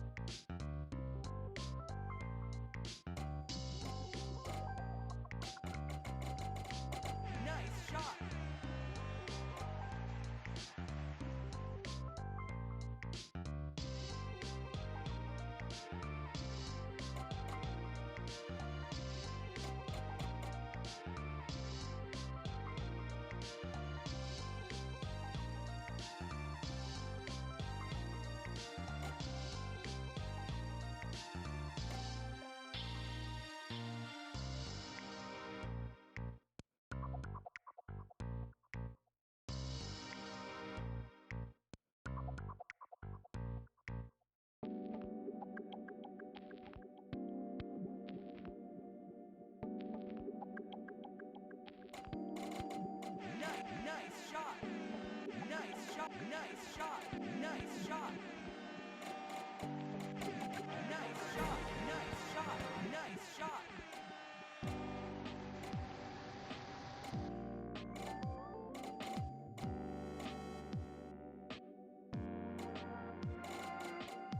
Nice shot. Nice shot.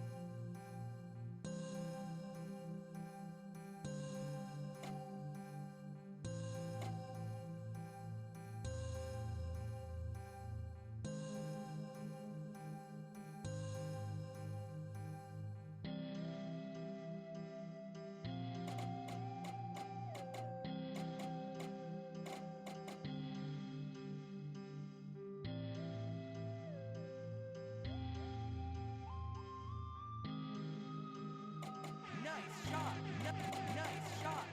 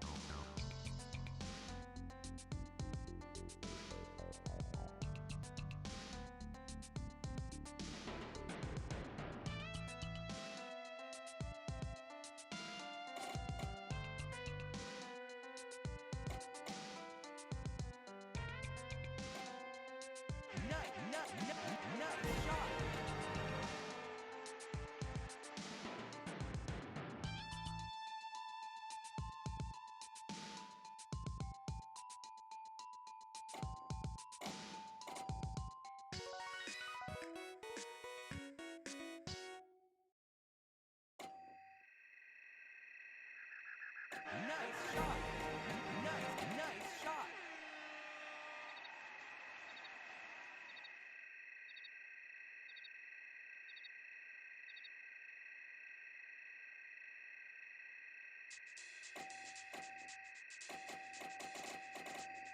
Nice shot. Nice shot.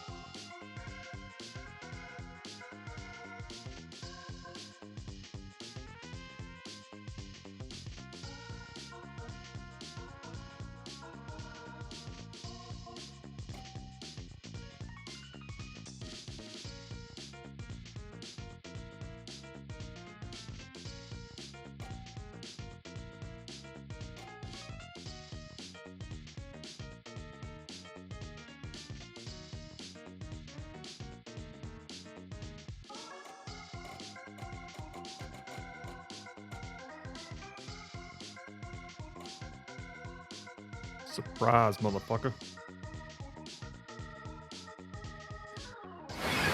We back early.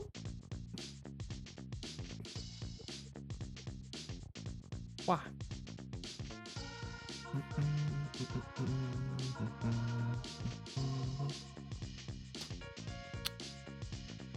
Alrighty. You suck. I know.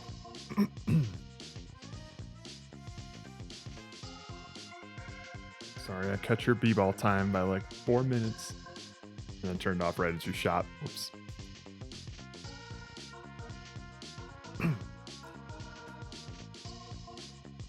Alright. So what we're gonna do next is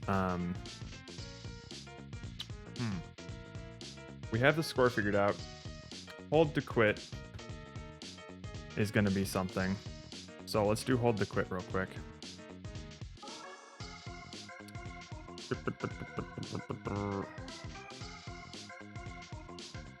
Let's do something like so in Game Manager, I think we'll do it in Game Manager.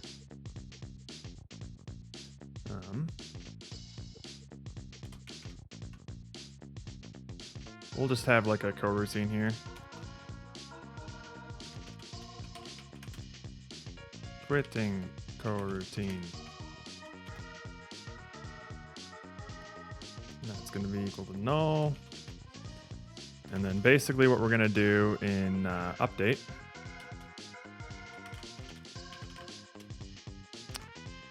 is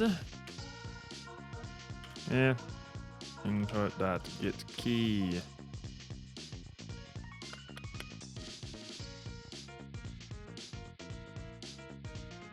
The frame the user starts pressing down the key. Yep, so get key down. Key code Q. Or we'll also do escape.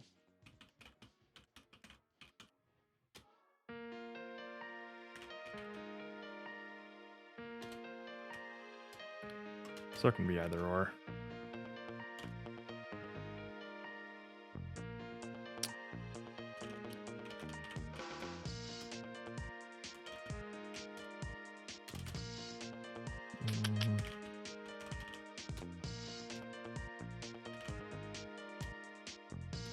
Start coroutine. Quit sequence. So quit sequence is just going to be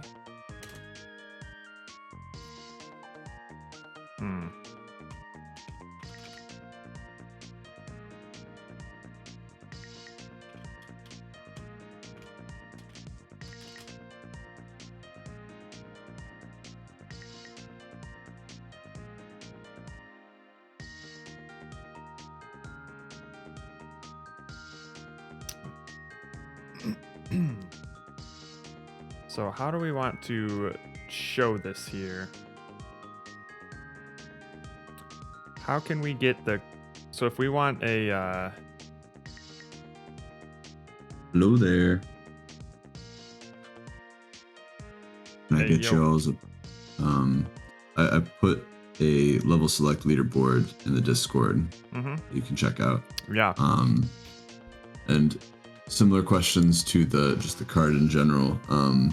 Am I restrained to an aspect ratio for the border of this and like the containment of this? No. So as long as I guess the only aspect ratio would be 16:9 because that's the aspect ratio of the game, but it can really be any size for sure. Okay, but will this be just laid over the level select menu screen, or is it a different scene?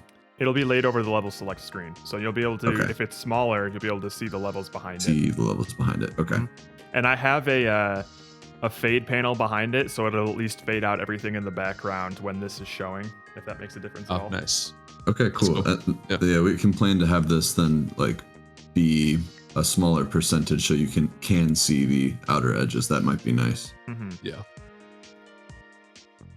And with the level complete, can you share like a screen grab or whatever of what you have so I see what needs to fit in there? Yep.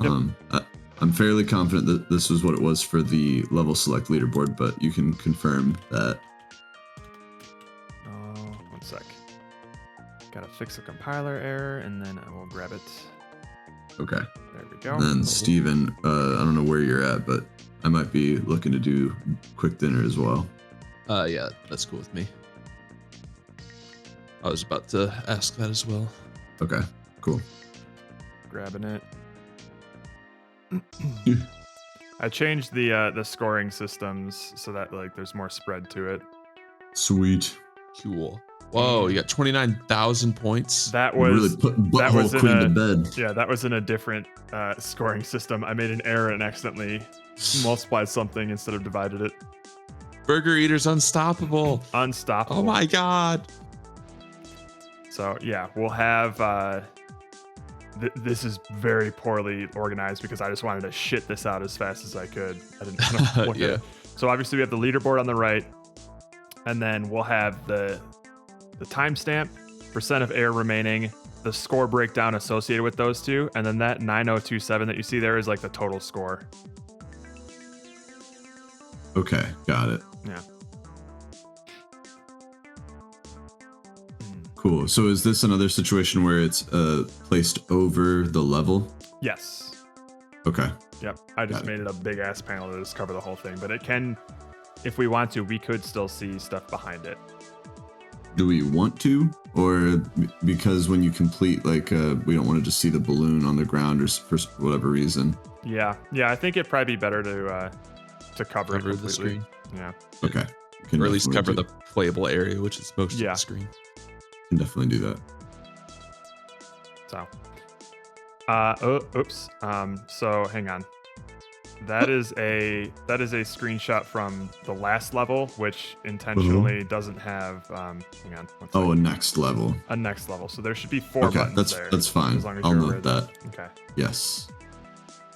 And then I'm assuming you'll also want some assets for the WDKO. Yeah. Unless you want to bake that into whatever background that you have. So I'll obviously. Also for the balloon. We can just reuse them for the balloon controls too. Like it could be the same. Sure. Well, for the balloon, like what you have right now, right, is like a color and a font, basically. Is that what it is? In a box. Yeah, I literally just went into MS Paint, made a blue box, and then typed W into it. So it's very much temporary. I'm just like, I just need some sort of UI. And then there's what, 2 states? There's like unclicked and clicked. No, it's actually just. It just goes away when you. It just disappears when you click it. Or are you talking about so it's one state? No, the WKD, the WK. Yeah, the control. So I thought you were talking about WD. Sorry, no. On the level complete screen, but yeah, I will need those for the balloon. Yeah. No, yeah. I'll also for the letters on the buttons to be able to click them. If you're still planning on programming that, I'll just bake it into the button. Okay. Yeah. If that sounds okay. Yep. At least that's what I'm planning to do. Sure. Yep. I'm fine with that. Sweet. All right. Well, dinner time for us. Dinner. Yes. We'll run. We'll come back and get back into it. Good luck. Thanks. Bye. All right. What the fuck was I doing? All right, the quit sequence. Right, hold the quit. So I want some sort of UI element that'll show the quit sequence. And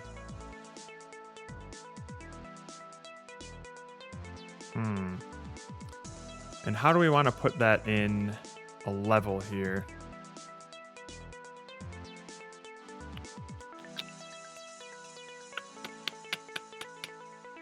How can we do that in a way that's like easy to add to? Because Steven already has a bunch of levels here. Oh man.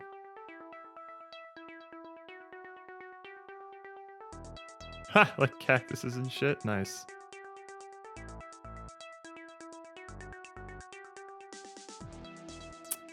Interesting.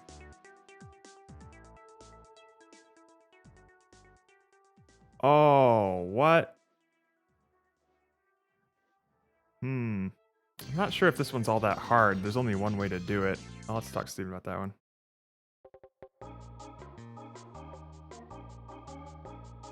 Final touch on the last 2 levels. Game UI redacted. Mechanic leaderboard.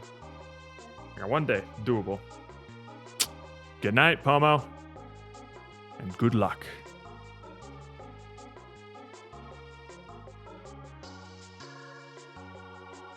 Nice.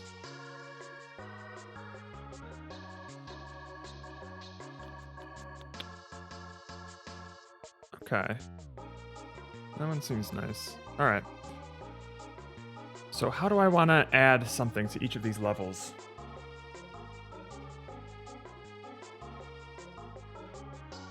Maybe in the game manager. So here's what I can do. Let's add a image.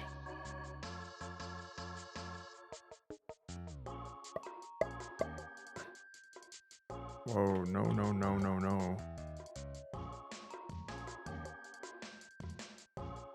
UI. Image. Why are you adding it there? Stop it. Okay, I think I see why. I should add a canvas instead. There we go.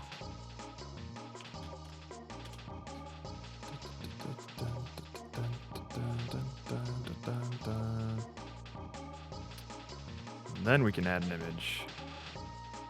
There we go.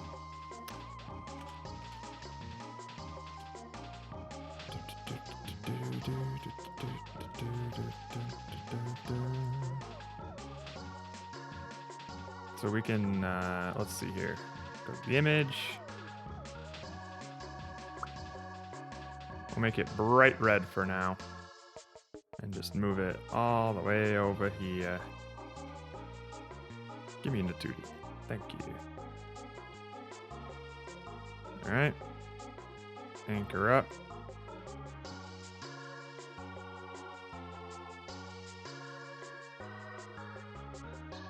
That's fine. Okay. So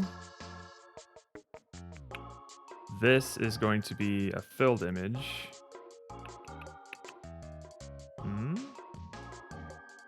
Or a filled sprite. Can we not do that with this?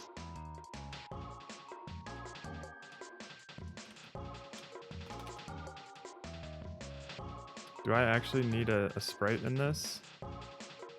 No. Yeah, we do. Okay. Build. Radial 360. So that should be fine. All right, cool. So this stays like that.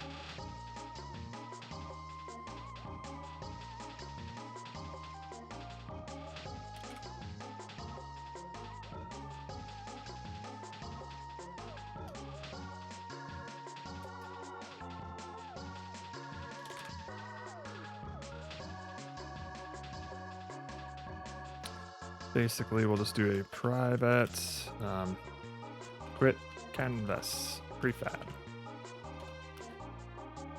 And then that is just going to be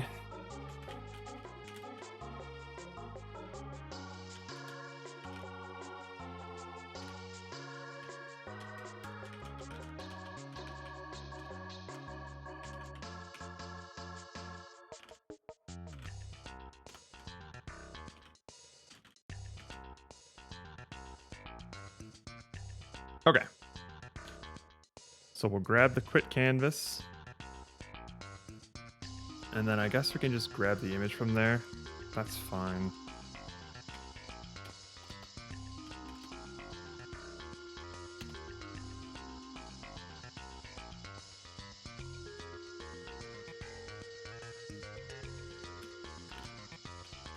Quit image is equal to this dot quit canvas. Component in children.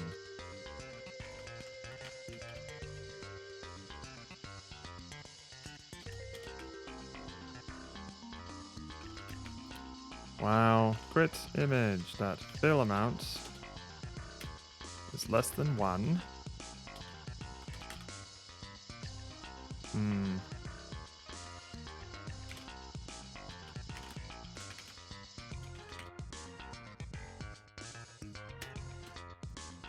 We'll say they'll have to hold it for 2 seconds. No, 1.5 seconds.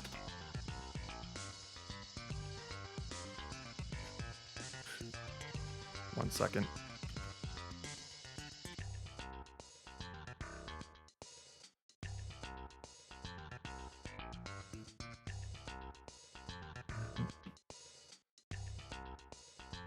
So if it's 1 second, it's basically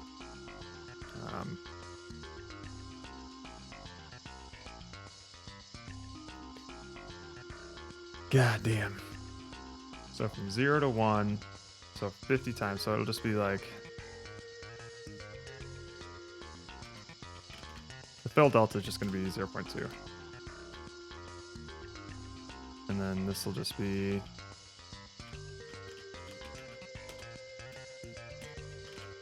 fill delta,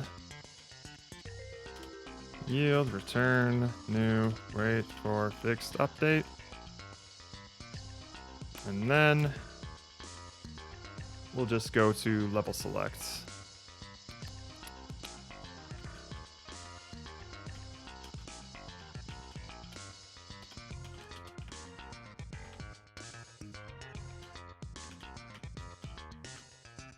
Cool.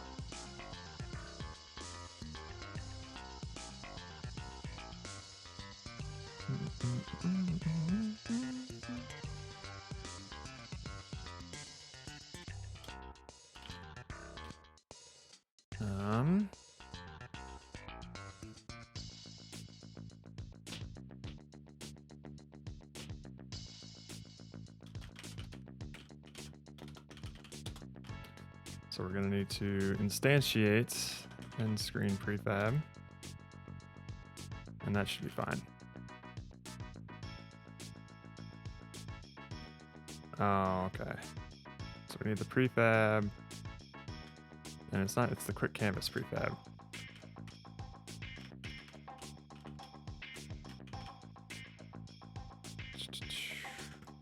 Quick canvas prefab.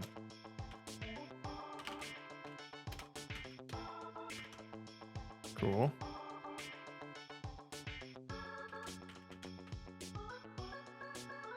All right. Let's see if that'll work in any level.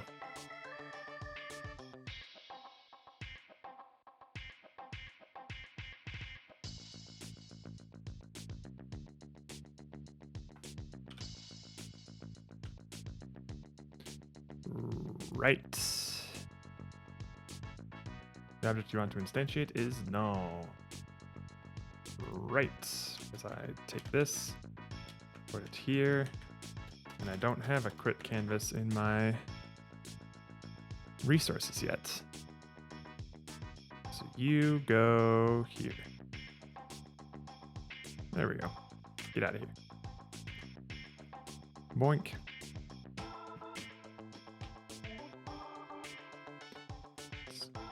Oh. Oh, it's 0.02. My bad.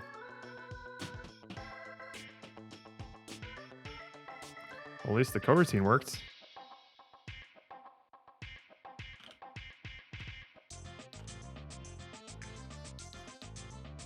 Nice. All right, so let's see. Oh, wait, hang on.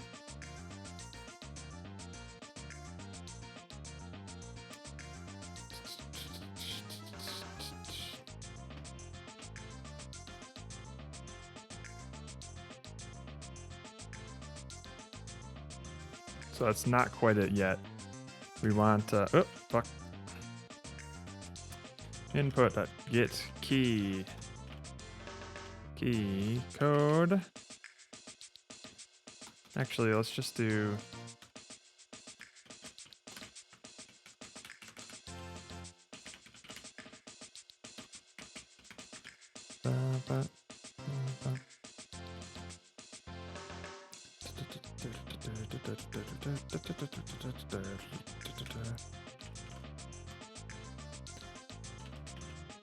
Get key. So let's make sure that we're still pressing it when we leave this thing.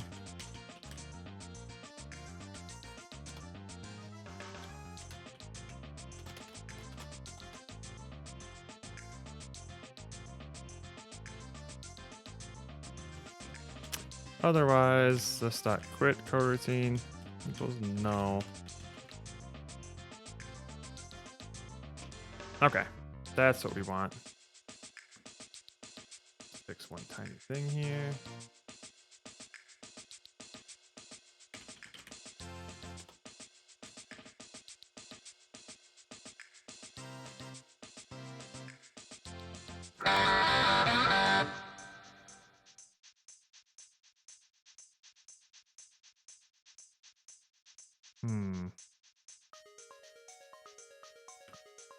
Actually, what was it? I guess we'll just do this, hey?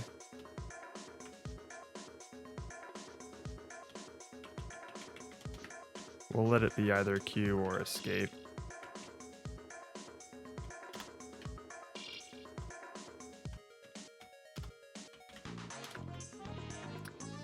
There we go.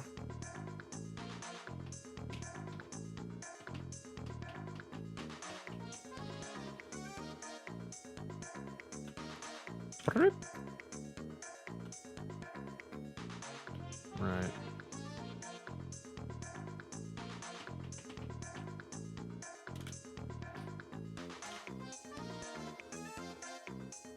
Okay, so what we're gonna want to do is else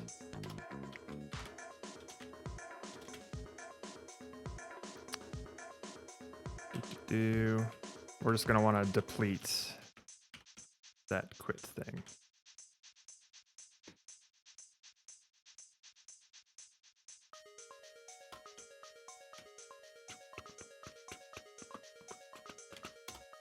Well, the fill amount is greater than 0.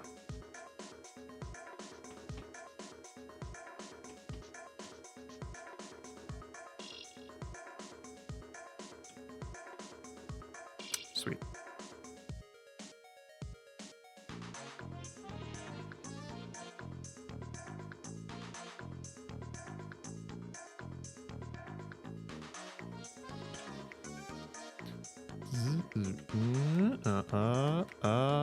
No.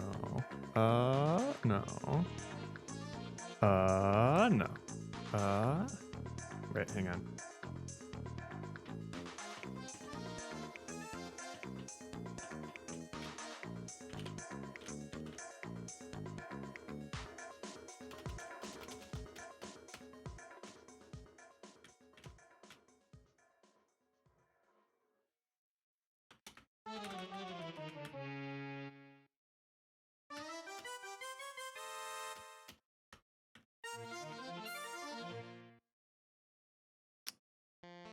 Excuse me.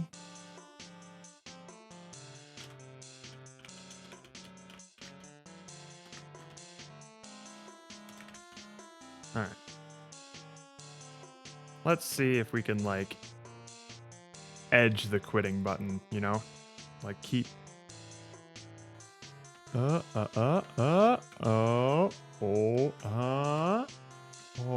does escape work? Oh. All right.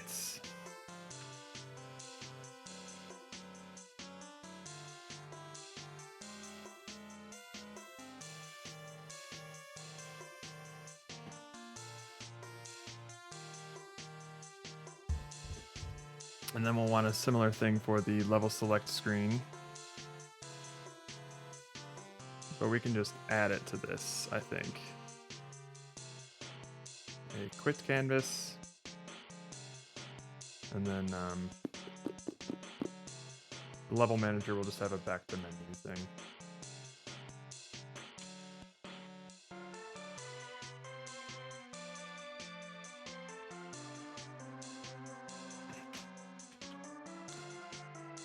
We are getting to the point where my code is going to start getting very messy and not extensible. That's fine. Quit sequence. Give.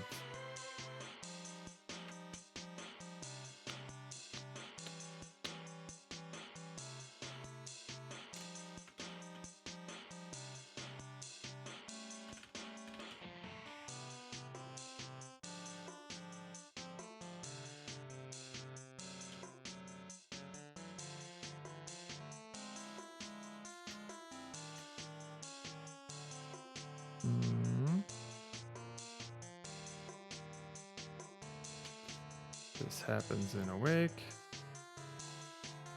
I really should have generalized this. Oh well.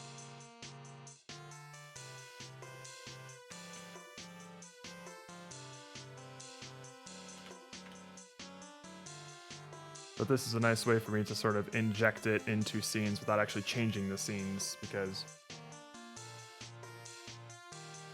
we don't want to do this with every level that Steven makes, you know? Did I get back in time just for the edging stream? It's not that kind of stream. I'm not that desperate. Yet.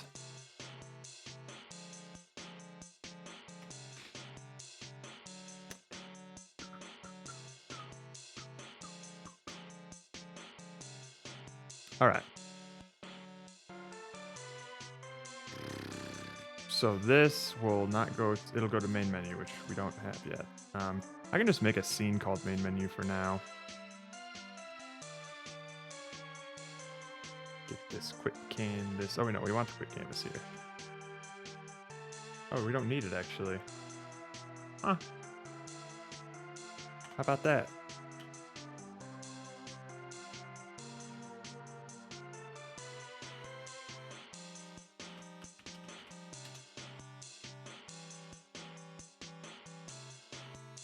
Go to build settings, add this shitty main menu to our scene. Cool.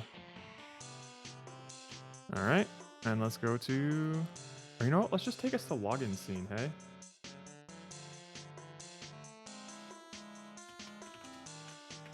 That'll work.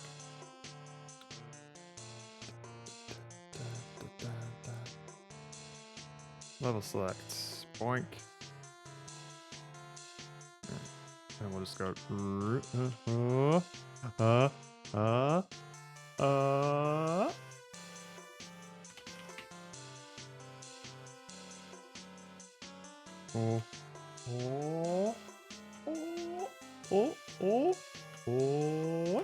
All right, cool.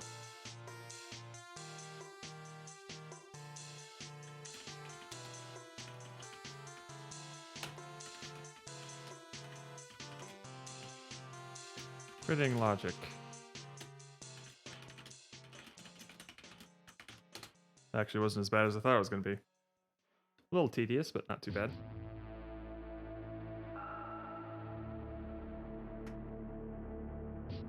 Let's see how hard it would be to have a string. Well, first of all, hold Q to go back to level select. That's done.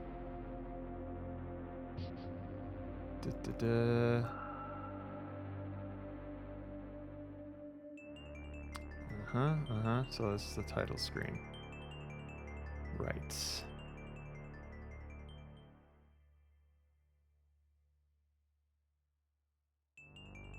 Alright, I think I can work on this string real quick. Rope in Unity 3D, let's go.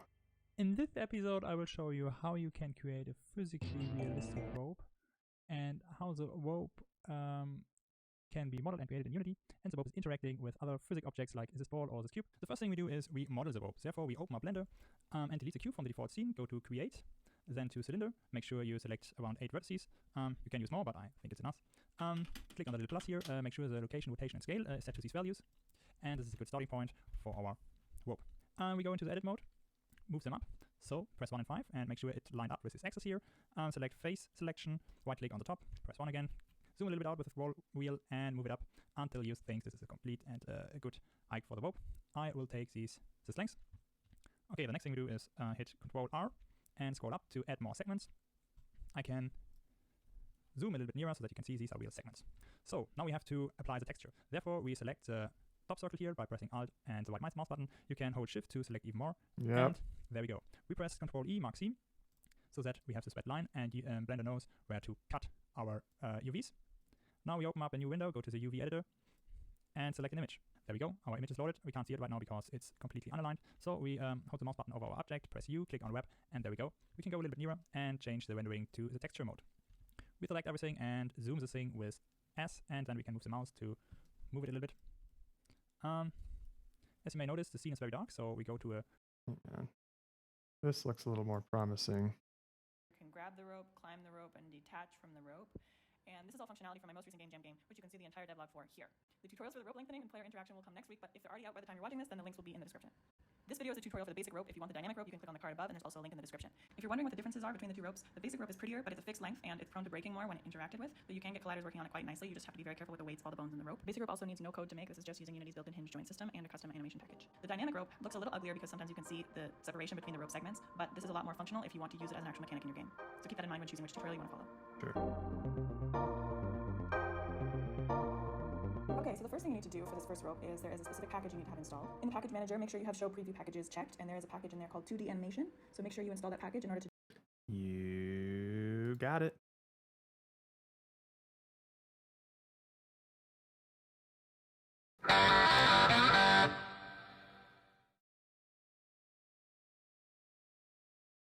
Ooh, all right, we already got that in there. Cool. Next. To do the rope the first way that I'm doing. Once that's installed, we're going to take the sprite that we're using for the rope and open it up in the sprite editor. I have the sprite mode as single, so keep that in mind. In the top left, you can go into the skinning editor, which is part of that package we just installed. And now we're going to create some bones. And these bones are going to be all the joints that make the rope move. So you double click on the sprite to select it. And then with the create bone tool, you can start. Okay. Do we have a sprite? Let's see. I don't think we do. Tabs, resources, scenes, no. Temp assets, no. Okay. So we're going to need a rope sprite. That's fine. I think we can just do like a black line, honestly. Let's get rid of all this. Because we don't need anything that's super detail heavy, right?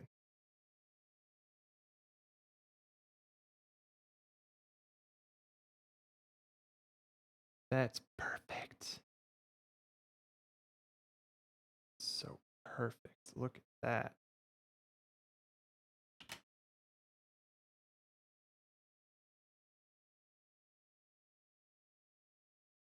Nah, thank you, Jackal, but I think just a black line is fine. Alright, so I'm going to be watching the YouTube video on this monitor and seeing if I can recreate it in Unity. Oh, I saved it as untitled. How about that?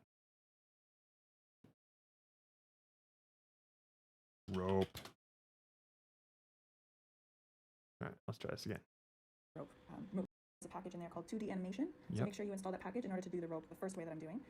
Once that's installed, we're going to take the sprite that we're using for the rope and open it up in the sprite editor. I have the sprite mode as single, so keep that in mind. Okay, sprite editor, go. In the top left, you can go into the skinning editor, which is part of that package we just Skinning editor. Okay. installed. And now we're going to create some bones. And these bones are going to be all the joints that make the rope move. Mm-hmm.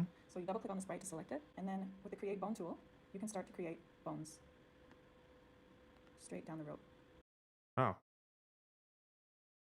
Okay.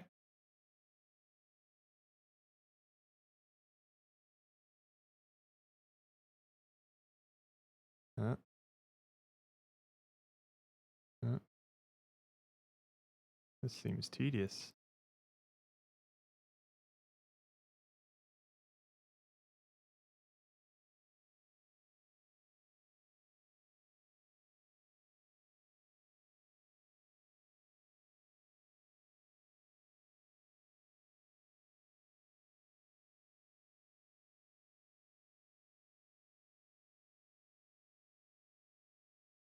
Ah.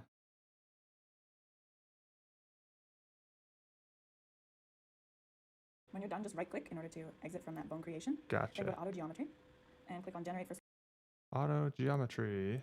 selected. Generate for selected. Bam. Generates the geometry, which is like the mesh you see around your sprite, and also it should automatically generate the weights too, which is the gradient color you see in the sprite as well. Very if it doesn't, neat. you can go to auto weights here and generate. There's also, depending on the sprite you're using, you can adjust the weights and the geometry. I have a more in-depth tutorial about this whole process on my channel. You can just see it. I'll put it in the cards above the video right now. So this looks good to me. I'm just going to test it and see how it turns. Oh, we can test it. I can what? Oh.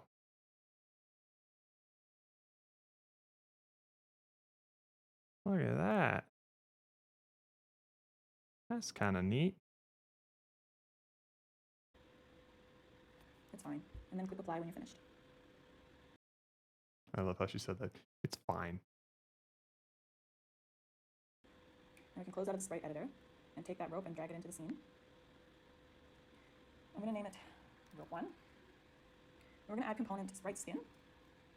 And then Okay, hang on. Hold the phone.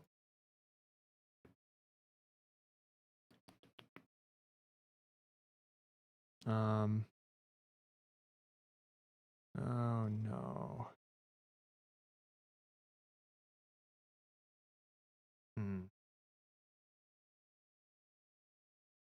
Alright, what we're gonna do here is...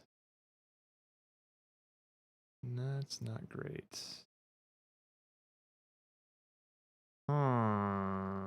Because I have the balloon as like the main thing here, and so when we shrink the balloon, anything underneath it is gonna shrink too. That sucks. I mean, maybe I can just anti-shrink the other stuff. That's gonna be the only way I can do it. Okay, so let's... What did you do, ma'am? And take that rope and drag it into the scene. Okay. Rope. Just gonna go right here. Yeah. Bam.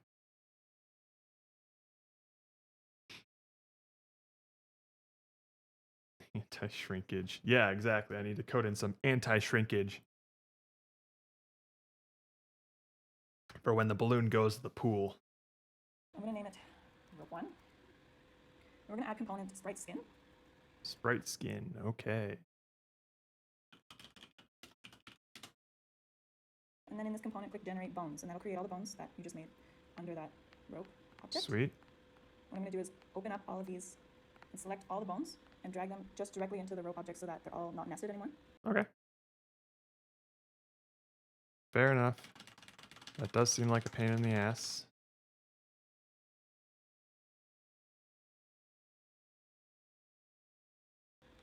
Next thing I'm going to do in this object is create an empty game object and name it hook.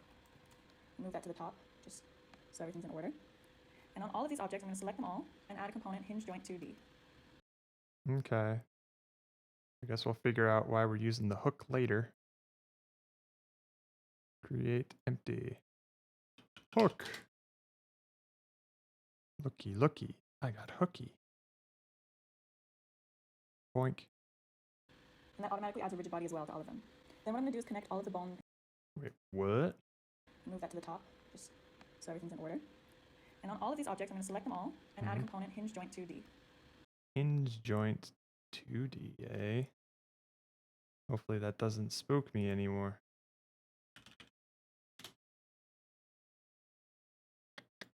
And that automatically adds a rigid body as well to all of them. Okay. What I'm going to do is connect all of the bone hinge joints to each other. So you see in the hinge joint 2D of a bone connected rigid body, it picks a rigid body of something to connect to. So I'm going to drag the bone above of bone 11 with bone 10 into bone 11, bone 9 into bone 10, and so on. That's annoying.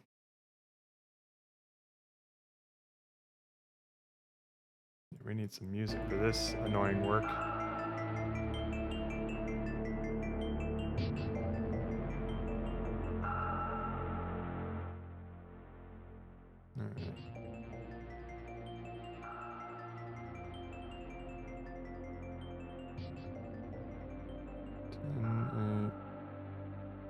Grabs 7. This grabs 6. This grabs 5. This grabs 4. 3. 2. 1. And I'm assuming this grabs hook. Yeah. And for bone 1, I'm going to connect it to the hook. I'm also going to make sure that the hook, see how it's located in the center here? I'm going to make sure that it is in the same position as bone 1. So I'm just going to go to bone 1 and copy the... Okay. Bone 1. Copy component. Hook. Paste component values. Wonderful. Transform, and then go to the hook and paste. The hook, I'm also going to freeze the rotation in the Z. The hook doesn't need to turn, everything else can. All right.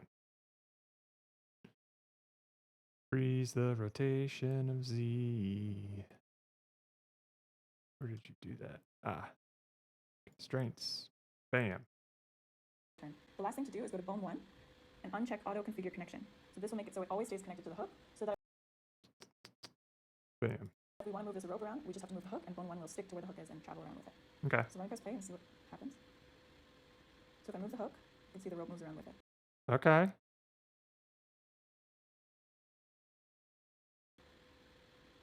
Great. So we can see that the rope is kind of spinning around at the bottom. It's a bit light, so we're going to fix that. Well, let's make sure that this is working first. Shall we?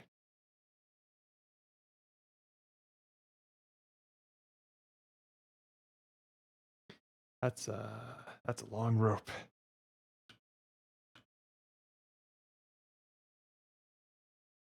Oh God, it just keeps getting longer, doesn't it? Holy.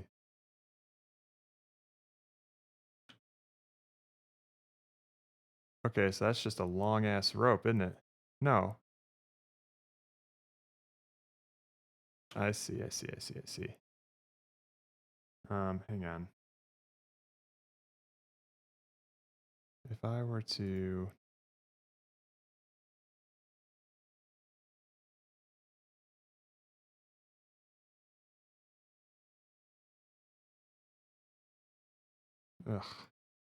where's the easy level? Where's the balloon? Zoom, there it is. All right, and just move it around. It is not moving. It's moving very slowly. Oh, what is happening? It's falling apart.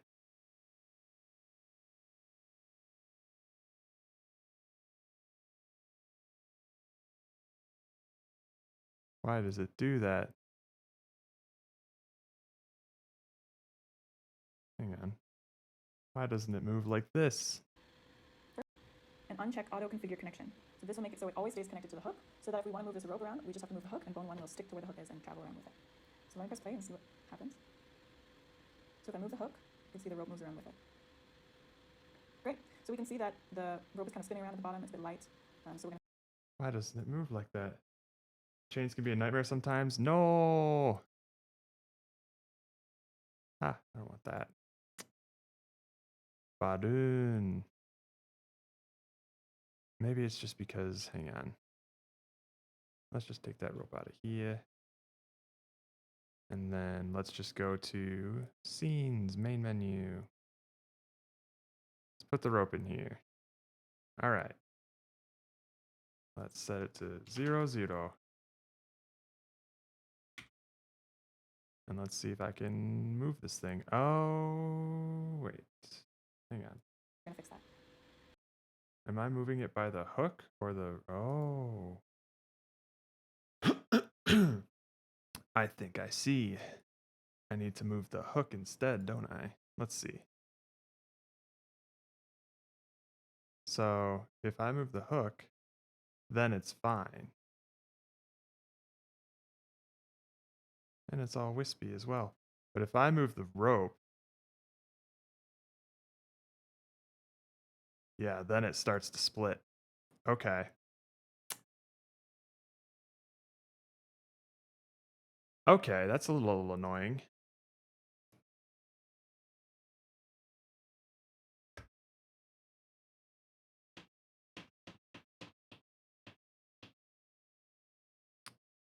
So what? I can't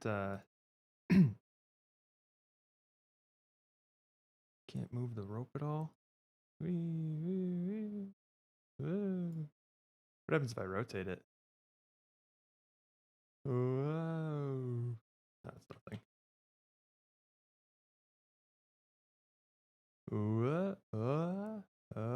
Oh, okay, so it doesn't rotate. What happens if I rotate the rope? It splits like a motherfucker. So what if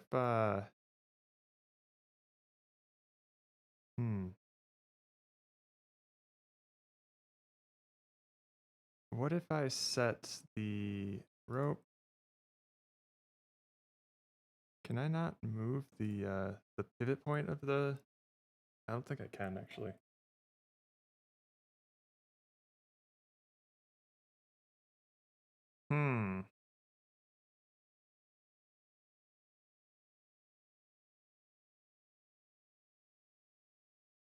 Oh, so you know what? I actually do. So I accidentally. So she told me to freeze the constraints on Z for the hook, but I don't want to do that. I want to be able to rotate the hook. That's probably why it wasn't doing anything.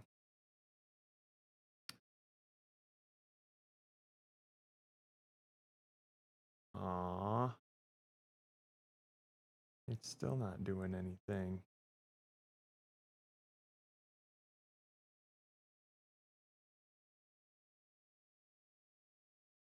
That's a shame. If I were to do...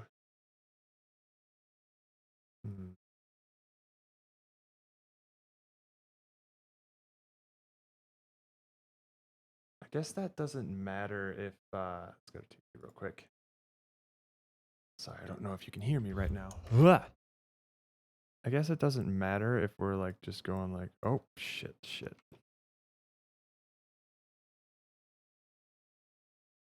Just like moving the hook around. Nope, not the rope. The hook, the rope. Oh, God. Stop. Stop it. Stop. Oh, God. Oh, God.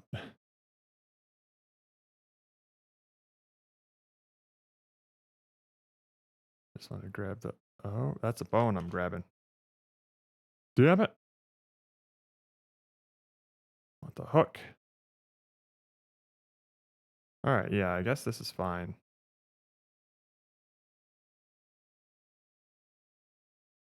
Okay.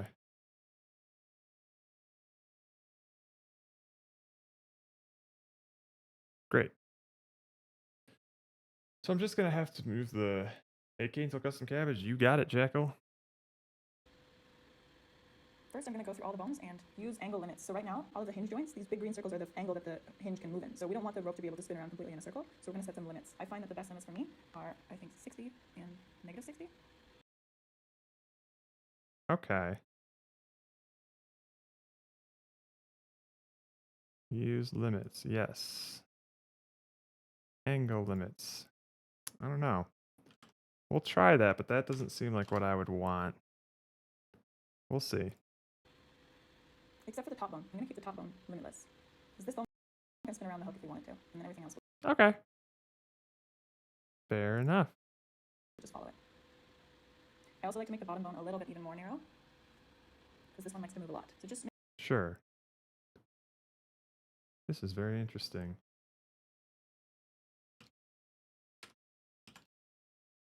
Oops.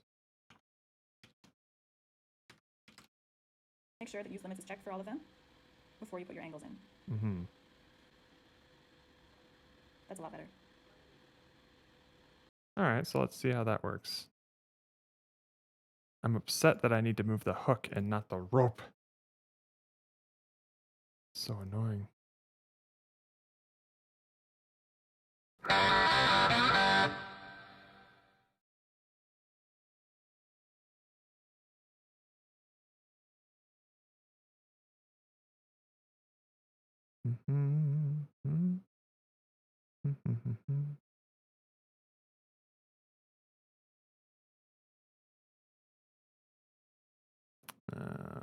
I see. Okay, let's lower this a bit. Instead of negative 60, we'll do 30, negative 30. Try that out, homeboy. I should get some water. I've been drinking some tea, so That's probably a good call.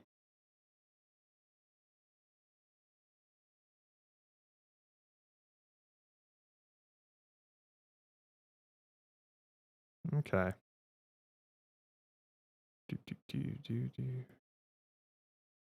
Goes up, goes down, goes all around. All right, so that's going to be annoying.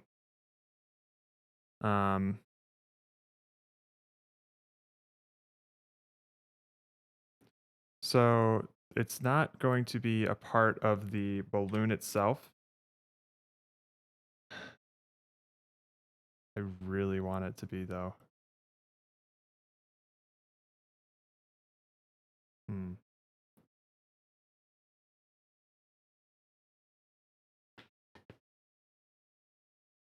How can I do this here?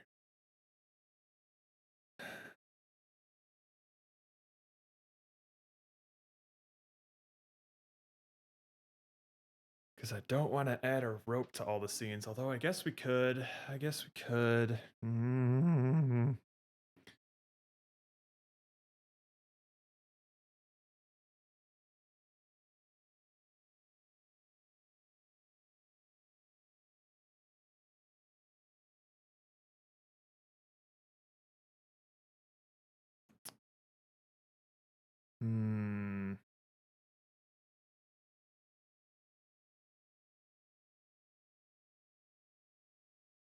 Okay, so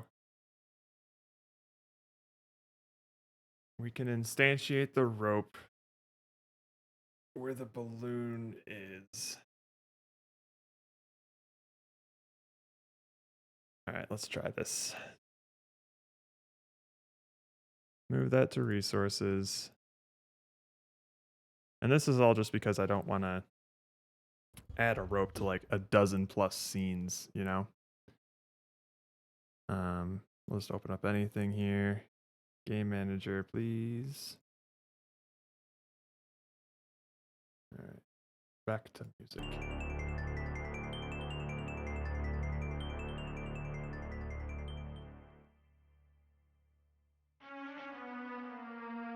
Okay. A little loud, isn't it? There we go.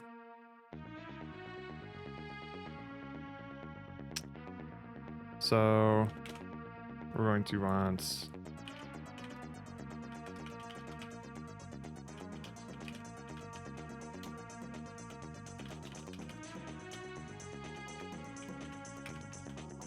sure. This is going to be a similar thing. Quit. Nope, not quit. Rope prefab.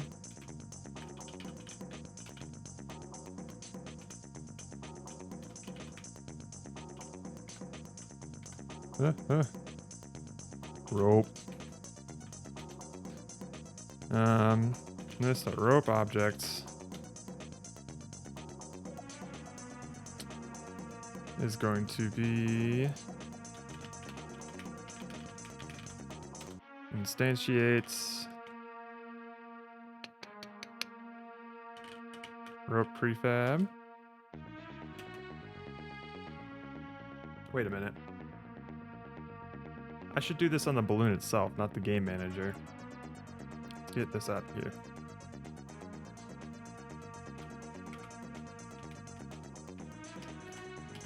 It's a good vibe. Balloon physics, where are you? There you are.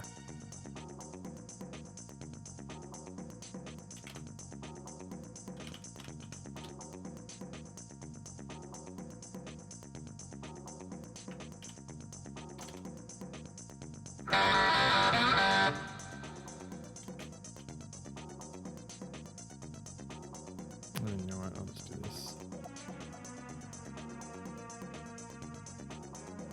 This one.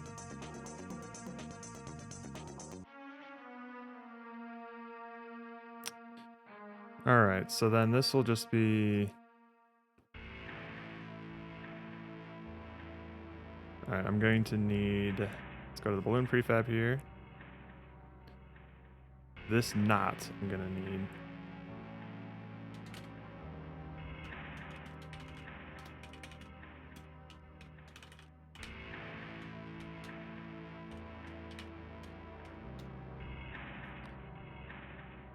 Do.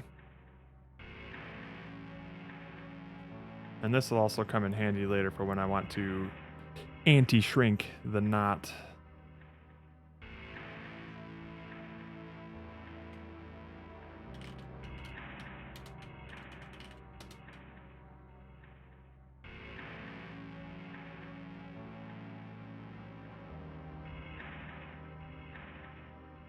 Come on. Oh, you still have a...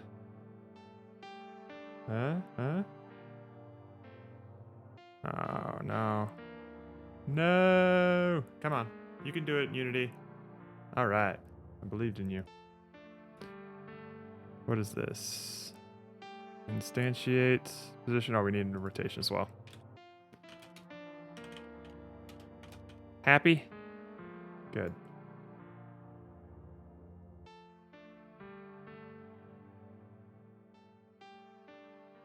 Now can I finally add my not transform? Bam. Okay. Now, what we're going to do here, so it's going to instantiate a rope at the knot position. And then, fuck. Rope, let's see the rope real quick. The first one it's going to find is that, okay. So,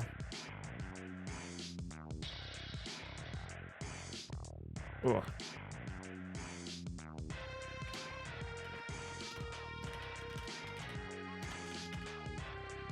Rope, hook, transform.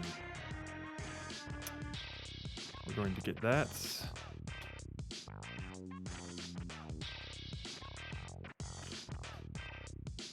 Rope, hook, transform is going to be rope object, get components in children. Transform. Hopefully that gets the hook. And then in updates, we're basically just going to do move rope. This dot rope hook transform dot position is going to be equal to not transform dot position. So wherever the knot goes, the rope goes. And so this is the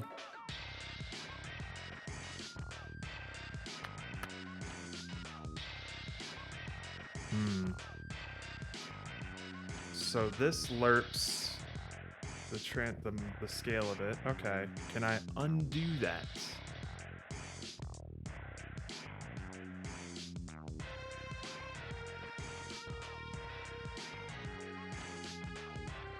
I mean, I guess I could. I don't grow it at an inverse rate. I just say like this dot not transform dot local scale is equal to vector 3.1. I think that's all I do. Assuming that the knot is at scale 1. We'll see. Is it? Nope. 0.85. Okay.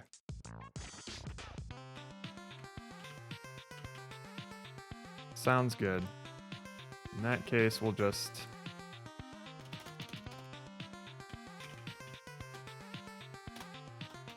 new vector 3 0.85.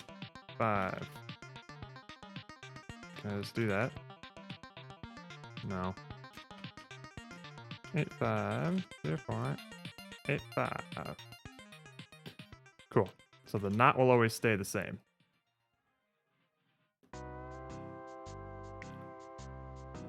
Ideally, the knot will always stay the same.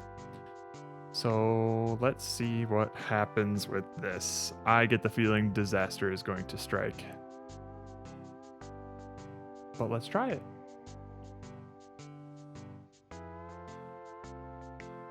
Okay. So not quite there yet. Oh, right, because I didn't set where the hook is supposed to be. I set the rope hook transform. Wait.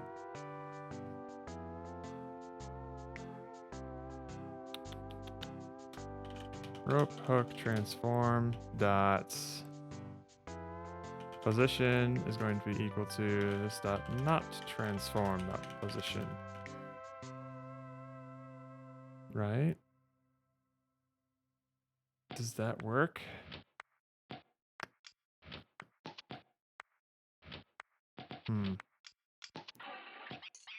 Apparently not. It's getting bigger.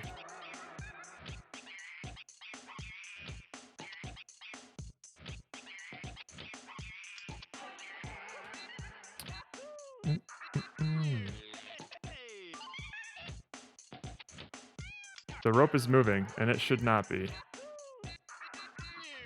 Okay. Oh, wait, hang on. Rope transform position, or rope hook transform, right? Where is this set up? Right here. I just need to see what transform it's grabbing. Because if it's grabbing the parent transform, we're in trouble.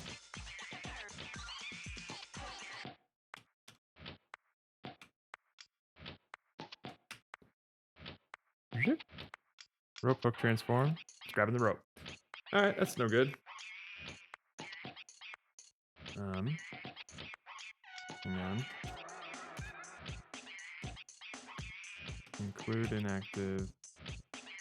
Huh. Alright, how about just do... Hey.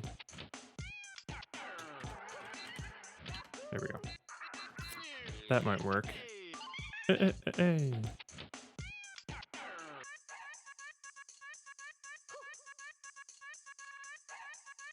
There we go.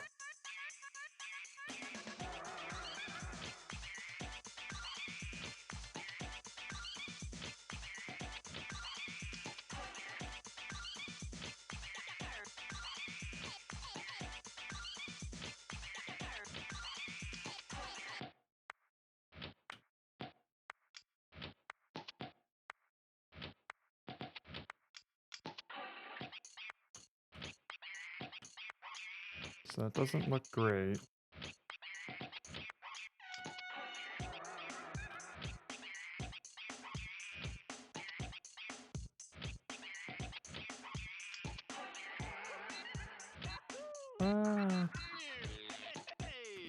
What if I were to do, instead of the knot, instead of setting it equal to the knot,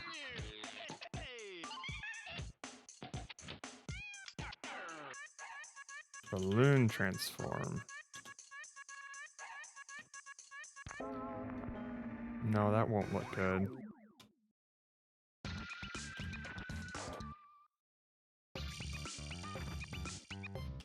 Although, hang on. We don't want to move the rope here anyway. We want it to happen in fixed update.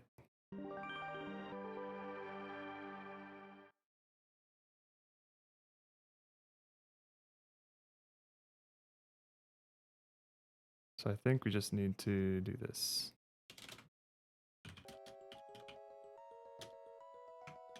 Back to Chrono Trigger, are we?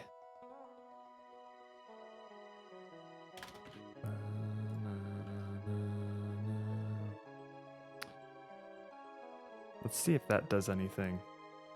Because theoretically that meant that the rope was moving faster than the balloon could when it was in update.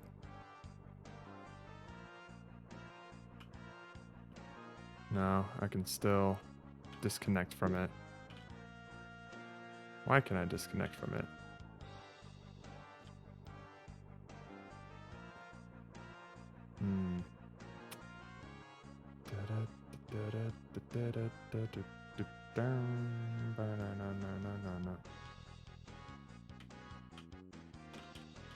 I set this to late update.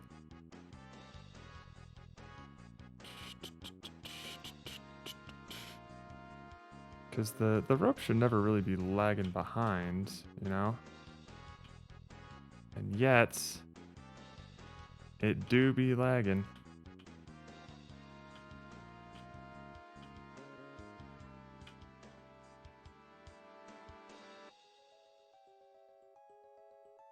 God. I'm not even sure if I like a rope on this thing. No, ref. For what? Oh, because I just started this. You're right. That's fine.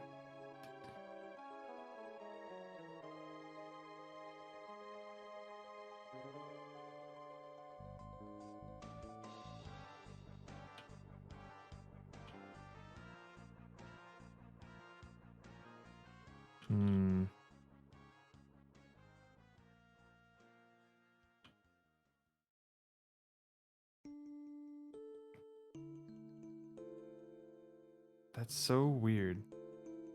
Hang on. No, we have the knot transform, but like, let's see. Where is this knot compared to everything else? It's right there. Yeah. Compared to the balloon, which is right there. But so why does it lag behind then?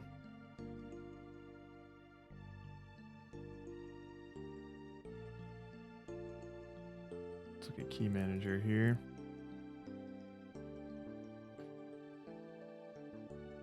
Update input. So that all happens. Then we apply balloon physics.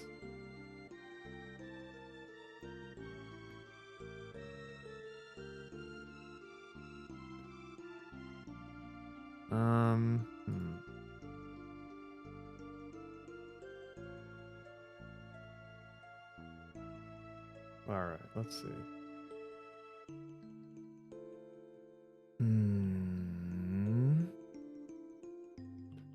We add relative forces and we're torquing it around.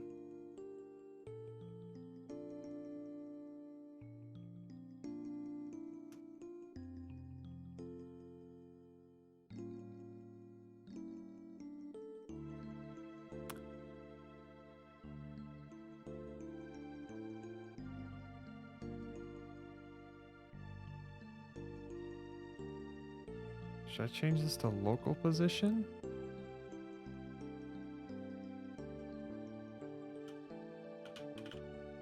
I don't think so.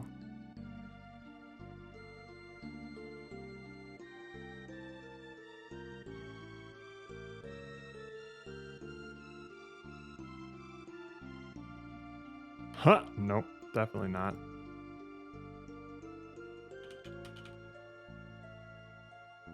So I'm curious as to why it lags behind when the balloon starts moving fast. Why it do that though?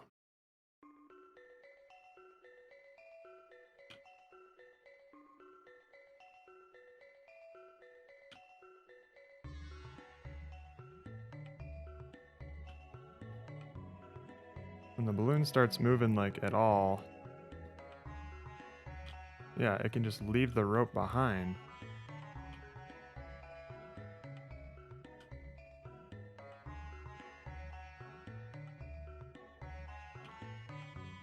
Why?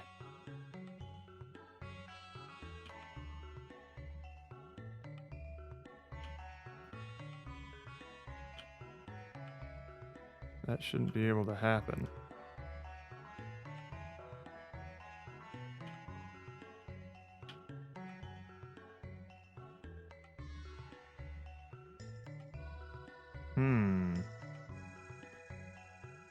Why it do that? Main menu. Rope. Go. I don't want to maximize it, you dingus. Da-na.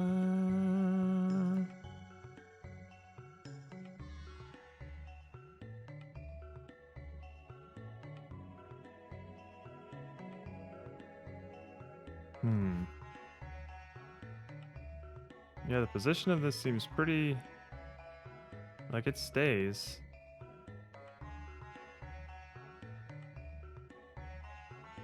So why in, let's say, this, right?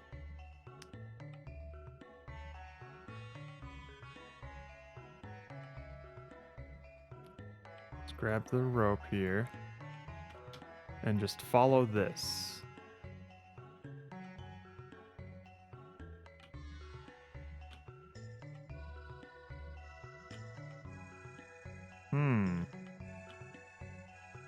Yeah, the bones just lag behind. That's so weird. Like, I can escape them.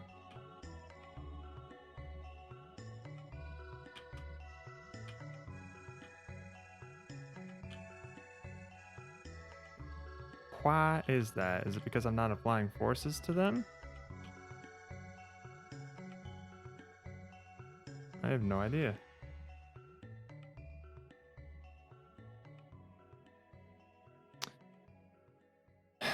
That might be a good idea, actually. Would that look weird? Maybe not. Let's see. Although, if I do a line renderer,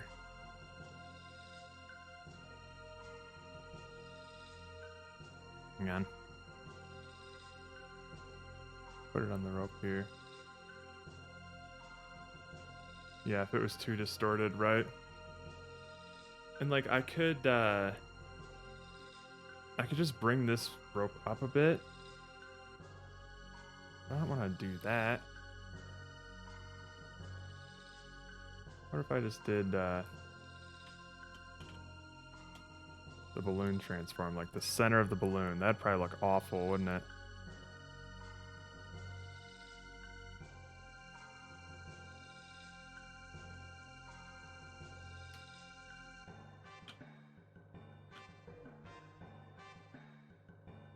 Yeah. Yeah, it needs to be where the knot is. Might be the oh, it might be using gravity. You're right. Well, hang on. They might need gravity. They definitely need gravity. But let's see here. Simulated collision detection. We don't need angular drag. Let's make the mass 0. Angular drag 0. Okay.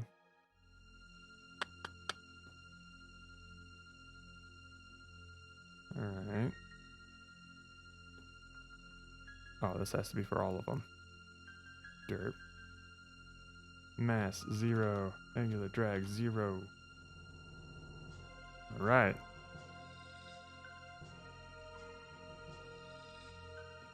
Yeah, there might be some drag stuff, but I'm changing the position. I'm not even like using physics. That might be what's fucking shit up though. Oh. Oh wait, no, this is part of the... When it's part of the balloon transform. I want it to be the knot transform. Da, da, da. Thanks for the suggestions, y'all. I appreciate it. Nope. Damn.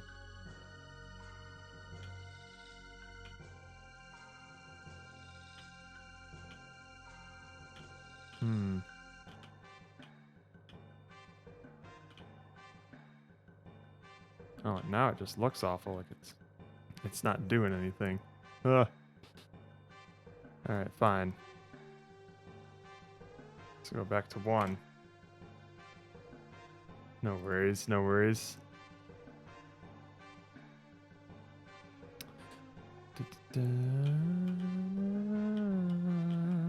Why does it do that? Oops.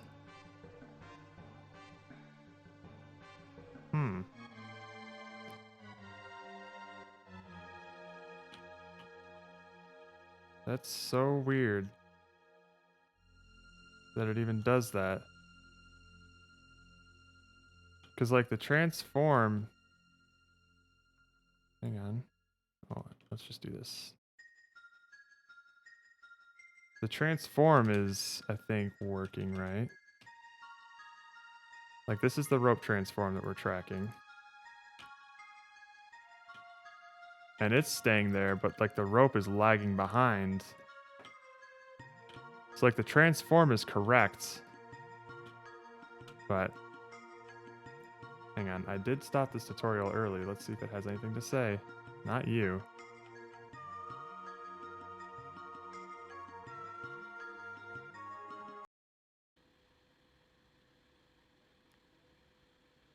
Last thing we can do is add colliders. So I'm going to select all the bones. Oh, that's definitely not what I want to do. You can try.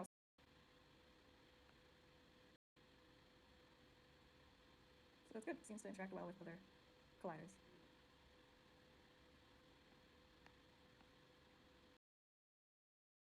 Dynamic rope, I don't need that.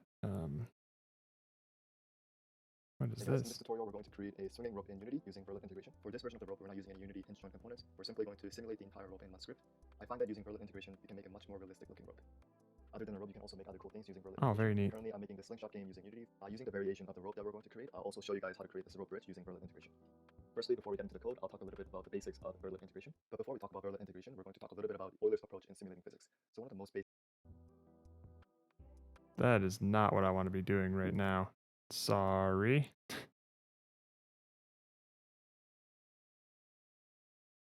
Man, that's bizarre that happens.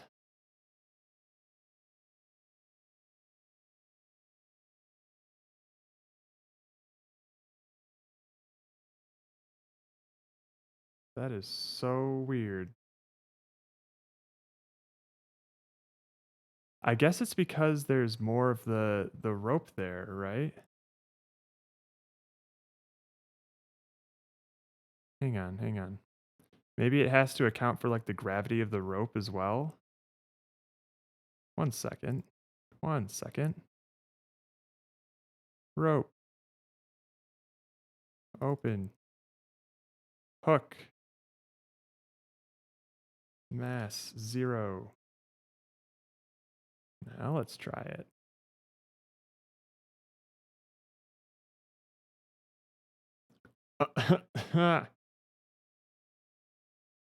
What? What just happened there?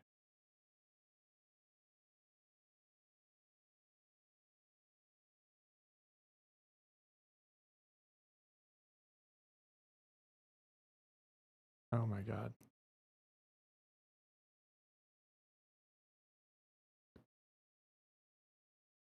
Hook. 0.1.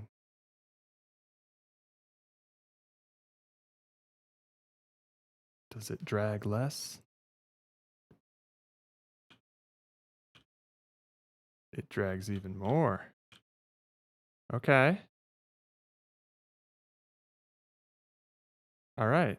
So in that case then, let's increase the mass to like 50. See what that does.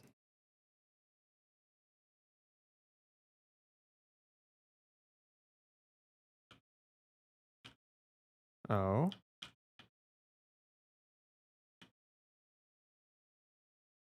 All right. Rope, hook, simulated gravity scale 0? Question mark? So the hook doesn't use gravity, but everything else does?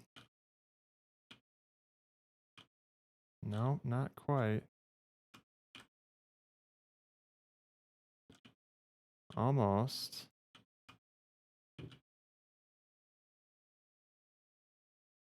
All right. Rope. Hook. 500 mass.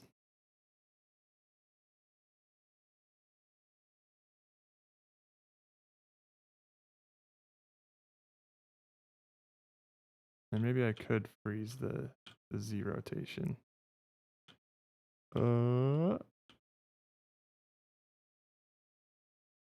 Damn, it's so noticeable that happens. Hang on. Hook. Freeze the Z rotation, I guess. Just like she said before. WWID, what? WWJD controls. God damn it. Why? Hello, Jitspo. How you doing, man? How's your game coming along?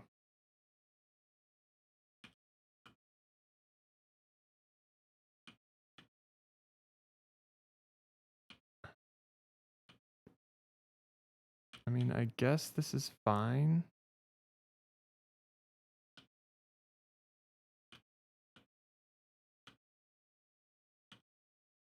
No, it's not. It looks so bad.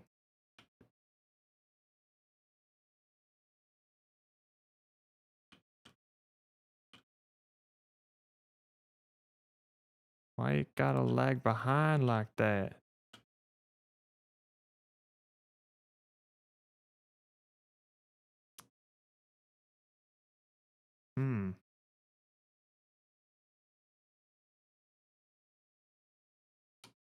What if I just turn these off? Wait a minute.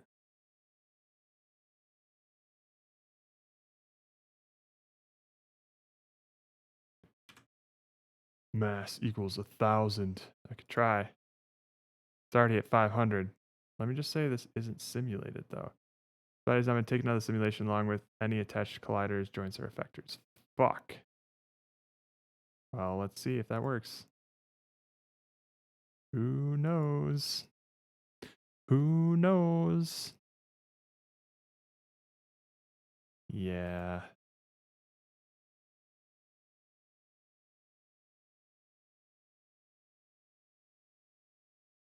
Don't use automass.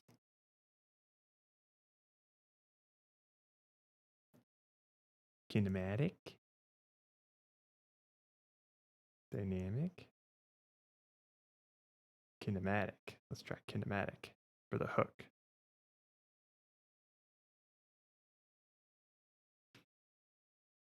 Might be the drag on the rigid bodies or maybe even the gravity. Yeah, so I'm trying to figure that out.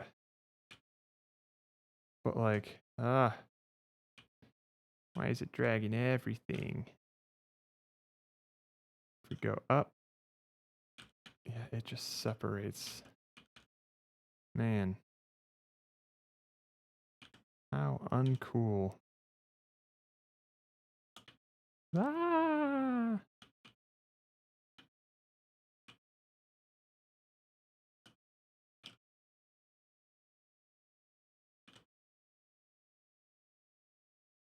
Because I've taken the drag off of them.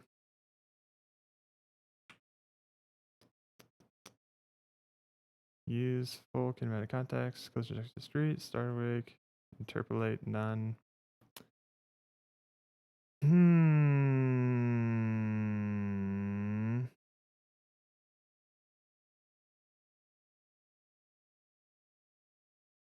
Is it the gravity scale, the linear drag? I don't even know. What happens if we turn off gravity?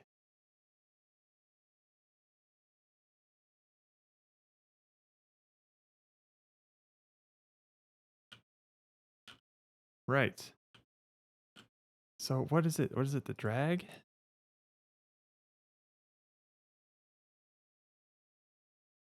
One.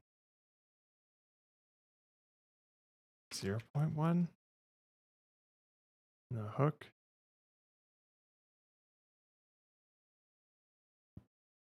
Dynamic mass 1,000. Let's go. Exit prefab mode.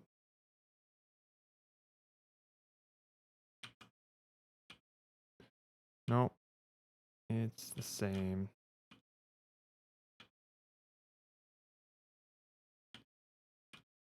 Man.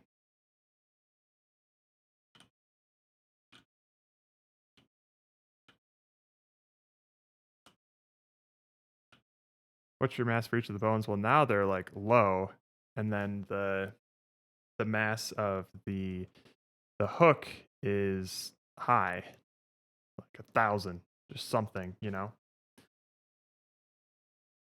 And if I decrease the mass of the hook, then the drag behind the knot gets bigger.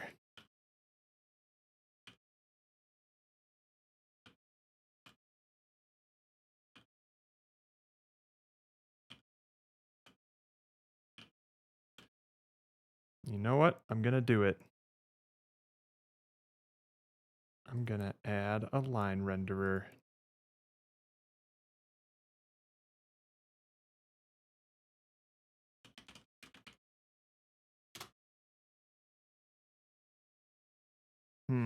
Where am I?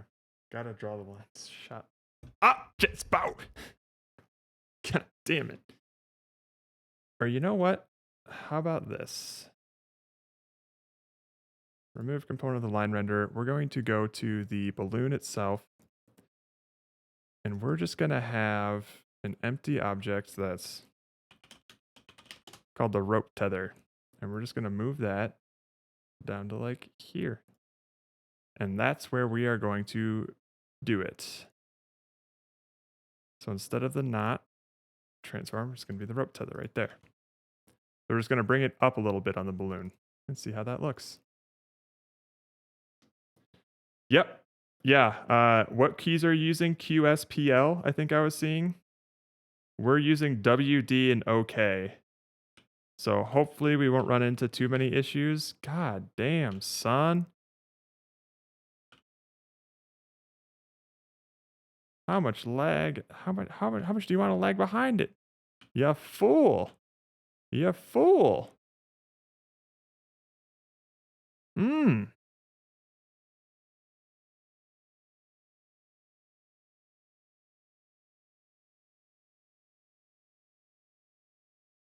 Not. Good God. Okay, so if this... Yeah, look how much it lags, man.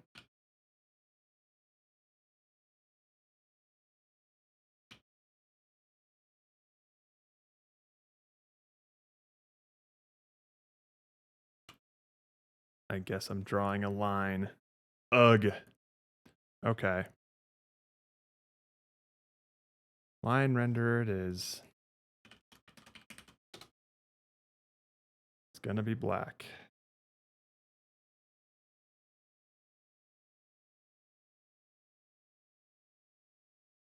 Okay.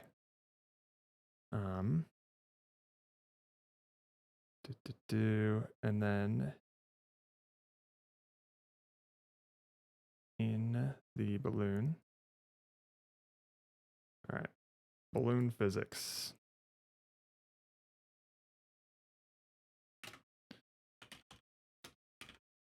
Line renderer. Rope line. This is gonna look so dumb.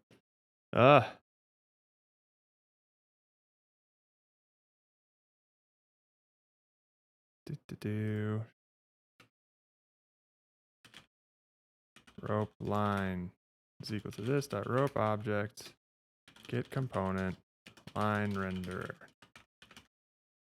All right, I forget exactly how to set points in a line renderer, so I think we can just do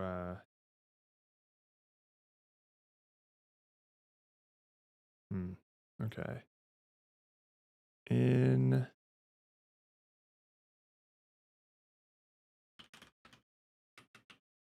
update, we'll just do it here.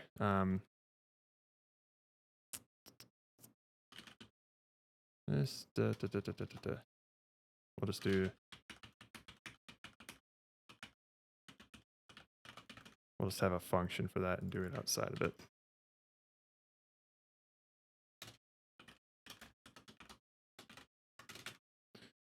Okie doke. QALP. Ugh. Yeah, I'm not sure. Like, we've found so much inconsistency with our trying to find the keys. We settled on WD because we figure if you can't hold W and D at the same time, you can't play first person shooters, so you probably can't even play our game. That should be fine. And then we're just hoping that OK works for most people as well. It worked for all the keyboards that we tried, but who knows, you know?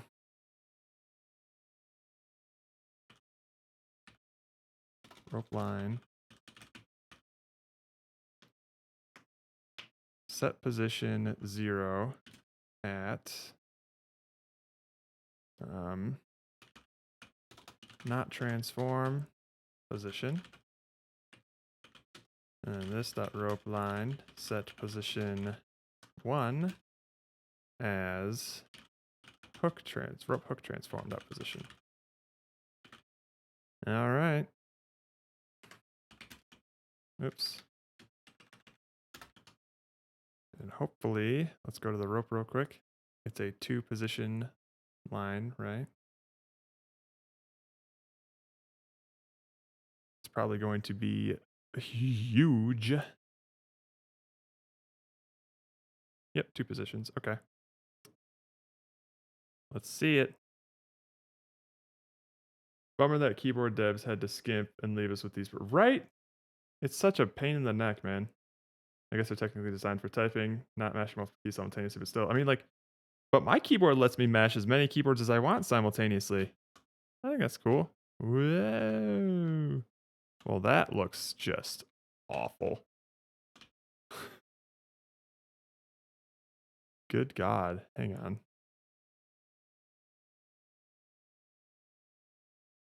Oh, wait. Ugh.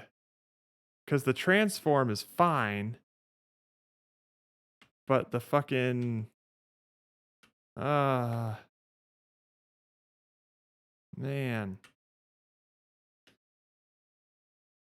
The problem is that it's not... what's this transform at?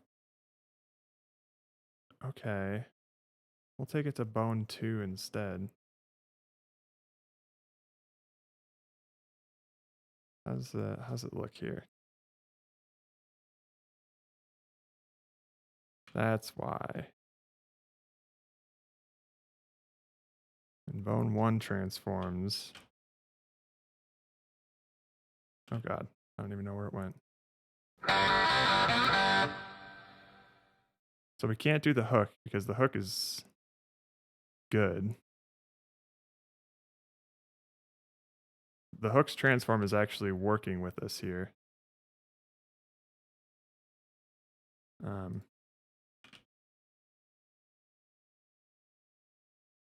That's what we want to do. Okay.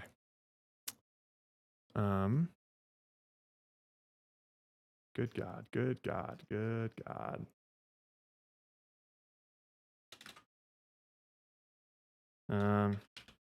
This is so jank what I'm about to do. Rigid body 2D. All bones are going to be equal to.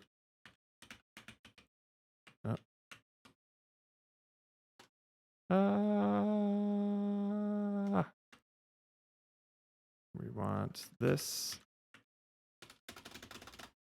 Bam. Get components in children. We're going to get all the bones. And then we are going to grab all bones at 1. Game object.transform. So we'll get bone 1 instead of the hook. Christ. Bone.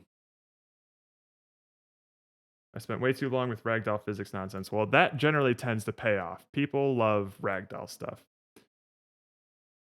Gotta love how 90% of game dev is dealing with stupid stuff like, right? Like, dog, I got balloon physics down to a T. Uh-oh. Oh, shit.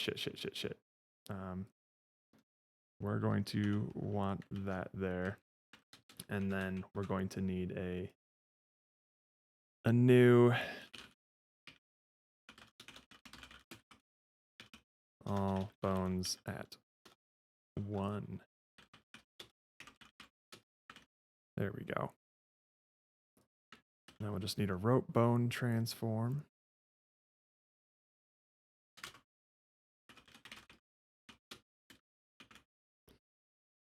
And we're going to go down here. There. That should do it, hopefully. Do.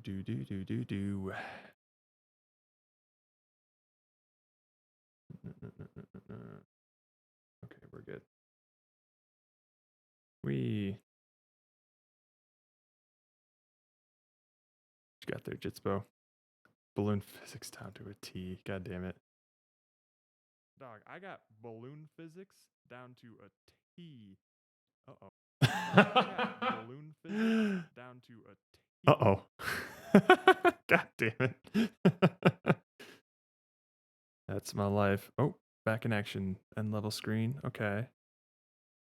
Oh, okay. Ooh. Okay.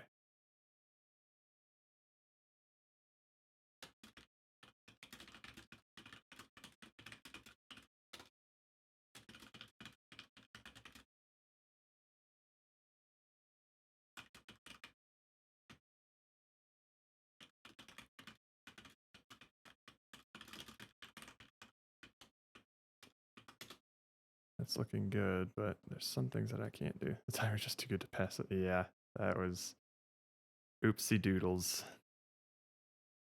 Okay, so hopefully this does something.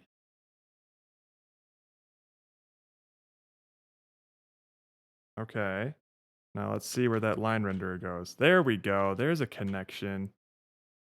All right. So now all I gotta do is figure out how wide it should be. Go. Okay.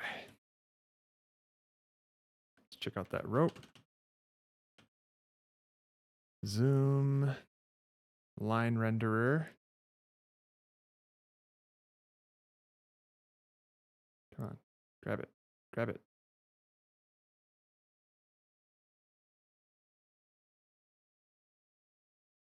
So it should be about 0.19. I'll just do 0.2. 0.2 seems good enough. Okay. So 0.2, and we're just going to need to put a material on it. Sweet.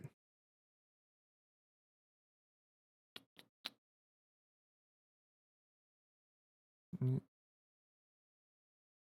0.2. There. Materials. Sprites, I guess. That seems fine. Can the string get caught up on stuff? No. It'll just...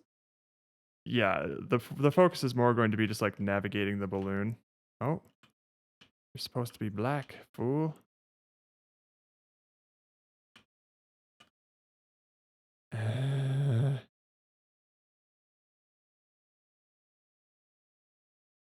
Oh, why is that like that? No, I want the whole thing to be black. That's the alpha. Give me the color. Black. The blackest black you have. Yeah, so the rope is strictly there for aesthetics. Okay, that looks fine. Certainly it doesn't, at least it doesn't look awful, you know?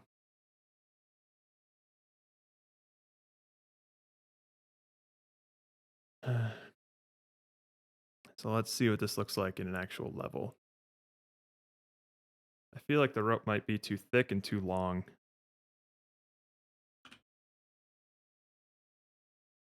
Or maybe not.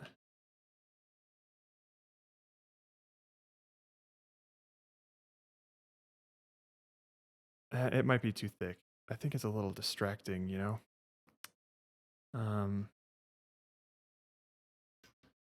Can I...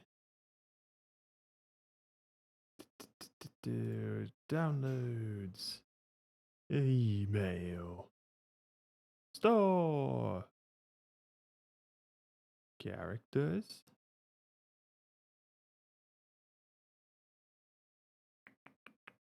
Open with paint.net. Thank you very much. All right, let's make this a little thinner, shall we? How? How would we do that? Fuck. I don't want to have to remake this whole rope. No. Hang on. Big skip coming up. Big skip. Oh, fuck. There we go. There we go. That'll do it.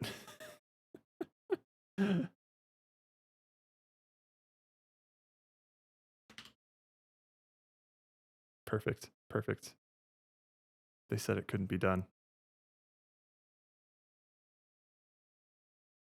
Did they seriously?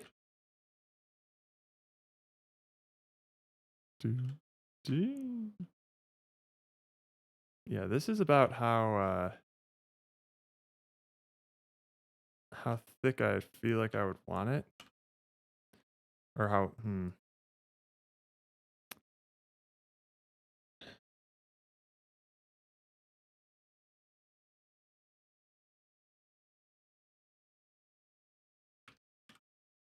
Sure, how about that? Shut up, Diesel.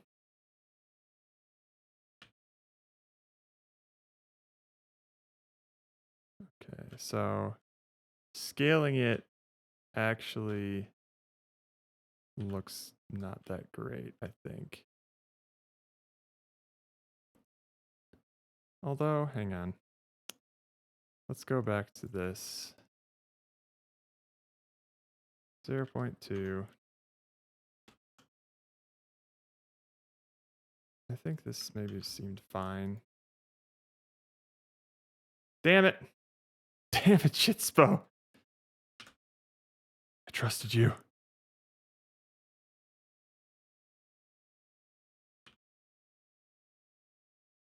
I don't like how it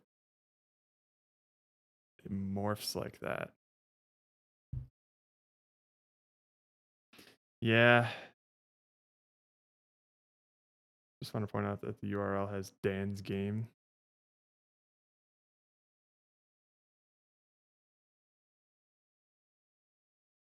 Bork, Dan's game. Hey, look at that. Yeah.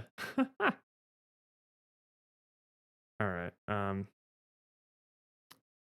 feel like I've spent too much time on this rope. Come on.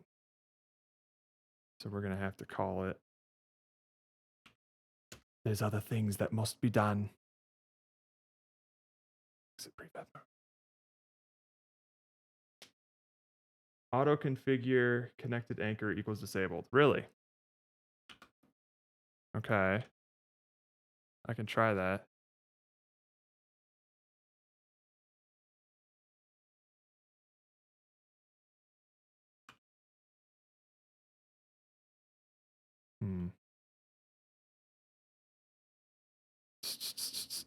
Bad to the bone.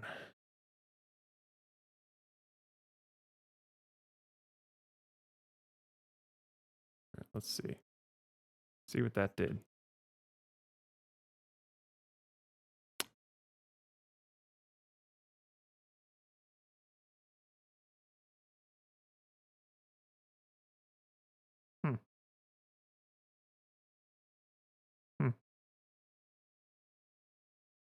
I don't think that did the trick.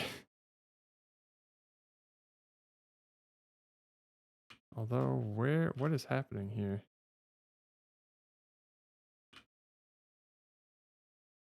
Yeah.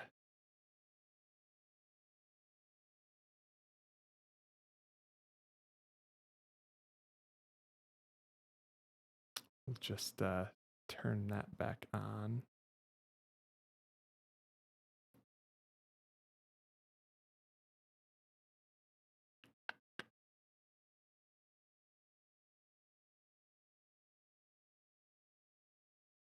Is this a bone? It's not a bone. Yeah. Fixed. Yeah, we got it. Look at that.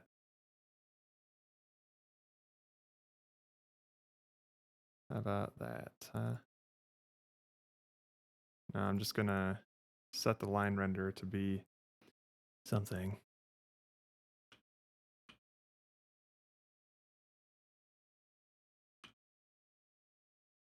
All right. Yep. It's about as good as it's gonna get for now.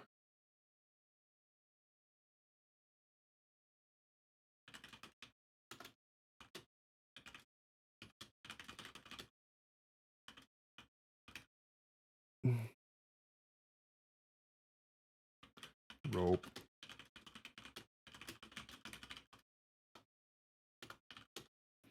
Yeah. Okay. So there's other things that I want to be working on here. Steven, what are you pushing?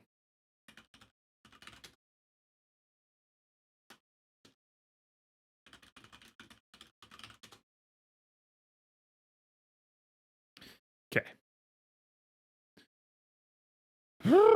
All right. Give me my music back, please. I just realized that y'all have been watching me in silence on this. I thought I had music playing and I just couldn't hear it. Oh, nuts.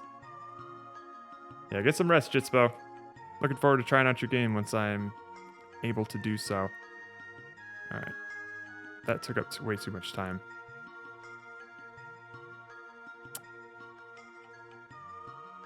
Okay. Let's check Discord.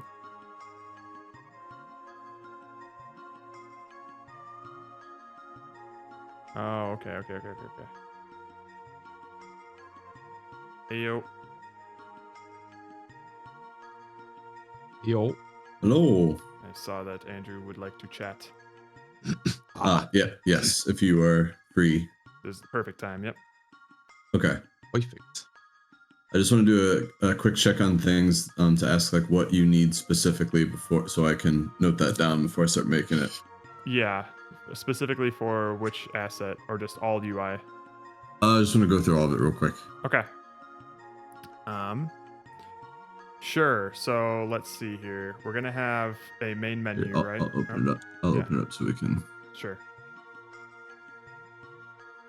So here's all the stuff that exists right now.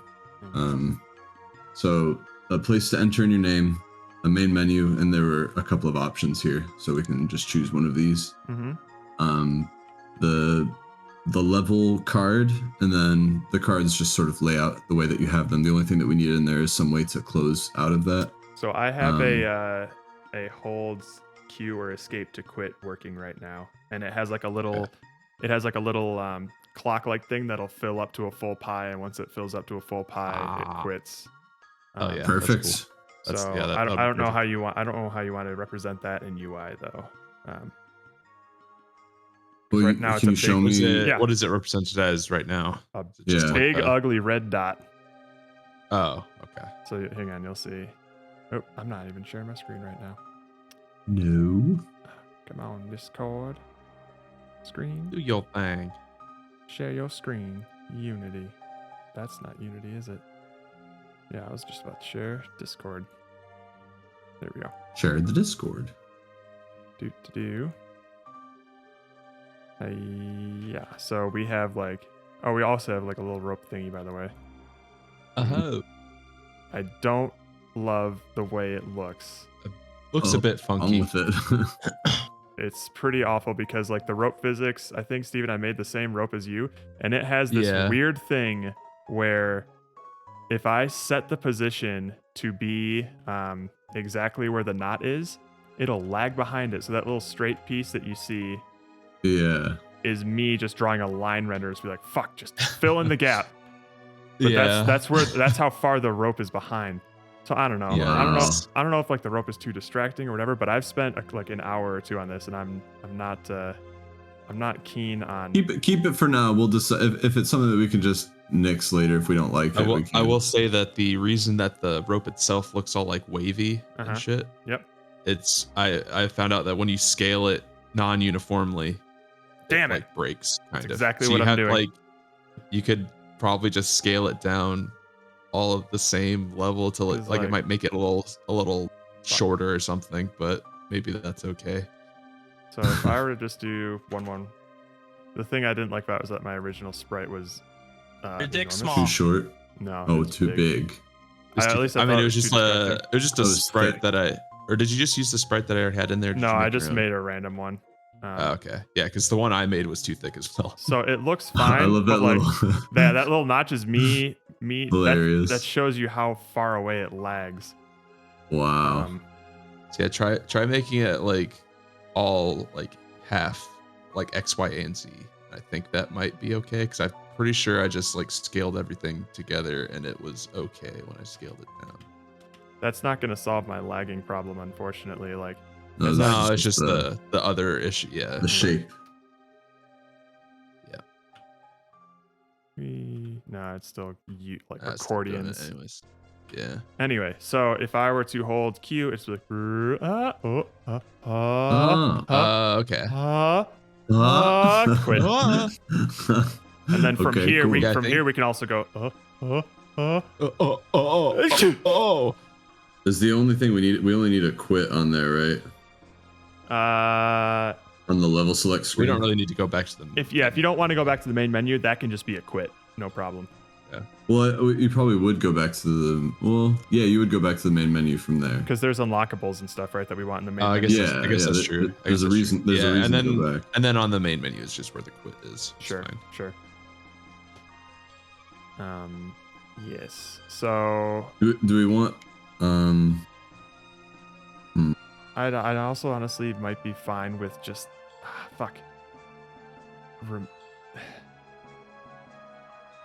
I'm not sure if the rope is like distracting or not, even when it works. You know. Sure. So if I do, hang on, this big old thing, and then I change. Oops, I got thickums. Dick thickums. Do that because that's what the size of the rope is. This is about as natural as it'll look. Like if we make like a thinner sprite and we don't scale it at all, and we get the right sort of line render thing, like this is about as natural as it'll look.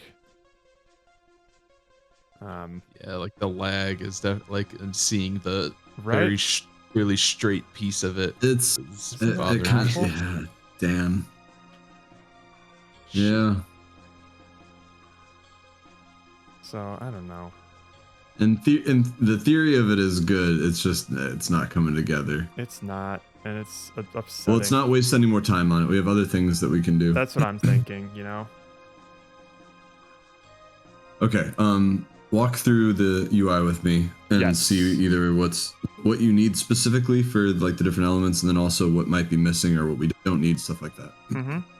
So let's see here. You have the main menu, or this is the login menu, which is good. Is this going to happen before the main menu? Just curious. Yes. Okay. That's when I imagined it would be. Sure. Like that's fine. And then we'll have the main. And then we'll have the main menu below it. Yeah. Yeah, like the next would be main menu, and we can choose between these two styles. Sure. I like the menu items of the bottom one, but the title of the top one. Do you like this? Yeah. I think you I want agree. a nice just centered, but like a centered thing. Like we could even make them a little smaller, but yeah. I think I agree with that. Okay, so we like these just sort of living, and then like this is how you interact with them. Yeah, I like instead of the box. Oh, yeah, and you know what would be cool? I like the circle. If we can still incorporate that like standouty text and use that to display our names randomly throughout the text itself, because we usually put our names on the title screen. All right, we can certainly do that. So that would be neat. I can definitely do that. Mm-hmm. So yeah, but make my name bigger than the title font. but we want John Hancock Stevens' name on there. But instead of like a small title, you want like the big one here. I think so. Yeah. Yeah. Okay. Cool. Okay, but just to be clear, so we can get these and move on. I think that screen is good. Yeah. Okay. But I need to ask how all of this works. So and what you need. Like, am I giving you a box, or is that just what it is? And then you just need this button, or like what things do you need? What things don't you need? Yeah, I'll need your usual button stuff for the button there. Let me see here. Let me go to the login screen real quick. As far as the text box is concerned, let me see here. I can use whatever box you give me, so that would be great, because otherwise it's going to be like the default UI Unity box. Okay. So if you want to give me a box as well as the font that you're using for all of this, right? Yep, I'll give you the fonts. So I'll need that. So like a box thing, and the buttons for that are what I'll need. Yeah, which includes all the button states, right? Like hover in the background. Do you want any sort of like why you're entering your name stuff in here? I like that little touch. I don't need to include it. Yeah, I like that little touch. I think it's nice. Okay. It's up to you. So, just bake that into the background if you're gonna add it though. So yeah, like this will be baked. Yeah. This is just gonna be like PNG stuff. Like all of that's on one PNG. Great. And then I'm gonna give you this box and this button. Cool. Title. We still need a title. Yeah. But look, I'm not going to make a. At least right off the bat, I don't feel like I need a logo for this game. No, this is not as much of like a big poppy logo type game. Not like a title logo. Yeah. Like the logo, it can almost be just purely visual, honestly. Yeah. There's enough striking visual and simplicity to kind of get across even with just color. Yeah. Like I feel pretty confident with that. Yeah. But we do need a name at some point. Okay, so it's a damn shame that we can't use S anymore. It was a 10 out of 10 idea. All right, so for this, like each of I would assume that each of these like exit level select credits and that scribble thing will be that scribble thing can just be an image because we're not gonna be able to hover over that until it's actually a button thing. Yeah, it's just an image. But all of these will be like buttons, like sprites. Yep. So these are buttons, so they'll have normal, hover, and click states.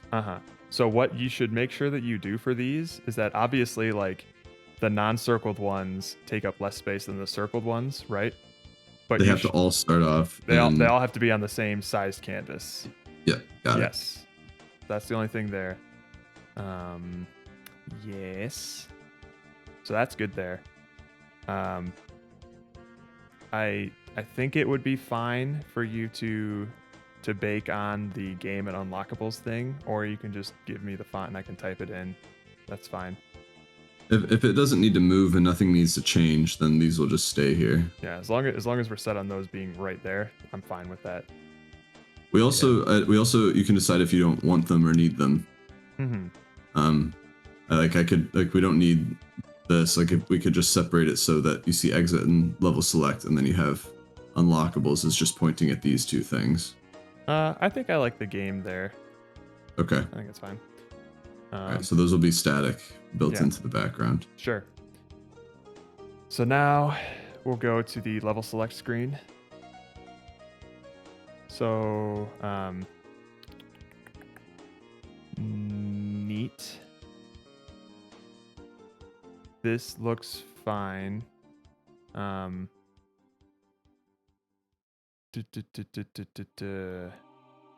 Would you imagine? So, I guess I could add a that X up there if we want that to be like a default exit button, or we could have some instruction to like hold Q or escape somewhere somehow. Well, I think if we do a little Q box, and then whenever you click it like from behind it, I don't know how easy this is. Could we have it like linearly fill in just like from side to side? Is that easy? Yeah, that the Q that you give me will just have to be transparent, and then I'll just put an image behind it that'll fill like that. Yeah. Okay. At this point, I want to find the shortest cuts to getting a finished game right now. Like, sure.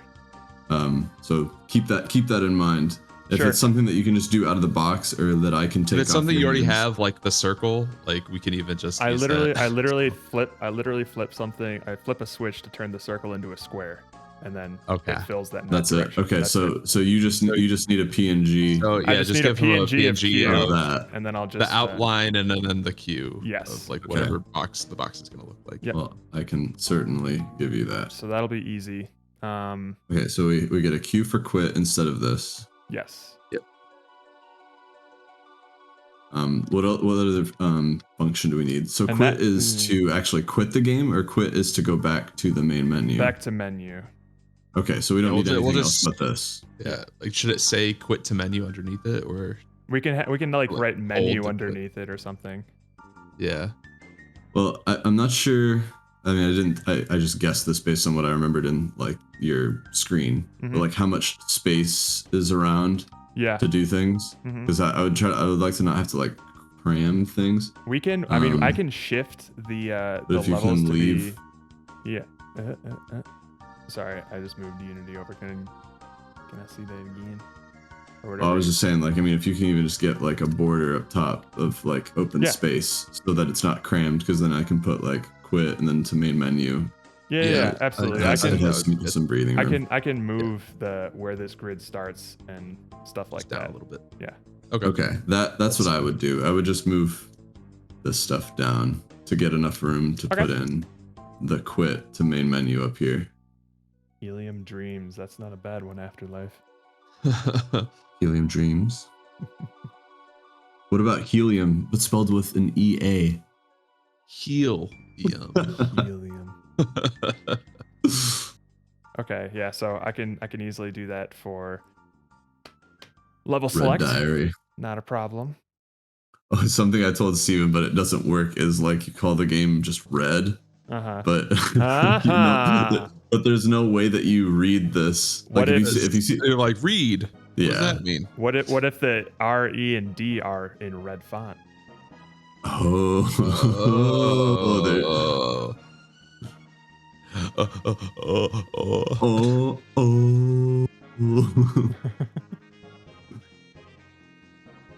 maybe.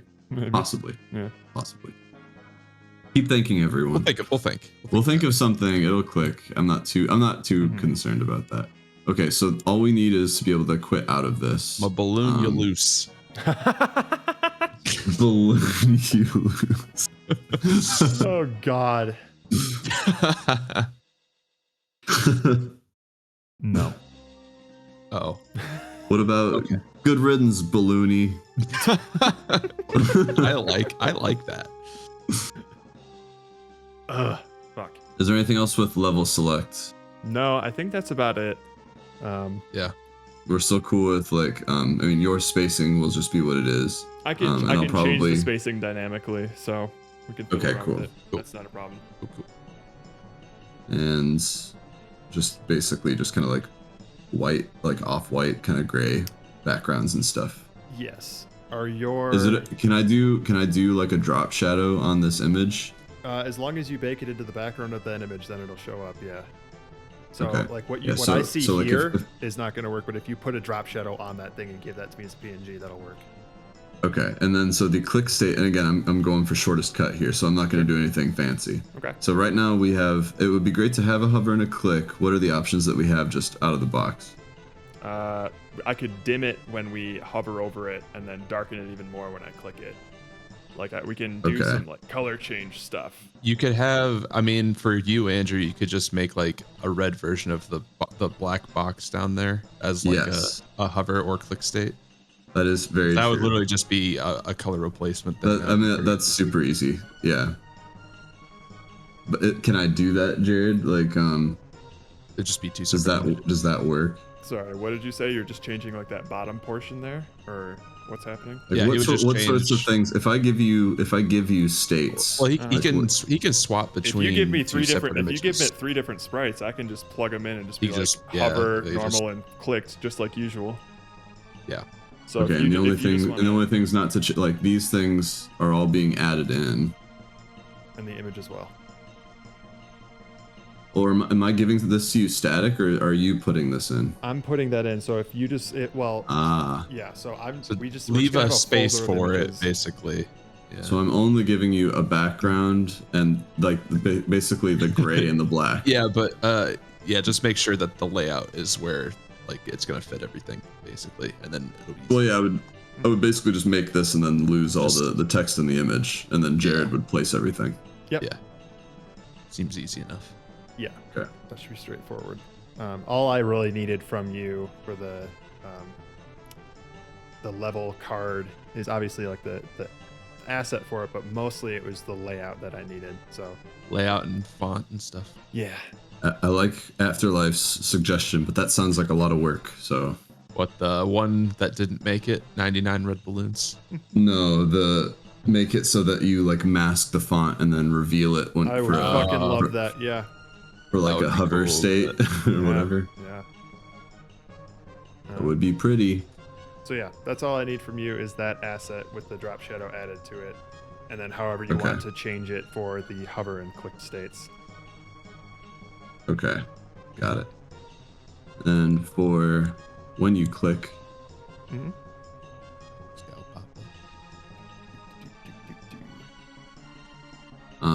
So this is the thing that you will see layered over this. Uh-huh. Are we missing or need anything? I pretty much know what I'm giving you. I just want to give you another chance to make suggestions or change anything. Yeah. Let's see here. None of this. Is it here's the question. Is it annoying to change the font color of just a specific part of the between like white and black? Like, should it just be all one thing, or is that like an easy thing to be like, whatever the first one is, make it white with the black background? Like, are you choosing per thing, or are you? Let me double check. Is this all one thing? Let me just double check. Okay. I think I can do that, but I'm going to. If it's not already doing it, I'm gonna get rid of it. Yeah. Pretty much, yeah. That's the rule. That's the rule right now. If you haven't already programmed it, I'm gonna get rid of it unless it's crucial. Let me just check. Can I just change it? Yeah, I can just change that. No problem. Okay. I literally it already works. I just literally go into the field on the prefab itself, change the first one to black, and then it'll just stay black. Or change it to white, and then it'll just stay white. So change it to white, and then it'll change per line. Okay. Yes, I can change them per line in the prefab, and then I won't have to code anything on runtime. So I can get it done in like 10 seconds. Time me. I'm timing you right now. Go. Well, not yet. I didn't get my watch out anyway, so it's fine. So yes, all I'll need is the background here, and obviously where you want the. Oh no, leader. Are you adding in this image? I'm adding in that image.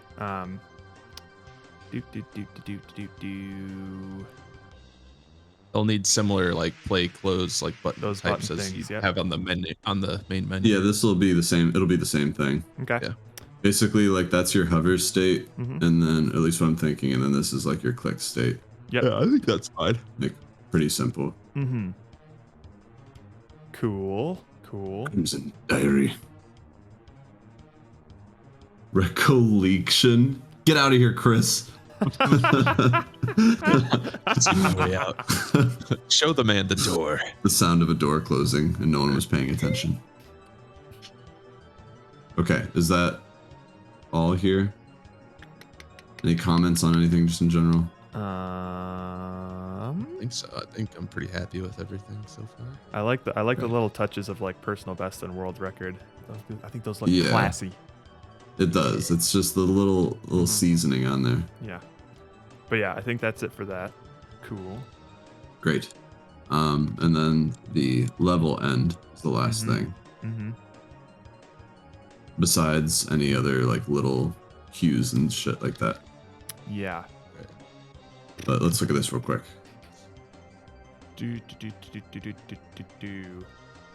Let's see here. Okay.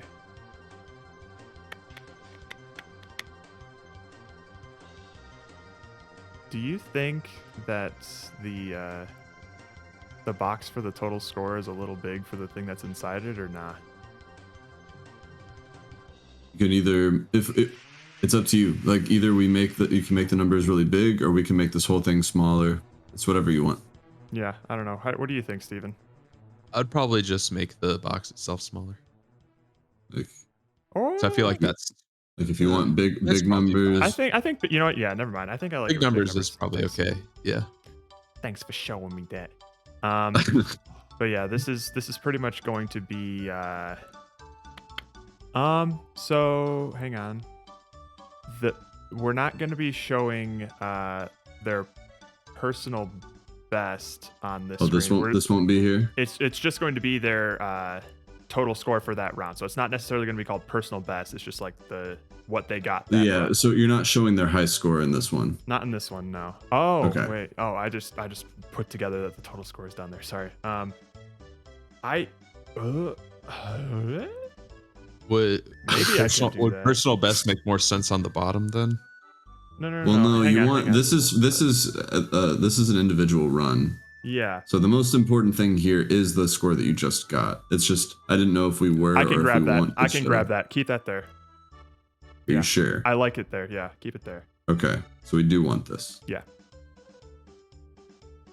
I just didn't even think to put that there.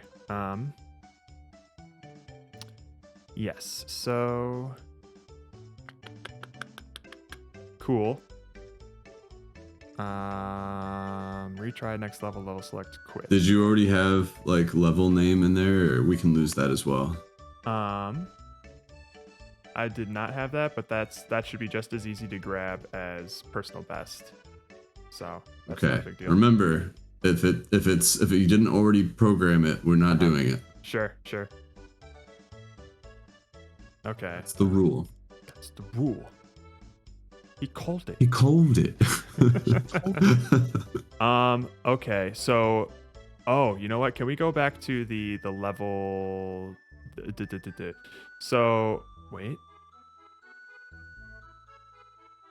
Never mind. It's gonna work fine. Okay. I was concerned about the leaderboard when we see it, that the placement and the names and text being different fonts.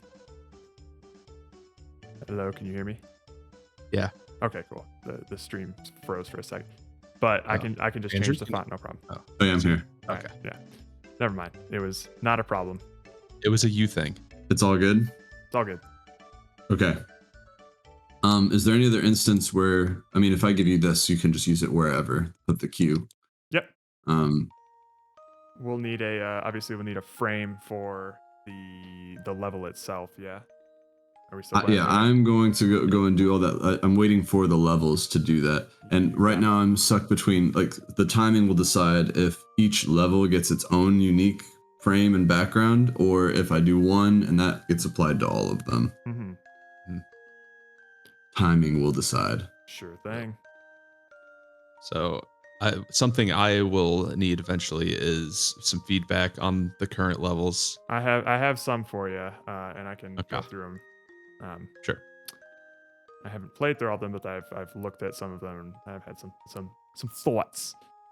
All right. But as far as UI goes, for the menus, that should be good. And you'll really only need to give me a font for the timer. Yeah. I'm just gonna give you a font, and you can choose between like either the clear reading font or the more flamboyant font. Yeah, sounds good. And then we'll just place it wherever it fits best. Sounds good. So I think I'm good enough to start just throwing these things at you. Absolutely, that would be wonderful. That's what I'm gonna do basically up until midnight is the plan. Is to get you the final stuff. Sure. Sounds good. Okay. If you wanted to deafen yourself while Steven and I talk some level design stuff. I don't mind it. I've been just having my headphones on over my ears and not listening to music for the past little while. Jesus Christ. Yeah. All right. As long it as doesn't bother me. Distracting. Okay. No. All right, let me go through these. Can you see my screen here, Steven? I can. Okay. So let's see here.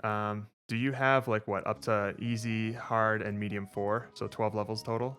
Yeah, but some of them are, or at least I know of a couple of them that I just probably would just cut if I don't come up with a better one. But sure. So I obviously really like easy. The easy one. Easy mode is easy, or at least the first. This is probably like level 1 or something. I like this one as well. Just some tricky navigation stuff. I think the easy ones are pretty great.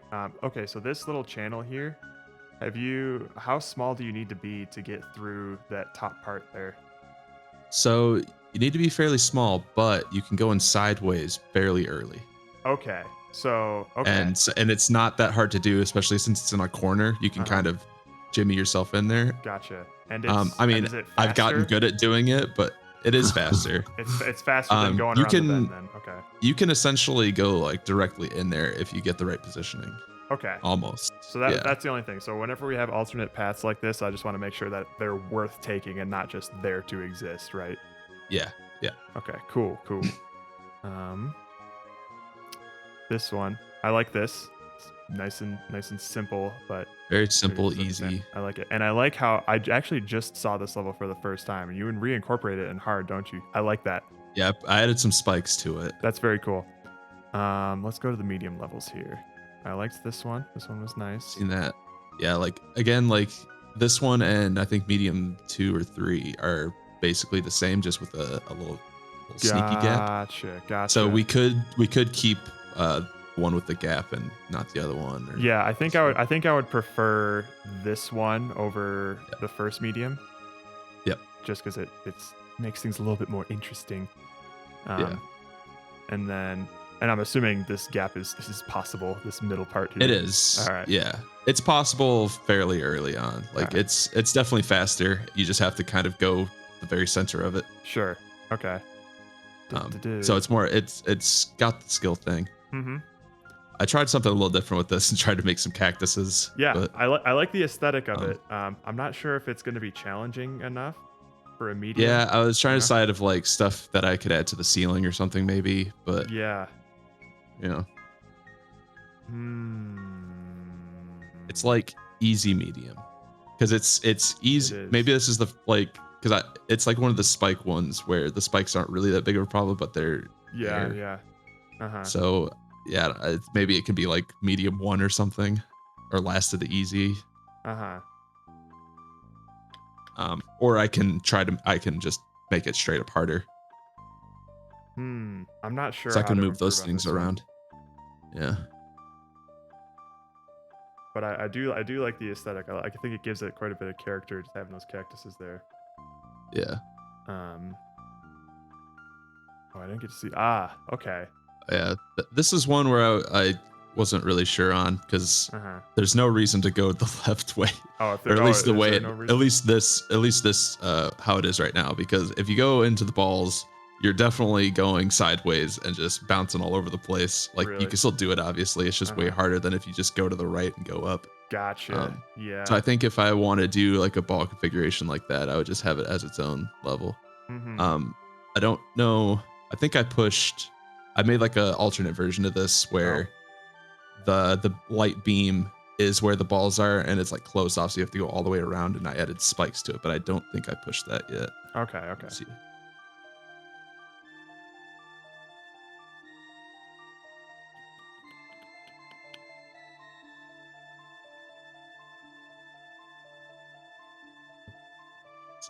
Discard my editor user settings, which I'm not changing anything anymore, so it's just always there for some reason. Git's supposed to ignore that, but it hasn't been, so it's been so fucking annoying.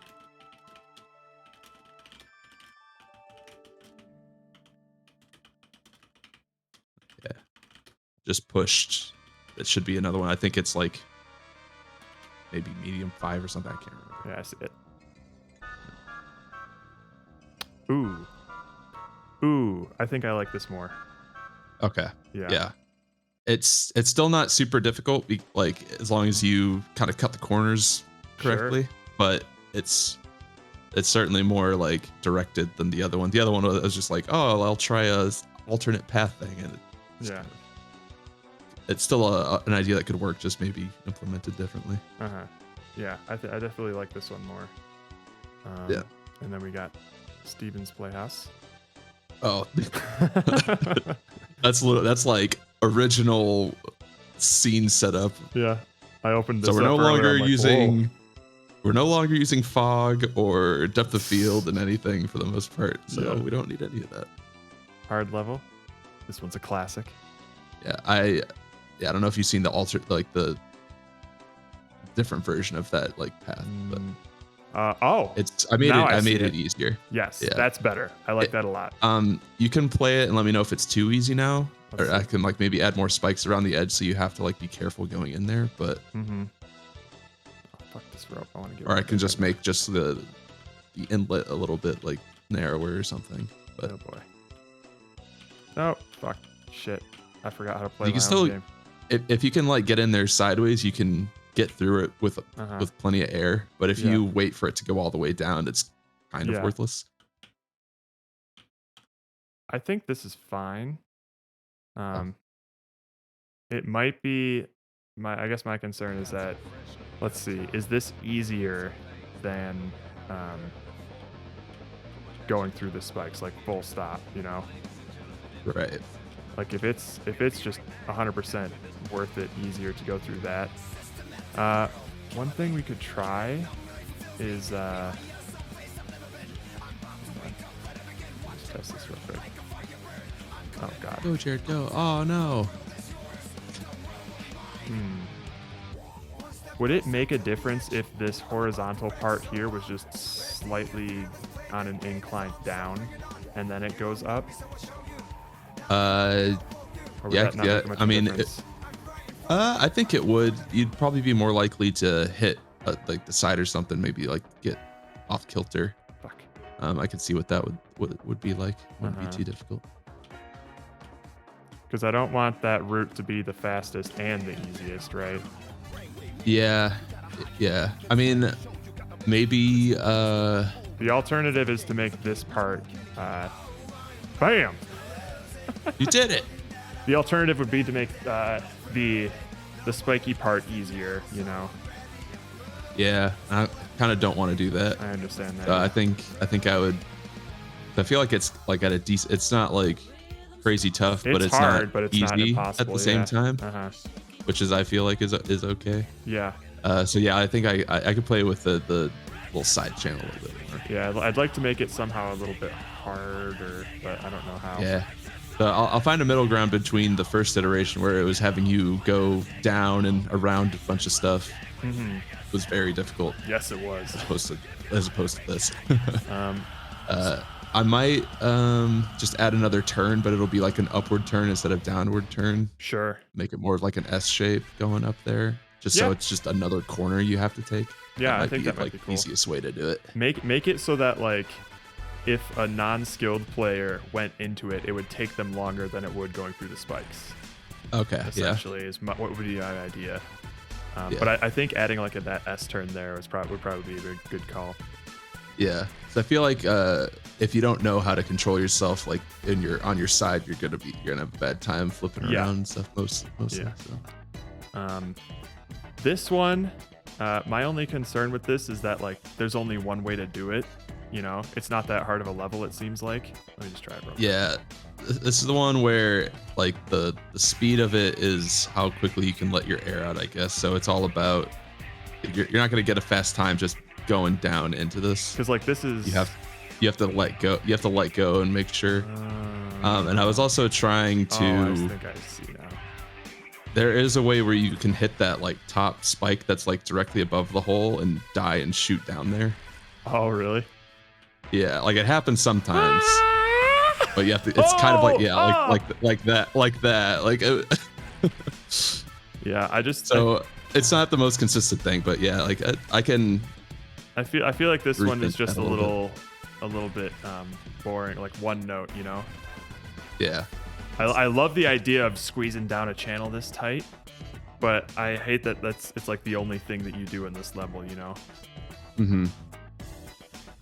Yeah, like maybe if there was like moving spikes or something, it would be better, but we don't really have anything like that. I see. I just looked over and saw this thing. I thought the idea of it's pretty cool. I like how unique this is. So if there's a way to kind of do something like this still, I'd love to see it. Something that like where it stands out is kind of memorable. Like having a few levels that are really memorable would be nice. I mean, I don't mind it if like we had more levels and this was just like another one of it. But I'm also thinking it's like, would this one be fun to speed run? I don't even know. Yeah, this is not. It's because there's no. The idea of it was that you're gonna have to have all four of the things open. Yeah. As for most of the time, so kind of forces you, like you're gonna be floating up, so it kind of forces you to try to use up as much air as possible, but maybe there's a different way to do it. If we can do something with this, and I'd like to see this in like this type of thinking, or just like odd framing in other levels as well, because just it feels kind of more iconic than just go around this bend, go around this shape. Could this it's purely about the mechanic in its own way. Yeah, this could maybe be like an alternate path to this could be an alternate path instead, where like instead of trying to go through something, somebody has to like just deplete their entire balloon to get through it. I could do that. Yeah, I could just have like a difficult path going around the side that goes down, if you don't want to have to go through all that. Well, if you make it, because right now it looks like Jared can just kind of like he can hang out in the funnel of it. Nothing's really stopping me from doing this. Yeah, make it to where like you literally have to let all of your air out and balance and not pop like in a circle of needles, and then be able to, when you lose your air at the right time, go down just enough to not be popped on needles, and then fit through the hole and go to the bottom. Okay, because then it's okay if not every level is a speed run, because I think you still could speed run it based on like, it's not speed run anymore, but there's definitely people that can get extra time out of it by letting all of their air out faster and more efficiently, by not like having to close it up to avoid hitting a needle or something.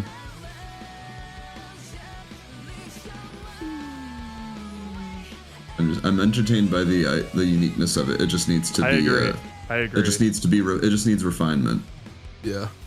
This one I liked. Like it's a nice callback to the. Looking at these like circles. Oh, I'm not even gonna suggest it. You want to rotate? It's about extra stuff. So no. We're not adding extra stuff anymore. We're not adding no more extra stuff. It either exists or it doesn't. This one pretty hard. Let's see. You just gotta have to go a little bit slow. Oh God. Oh. Bouncing.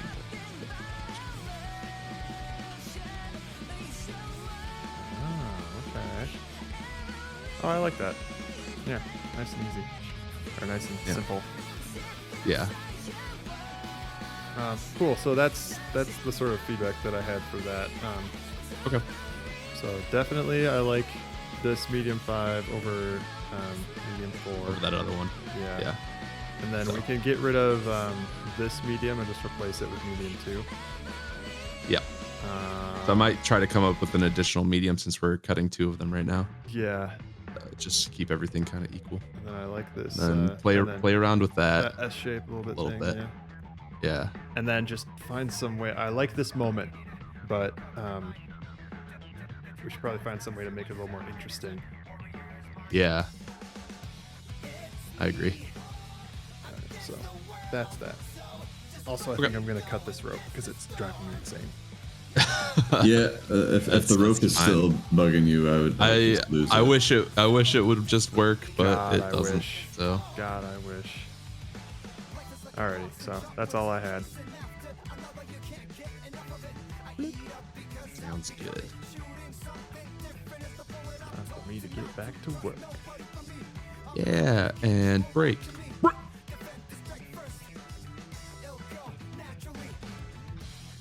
You guys haven't been listening to that in silence, right?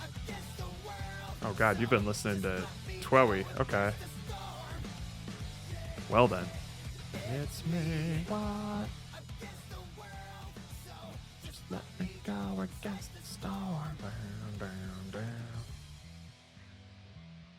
Did you finish the intro? Andrew's gonna be working on the intro once he's done with UI, I think.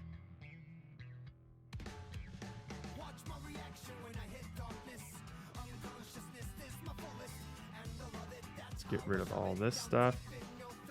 Just get rid of awake, I guess. And the line render and these. Cool.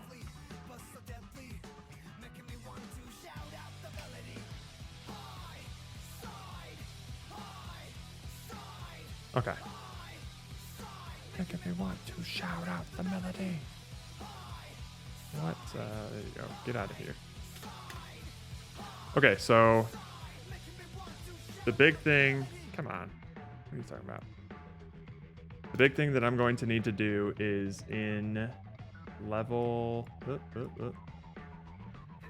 level manager.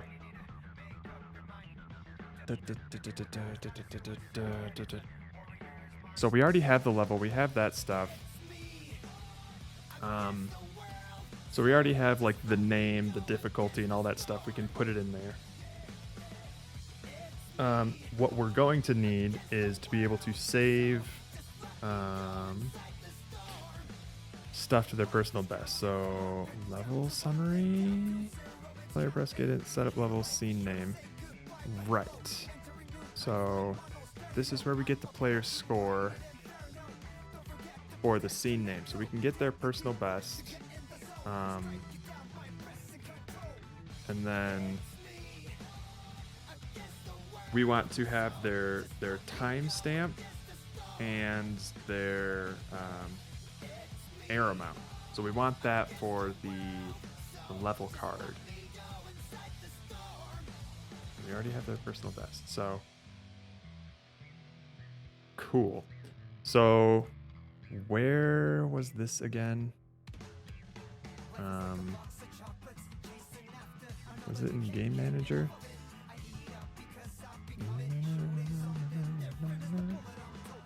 Let's just do a quick search here.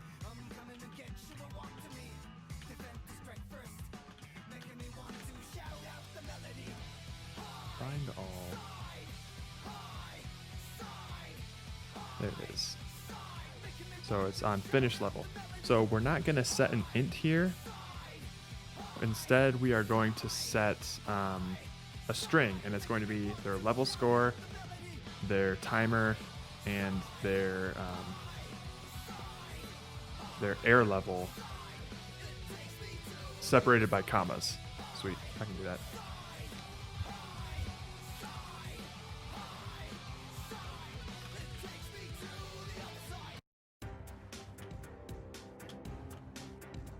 Plus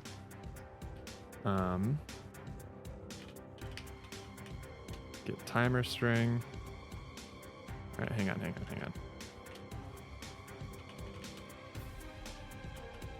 Ref string. It's going to be equal to level score to string plus comma.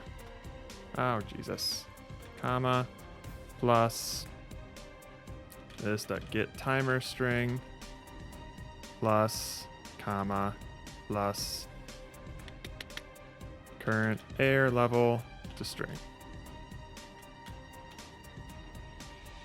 So prefs string.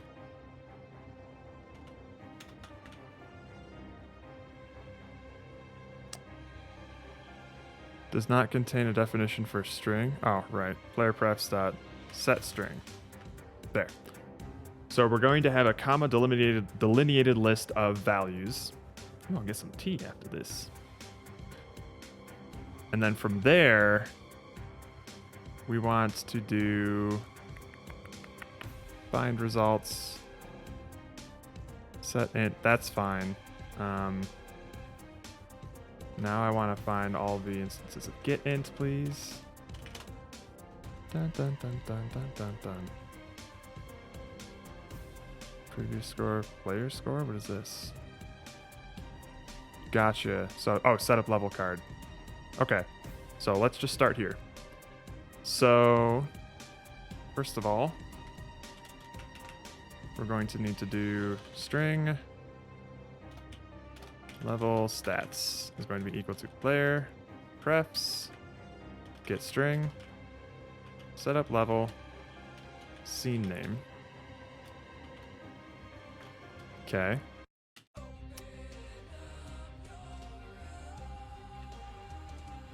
And then we are going to split the string based on commas.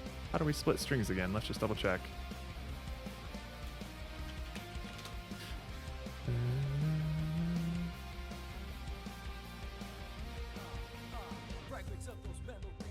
Okay, and then it returns an array of strings. Cool. String level stats array is going to be equal to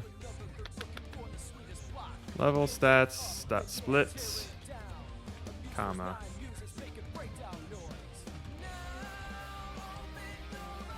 And so the player score is basically going to be not this.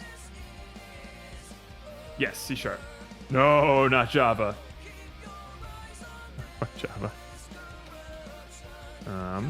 Level stats array. Or I don't even need the.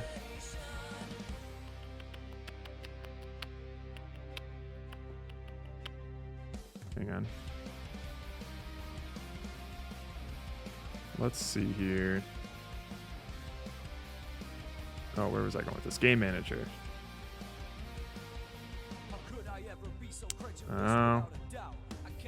This one as well. Okay, that's fine.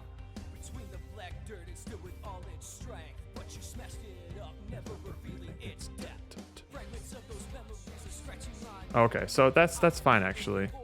Game. Where was it again? End screen? No. It was the card, level card. So what we can do is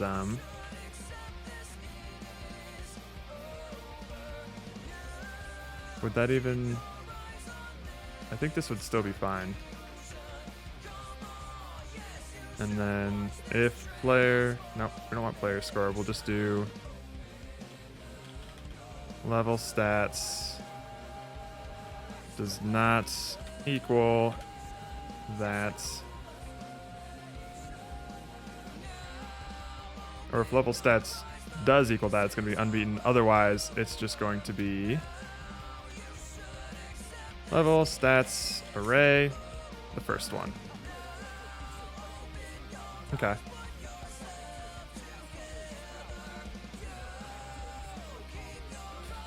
Alright. I might need to clear player preferences. You alright there, YouTube?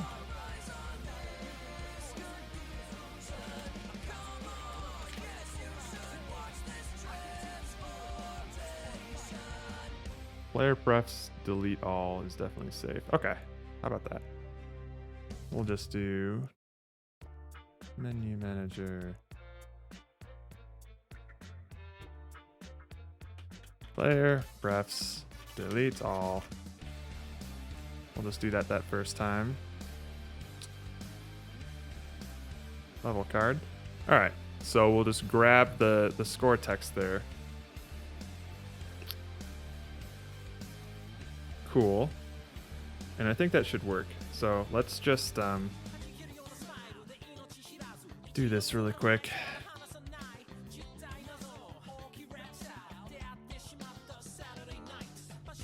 Open that up. Clear all my player prefs. Cool. And now let's go menu manager. Dude, seriously, YouTube, you alright?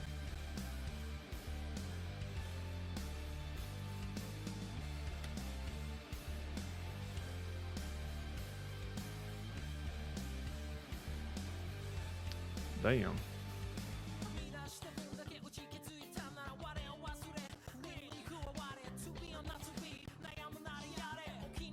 Hang on. Maybe I'll just close my Chrome real quick.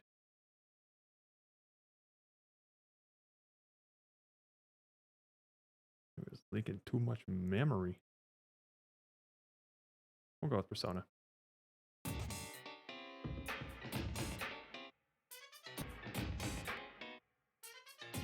Oh, don't like that. There we go. Okay. So now let's play some levels here. Oh, wait. No, we can't do that yet. We need more of these things. So we're not going to get int from this. We're basically always going to be doing the same thing of just like, it's going to be equal to player prefs get string this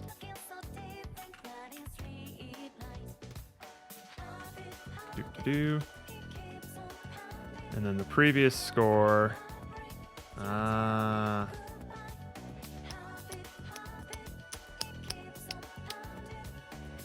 No, level card is what we want.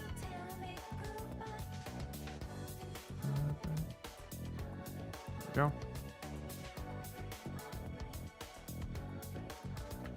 We'll split it. And then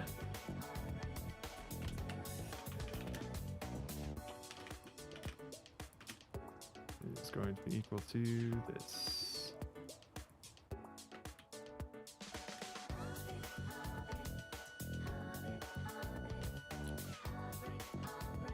So actually, you know what? We'll just do this.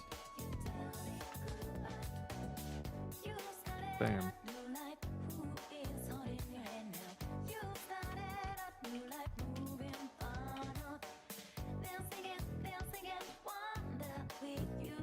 Hang on. Cast string to in C sharp. Can we do it?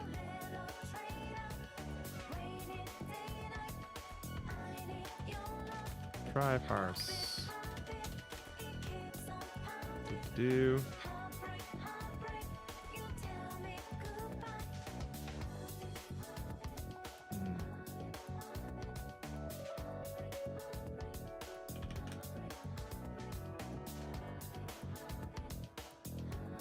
Gotcha. Int 32.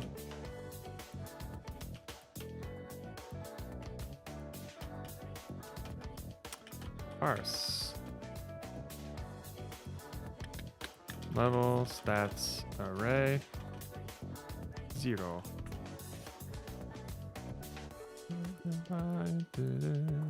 System. All right. Int.parse. Does that work? Take a deep breath, deep breath, deep breath, deep breath. Let it go, let it out, let it go, let it out. Take a deep breath, deep breath, deep breath. Take a feel the frost and touch the sky. Take a deep breath, deep breath, deep breath, deep breath. Int 32, right? Oh, that's why. Int 32. And this will just be 0. Happy? There we go.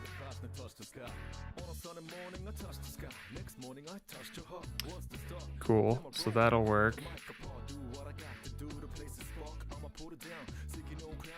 Level timer